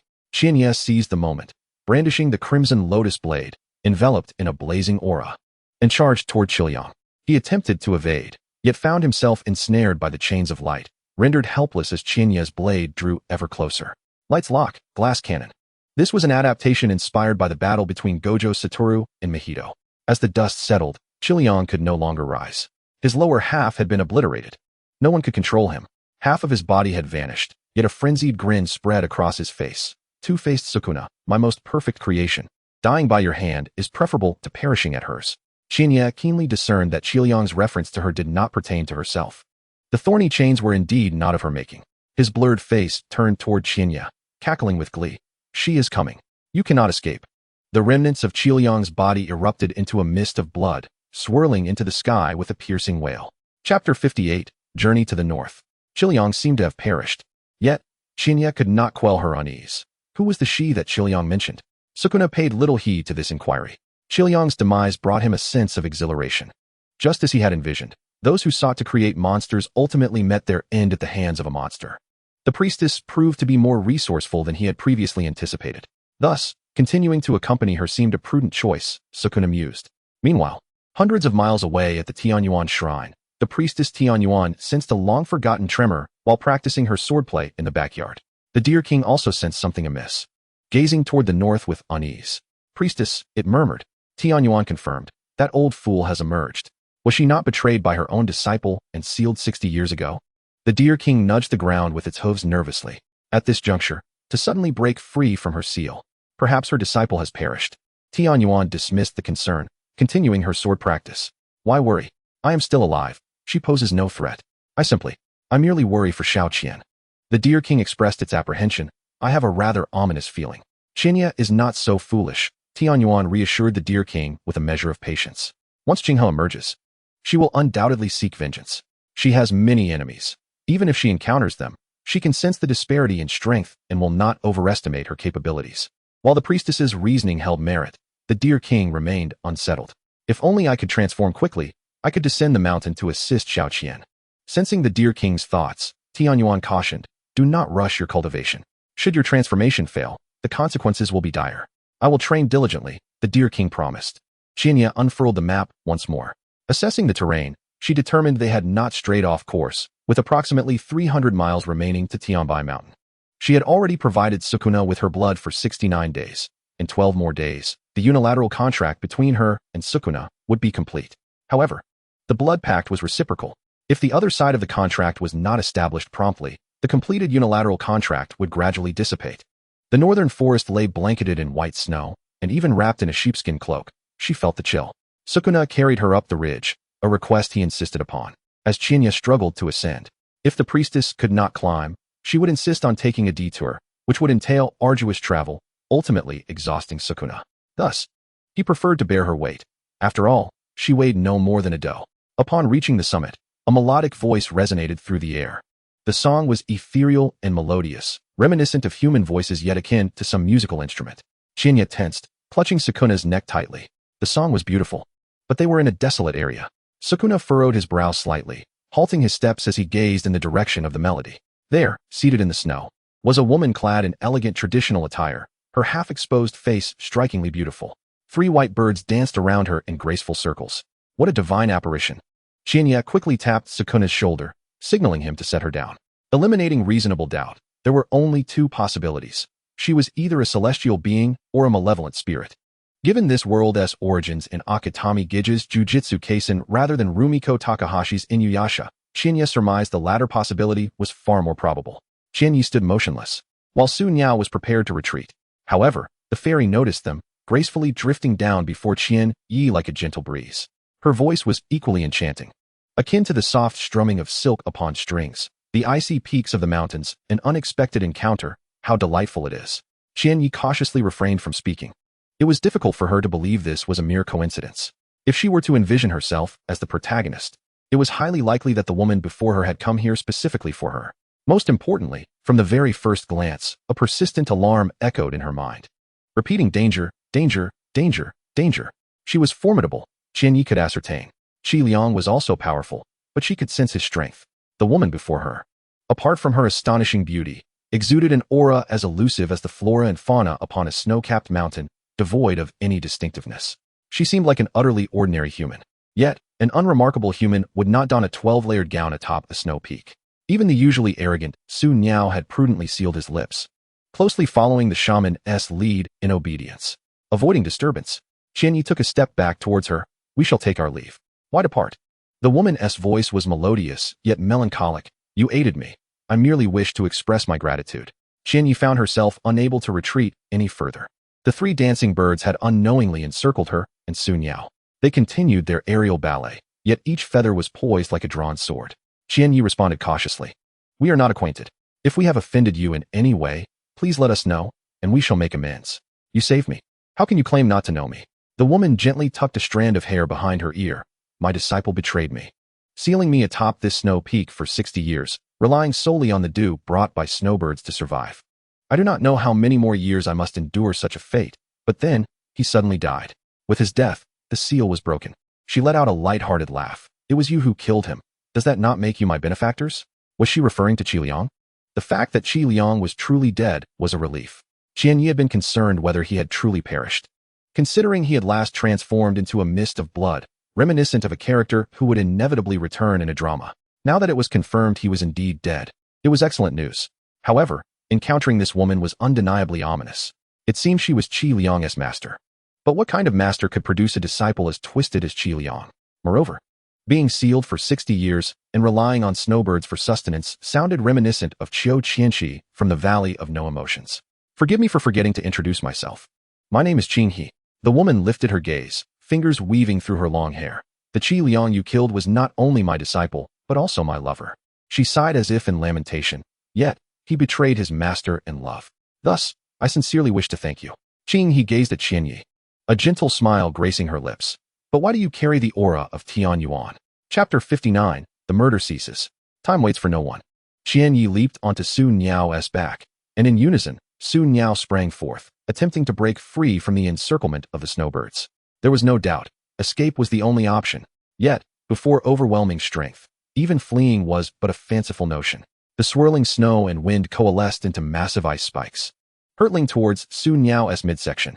He could only manage to drop Qian Yi from the air before the shattering ice spikes impaled his limbs, pinning him firmly to the snow. The claws of the snowbird grasped Qian Yi's legs, dangling her upside down. Qing He maintained her exquisite and serene visage. I have yet to finish my words. Why the haste? She first looked at Su Niao, completely immobilized. Is this the creation of Qi Liang? Perhaps of some use a century hence, but presently, it amounts to naught. Then she turned her attention to Qian Yi. Are you employing thorn chains to control him? She displayed a hint of approval, acknowledging that men indeed require such treatment. However, I do not fancy others pilfering my belongings. Qing He raised her delicate hand, and the thorn chains, responding to her movements, detached from Su Niao, transforming into a rust-colored cursed artifact in her grasp. Having been used by another, it was destined for disposal. She feigned a look of regret but unhesitatingly destroyed the thorn chains, scattering them into rust-colored dust. Her finger pointed at Qian Yi. The rust-colored powder surged towards her, melding into her limbs and igniting excruciating pain. I despise having my belongings taken from me. Qi Liang stole from me, and you stole from him. Qing He sighed. Since he is dead, you shall bear this curse. She sat cross-legged, resembling a pure and ethereal goddess, expressing some vexation. Where to begin? Ah yes, Tian Yuan. Before Qi Liang, I had another disciple who betrayed me. Thus, I treated Qi Liang exceptionally well, hoping he would be a good disciple until he professed his love for me. I consented to him being my lover. Yet, he gradually felt that my control over him was too stringent and sought to escape. She seemed genuinely troubled by this. It was clearly his own choice. How could he regret it? The pain was unbearable. Qian Yi could not absorb her words, merely gritting her teeth in silent anguish, an overwhelming sense of despair welling within. She could even feel the pain emanating from Su Niao. Su Niao often conveyed hunger, yet never pain. The ferocity of those ice spikes was such that even Su Niao felt agony. Qing He suddenly inquired, are you two forming a blood pact? What a fateful coincidence. Her previously tranquil and gentle expression now exhibited a clear shift. The disciple of Tian Yuan is actually forging the blood pact that I created. With a flourish of her sleeve, the snowbirds released their grip, and Qianyi fell to the ground. She fought through the pain, pondering. The blood pact was created by Qinghe? Does Tian Yuan know Qinghe? These were matters not previously mentioned by Tian Yuan. Although Tian Yuan had explicitly opposed her use of the blood pact, he had nonetheless shared the method with her, without disclosing its origin. Moreover, Qianyi was not precisely Tian Yuan's disciple. At least, he had never acknowledged her as such. Qi Liang always wished to kill me but failed, precisely because of our blood pact. Qinghe approached Qianyi step by step, her demeanor becoming increasingly unhinged. Thus, he could only seal me, for he did not wish to die alongside me. The disciple of Tian Yuan desires a blood pact. Qinghe repeated, evidently delighted by the notion. She then erupted into laughter, declaring, "Today, I shall spare your life." Her gaze fell upon the barely alive Su Niao, and with a glint of amusement, she remarked, "Having controlled you for so long, killing her now would be the best choice. You could also refrain from acting and simply watch her perish. The backlash curse from the destroyed thorn chains will leave you with no more than 6 months to live." Qinghe reveled in Qianyi's torment. Everything before her seemed utterly fascinating. "You have another choice." Qinghe addressed Su Niao. "Go to Tianbai Mountain, retrieve the everlasting winter, and complete your blood pact. She shall then share her life with you. Simultaneously, you will also share the curse. Make your choice. Regardless of your decision, you will regret it." Qinghe's figure soared into the mountain winds, disappearing from sight, her joyful song still echoing along the ridge. The pain was unbearable. Qianyi was left with a singular sensation, the excruciating agony. The curse of the thorn chains clung to her like toxic spores, rapidly proliferating within her. The snow water soaked into her clothes, and only when the haunting melody of Qinghe faded completely did her pain diminish significantly. As her blurred vision finally sharpened, she beheld the figure of Sunua, crouching beside her. "Is it truly so painful?" he inquired, grasping Qianyi's wrist, his cursed energy probing her veins through their skin contact. He then expressed skepticism. "It resembles the situation with the thorny chains binding me. Surely, you can endure." What a callous remark. Qianyi glared at him furiously. "Is my suffering your satisfaction?" Such an impressive temper. Suanua was not inclined to indulge her. He turned on his heel and began to walk away. Now free from the constraints of the thorny chains, he felt utterly liberated. And sparing the witch was undoubtedly his greatest act of mercy. After strolling a few paces, the biting wind and snow whipped against him. Glancing back, he noticed the witch still lying in the snow, a small figure, snowflakes accumulating upon her. He wondered if she would weep. The thought of her crying ignited a flicker of excitement within him, compelling him to return to her side, ignoring any harsh words she might utter. He hoisted her legs over his shoulder. Suanua. Qianyi was cursed, yet she was not dead. Gritting her teeth against the pain, she invoked a spell, Earth's Lock. A tremendous force of gravity slammed Suanua to the ground, causing Qianyi to tumble into the snow. She quickly scrambled to her feet, a radiant arrow manifesting in her hand, and without hesitation, she aimed for Suanua's throat. Fueled by her sudden assault, Suanua's ire flared. He seized the arrow and snapped it with force. "What madness is this? Do you wish to kill me?" Qianyi retorted mercilessly. "I will slay you first." Observing her deathly pale visage, her eyes red as if stained by snow, he released his grip on the binding seal and, in an unexpectedly gentle tone, suggested, "The snow is too heavy. We should descend the mountain." Given the witch's disposition, continuing to clash with her would likely lead to a life-and-death duel. Sunua believed their relationship had not yet reached such a precipice. Qianyi was merely too delicate to bear the pain, which rendered her sharp-tongued. He chose not to hold her temperament against her. Eventually, Qianyi ceased her onslaught. Even so, she refused to allow him to carry her, opting instead to follow him with unsteady steps. They sought refuge in a cave halfway up the mountain for the night. The witch stubbornly kept her drenched garments on, and the firewood in the snowy mountains proved difficult to ignite. Observing Qianyi curled up in a tight ball, Suanua silently assessed her strength. He summoned his cursed energy, gradually warming the cave. Though Qianyi maintained her rigid demeanor, her body instinctively gravitated toward the source of warmth. As night deepened, her curse seemed to resurface. She pressed against the stone, her forehead slick with cold sweat. Watching her in agony, Suanua felt an unexpected pleasure. The witch, once seemingly capable of determining his fate, now appeared pathetically fragile. He understood her reluctance to accept his proximity stemmed from fear. Fear, after all, signified control. Before her curse, she had never feared him. His heart swelled with an unsettling desire, and as he approached her, he hesitated but ultimately wrapped her in his embrace. Her skin was cold, yet his body radiated heat. Initially, she struggled, but before his formidable strength, she soon surrendered. In his arms, she gradually closed her eyes, aware that the beast beside her had recognized its keeper's vulnerability and was poised to reveal its fangs. Chapter 60, Beside You. Suwa gazed at the witch nestled in his arms, his appetite entwined with an unarticulated yearning. Yet, that was inconsequential. He simply wished to prevent her demise upon this snow-laden mountain. Once they descended, everything would transform, just as she lay docilely against him, devoid of resistance. Suwa contemplated that Qianye's current disarray was due to her impending death.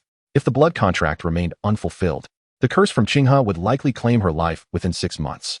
Moreover, as time progressed, her suffering would only intensify. To ensure her survival, the completion of the blood contract was essential, allowing him to bear half of her curse.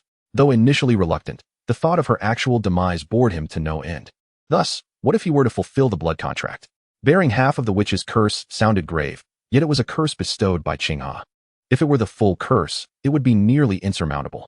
However, a partial curse's intensity would significantly wane, implying that by eliminating Qinghe, the curse could be lifted. Qinghe was formidable. In Suwa experience, he had never encountered such a powerful sorcerer. Nevertheless, he believed in his future strength. Convinced that one day he would be capable of defeating Qinghe, Suwa had made his decision to complete the blood contract and share in the witch's curse. However, he would not allow her to receive this boon without conditions. In exchange, she must obey him, occasionally heed her wishes. But she was never again permitted to strike him or unleash her temper without consequence. With only 1 day remaining until the witch's unilateral contract, today she had not offered her blood to Suwa. Skipping a day would necessitate starting anew. Suwa had no intention of reminding her. After locating the unburnt winter, a minimum of 81 days would pass, during which he would ensure she faced hardship. As he pondered, his broad, rough fingers brushed against the witch's neck. Should he wait until she wept and pleaded before agreeing to share the curse? In the darkness, Qianyi unsheathed the red lotus knife. Even in the absence of a completed unilateral blood contract, Suwa's intense emotions allowed her to sense his ravenous appetite directed at her. What did Suwa intend? To consume her? As his fingers pressed against her throat, Qianye's conviction solidified. Suwa wished to devour her. She had anticipated this day, yet she had not expected it to arrive so soon. It was logical. How could Suwa permit her to remain alive? Once freed from the thorny chains, he would undoubtedly seek her death. Presently, not only had he liberated himself from the chains, but she was the one now bearing the curse of the thorny chains. A torment deliberately sown by Qinghe to ensure her suffering until death. Qianyi layered incantations upon her cursed tool, envisioning the knife plunging into Suwa's heart in the next moment. She had relinquished control over him and was on the verge of losing her own life. Therefore, Suwa, too, deserved to die. This was her plan. However, as the knife hovered above Suwa's heart, her resolve faltered. Qianyi recalled the words of the witch Tianyuan. Killing Suwa a millennium ago might lead to the world's collapse a millennium hence. In that fleeting moment of hesitation, Suwa reversed their positions, pinning her to the ground, a single hand gripping her throat. How pitiful, witch! You cannot even seize the opportunity to kill me. His heart brimmed with rage, indifferent to the blood streaming from her wounds inflicted by the snowbird's talons. You shall pay for your offense, do you understand? Suwa believed he had shown immense tolerance. The witch's desire to kill him was merely an affront in his eyes. Qianyi, however, perceived it differently. She sorrowfully acknowledged that even if she spared Suwa, he would not extend the same mercy to her. Thus, she channeled her remaining cursed energy, heart's lock, blind. The spell rendered Suwa devoid of his senses. Under the dual strain of excessive cursed energy extraction and the curse, she coughed up a mouthful of blood violently. But before the blood could spill, the red lotus knife had already pierced Suwa's heart. The towering figure of Sukuna gradually collapsed to the ground, life ebbing away. Qianyi released her grip on the hilt of the blade, tears cascading down, drop by drop, onto its surface. So be it, she finally acknowledged her failure. She lacked the power to save everyone at Gaojuan, and she was powerless to save herself. Let it be, Qianyi whispered to herself. She was exhausted, overwhelmed by anguish, yearning only to return to the Tianyuan shrine, to be by the side of the dear king. Rising unsteadily, she stumbled toward the cave's exit, ultimately vanishing entirely into the swirling snowstorm. Sukuna sensed the murderous intent receding, and he opened his blood-red eyes. Just before his heart was pierced, he activated the reversal technique. He reached out and withdrew the crimson lotus blade embedded in his chest. This was a sacred artifact, cherished by the priestess, yet she had left it behind. The priestess had forsaken everything, both the crimson lotus blade and Sukuna himself. Sukuna erupted into laughter, surveying the fresh bloodstains scattered across the snow, separating the essence belonging to the priestess with his cursed power and consuming it. Want to rid yourself of me? Such a foolish notion. On the 81st night, with the 81st drop of blood, the unilateral contract of the blood bond ritual was completed. The priestess must not die. She must live. He would ensure that the priestess lived, paying the price. The interminable night would eventually give way to dawn. Qianyi trudged through the snowy forest, unaware of how far she had walked. Perhaps 2 days, perhaps 8. Pain coursed through her body. Her legs felt as though they were hollowed out by termites. The Tianyuan shrine seemed so very distant at this moment, and she could not even ascertain if she was headed in the right direction. Perhaps she would never return to the shrine. Regret washed over her for not having properly bid farewell to the dear king, nor having witnessed his transformation. Unbeknownst to her, she had wandered onto a frozen lake. The surface reflected vague images, accompanied by faint cracking sounds. Perhaps this was to be her final resting place, Qianyi mused. The reflections before her grew increasingly indistinct, and suddenly, her foot struck a gnarled branch, sending her tumbling into the snow. A pair of arms caught her. In a daze, Qianyi beheld these arms, bones slightly curved, adorned with silvery fur. Looking up, she beheld a face crowned with antlers. She stared, entranced, at this man with deer horns, who shyly averted his gaze. "Do not look at me like that, Xiao Qian," he said with a hint of insecurity. "I'm sorry, I failed to transform." Qianyi barely registered his words. She was lost in thought, questioning whether she had fainted and was now dreaming. How absurd her dream was. To envision the deer king traversing thousands of miles to bring her home? Yet the figure before her spoke, "Xiao Qian, do not cry, let us return home." This was no dream. Qianyi threw herself into the arms of the deer king, sobbing uncontrollably. "It hurts. It hurts so much, dear king." She clung tightly to his waist, her head pressed against his chest. "I am so useless. I have overestimated my capabilities. Against a truly formidable foe, I am utterly defenseless. I am cursed. I am dying. I will die." All her grievances and pain poured forth in that moment. Yet, the deer king was always able to bear her every emotion. "Do not fear, Xiao Qian." The deer king, his hand marred by the failed transformation, gently patted her back. "There will be a way. You will not die. I will stay with you. I will not let you perish." The deer king transformed back into his original form. The majestic white deer raising its hooves against the swirling snow, its eyes radiating warmth. "Come, ride on my back," the deer king said. "We shall return to find the priestess." Chapter 61. You are beyond saving. Bury her. The deer king ran swiftly, day and night, and after 5 days, they returned to the Tianyuan shrine. Upon seeing the cursed black spots blossoming on Qianye's body, Priestess Tianyuan rendered her cold judgment. It cannot be. Although the priestess's demeanor pained her, at this moment, Tianyuan was the only hope for Qianye's survival. She clutched the priestess's waist sash tightly. "I can be saved. Please, try again. Do not give up so easily." Qianyi turned to the deer king, hoping he would speak on her behalf, but he remained silent. "What use is he? Haven't you already caused enough harm to the deer king?" Priestess Tianyuan remarked. "He was anxious to transform for your sake, and as a result, he failed. If fortune smiles upon him, he may recover after centuries of training. If not, this is how it shall be." "This is not Xiao Qian's fault," the deer king interjected, defending her. "I did not train diligently. She was unaware." Priestess Tianyuan scoffed, "Waste." It was unclear whether she referred to Qianyi or the deer king, but Qianyi felt the comment was directed at her. Ignoring Qianyi, Priestess Tianyuan addressed the deer king. "Her current body is beyond saving. Prepare for the aftermath. You shall handle the arrangements. I must step out for a moment." Qianye's heart sank at the priestess's indifferent attitude. She watched helplessly as Priestess Tianyuan disappeared, unable to delay her departure, staring blankly at the deer king. "No, it cannot be. Is there truly no chance for me to survive?" Tears brimmed in her eyes as she pleaded with him. "Save me, dear king. I do not want to die." At that moment, the deer king had taken human form. Though his failed transformation left him feeling insecure, it was more convenient to act in human guise. "Do not fear." He leaned closer to Qianye's ear, speaking softly. "The priestess is merely trying to frighten you.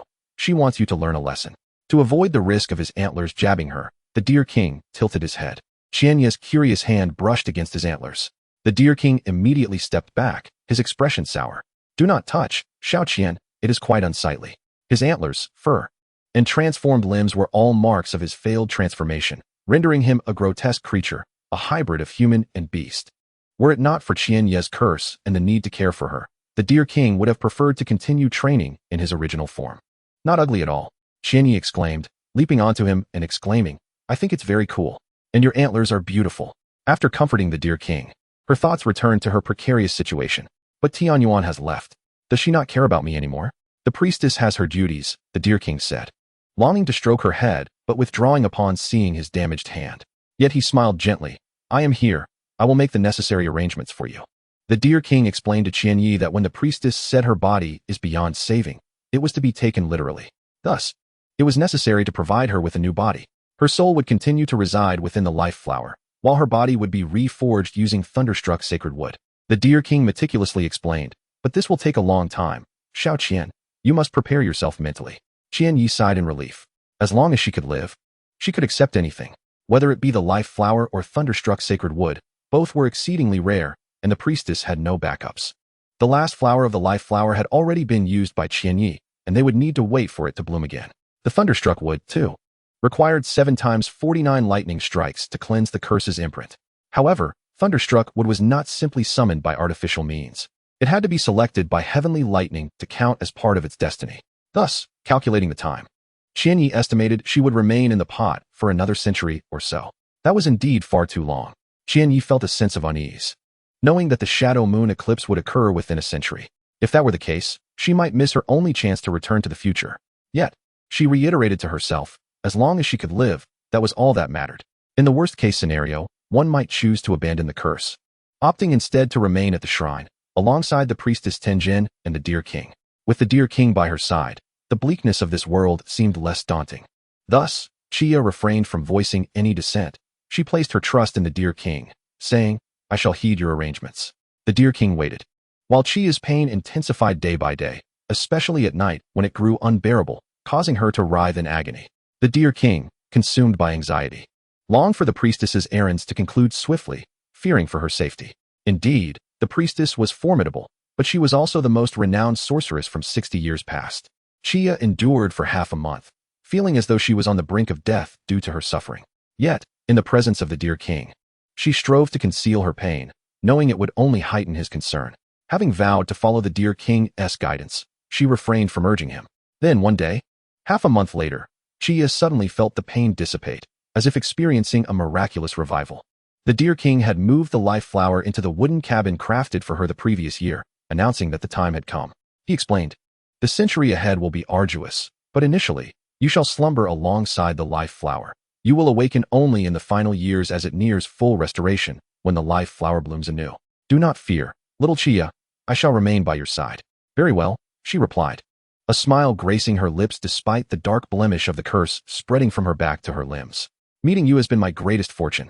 The dear king bit his lip, a hint of sorrow crossing his face. When you awaken, you may forget me, for the life flower must regrow. And using it twice in quick succession may cause you to lose some memories. Wait, you didn't mention that. Chia protested for the first time. I haven't even written in my diary yet. But it was too late for her to pin anything down. The dear king insisted that this was the optimal moment. There was no time to waste, and she was not permitted to fetch paper and pen. She felt herself lifting away, the pain vanishing, the cursed sensation dissipating, and her consciousness fading completely. The dear king transformed into his true form, lying beside the flower pot, until the early hours of the following day. When Priestess Tenjin returned to the shrine, her body damp with dew, her right arm conspicuously absent. Lady Priestess, the dear king gazed at her in shock. What has happened? It's nothing, Tenjin replied, unwrapping a blood-stained cloth from her back, revealing her severed right arm. I shall meditate, and it can be reattached. The dear king, filled with worry, asked, and the blue-haired one? He has been eliminated, Tenjin scoffed, a disdainful smile gracing her lips. To curse my apprentice and expect to escape unscathed? What a jest. Chapter 62, A Plant. Time shifted, a century passed. For many beings in this world, 100 years is an eternity. Yet, for a mere flower, it is but a fleeting moment. Chia felt little sense of the passage of time. Upon awakening from the flower pot, her surroundings remained the shrine, the forest, and the dear king. Suddenly, she felt disoriented. No, that wasn't right. She distinctly remembered lying in bed watching anime when her phone fell, striking her on the head. Where was she now? Why could she not move or speak? Surely this must be a dream. Although the scene before her appeared remarkably real, the inability to move or articulate was reminiscent of a dream. Chia closed her eyes once more within her consciousness and drifted off again. Upon reopening her eyes, the scene had shifted. The previous dream had resembled a fairy tale, filled with forests, night skies, white deer, and fireflies. Now, It had morphed into a nightmarish vision. Below her lay a murky, dark surface, and in the distance loomed bizarre structures, one adorned with a massive bull skull. This setting felt awry. Chiya pondered. It bore resemblance to the domain of Ryman Sukuna from the anime Jujutsu Kaisen. Could it be that her frequent viewing of anime had caused her mind to conjure these images after being struck on the head? She did not wish for such knowledge to be transmitted to her. If only her phone could directly implant an English dictionary into her brain. Cautiously, she took a few steps forward, startled by the sound of splashing water. This was unlike the enchanting dreamscape she had previously inhabited. In this horror-laden nightmare, she found herself capable of movement. However, it was not so much as being able to move freely. The surrounding darkness enveloped her, with only the faint glow of the structures and the water beneath her feet providing any light, making escape impossible. She glanced down to find herself clad in a red and white priestess outfit, barefoot save for white socks, which were now wet from the icy water. Tentatively, Chiya moved toward the bull skull. Yet, after only a few steps, an intense, chilling sensation crept up her back. Suddenly, a large hand landed on her shoulder, its sharp nails glinting with a bluish sheen. She froze, realizing the sensation behind her was all too real, and let out a terrified scream. Sukuna, behind her, felt a wave of exasperation wash over him. He withdrew his hand, his form instantly shifting to the bull skull, his deep voice resonating. "Cease your screams. You are quite bothersome." Upon sensing the priestess's consciousness merging with his own, Sukuna was flooded with memories from long ago. A century had passed, and he had thought she would never return. After that stormy night, he had followed her trail for a long time, until the white deer whisked her away. Humph, the white deer spirit. No wonder she refrains from consuming venison. The only remnants she had left him were these memories. Even her name was lost to him. What troubled him further was that these memories had not faded. Instead, they had grown increasingly vivid. Ryman Sukuna. Chiya continued to emit frantic cries. "I'm going to die. I'm going to die." Her panicked shouts pulled him back from his reverie. Sukuna realized then that the priestess had no awareness of her consciousness inhabiting his body. She believed she was merely dreaming. Yet, in his memory, the priestess always bore an air of fatigue and an indescribable gloom. It was indeed rare to see her so vibrant. After about a minute, Chiya finally ceased her screaming, primarily because her throat was sore and she realized her cries were futile. Before her remained the water surface, the bull skull, and Ryman Sukuna. She attempted to calculate a math problem within her mind, only to despair at how clear her thoughts were. This was not a dream. In dreams, one could not solve math problems. In dreams, she could not even unlock her phone. If this were not a dream, how could she explain her current predicament? Surely, she could not have crossed over. If she had, it should have been to the Jujutsu High, engaging in sweet romance, not directly into the domain of Ryman Sukuna. Was this not a swift path to her demise? Her mind raced, though in reality, only seconds had passed, and she gradually regained her composure. Observing that Sukuna seemed to harbor no intention of aggression, he merely sat there, resembling a remarkably stable red-haired, four-armed creature. "Have you calmed down?" Sukuna inquired. "Lord Sukuna." Chiya quickly knelt. "I am Hai Chiya, merely an ordinary student. I do not know why I have arrived in your domain, but I assure you, I harbor no intent to offend.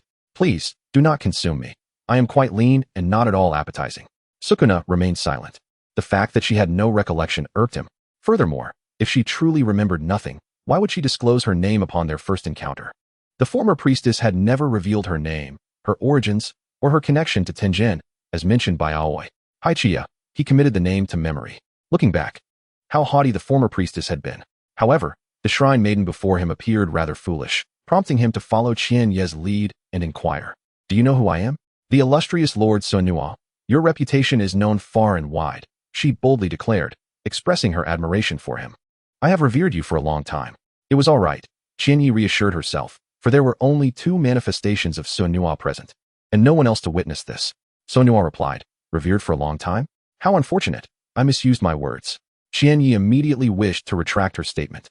But alas, it was impossible. She racked her brain, pondering how to salvage the situation, only to hear Sonua command, "Come here." An unusual sense of satisfaction surged within him. After a century, he could utter the word "come" to a shrine maiden, and the one before him seemed utterly devoid of resistance. With a heart filled with trepidation, she lifted her fragile neck, allowing her rapid pulse to throb beneath his grasp. Naturally, Qian Yi did not wish to approach him. Yet, facing such a formidable villain, she feared that an ill-timed word might lead to her immediate demise. Reluctantly, she shuffled forward with hesitant steps. However, in the next moment, she was lifted effortlessly into the air and fell into Sonua's embrace. Her skin trembled just as he had envisioned, her body quivering slightly, her lips pale and devoid of color, and her misty eyes resembling a small creature pleading for mercy. This was undeniably thrilling for him. She was alive. This was splendid. There were many debts to settle with her. She had grown weaker. This was not entirely favorable, as it implied she could easily be harmed or even perish, necessitating greater caution in their interactions. Yet, the once proud shrine maiden who had pierced his heart and cast him aside now found herself ensnared in his embrace, allowing him to exert his will. This was delightful. When she had cast him aside, had she ever contemplated this day? He curled his sharp nails, pressing his fingertips against her lips, drawing blood. And Suanua erupted into laughter. Chapter 63, The Cycle of Day and Night. Qianyi felt an overwhelming sense of dread. What did the dual manifestations of Suanua intend? Did he wish to devour her? Surely he would not toy with her before consuming her. Resolutely, she closed her eyes and thought only of a swift death. Lord Suanua, if you intend to eat me, please grant me a quick end. Eat. Her reaction greatly amused Suanua. He was in no hurry to consume her. He pressed her onto his lap, leaning down to inhale her scent. Why not tell me how you came to be here? Qianyi attempted to evade his probing, but his hand held her firmly in place, rendering her immobile. I truly do not know. She was on the verge of tears. When I opened my eyes, I saw a forest, the moon, and a sleeping white deer, but I could neither speak nor move. After blinking again, I found myself in this realm. Suanua's good mood was shattered once more by the mention of that deer. He would eventually sever its neck, draining its blood and consuming it in front of Qianyi. He continued to inhale her scent, licking at her neck. Finally, he confirmed it, the unmistakable aroma of life flower. No wonder she hadn't perished. Someone had used the life flower to transfer her soul and reshape her body. It appeared that her body was still not adequately formed. Hence her soul remained within the life flower. Was it that Tianyuan? According to Qing He, she was a disciple of Tianyuan. But was that person male or female? What was their identity? Anyone whom Qing He held in such regard could not be weaker than her. Over the years, Suanua had contemplated seeking vengeance against Qing He, but had found no trace of her. Now it seemed that perhaps she had already fallen to the hands of Tianyuan. To kill Qing He must have come at a significant cost. For the sake of a disciple, to eliminate a formidable adversary, and to utilize the exceedingly precious life flower to reshape her body, it was likely that heavenly materials and earthly treasures had to be employed as well. Could such a bond merely stem from the affection of a master for a disciple? Humph, perhaps there was a more clandestine connection. Moreover, life flower should not have impaired her memory unless this master had ulterior motives. The shrine maiden's presence within his conscious realm likely had an explanation, as the unfinished blood contract meant that his body housed her blood. This blood, in a certain sense, resembled a cursed object when her soul had nowhere to anchor. It would reside within the host of the blood contract. Currently, her soul resided within the life flower, yet the connection was weaker than that of the blood contract. Suanua would never forget how the shrine maiden had thrust the cursed dagger into his heart and vanished without a trace into the snowy night. Ironically, it was on the very night he had intended to complete the blood contract, to share the curse with her. He could hardly blame her for betrayal, for the shrine maiden had never promised him anything. Qianyi, this name resonated like an incantation, coursing through the patterns of his body. She would inevitably pay for her actions. Qianyi trembled uncontrollably. The inhaling, the licking, wasn't this the prelude to being devoured? Would he next sever her hand or leg? Perhaps he should simply decapitate her to spare her the torment. As expected, Suanua seized her wrist. Qianyi, filled with dread, shut her eyes tightly, curling her body into a ball as a sharp pain shot through her palm. Suanua's sharp claws had sliced through her skin, drawing blood, which he then consumed. Indeed, it was her essence, her soul unmistakably. In the next moment, the pain in her palm vanished. Qianyi nearly believed she had died and lost her sense of feeling, taking a moment to realize that the wound on her palm had completely healed. Was this a reversal of the spell? What did the dual manifestations of Suanua mean by testing the applicability of reversal spells on humans? Suanua licked his sharp fangs. If you don't remember, allow me to help you recall this sensation. No, recall what? Qianyi attempted to retreat, but behind her, Suanua's robust thigh pressed against her back, while his hand gripped her shoulder with such force that she felt her bones might snap. We had a contract before. His sharp fangs hovered above her head as he chuckled softly. Life and death together, do you not remember? A contract of life and death could not merely be a bond of brotherhood, could it? The question remained whether Suanua was the type to form such oaths. Whether he was even human was up for debate. Wait, Qianyi suddenly realized that the dual manifestations of Suanua recognized her, and it sounded as though there was a shared history.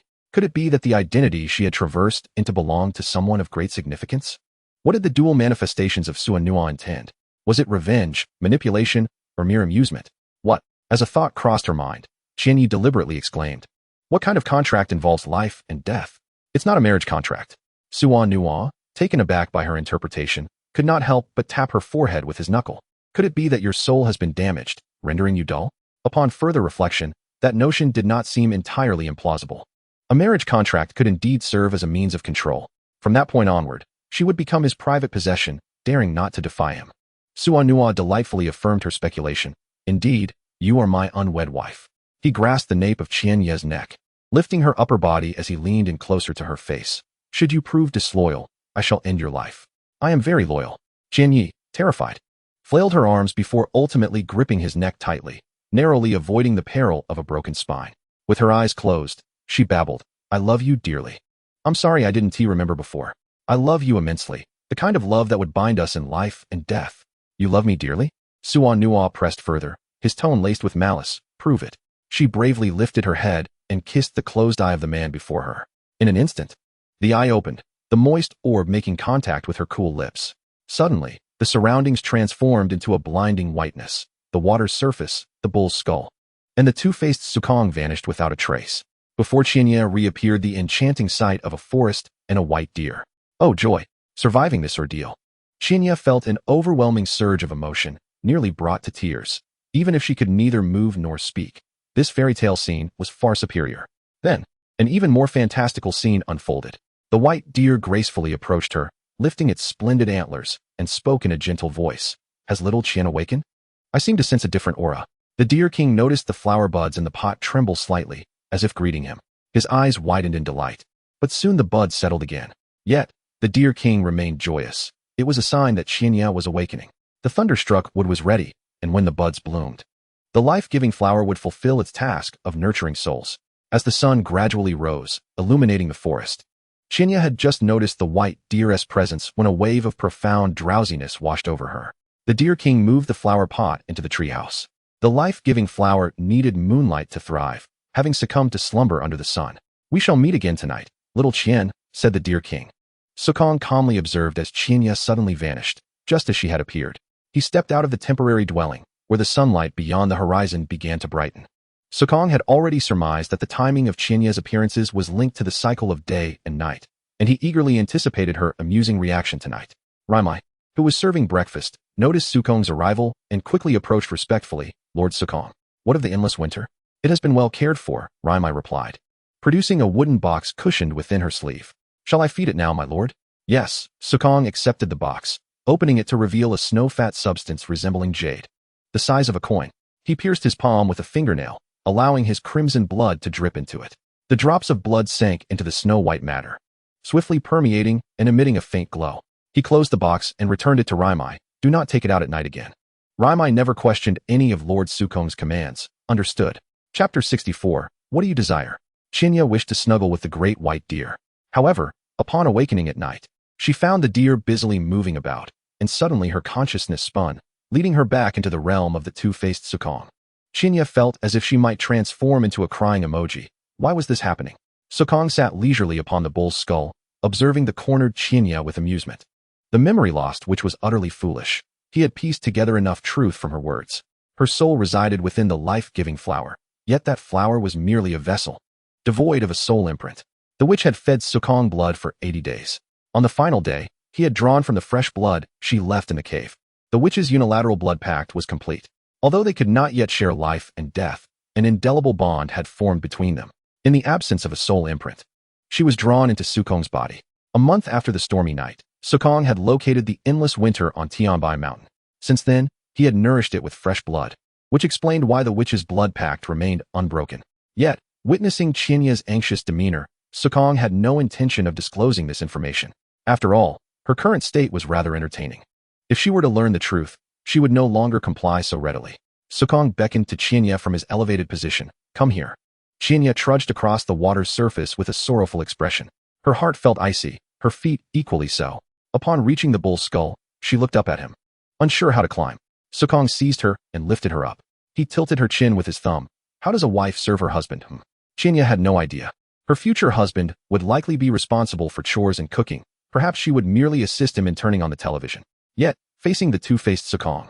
She dared not voice such thoughts. Her immediate survival took precedence. What is your command? Your address is quite disrespectful, Sukuna retorted, grasping her icy foot and pulling off her soaked sock, pressing his palm against her sole. His fingers enveloped her entire foot. You should refer to me as master. Indeed, during the Heian period, it was customary for women to address their husbands as master, implying head of the household without any special connotation. However, Shinya believed Sukuna imbued it with a particular significance. This humiliation she would temporarily endure. Provoking her would truly be like challenging a soft persimmon. Shinya rolled her eyes. Master. What is your command? Command? Sukuna queried playfully. What can you offer me? Shinya suspected he was akin to some AI, as he seemed to endlessly echo specific words from her questions. She lowered her head and rolled her eyes again. Just then, Sukuna grasped her neck. Lifting her chin with his thumb, think carefully about what value you hold for me. At that moment, Shinya's feet were in his hands, her neck likewise. His hands were on her back and the bend of her legs. How could it feel as if he had more than the 4 hands he possessed? Shinya suppressed the urge to roll her eyes, answering with utmost composure. I can assist you with scheduling, write meeting notes proficiently, and I can draw and write manuscripts if you need promotion. Sukuna fell silent for a second before decisively pulling her closer. Although he found her panicked demeanor amusing, her words began to diminish his interest. He decided to hunt instead. After all, the prey had nowhere to escape. Wait. Shinya suddenly realized his intentions and hurriedly protested. That is not permissible. Did she not comprehend her predicament?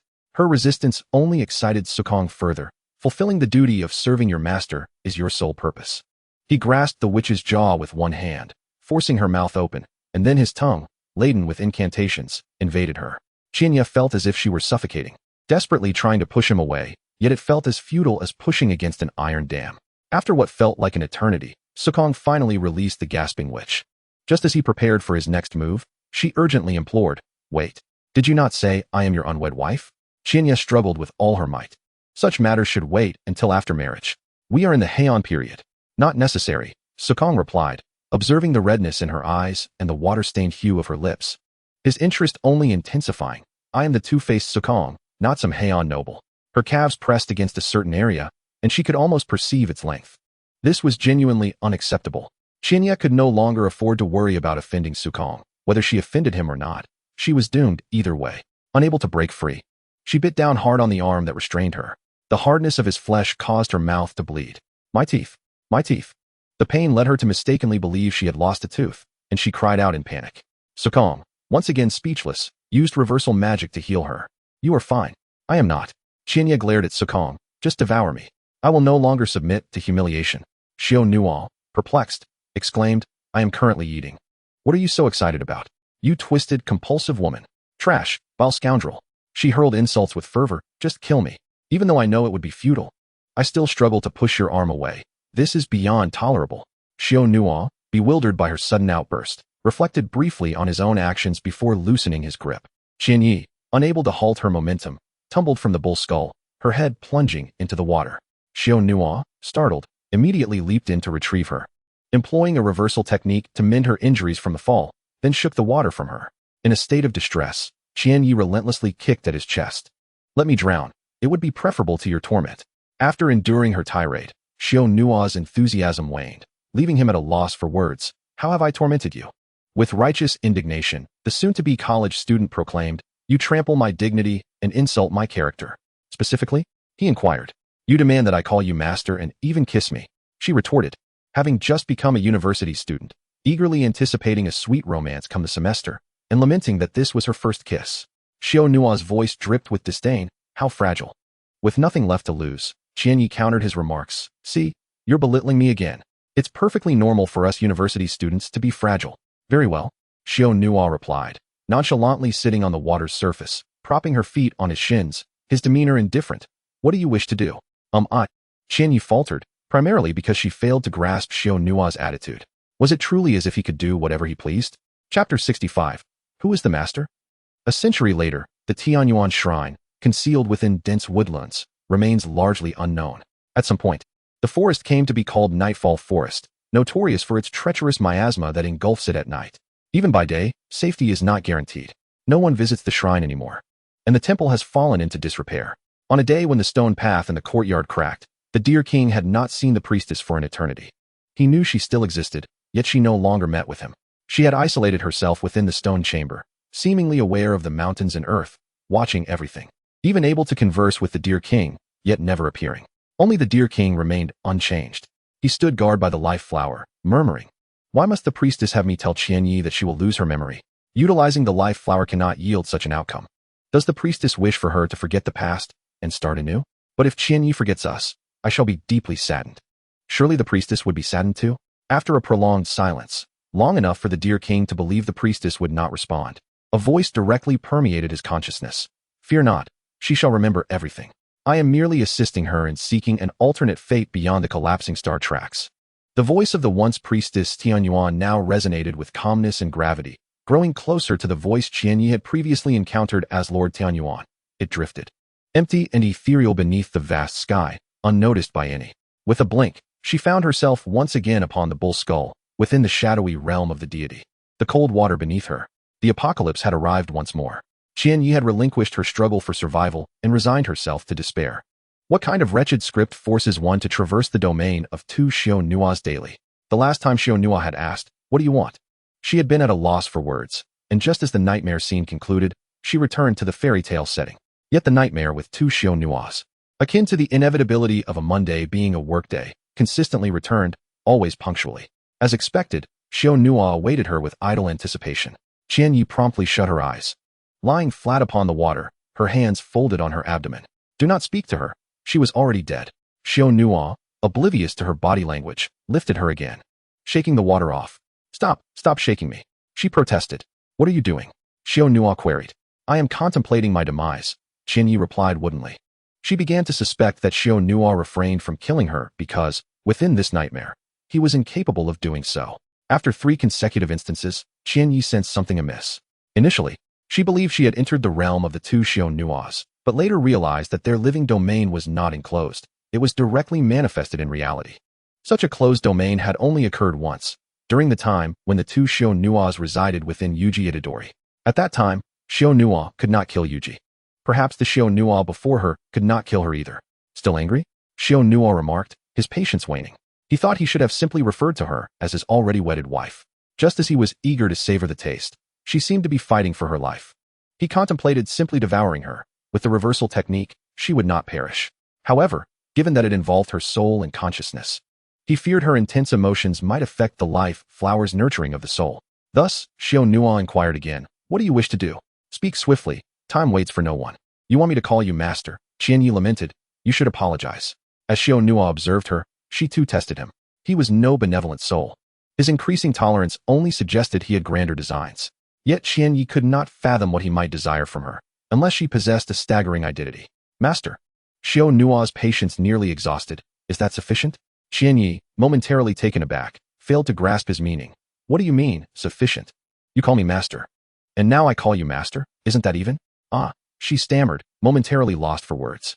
"You previously choked me." She displayed her unblemished, delicate arm, emphasizing, "It must have swollen. It hurt." Xiao Nua's response was more direct. He severed his own arm with a slicing technique. Qianyi screamed, You. "Is that sufficient?" he inquired. Yes, she exclaimed, cradling her head, as if confronted by a lunatic. "Just speak properly. No need for these self-destructive attacks."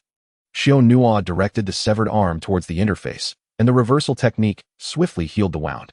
"Truly difficult to please," he muttered, before once more lifting the priestess and placing her before him. Qianyi had grown somewhat accustomed to being moved about by him. Yet this time he rudely tore open the priestess's garment, his hand reaching inside. "This is unacceptable." Qianyi did not wish to become a screeching hen, as that would reflect poorly on her state of mind. But who could maintain a good disposition in front of the wretched duality of Xiao Nua? Xiao Nua, unfazed, remarked, "Why is it unacceptable? I have done all I can. What more do you desire? We must cultivate our relationship." Qianyi hastily fabricated, "Look, even with a betrothal, it is difficult for two unfamiliar individuals to engage in such a relationship." The red-haired four-armed creature displayed a wicked grin. "I see no issue." "There is an issue," Qianyi argued, but soon realized that reasoning with the two Xiao Nuas was futile, leading her to lapse into silence, attempting profound contemplation. The outcome of her deep thinking was that the current server was busy and unable to provide answers. Xiao Nua detested her silent, distracted demeanor, as it extinguished his interest entirely. He suddenly remarked, "You are now within my body." Qianyi momentarily failed to comprehend. She had previously harbored doubts as to whether she had ingested Sushien's finger and thus transformed into his corporeal vessel, but her frail physique prevented her from awakening. Then, Sushien, in his duality, seemed intent on exploiting her for some purpose, hence the deception regarding their supposed pact. Now Sushien proclaimed that she resided within his body.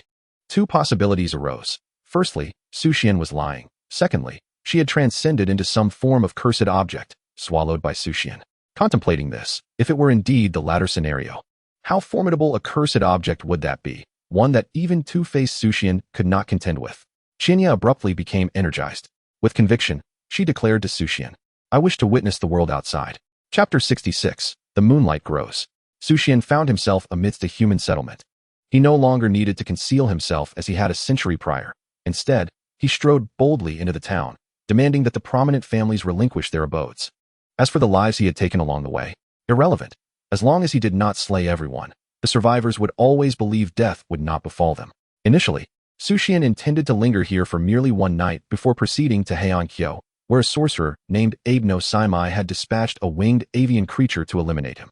After the creature's defeat and subsequent flight, Sushien resolved to confront Abe no Saimai directly. However, with Chinya inhabiting his being, he had already remained here for 3 days. Emerging from the grand residence, he instructed Limei, "I shall be taking a stroll shortly. Warn the others to keep their distance and refrain from appearing before me or speaking." Limei, puzzled, complied, "Yes, Lord Sushien." As she bowed her head in deference, Sushien returned, remarking, "The courtyard is too desolate. Hang some lanterns." With that, he re-entered the grand house. In the realm of existence, after Chinya had expressed her desire to see the outside world, Sushien remained silent for an extended period. Chinya felt a surge of apprehension. Her bold move seemed overly reckless. Perhaps she should have proceeded with more caution. At last, Sushien beckoned, "Come here." Aware that Chinya would not comply obediently, he embraced her, teleporting to a bovine skull. Sushien sat cross-legged, placing Chinya in the crook of his intertwined legs, her back resting against his chest. He grasped her hands with his, their fingers interlocked. "Wait, what are you planning to do?"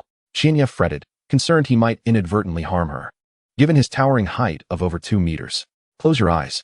Sushien's deep voice resonated above her head. "Focus on the sensations." Understanding his intent, Chinya complied. Shutting her eyes and perceiving a vague light before her, she cautiously opened her eyes to behold a wooden couch, a tea table, and intricately carved screens.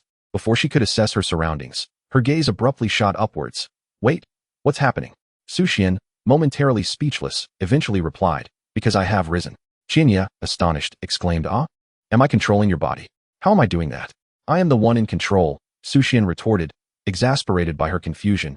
"You are too weak to govern me. Currently, I am aiding you in sharing my vision." Chinya pouted. "Oh." Sushien's displeasure was palpable. "What? Are you dissatisfied?" No. She hastily shook her head, continuing to appease him. "Where are we? Is this your home? Can we go outside?" "This is not my home." Sushien offered no further explanation, striding directly towards the courtyard. The small courtyard was serene, adorned with warm yellow lanterns, exuding a tranquil beauty. Yet for Chinya, the location and era remained elusive. Tentatively, she inquired, "Why are you residing here? Where are you headed?"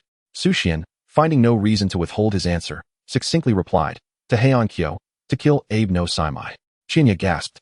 Is this the Heian period of Abe no Saimai? Indeed. Though he maintained a facade of calm, he gleaned new insights from Chinya's reaction. Abe no Saimai's Heian period. She recognized him as synonymous with that era. Such knowledge implied she was not of the Heian period herself. Sushien remained inscrutable, avoiding any semblance of alarm on her part, and continued, "He wishes to kill me. He seeks to discern the Shrine Maiden's stance. Who will she favor, him or me?"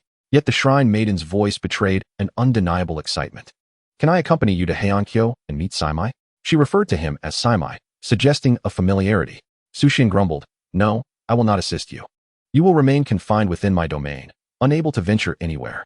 Chinya presumed he harbored a disdain for Abe no Saimai, and to avoid being implicated, she quickly fell silent. After a moment, Sushien queried, "Not speaking?" He circled the courtyard before returning to the grand residence, where a late-night snack, courtesy of Limei, awaited on the tea table. Butter tea treats and roasted lamb. This two-faced Sushien indulged in such a lavish feast at night. It had been years since she had tasted food. How infuriating. No. Chinya shook her head. On the day she transcended, she had dined with friends at Heideleo and enjoyed Ruatian coffee.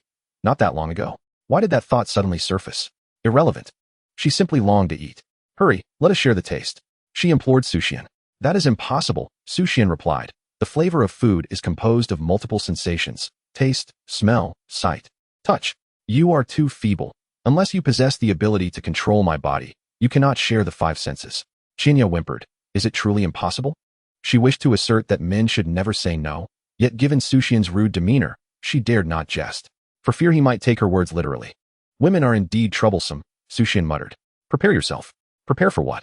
Suddenly, an overwhelming pain surged through her as Sushin plunged a short knife into his abdomen. Concurrently, Chinya found herself endowed with control over Sushin's body. She writhed in agony, clawing at the ground, cursing, "Are you insane? Use the reversal technique now. You expressed a desire to taste food. Only by injuring myself can you, a pitiful creature, seize control of the senses," Sushin retorted, feeling aggrieved by her reproach.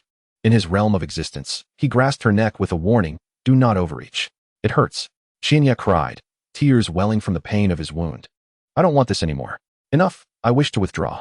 Sushin, recalling that the shrine maiden was a delicate creature, acknowledged her fragility. He relinquished control of their shared body, hastily consuming a morsel of tea treats and lamb, swallowing them whole. Then he withdrew the knife from his abdomen, employing the reversal technique to heal himself. "Lord Sushin?"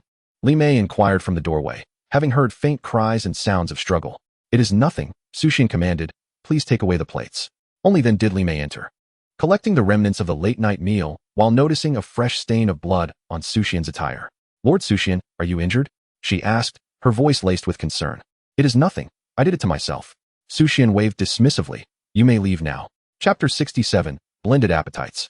Sushin, in truth, was also hungry. His appetite was insatiable, and the primary reason he kept Raimai around was his culinary skills. However, another soul resided within him, fearful that she would merely be a spectator, left to cry out in hunger. Thus, he opted to have Raimai remove all the food. In the realm of consciousness, Chiya was still reeling from the recent events. The blow from the dual-faced Sukuna had been exceedingly brutal. Even now, her stomach felt phantom pains. Did the four-armed red-haired creature lack the sensation of pain? She pondered, gazing intently at Sukuna's abdomen. "Hey, what are you daydreaming about?" Sukuna remarked, observing Chiya's bewildered expression with a hint of derision. Snapping back to reality, Chiya inquired, "Who was that white-haired boy just now?" She maintained a visual connection with Sukuna, having seemingly seen Raimai, though she could not be entirely certain. The animation had not specified when Raimai began following Sukuna. "He is my retainer, named Raimai," Sukuna replied with a significant tone. 10 years ago, I passed through Sugawara village once more and slaughtered all its inhabitants. Raimai was a new material for the Sugawara clan's flesh vessel, and I saved him. Thus he chose to follow me. Chiya was uncertain of his intentions. She merely sought to confirm whether Raimai was indeed the one she had seen. However, with Sukuna's lengthy explanation, failing to respond felt rather discourteous. Contemplating her reply, she said, "So you're actually quite benevolent?" Sukuna reiterated, "I killed everyone in Sugawara village." Chiya found herself at a loss regarding how Sukuna expected her to react. The notion of dual-faced Sukuna committing murder was hardly surprising. It would be more peculiar if he refrained from killing. After a moment of silence, she attempted to align with his character, guessing, "Are you implying that if I disobey you, you would kill me too?" If Sukuna intended to threaten her, he surely did not need to resort to such indirect methods. Yet she could decipher no other motives. The dual-faced Sukuna continued to scrutinize her reactions. It was evident that the priestess abhorred his murderous ways. He vividly remembered her horrified expression when faced with the slaughter of the Sugawara warriors. Yet, she seemed surprisingly unfazed by his words. Or perhaps she did not find them shocking. This only reinforced his suspicions. She was not a person of the Heian era. She recognized dual-faced Sukuna. But the version she was familiar with was likely the one chronicled in later accounts, rather than the entity before her. This could explain her lack of basic survival skills. Her inability to cook, her remarkable prowess in sorcery, her peculiar statements, and her frequent displays of unfamiliarity with human customs, including her assertion of being a student, in a place where educating women was not customary. If this hypothesis held true, how had she arrived from the future to the Heian era? What was her purpose? Would she leave this place? Was that mysterious Tian Yuan the key to her time travel? First, he needed to ascertain her objectives. Sukuna mused that he must prevent her from achieving her goals. Otherwise, she would not depart easily. With an impassive demeanor, he inquired, "Do you have any other desires?" Chiya glanced up at him, feeling a sense of strangeness, prompting her to scrutinize him further. Sukuna asked what? Determined to be forthright, she stated, "What is your intention behind your kindness towards me? I am quite accommodating. As long as you do not kill me, I will cooperate." Sukuna found her remark, "You are so kind to me, rather refreshing." It was a rare day for the priestess to recognize his benevolence. However, he was not yet inclined to reveal all his cards. He still had many unanswered questions regarding her situation. Yet, he could feign transparency. Deliberately, Sukuna remarked, "It's because we are bound by a marriage contract." Chiya sensed a threat. "What do you mean by that?" Sukuna lowered his head, his breath causing a shiver against her neck. "Are you not the one who wanted to play the role of a married couple? Do you wish to stop now?" Initially taken aback by Sukuna's perceptiveness, Chiya soon felt a mix of embarrassment and anger. "Then you are taking advantage of me." She merely intended to coax more information from him, not expecting Sukuna to leap directly into the realm of reality. "What a brazen man. You could take advantage in return." Sukuna replied, propping up his chin. With his other two arms, he lifted her and spun her around, placing them face to face, taunting, "I am certainly not as weak as you." A mere taste would not suffice. Enraged, Chiya immediately kicked at his abdomen. As Sukuna was shirtless, she saw a gaping mouth suddenly open on his abdomen, which then swallowed her foot whole. Chiya gasped in shock and attempted to pull her foot out, only to find it ensnared as though trapped in a quagmire. The damp warmth binding her firmly. Struggling to maintain her balance, Sukuna effortlessly seized her other foot, causing her to sway helplessly within his encircling arms. Sukuna watched her furious ineptitude with a languid amusement, chuckling mockingly. "I warned you. Offending me incurs a price." I was wrong. Chiya hastily apologized. "I will never dare to kick you again." Only then did Sukuna generously allow her to retract her foot unharmed. Chiya resolved to keep a greater distance from him. Initially, she had perceived him as a villain, but now she recognized him as a pervert. Sukuna spoke again. "So, do you admit to pretending to have amnesia?" "I am not pretending," Chiya replied, fearing the red-haired four-armed creature might engage in further perverse behavior. She honestly stated, "At first, I truly remembered nothing. I thought it was our first meeting." She added cautiously, "It was only when you were injured and transferred your body to me that I began to recall some fragments." "Which fragments?" Sukuna pulled her back, his fingers tracing through her clothing until they reached her pounding heart. "The part where you stabbed my heart with a knife?" Chiya's heart raced at this revelation. "Your heartbeat is rather loud." He leaned in, casting a shadow over her, regretting not having killed me. Chiya's mind raced, ensnared in contemplation. She genuinely could not recall what he had mentioned. She had not lied earlier, when Sukuna transferred his body to her. The excruciating pain had triggered memories of the curse of the thorny chains. Vague images of accompanying Sukuna flickered in her mind, yet they remained muddled, as if her memory had a limited capacity to retain too much information simultaneously. But what was Sukuna implying? Had she killed him? Was it true? I did not. Regardless of the truth, Chiya opted to deny it vehemently. "I would not dare." Sukuna pressed her further. "Do you refuse to acknowledge your actions? Is this the kind of character you possess?" What right did the dual-faced Sukuna, a villain, have to question her morals? Chiya silently grumbled, yet her spoken words were pitiful. "But I am currently in your body. Does that mean I have tragically perished?" "Be silent," Sukuna commanded, firmly grasping her head. "Do not curse yourself." Chapter 68, A Year of Peace. To prevent her from genuinely believing she had died and wallowing in self-pity, Sukuna, with surprising compassion, informed her of her curse and that she was currently utilizing Yashinoka to recuperate. "My Lord Tian Yuan," Chiya exclaimed sincerely, "you truly are a good person." She strained her mind and ultimately realized that she and Tian Yuan were not particularly familiar. She could only vaguely recall her voice, unable to picture her face. However, she did remember many moments spent with the white deer. Though somewhat dreamlike and hazy, she could ascertain that white deer was her dear friend. If only she could remain alongside the deer king, surely her happiness would surpass anything experienced with Sukuna by a vast margin. Upon hearing her commendations of Tian Yuan, Su Nua felt a twinge of discomfort. "Do not be deceived. Saving you merely serves a purpose." Qianyi refrained from retorting, her heart unconvinced. Even if there were other motivations, it required considerable effort to rescue her. The term Yuxinghua evoked an air of extreme rarity, and it was likely that Tian Yuan had invested more than just this. Another pressing question lingered. How had she been cursed to the brink of death? Stealing a glance at Su Nua, Qianyi mused. Could he be the one responsible? Though she speculated, she dared not inquire. Observing the relatively composed demeanor of the red-haired, four-armed creature, Qianyi tentatively ventured, "If my soul resides within Yuxinghua, how did it end up within your body?" Su Nua had no intention of disclosing that the blood contract had not expired, and he gruffly replied, "I do not know." It appeared that the red-haired creature's emotions were not as stable as they seemed. Thus, she returned to her initial question, "What do you seek from me?" Su Nua initially hesitated to respond, yet as he gazed at her, a fitting reply suddenly emerged. "I wish to know how you arrived in the Heian era." Qianyi gasped in surprise, her reaction unmistakably affirming Su Nua's suspicions. He chuckled, "Do you not wish to admit it? Regret washed over Qianyi. She was nearly certain that Su Nua lacked solid evidence, or he would not pose such inquiries. Yet, she had missed her chance to categorically deny it. And any further denial would be but a futile struggle.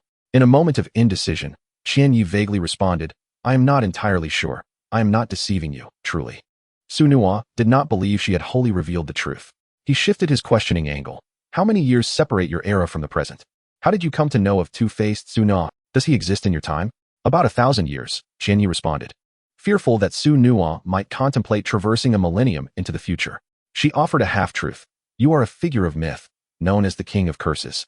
In our time, there are no sorcerers, for it is an era of decline. Everyone is merely ordinary. Implicitly, she suggested that two-faced Su Nua could not possibly exist. Su Nua fixed his gaze upon her and commanded, Come here. What for? Qianyi protested, reluctant to step from behind the altar. We are merely conversing. I have not offended you, have I?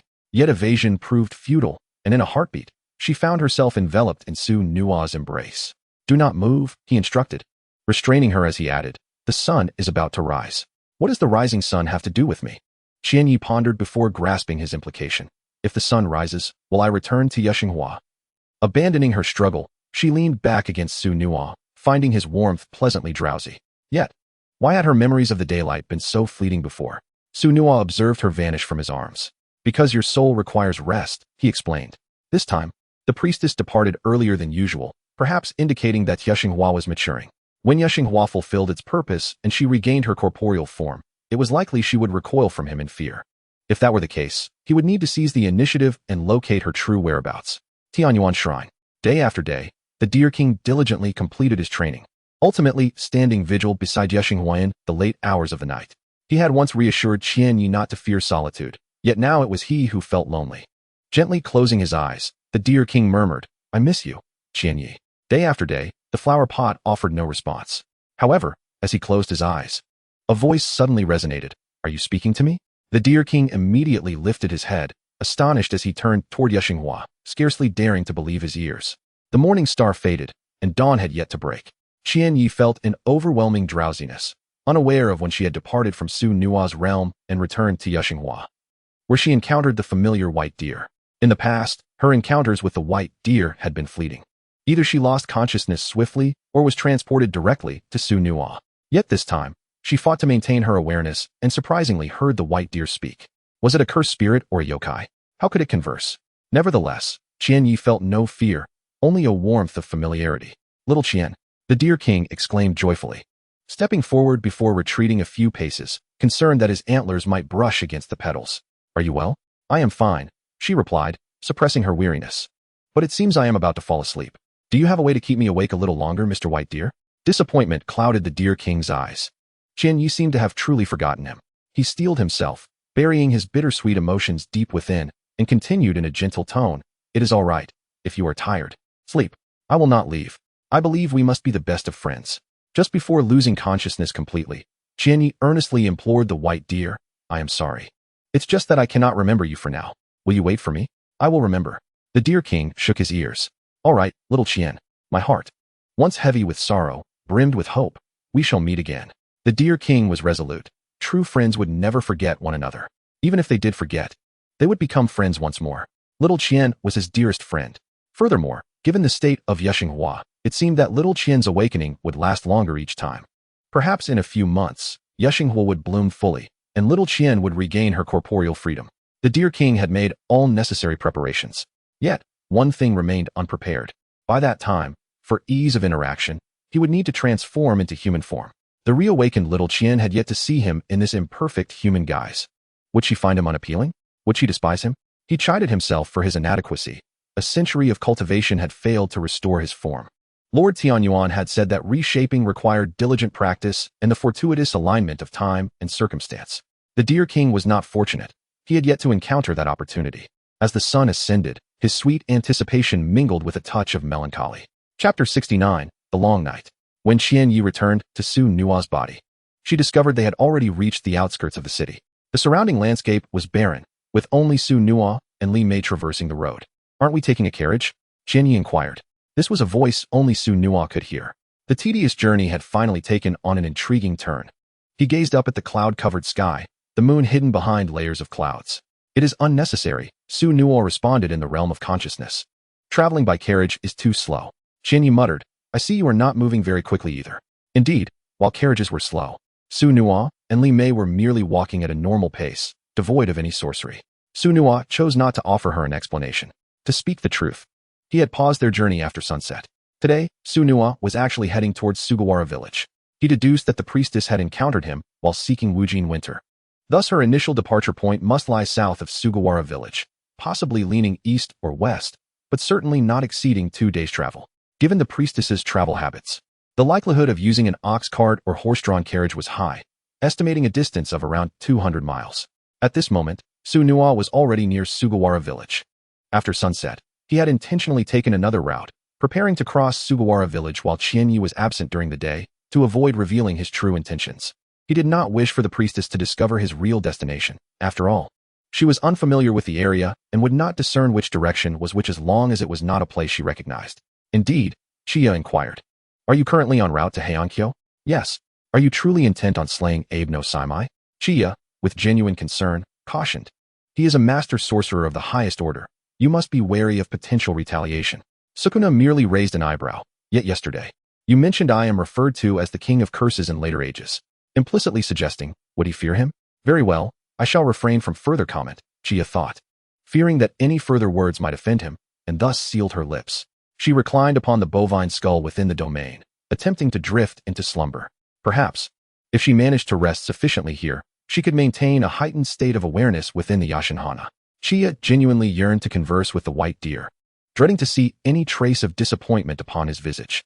Lord Sukuna, outside the realm of consciousness, Lime sensed a familiar aura swiftly passing from a distance above. Sukuna must have felt it too, though he appeared nonchalant. Undoubtedly, Sukuna recognized the loathsome presence, the birdman previously dispatched by Abe no Saimai to ambush him. Aside from the birdman, 2 additional auras emerged in the distance, possibly accomplices, originally intending to eliminate both the birdman and Abe no Saimai in Heiankyo. He was taken aback by the birdman's audacity to appear here. The 2 sorcerers, likely allies, were formidable, yet utterly insignificant before Sukuna. In times past, he would have pursued them relentlessly, but he was encumbered now. The priestess resided within him, and he had reservations. Chiya was astonished that her attempt to rest could provoke Sukuna's ire. His towering form entirely enveloped the reclining priestess, lifting her with ease. Awake. What is it? Chiya had just managed to cultivate a semblance of drowsiness and was irked by his capricious temperament. Is sleep forbidden? Do you consider my body a mirror? Is it not preferable to leave you undisturbed? Your very existence is an intrusion upon me. Chiya fumed internally, yet she restrained her indignation, repeatedly admonishing herself. Sukuna is a scoundrel. Do not stoop to his level. She begrudgingly replied, I do not wish to reside within your body. I long to return to Yashinhana, but I cannot control it. Sukuna's demeanor grew even more irritable. Would you rather languish in a flower pot where you cannot speak or move? I can speak within the flower pot now. Chiya endeavored to explain patiently. Moreover, there are others to converse with there. I wish to engage with him. Although Mr. White Deer might not be human, he was close enough. Furthermore, Sukuna had already discerned her hidden cards. Continuing this dialogue would yield little, and could potentially ensnare her in a more precarious position. As long as Sukuna refrained from killing her within this domain, she would not expect more, planning instead to coexist peacefully with him until this phase passed. Once the Yashinhana bloomed and her soul restored, she could distance herself from Sukuna as far as possible. Surely, he would not traverse great distances to hunt her down? With a target like Abe no Saimai, why would he concern himself with a minor calamity such as herself? Even if he were truly so vindictive, there remained Tenjin. Although Tenjin might not be capable of besting Sukuna, should it come to that, she could simply flee and bide her time, hoping Tenjin would find a means to return her to a millennium hence. Sukuna scoffed. The human? That scheming Tenjin of yours? No. Chiya shook her head. I have yet to meet Lord Tenjin. He is merely another close friend of mine. Upon hearing this, Sukuna immediately recognized she referred to the white deer. The priestess's mind was clearly muddled. Even if she despised a monster like him, she should not fall in love with a beast. His voice turned low and frigid. You truly lack shame, Chiya. Enduring did not equate to acquiescing to Sukuna's baseless personal attacks. Moreover, how was she lacking in decency? Unbeknownst to Chiya, Sukuna harbored vile thoughts regarding her friendship with the Deer King. What audacity did this scoundrel possess to question another's morals? Are you unwell? She contemplated kicking Sukuna, but recalling her previous encounters, she swiftly withdrew her foot, indignantly retorting, You are the one lacking in decency. bullying the weak and possessing no morals. Sukuna suddenly chuckled. You are indeed correct. His expression relaxed, suffused with unmasked malice. Yet you are powerless to resist me. How unfortunate. Even if she harbored feelings for the white deer. What of it? He could simply seize her. Once in his grasp, she would have no chance of escape. He grasped Chia's arm, allowing her to struggle in vain. His intentions laid bare. Soon, when she had fully regained her corporeal form, it would be the moment he completely consumed her. As for that white deer, merely a beast. No, wait. I seem to. Within the realm of consciousness, Chia's struggles grew feeble, her complexion paling. I feel so nauseous, do not feign. He maintained his disdainful attitude, setting her down to recline against his legs. Although he suspected her of acting, Sukuna wished not to provoke her excessively. It would be a hassle to placate her afterward. Yet, contrary to his expectations, the priestess did not spring up to berate him. Instead, she tightly shut her eyes, her lips devoid of color, her head drooping weakly to one side. Hey! He leaned closer to listen for her heartbeat, only to find it had weakened as well. Impossible. The priestess's consciousness resides within me. Who could harm her? Unless something had transpired with Yashinhana. A profound tension gripped his nerves, an indescribable dread radiated outward, causing the birds and beasts of the wilderness to scatter in fright. Chapter 70. The Hunting Grounds. Lime, too, sensed the disturbance, her demeanor a mix of reverence and dread. Lord Sukuna, she is in trouble. His cursed energy surged forth, extending into the distance, probing for any suspicious fluctuations. That useless Tenjin. Recalling the direction of the cursed energy fluctuations he had previously detected, he instructed Lime, make haste to Sugawara village, ascertain if anything is amiss, and return swiftly. She? Who is she? And who is Tenjin? Lime was bewildered but instinctively obeyed Sukuna's every command. For the first time, Sukuna felt his domain was insufficiently expansive. Otherwise, he would not need to painstakingly trace the remnants of cursed energy bit by bit. Too slow. His instincts compelled him to first lock onto the birdman's trail. Pursuing the direction from which the cursed energy had dissipated, Chia was soaring through the skies. This was not mere sensation, it was a tangible reality. More precisely, a certain creature had seized the Yashinhana, lifting it into the air. Moreover, it had only taken the flower. It was akin to grasping Chia's very lifeline, and she felt her vitality waning. At that moment, she resembled a drowning individual, intermittently losing all senses, unable to hear or see, while at other times, her consciousness wavered, inundated by a cacophony of sounds. This should not be happening. Chia simply could not fathom who could breach Tengen's barrier and snatch the Yashinhana, especially with the white deer standing guard. Initially, she thought her primary concern in this Heian era would be Sukuna, yet the array of powerful figures was overwhelming. Following the faint remnants of cursed energy, Sukuna arrived at Nightfall Forest. Here, the traces of cursed energy vanished. Upon reaching this location, he discovered a barrier of sorcery. No wonder he had never detected any traces of Tengen's cursed energy near Sugawara village in the past. How did that birdman manage to infiltrate? Without hesitation, he resolved to breach the barrier. A tranquil voice emerged from the ancient well. Two-faced Sukuna, do not advance any further. Tian Yuan. Sukuna, seething with rage, retorted. I cannot believe you are still alive. I thought you had perished, which would have spared her from misfortune. While there were upheavals occurring on Qianye's end, it did not necessarily imply dire consequences. Tian Yuan spoke cryptically. Your interference, although it may swiftly resolve her current predicament, will only exacerbate the forthcoming collapse. Are you truly certain you wish to proceed in this manner? Is this a prophecy? His laughter was laced with decay and mockery. To hesitate in the face of future calamities, fearing the yet to come, will only lead to greater losses and swifter demise. Sukuna ceased her idle chatter and aimed to shatter her barrier. The barrier opened of its own accord. You may go, Tian Yuan's voice echoed, distant and ethereal. I can only say this much. Tian Yuan could not discern what the correct choice was. In a hidden corner of her heart, she too was concerned for Qianye's safety at this moment. Yet, could the foreseen collapse truly be averted? Would attempting to intervene lead to a better path or a worse one? Unable to obstruct Sukuna, she resigned herself to fate, knowing that all she could do was watch. Qianye felt nauseous, her consciousness akin to a small boat tossed in a storm, swaying precariously. Unfortunately, she lacked a corporeal form to expel her discomfort. However, amidst this tumultuous sensation, memories began to resurface about Jujutsu High, Tian Yuan, and the Deer King. Yet, reminiscing was futile. Who could come to her rescue? At the moment of her abduction, it must have been just as the Yuxing flower was about to bloom. Thanks to her soul's restoration, her memories unlocked. However, blooming would inevitably lead to decay. During her time afflicted by Qing and the curse, the Deer King had meticulously detailed the process of her body swap, in order to alleviate her fears. She recalled learning from the Deer King that the Yushing flower, once it blossomed, required her soul to be transferred into the sacred tree within the span of an hour. Should the tree not be ready by then, the Deer King would reduce the time the Yushing flower was exposed to moonlight to delay its blooming. Yet, in reality, the tree had been prepared for some time. Thus, the Deer King not only ensured the Yushing flower received ample moonlight daily, but also nurtured it with the purest dewdrops. Who could have anticipated someone would come to steal it? Qianyi had faith that the Deer King would surely come to her aid. However, to steal the Yushing flower right under Tian Yuan's watchful gaze suggested that the intruder possessed formidable strength, leaving her uncertain of the Deer King's ability to contend with them. As for Tian Yuan, recalling the scene she witnessed a century later, she realized she had not seen the shrine maiden Tian Yuan again, raising doubts about whether Tian Yuan had begun to evolve. Sukuna was even more unreliable, setting aside whether he would come to her aid. Even if he underwent a sudden change of heart, he was still en route to Heian-kyo, desperately racking her brain for a means of self-rescue. She ultimately came to the despairing conclusion that none existed. She was now merely a flower, uprooted and devoid of any capacity for action. Suddenly, a more dizzying sensation overcame her. She was falling from the sky. A rough yet warm hand caught her. Sukuna's strike severed the wings of the birdman, causing the captured Yushing flower to plummet. Sukuna, the birdman, lifting a face reminiscent of a fair maiden, expressed confusion.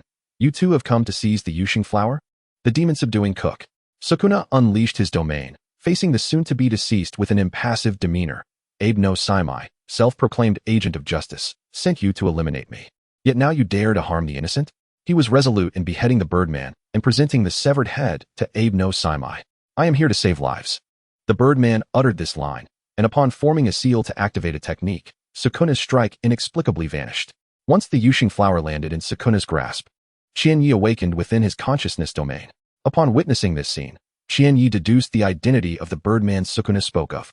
The technique that could nullify curses belonged to an angel. While it was indeed strange for there to be a sorcerer named Angel during the Heian-kyo era, the world of Jujutsu Kaisen was peculiar in such ways. The angel was among the sorcerers who had formed a pact with Kenjaku, a friend of Fushiguro Megumi's reincarnation. Tsukumo Yuki. She was known as Angel, possessing the ability to obliterate all techniques. Qianyi cautioned within the consciousness domain. Be careful, she is not easy to deal with. The angel showed no inclination to linger, taking a moment to catch her breath before swiftly fleeing, flapping her half-broken wings. This marked the second time. A singular adversary had escaped from Sukuna's grasp for the second time. Though he could not tolerate this occurrence, he merely stated, very well. Sukuna lowered his gaze, gently cradling the somewhat wilted Yushing flower. Focus on your own matters first. Chapter 71, Exorcism at the Shrine. Under Qianyi's guidance, Sukuna brought the Yushing flower back to the Tian Yuan shrine. Upon their return, the injured Deer King dashed out. Little Qian, I am so sorry, it is my fault. The Deer King hastily apologized. I intended to take you to the water's edge for moonlight, but someone took advantage of the moment to lead you away. And then her accomplice stole you. Once I subdued that villain, I was about to seek you out, but Lord Tian Yuan informed me that you had already been rescued. The Deer King was visibly filled with guilt. I am sorry, little Qian, I failed to protect you.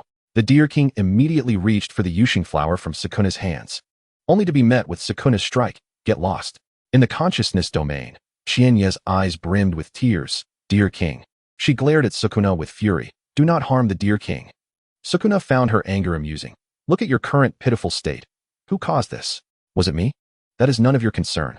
Qianyi's gaze was filled with suspicion as she demanded. Quickly returned the Yushing flower to the Deer King. Sukuna replied coldly. I will not. What can you do about it? Tian Yuan's voice resounded. Two-faced Sukuna. Time is of the essence for the Yushing flower. The Deer King will transplant a body for Qianyi. Sukuna. His fury had no outlet, and he turned to the woman bound by cursed vines behind the Deer King, directly using his strike to pierce her throat. The Deer King gasped. You cannot kill her. I promised not to harm her. But it was too late. That woman was likely the sorcerer the Deer King had mentioned who had lured him away, though perhaps not. Sukuna was indifferent.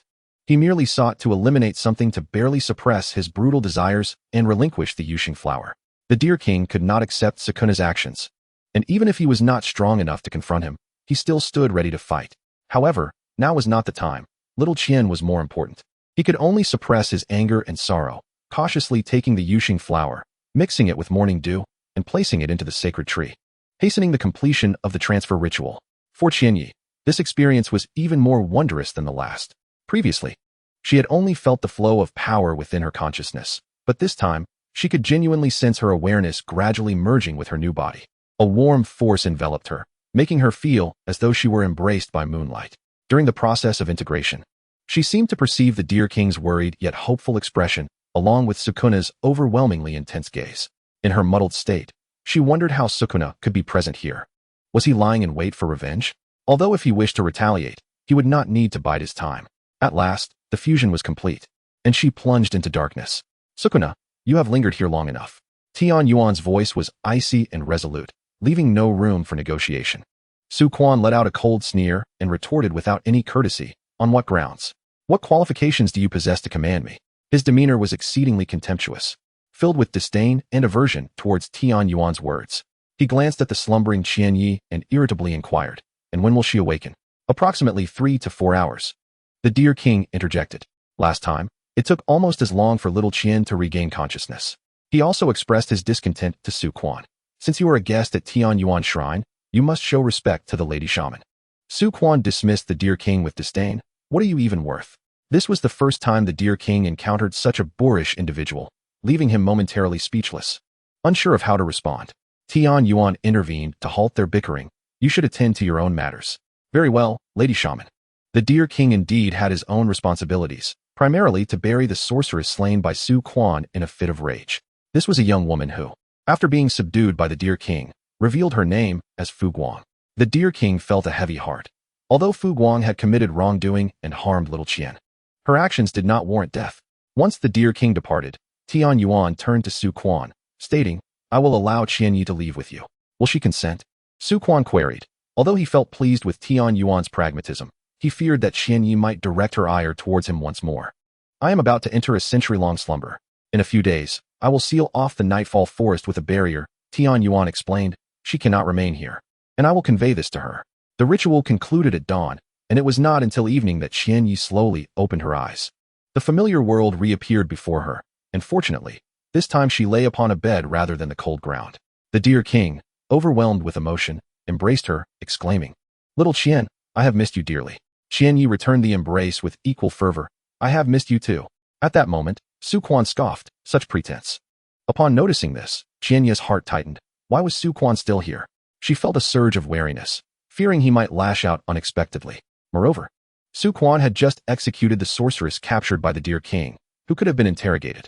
Although Qian Yi, as the one saved, could not directly reproach Su Quan and even felt compelled to express gratitude, the fact that he had killed within the Tian Yuan shrine, targeting someone who could no longer resist, suggested a sinister intent. This troubled her greatly. However, Tian Yuan paid no heed to Su Quan's rudeness and turned her voice to Qian Yi, saying, Qian Yi, you should descend the mountain. Qian Yi was taken aback, responding with astonishment. Ah? Why? Is there an urgent matter that requires my attention? Tian Yuan replied coolly, there is none. But, Qian Yi attempted to press further, only to be interrupted by Tian Yuan. Leave this place and do not return. Qian Yi's eyes widened in shock. Confusion etched on her face as she struggled to comprehend Tian Yuan's reasoning. Why? Tian Yuan remained silent for a moment before finally uttering the 4 words. There is no reason. Lady Tian Yuan. Qian Yi felt lost. Did I do something wrong? I know that I have caused you much trouble, wasting precious materials. And I am truly grateful. If given the chance, I would do my utmost to make amends. I have already stated, there is nothing, Tian Yuan replied. You do not owe me anything. Her voice was ethereal and distant. If you must do something for me, send my sword to Abe no Saimai. That is all. This was Tian Yuan's final attempt. If circumstances could not be altered, then it was destined to be. After all, she was not a seer. She could not foresee a clear future, only vague indications. I am more than willing to fulfill your wishes, Qian Yi expressed, hesitatingly adding, but may I know why?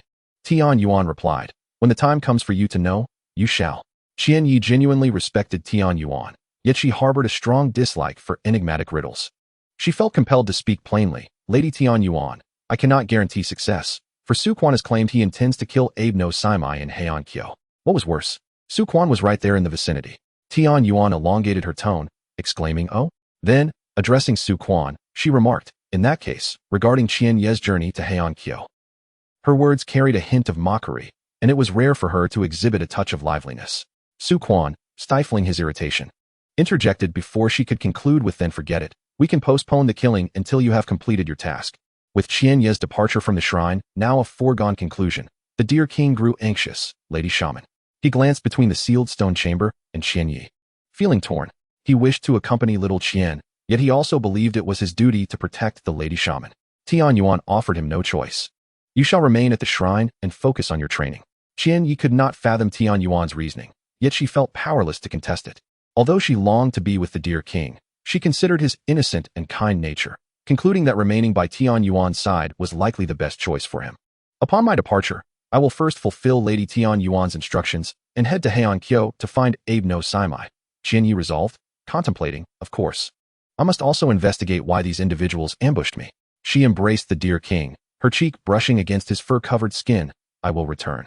When the apple trees bear fruit next year, if Lady Tianyuan does not permit my return, I shall wait for you at the edge of the barrier, all right? Very well, little Qian, the dear king replied reluctantly. I will train diligently and meet you in human form. I do not care what form you take. Qianyi reassured him earnestly. No matter what you become, even if you turn into a pile of mud, you will always be the best dear king in the world. Qianyi spent half a day bidding farewell to the dear king, accompanying him in burying Fu Guang, who had been slain by Su Quan. The dear king crafted a simple gravestone from wood for Fu Guang, placing it at the forest's edge. She mentioned that she had a younger brother. The dear king remarked. Her brother is also a sorcerer. They are both disciples of a significant figure. He carved her name into the gravestone. Little Qian, I. The dear king hesitated. But before he could voice his thoughts, Qianyi interjected, I understand. She embraced the dear king, comforting him. Do not feel troubled or ashamed. I comprehend. She knew that in his heart, the dear king regarded Fu Guang as not truly evil. However, Fu Guang's involvement in the ambush on the Yashahana flower had endangered Qianyi's life, leaving the dear king feeling guilt for sympathizing with her plight. Qianyi completely understood the dear king's sentiments. It was precisely because of his character that he had unhesitatingly saved her on that fateful night when she traversed back a millennium. One cannot love only a person's gentleness and kindness while disallowing their sensitivity. Her affection for the dear king was akin to that of the best of friends, for he had offered her love without reservation. Little Qian, you are truly wonderful, the dear king said, embracing her, his voice heavy with emotion. May I ask for a favor? If you encounter Fu Guang's brother during your investigation, please convey her final words. Sister loves you dearly. This request left Qianyi feeling conflicted. If she were in his position, and a person associated with the suspected murderer came to her, saying, your sister loves you, it would feel like an invitation to confrontation. Although the dear king and the true culprit, Sukuna, are not conspirators, it is indeed true that Fu Guang met his demise at the Tianyuan shrine, and was apprehended by the dear king, thus establishing an undeniable connection. However, a direct refusal might dishearten the dear king, especially since this marks the first time he has made a request of her. Qianyi ambiguously consented, stating, if I get to see my brother, I shall ponder on how to articulate my thoughts. In a city as bustling as Heian-kyo, the likelihood of encountering an obscure young sorcerer is quite slim. As the night deepened and the dew thickened, Qianyi and Sukuna departed from the nightfall forest. Tianyuan, however, permitted them to wait until dawn to leave. Yet Qianyi perceived Sukuna as an unpredictable element and deemed it prudent to depart sooner. My lord Sukuna. Lime had already been waiting at the forest's edge and began to report the information he had gathered upon seeing Sukuna. Sugawara Yuching has been seized by hundreds of warriors, led by a general of the Fujiwara clan. What a nuisance, Sukuna remarked, her expression devoid of emotion. Did you not eliminate them? Qianyi observed Lime's unnatural posture, one hand clutching his abdomen, with blood staining his garments. Exhibiting a semblance of humanity, Sukuna, he is already injured. I possess reversal techniques and can heal myself, Lime responded, ungratefully rebuking her. Who are you to disrespect Lord Sukuna? Upon witnessing her discomfort, Sukuna burst into laughter. Qianyi shot Sukuna a glare and retorted, what is so amusing? Sukuna stifled her laughter and turned to Lime. You engaged? And were bested? The opponent's technique was overwhelmingly powerful. Lime finally regained his composure, managing to utilize the reversal technique to mend his wound. I apologize, Lord Sukuna. I had no intention of engaging. I merely wished to return promptly to report to you. However, I was intercepted by a woman, a sorceress known as Man. I was no match for her, and thus was defeated. Lime's expression grew even more contrite. He too had sustained injuries, which prevented him from pursuing her. Man? Qianyi could not help but glance at Sukuna. Sukuna, undoubtedly feeling her intense gaze, surmised that Qianyi's thoughts were likely far from complimentary. What do you wish to convey? This man seems to share a profound connection with you, Qianyi stated, her tone laden with significance. Sukuna was displeased by her mocking tone. What kind of relationship could be described as profound? Her demeanor suggested she was merely an amused bystander observing strangers. Qianyi remained oblivious to Sukuna's displeasure. In her eyes, Sukuna perpetually wore a frown, and she could never fully grasp his every thought. Nonetheless, Lime's news warranted serious consideration. What could Sugawara Yuching possibly possess that would compel the Fujiwara clan to take such drastic measures? She murmured to herself, Fujiwara clan, could it be Fujiwara no Asen? Qianyi had never harbored a great enthusiasm for conflict. Her initial intention had been to head straight to Heian-kyo. Yet, with such aggressive individuals occupying Sugawara Yuching, what was their purpose? Would it pose a threat to Lord Tianyuan and the Deer King? Qianyi deemed this possibility highly plausible. Perhaps, the theft of the Aoshingwa was merely their first step. However, why would Abe no Saimai, an angel, become entangled in this affair? Given the circumstances, Qianyi gazed up at the sky. Let us dine first. Sukuna too felt hunger pangs, especially since no one had offered him sustenance at the Tianyuan shrine. Yet, in this desolate wilderness, who would prepare the meal? Qianyi glanced at Sukuna, who in turn looked at Lime. Please wait a moment. Lime, vaguely sensing that this unidentified woman seemed capable of commanding Lord Sukuna, skillfully began to set up a campfire while lost in thought. Did Lord Sukuna indeed have a preference for this type of woman? Chapter 73, The Five Spectres. Within Sugawara Yuching, Yao Sanlang was embroiled in a heated argument with Man. As a general of the Fujiwara clan, Yao Sanlang had always disapproved of Man's frivolous demeanor. A noblewoman, not only engaged in violence, but often appeared scantily clad, a sight most unbecoming. Their expedition was originally intended to confront the dual-faced Sukuna. The Oni child possessed the ability to conceal his presence and had been trailing him since the angel had been vanquished by Sukuna. Yao Sanlang's initial plan was to let the angel and the dual-faced Sukuna weaken each other before exploiting the opportunity to strike. But he had not anticipated that the angel would fail to inflict any harm upon Sukuna. While Yao Sanlang was unfamiliar with Tianyuan, Man seemed to have some knowledge of her. Thus, Yao Sanlang concluded that this was fortuitous, as they could wait for the dual-faced Sukuna and Tianyuan to weaken each other before making their move. However, Man had covertly colluded with the angel to steal the Aoshingwa, which not only failed to instigate a conflict between the dual-faced Sukuna and Tianyuan, but also resulted in Fu Guang's untimely death. The emperor, having been thoroughly terrified by the heinous deeds of the dual-faced Sukuna, even contemplated venerating him as the king of curses in exchange for his own safety. How could the Fujiwara clan permit such a travesty? They assembled the 5 specters and a battalion of 200 warriors, vowing to eradicate the dual-faced Sukuna. Led by Yao Sanlang, the 5 specters comprised Man as the vice-commander, along with Oni Child, Zhifu, and Fu Guang. Due to Man's reckless scheme, they had yet to confront the dual-faced Sukuna directly. And Fu Guang was already dead. Yao Sanlang was furiously incensed, yet a sense of unease lingered within him. 20 miles from Sugawara Castle, Lime, having healed himself with reversal techniques, busied himself until dawn, finally catering to the 2 lords who demanded food. Although Qianyi felt somewhat embarrassed, Lime's grilled meat was undeniably delectable, surpassing even the grilled dishes Sukuna had prepared by several degrees. Thus, she indulged herself while simultaneously feeling a twinge of guilt. Observing Lord Sukuna thoughtfully cutting the grilled meat into small pieces for the woman named Qianyi, Lime could not help but lower his head, contemplating the implications. If only time could rewind, he would have maintained absolute reverence from their very first meeting. Once they had feasted, Sukuna stood up. You two shall wait here. Qianyi promptly inquired, where are you going? To eliminate them, Sukuna replied, casting a glance her way. What, do you wish to accompany me? She pondered the prospect of a more strategic approach. Would you consider this carefully? Qianyi hesitated. Sukuna's response was a derisive laugh. You. Though she understood she could not dictate Sukuna's actions, his demeanor was utterly insufferable. Sukuna paid her no further heed and addressed Lime. You remain here. In the past, Lime would have implored to follow Lord Sukuna.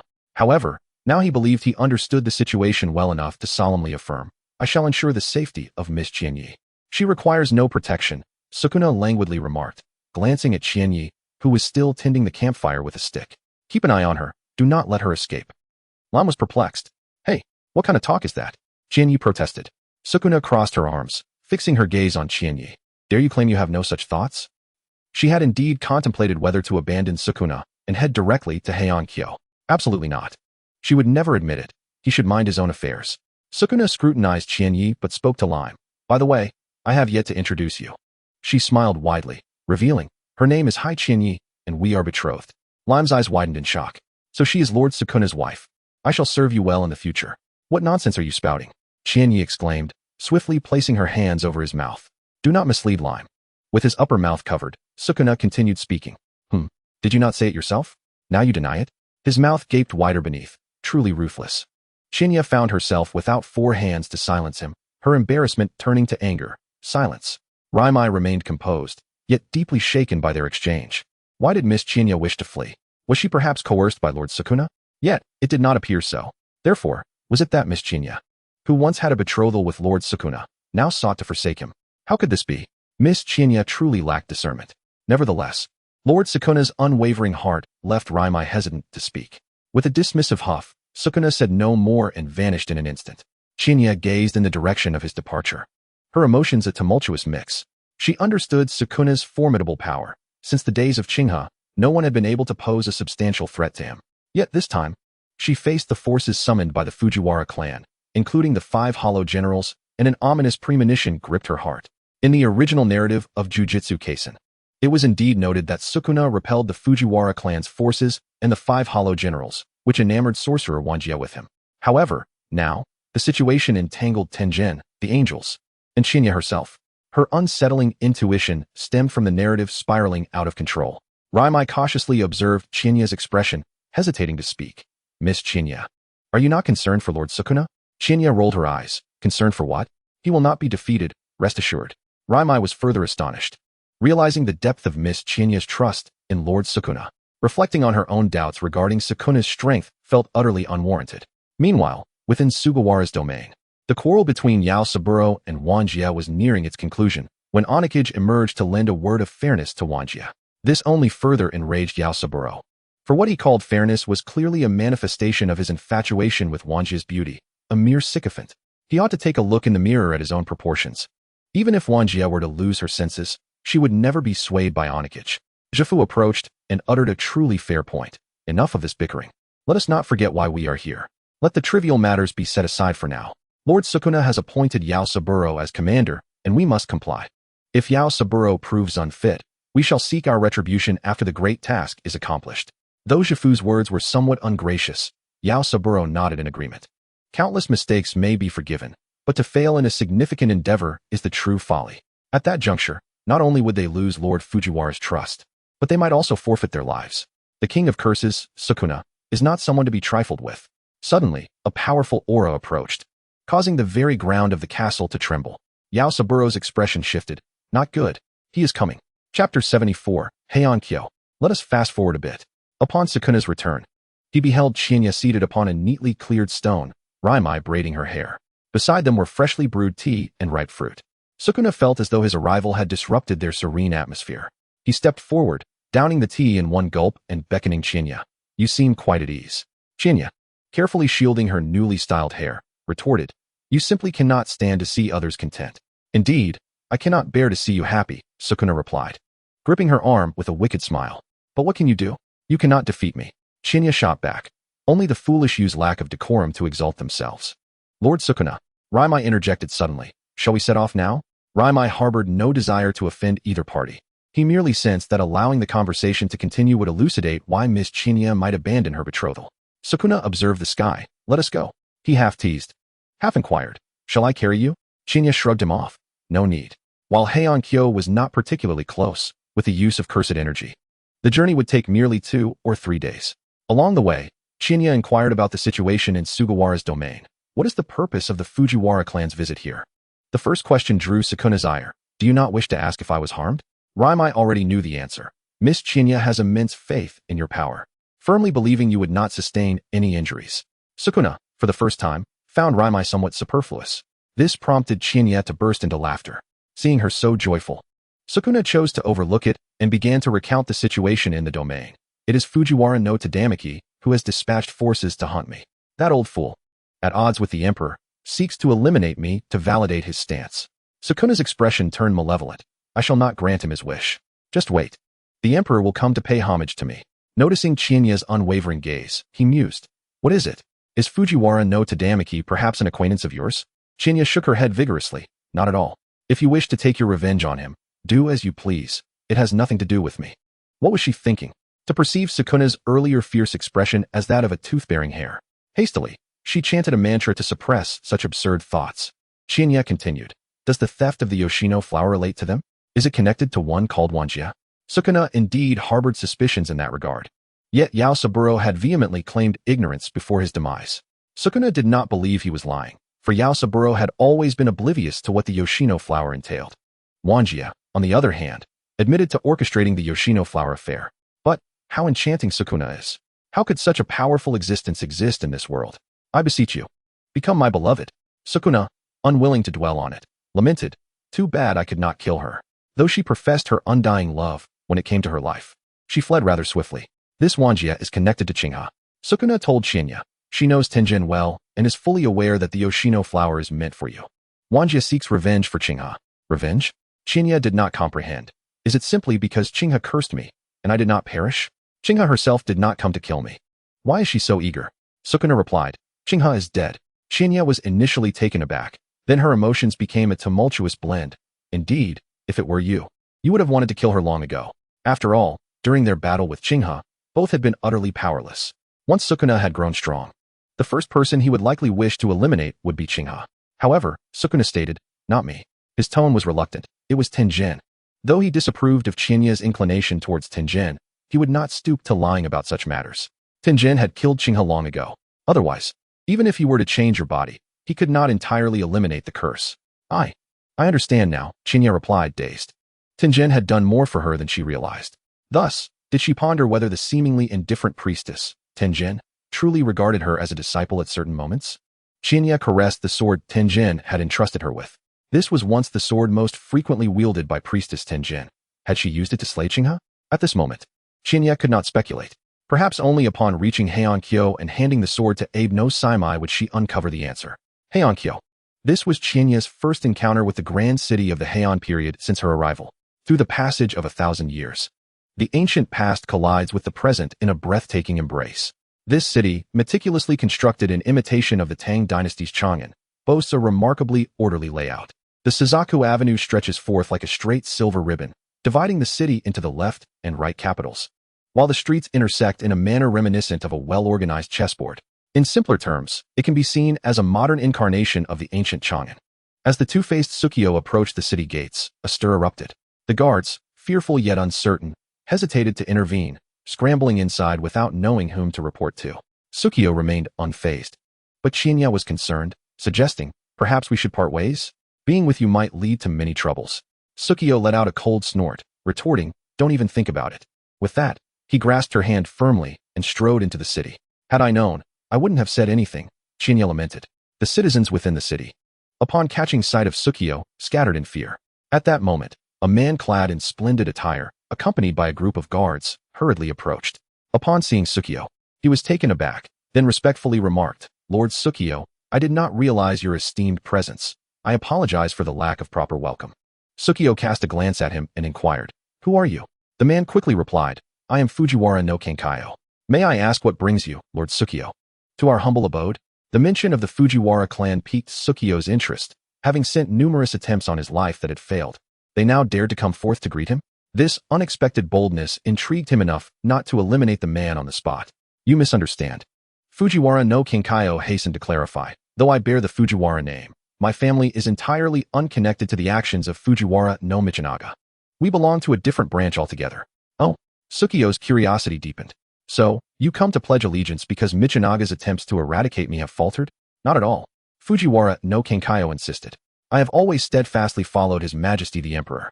Michinaga, while outwardly compliant, acts treacherously behind the scenes. His intentions are worthy of condemnation.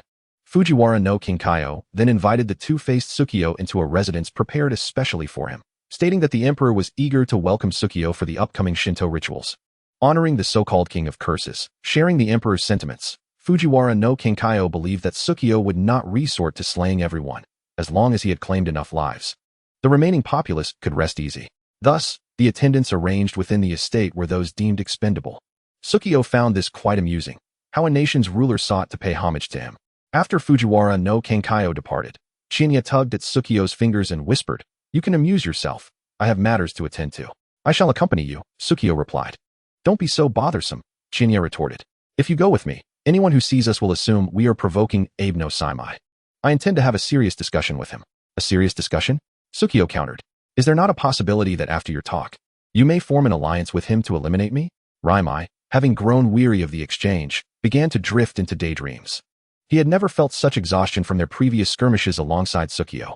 Chinya too felt fatigued. This world does not operate according to the whims of the King of Curses. Regardless of your consent, I must meet with Abe no Saimai alone.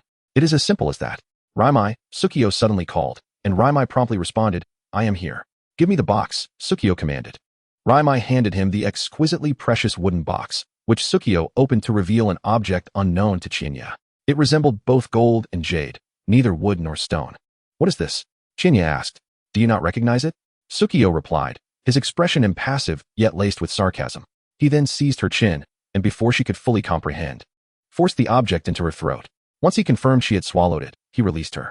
Coughing violently, Chinya stumbled back, exclaiming, What was that? Are you trying to kill me? Sukio watched coldly as she struggled to expel the object. It is a curse. Should you harbor any murderous intent towards me, you too shall perish. Raimai retrieved the wooden box from the ground, silently reflecting that it contained Mujin no Fuyu. While unsure of its precise function, he was confident it was not intended to harm Miss Chinya. However, given the circumstances, he dared not speak. Perhaps it was merely Sukio's peculiar amusement. Once the object entered Chinya's throat, it seemed to dissolve, rendering expulsion impossible. After several futile attempts, she finally acquiesced. Glaring at Sukio, she demanded, Are you satisfied now? Can I leave? Sukio reclined languidly on a couch, responding, Please, feel free. Irritated, Chinya turned and exited the residence, heading straight for Abe no Saimai's abode. Along the way, she cursed Sukio's despicable actions in her mind. Though she had little intention of killing Sukio, after all, she would need to be capable of defeating him first. How could one be expected to suppress any murderous thoughts? Even couples must have countless moments of wishing to eliminate one another. Chinya believed Sukio was exaggerating. Upon reaching Abe no Saimai's residence, she had yet to state her purpose when she was invited inside. Abe no Saimai, clad in white robes, exuded an extraordinary aura as he sat within, savoring tea. May I inquire as to your purpose for visiting? He asked gently upon noticing his guest. I assumed you had foreseen my arrival, considering you invited me in without question, Chinya replied. Although Abe no Saimai was ostensibly on the side of justice, she did not fully trust him. Firstly, entangled with the two-faced Sukio, she no longer considered herself a purely righteous figure. Secondly, Sukio had repeatedly claimed that angels were dispatched by Abe no Saimai, and while she was uncertain, she felt Sukio would not speak falsely. Lastly, her knowledge of Abe no Saimai was solely based on legends. She had never encountered the real person. Taking a deep breath, Chinya placed the sword of the Miko, Tenjin, on the tea table before her. Abe no Saimai set down his teacup and approached her, extending his hand toward the sword. May I take a look? Please, she replied. Abe no Saimai grasped the sword, slowly drawing the blade for inspection. After a prolonged examination, he finally sheathed it again. He let out a soft sigh. It seems we have ultimately arrived at this juncture. Chinya hoped that Abe no Saimai would not be another enigma. Returning to his seat, Abe no Saimai inquired, What are your intentions? Perhaps we should first discuss the angels. Chinya fixed her gaze upon him. Did you send her to steal the Yashahana? Abe no Saimai appeared taken aback at the mention of Yashahana, before sighing. Indeed, it is connected to me. My original intent was to employ the angel's ability to eliminate the curse, thereby reducing the bloodshed caused by Sukio. He recounted the events. After a direct confrontation, the angel had been defeated. As for the Yashahana, it was not my directive, but rather related to man. Chinya seized upon this crucial point. Related to man? Sukio mentioned this as well. Does man know Tenjin? Abe no Saimai nodded, succinctly explaining, Man and Aoi are of the same lineage. Are the angel and man closely associated? They do not interact frequently, Abe no Saimai clarified. The angel once inquired about how to resurrect the innocents slain by Sukio. Man deceived the angel into believing Yashahana possessed such powers. Chinya interjected, The Yashahana cannot resurrect the dead. I am aware. Abe no Saimai responded as he poured tea for Chinya, continuing, You seem particularly invested in this matter. Allow me to surmise, for centuries, Yashahana has been nourishing your spirit. Chinya did not deny it. The angel's actions nearly cost me my life. Abe no Saimai reassured her, I will ensure there will be no further occurrences. As compensation, you may pose a request to me. Chinya fell silent. If you cannot think of anything at the moment, it is perfectly acceptable to defer. Abe no Saimai shifted the topic. The dual-faced Sukuna is exceedingly perilous. Did you arrive in Heian-kyo alongside him? Chinya raised an eyebrow, refraining from providing a direct response. I harbor no intentions of reproach, so there is no need for apprehension. Abe no Saimai smiled faintly. His destination is not within your control. Chinya lifted her teacup, delicately brushing her lips against it without swallowing. So what are your plans, Lord Saimai? Abe no Saimai adjusted his sleeves, adopting a relaxed demeanor. In Heian-kyo, the winds and clouds are ever-changing. I shall observe the unfolding events. Within the residence where Sukuna temporarily resides, a young attendant traversed the corridor, heading towards the main house. Fuyo, a familiar maid, greeted him in hushed tones, her expression tinged with a sorrowful uncertainty. You possess talent as a sorcerer. There is no need for you to share our fate, merely because Lord Fuku has passed. Must you be forsaken as well? Each individual has their own destiny. Just as my sister perished for her convictions. Fuyo's countenance was gentle. I am no exception. His attire was unremarkable, his appearance ordinary, save for a mysterious scar stitched across his forehead. When the maid first met Fuyo, he bore no such mark. Approximately 6 months prior, he sustained an injury during a mission, leading to this stitched wound. The young man bypassed the maid and stepped into the main house. Ah, you have arrived, Kinsaku. Sukuna was not surprised to see him. Have you completed your errands? Chapter 76, Remnants of Fiery Fury. Precisely because he anticipated this individual's arrival, Sukuna allowed Chiya to depart first. Some secrets she was not yet ready to uncover. Such a nuisance. Kinsaku lamented. One is currently infatuated with you, and matters concerning her collaboration should be approached with caution. There is no need to seek her out again. Sukuna replied indifferently. She should not have acted against the Tenmanga Shrine without permission. Once we depart from Heian-kyo, you may eliminate her. Indeed, Kinsaku concurred. You killed my junior. Tenmangu killed my master. Otherwise, I would not have dared to emerge. One even dared to assault the Tenmanga Shrine, truly courting trouble. Using Fuyo's body. The brain known as Kosher prattled on. Fortunately, you disposed of Fuku in time, preventing my exposure. My master is a romantic fool. My junior is a romantic fool. And my master's junior sister is also a romantic fool. Kinsaku continued to complain. I have had my fill of romantic fools. For the trivial matters between men and women, they love and hate, live and die, devoid of any pursuit of life or ideals. He glanced at Sukuna, relieved. Thankfully, you are not one of them.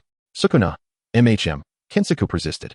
If utilized appropriately, it could be pinned on Abe no Saimai, inciting enmity between Tenmangu and Abe no Saimai. Sukuna, there is no need. Kinsaku, with a hint of suspicion, inquired. By the way, you are not infatuated with Tenmangu, are you? Sukuna's expression remained impassive. Leave. As dusk fell, a gentle rain began to descend from the sky. When Kinsaku departed Sukuna's abode, Chiya was also exiting Abe no Saimai's residence. Abe no Saimai had the angel escort her out. Facing Chiya's skeptical gaze, the angel said, I wish to apologize to you. If you do not accept, you may strike me. The angel, now devoid of battle attire, appeared as a pure and tall blonde beauty. Though one should not judge by appearances, still, Chiya, with an air of haughtiness, nodded slightly, permitting her to follow. The angel held an umbrella over her, her voice cold yet tinged with sorrow. There was a child who, upon my passing through a village, bestowed upon me a bouquet of flowers. Yet, when the dual-faced Sukuna passed through, the moment he raised his head while kneeling, his neck was severed. I longed, so desperately, to save him. One found me, and informed me that within the Tenmanga Shrine lies a flower of resurrection, possessing the power to bring the dead back to life. Chiya thought to herself, would she truly divulge such a precious matter? However, she intended to let the angel continue. One proposed an exchange. Fuku would cooperate with my actions, and in return, I must fully participate when they hunt down the dual-faced Sukuna. This does not pose a cost to me. I intended to do so regardless. I am not rationalizing my actions. She stated, in any case, this matter is unrelated to you. Had I known that a soul already resided within the flower of resurrection, I would have never undertaken this task. The angel halted, retracting her umbrella under the eaves of an inn, bowing to her. Thus, I apologize, Miss Chiya. I sincerely express my regret for my ignorance and rashness. Regardless of your acceptance, I owe you a promise, which you may demand of me at any time. Chiya did not respond to whether she accepted the apology, but remarked, Abe no Saimai has already made a promise to me. Lord Saimai offers his promise, while I offer my own. Very well. Chiya remained noncommittal. She raised her gaze to the corridor they were in. Where is this? The finest inn in Heian-kyo. The angel handed the oil paper umbrella to the innkeeper, stating that both Lord Saimai and I do not wish for you to continue following the dual-faced Sukuna, should you agree. I dislike being arranged. Chiya surveyed her surroundings. Do not forget, this is our first meeting. It is akin to being with a stranger. The angel fell silent for a moment. In that case, I shall escort you to the residence where he is temporarily staying. No need. Chiya turned and entered. I shall stay here for today. Indeed, she disliked being orchestrated by Abe no Saimai. However, she had initially intended to temporarily separate from the dual-faced Sukuna and act independently. Yet, as she turned to ascend the stairs, passing by a window, she halted abruptly. Her head was fixated uncomfortably on a specific point. The angel followed her gaze. The bustling crowd on the street, with people hurrying, seeking shelter from the rain, and packing up their stalls, appeared unremarkable. Who is that? Chia whispered. The angel, puzzled, asked, which one do you mean? Beneath the confectionery shop. The one with the stitched forehead. She struggled to suppress the slight tremor in her voice. The angel located the individual she indicated within the throng, and was taken aback. He is Fuku's younger brother? Yet, her brother passed away 6 months ago. How did he die? Chia couldn't help but recall the words of the Deer King. Fuku loved her brother dearly. If you encounter Fuku's brother during your investigation, please convey her last words. Sister loves him dearly. Did Fuku know her brother had already died? Is the one using Fuku's brother's body Kinsaku? Why did Kinsaku choose Fuku's brother? And why did Sukuna suddenly kill Fuku? In that instant, it felt as if countless voices were clamoring and wailing within her mind. Chia's entire being tensed, surging with immense unease. The figure resembling Kinsaku had already vanished from sight, yet at that moment, Chia's primary concern was not him, but the Deer King. She immediately addressed the angel. I wish to invoke your promise now. The angel, still perplexed, agreed. Of course, please speak. You can fly, can't you? Take me back to the Tenmanga Shrine at the fastest speed, and do it now. The angel was even more confused by Chia's demand. However, sensing her panic and urgency, she replied without hesitation. Very well, climb onto my back and hold on tight. The angel leaped from the window with Chia on her back, spreading her magnificent wings before touching the ground. Then they soared into the sky, disappearing in an instant. 500 miles south of the Tianyuan Shrine lies the majestic Mount Deer, where a fierce forest fire has raged for 2 full days. This sacred mountain, home to a multitude of deer, is revered by the local populace who believe these creatures possess a spiritual essence, thus refraining from hunting them with ease. The region falls under the jurisdiction of Honlu Village, which, though not as affluent as the cities governed by noble families, is overseen by a venerable former priest esteemed for his virtue and wisdom. The official institution dedicated to training sorcerers is known as the Divine Palace, and those who emerge from it to serve the emperor are referred to as priests. The priest of Honlu Village, having lost both legs in a fierce battle against a cursed spirit, was relegated to a desolate wilderness, left to fend for himself. Through his benevolence and diligence, this once barren land gradually flourished into the thriving Honlu Village. The villagers prayed fervently for his longevity, cherishing him more than the distant emperor. However, all this came to a tragic end 3 days ago. A beast, half human and half deer, infiltrated Honlu Village and brutally murdered the priest. They nearly allowed this unforgivable creature to escape, had it not been for a brave young man who boldly exposed its heinous acts. I am a sorcerer from Heian-kyo. This vile beast has slain my sister, held me captive, and now dares to kill our esteemed priest. The young man bore a stitched wound upon his forehead, a clear testament to his inhumane suffering. He raised his arm in defiance and declared, I would rather die than be complicit with it. Today, we, the people, stand united. The beast shall face retribution. Chapter 77, Spirit Pearl Amber. The Deer King traversed the ravaged slopes of Mount Deer amidst the inferno. The forest was strewn with corpses, a vision of utter devastation. He felt an overwhelming fatigue, a sentiment he had never comprehended in the past until now, as he began to grasp the burdens of existence. Since attaining consciousness, he had remained by the side of the priestess, honing his skills.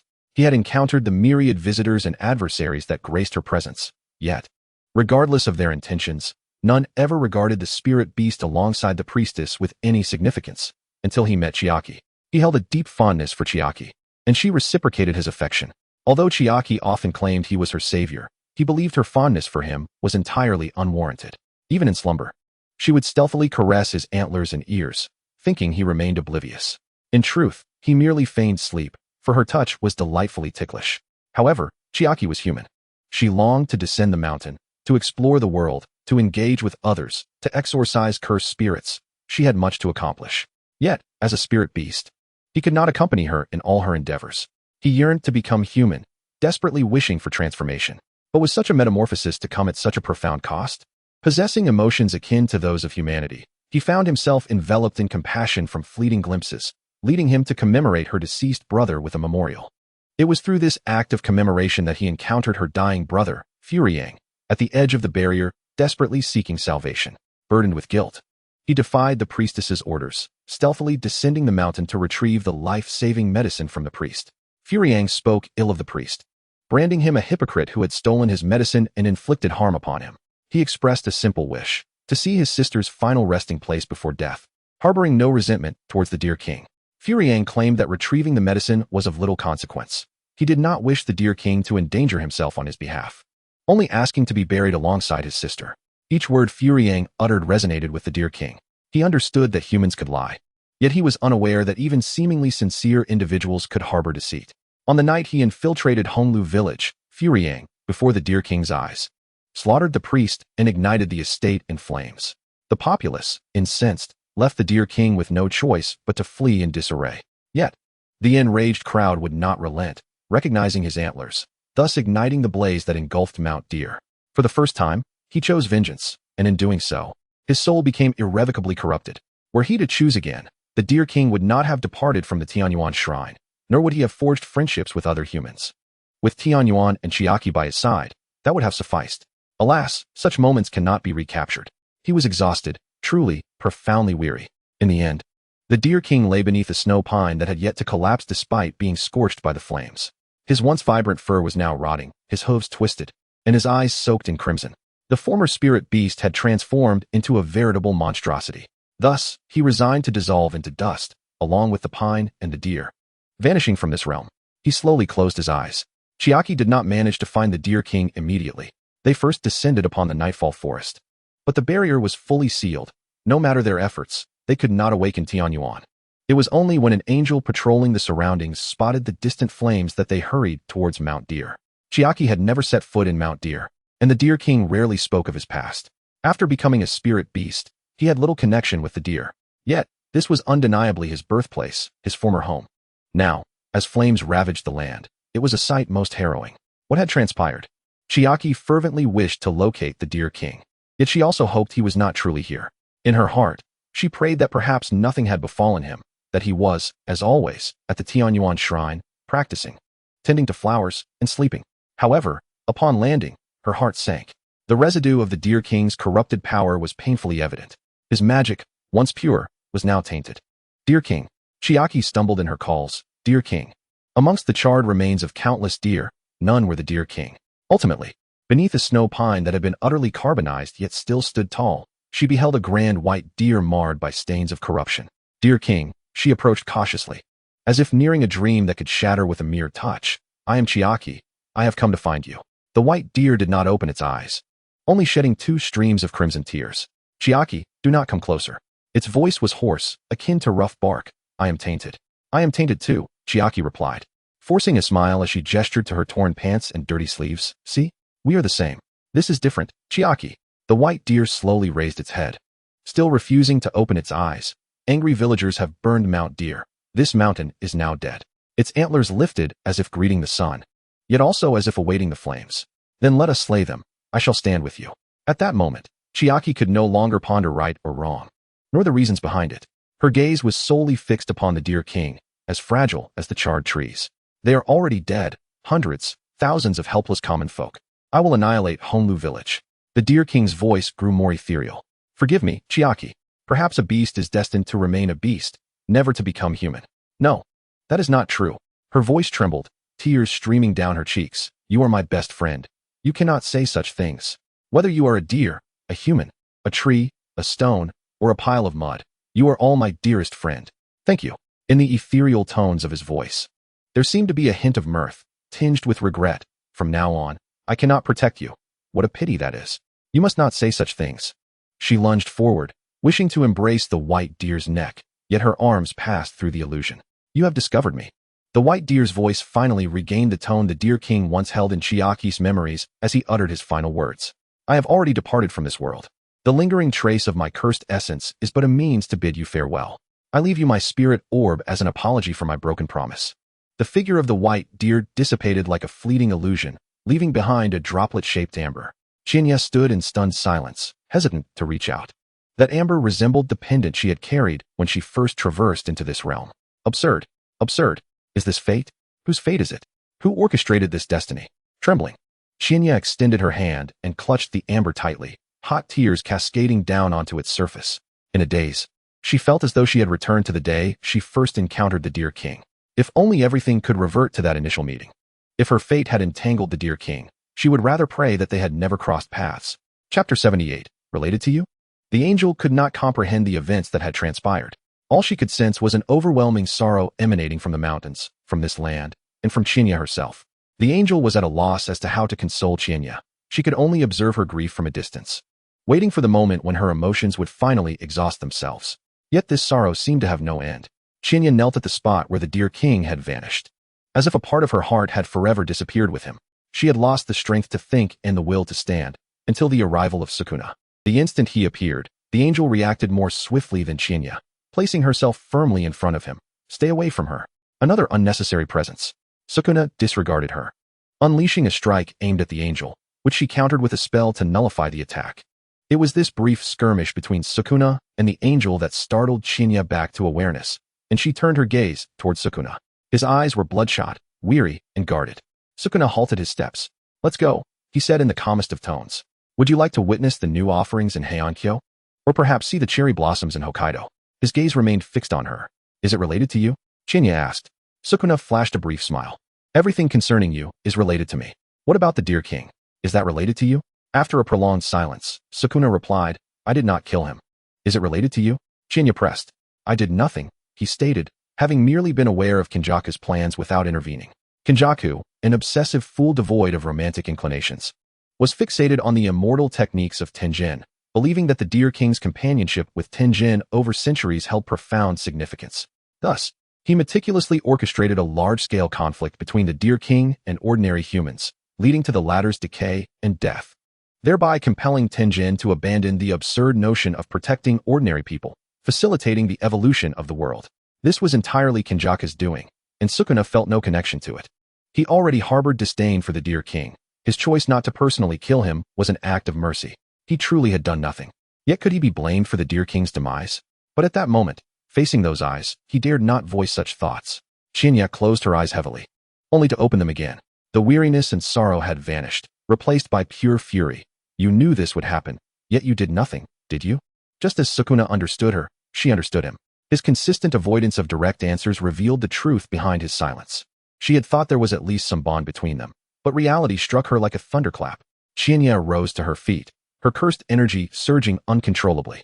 The angel cast a worried glance at Chinya before eyeing Sukuna warily. Sukuna frowned. I am under no obligation to concern myself with these trivial matters. Chinya let out a cold laugh. With him gone, this world holds no meaning for me. Without the dear king, the Heian era is a desolate wasteland. Moreover, was Sukuna truly as uninvolved as he claimed? Then why did he suddenly kill Fushiguro? Chinya formed hand seals. Lock of light, infinite blade. Her cursed energy coalesced into a colossal radiant sword, aimed at Sukuna. He effortlessly sidestepped the strike. You are being unreasonable. Unreasonable? Chinya's eyes were icy. You think I am causing a ruckus? Should you choose not to kill me today, I will undoubtedly end your life in the future. She continued to unleash her cursed energy, the charred cedar trees collapsing around her. Sukuna observed that this woman had lost her sanity. He ceased to evade, allowing her attacks to sever his arm, curious to see how far she would go in her madness. The severed limb bled profusely, yet he did not employ a reversal technique. Very well. He let the blood and severed arm fall into the ashes of the wildfire. His demeanor calm. You have ingested endless winter. If you kill me, you too shall perish. Endless winter? Chinya suddenly recalled the day she sought Abe no Saimai. When Sukuna had forced her to consume something, it was endless winter. This was impossible. A century apart, how could the blood pact still be fulfilled? Unless, after she was cursed by Aoi, Sukuna found endless winter in an extraordinarily short time and sustained it with his blood. At that moment, she had just pierced his heart with the crimson lotus blade. Why had he done such a thing? Chinya faltered, her mind in turmoil. She could not fathom Sukuna's motives. If there were no bond, why would he do this for her? If there was a bond, knowing how significant the dear king was to her, how could he dare act so? Or was his bond inherently entwined with bloodshed and sin? He lacked the reasoning of a normal person, and even more so, the love of one. He was the king of curses, Sukuna. Sukuna regarded her. If you wish to vent your anger, do so. I will tolerate it this once. He believed himself to be merciful. Given that the woman he favored was indeed fragile, was she worth such a tumult? Chinya's luminous sword gradually dissipated, her cursed energy calming. Her gaze transformed from icy fury to profound disappointment. The angel observed this scene and approached, standing by her side. Without uttering a word, she placed her hand on Chinya's trembling back. Chinya inhaled deeply. Let us go. Sukuna's lips curled into a smirk. What else do you desire? I can. Very well. He had yet to finish his sentence when the angel interjected. We shall return to seek Lord Saimai. Perhaps there is still a glimmer of hope. The angel understood Chinya's despair and longing. She too had once prayed for the resurrection of a soul. With her resplendent white wings unfurling like the early winter sea breeze, the angel soared into the sky with Chinya. The mountains and forests were left in disarray, smoldering ashes of the unextinguished wildfire remaining. Sukuna watched their departing figures, the smile fading from his face, his brows knitting in concern. He had not anticipated Chinya's resolute stance, and a flicker of irritation mingled with an inexplicable vexation arose within him. At that moment, Raimai hurriedly caught up. Sukuna's speed had been so swift that had Raimai not been exceptionally familiar with his cursed energy, she might have struggled to find him.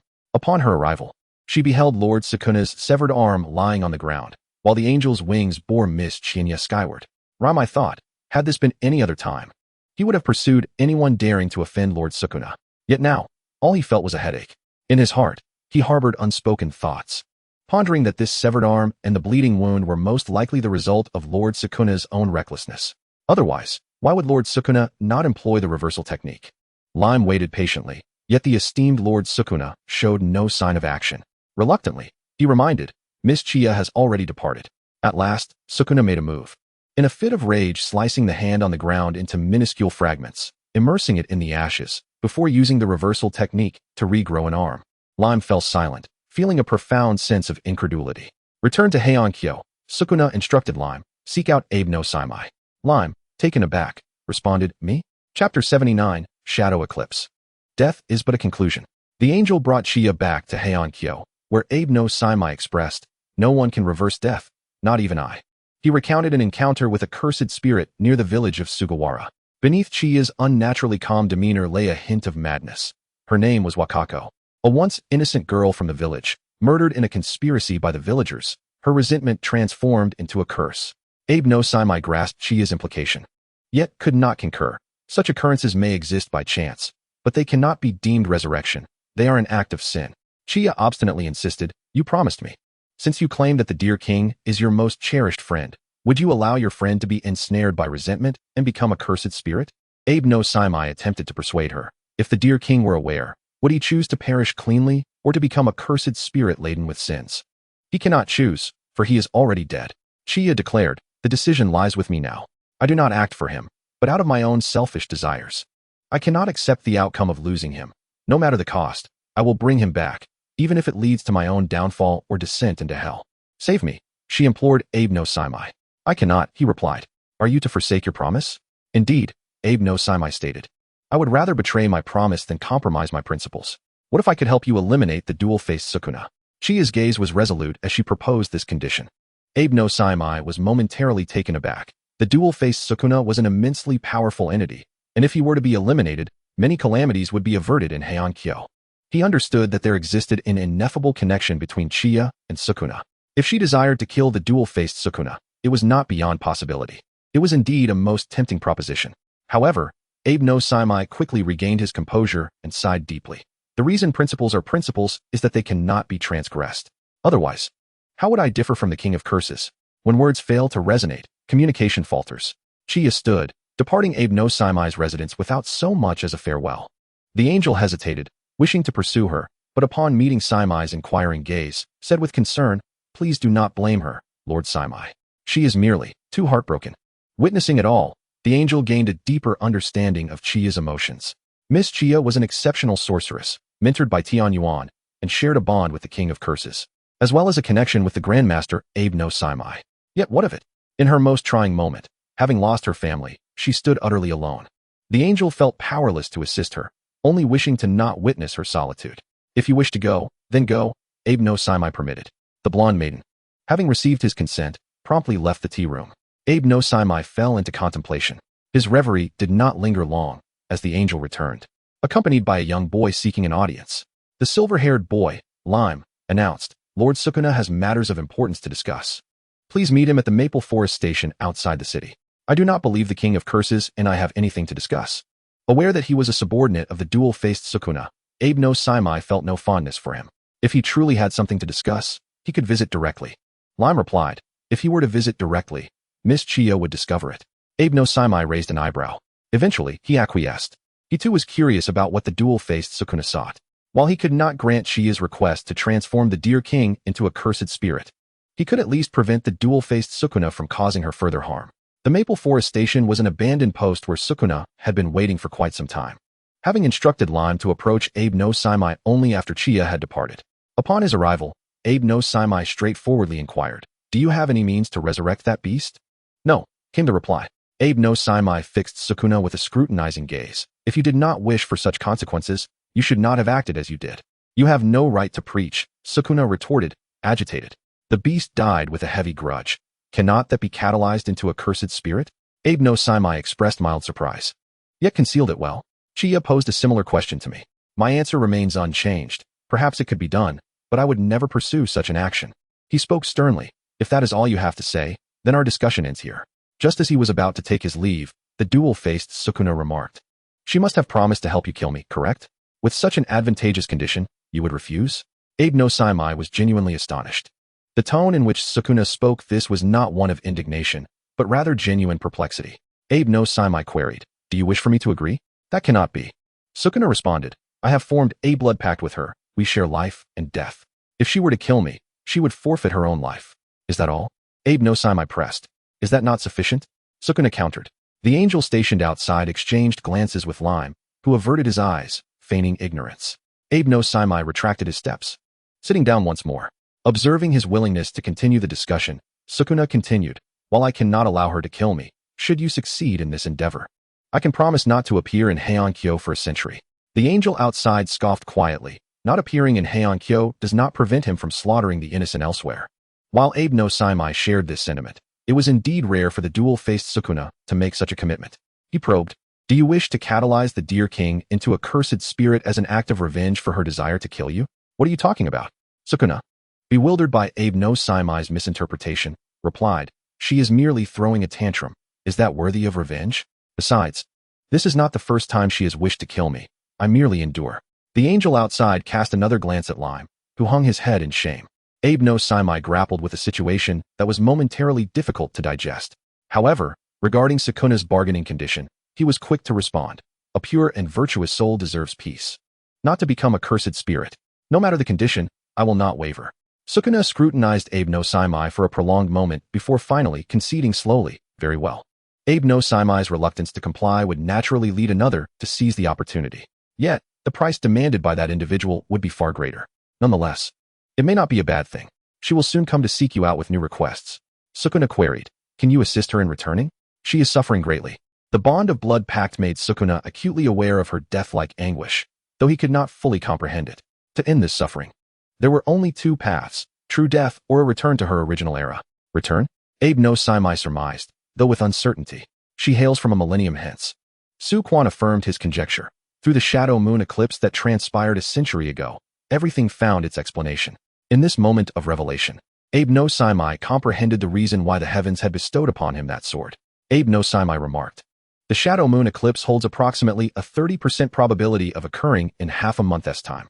I can craft a magical array to seek the anchor point, though success is not guaranteed. The cursed sword from the heavens serves as the focal point of this array. Therefore, when she makes this request of you, exert every effort to ensure its success." Sukuna responded, "My terms of exchange remain unchanged.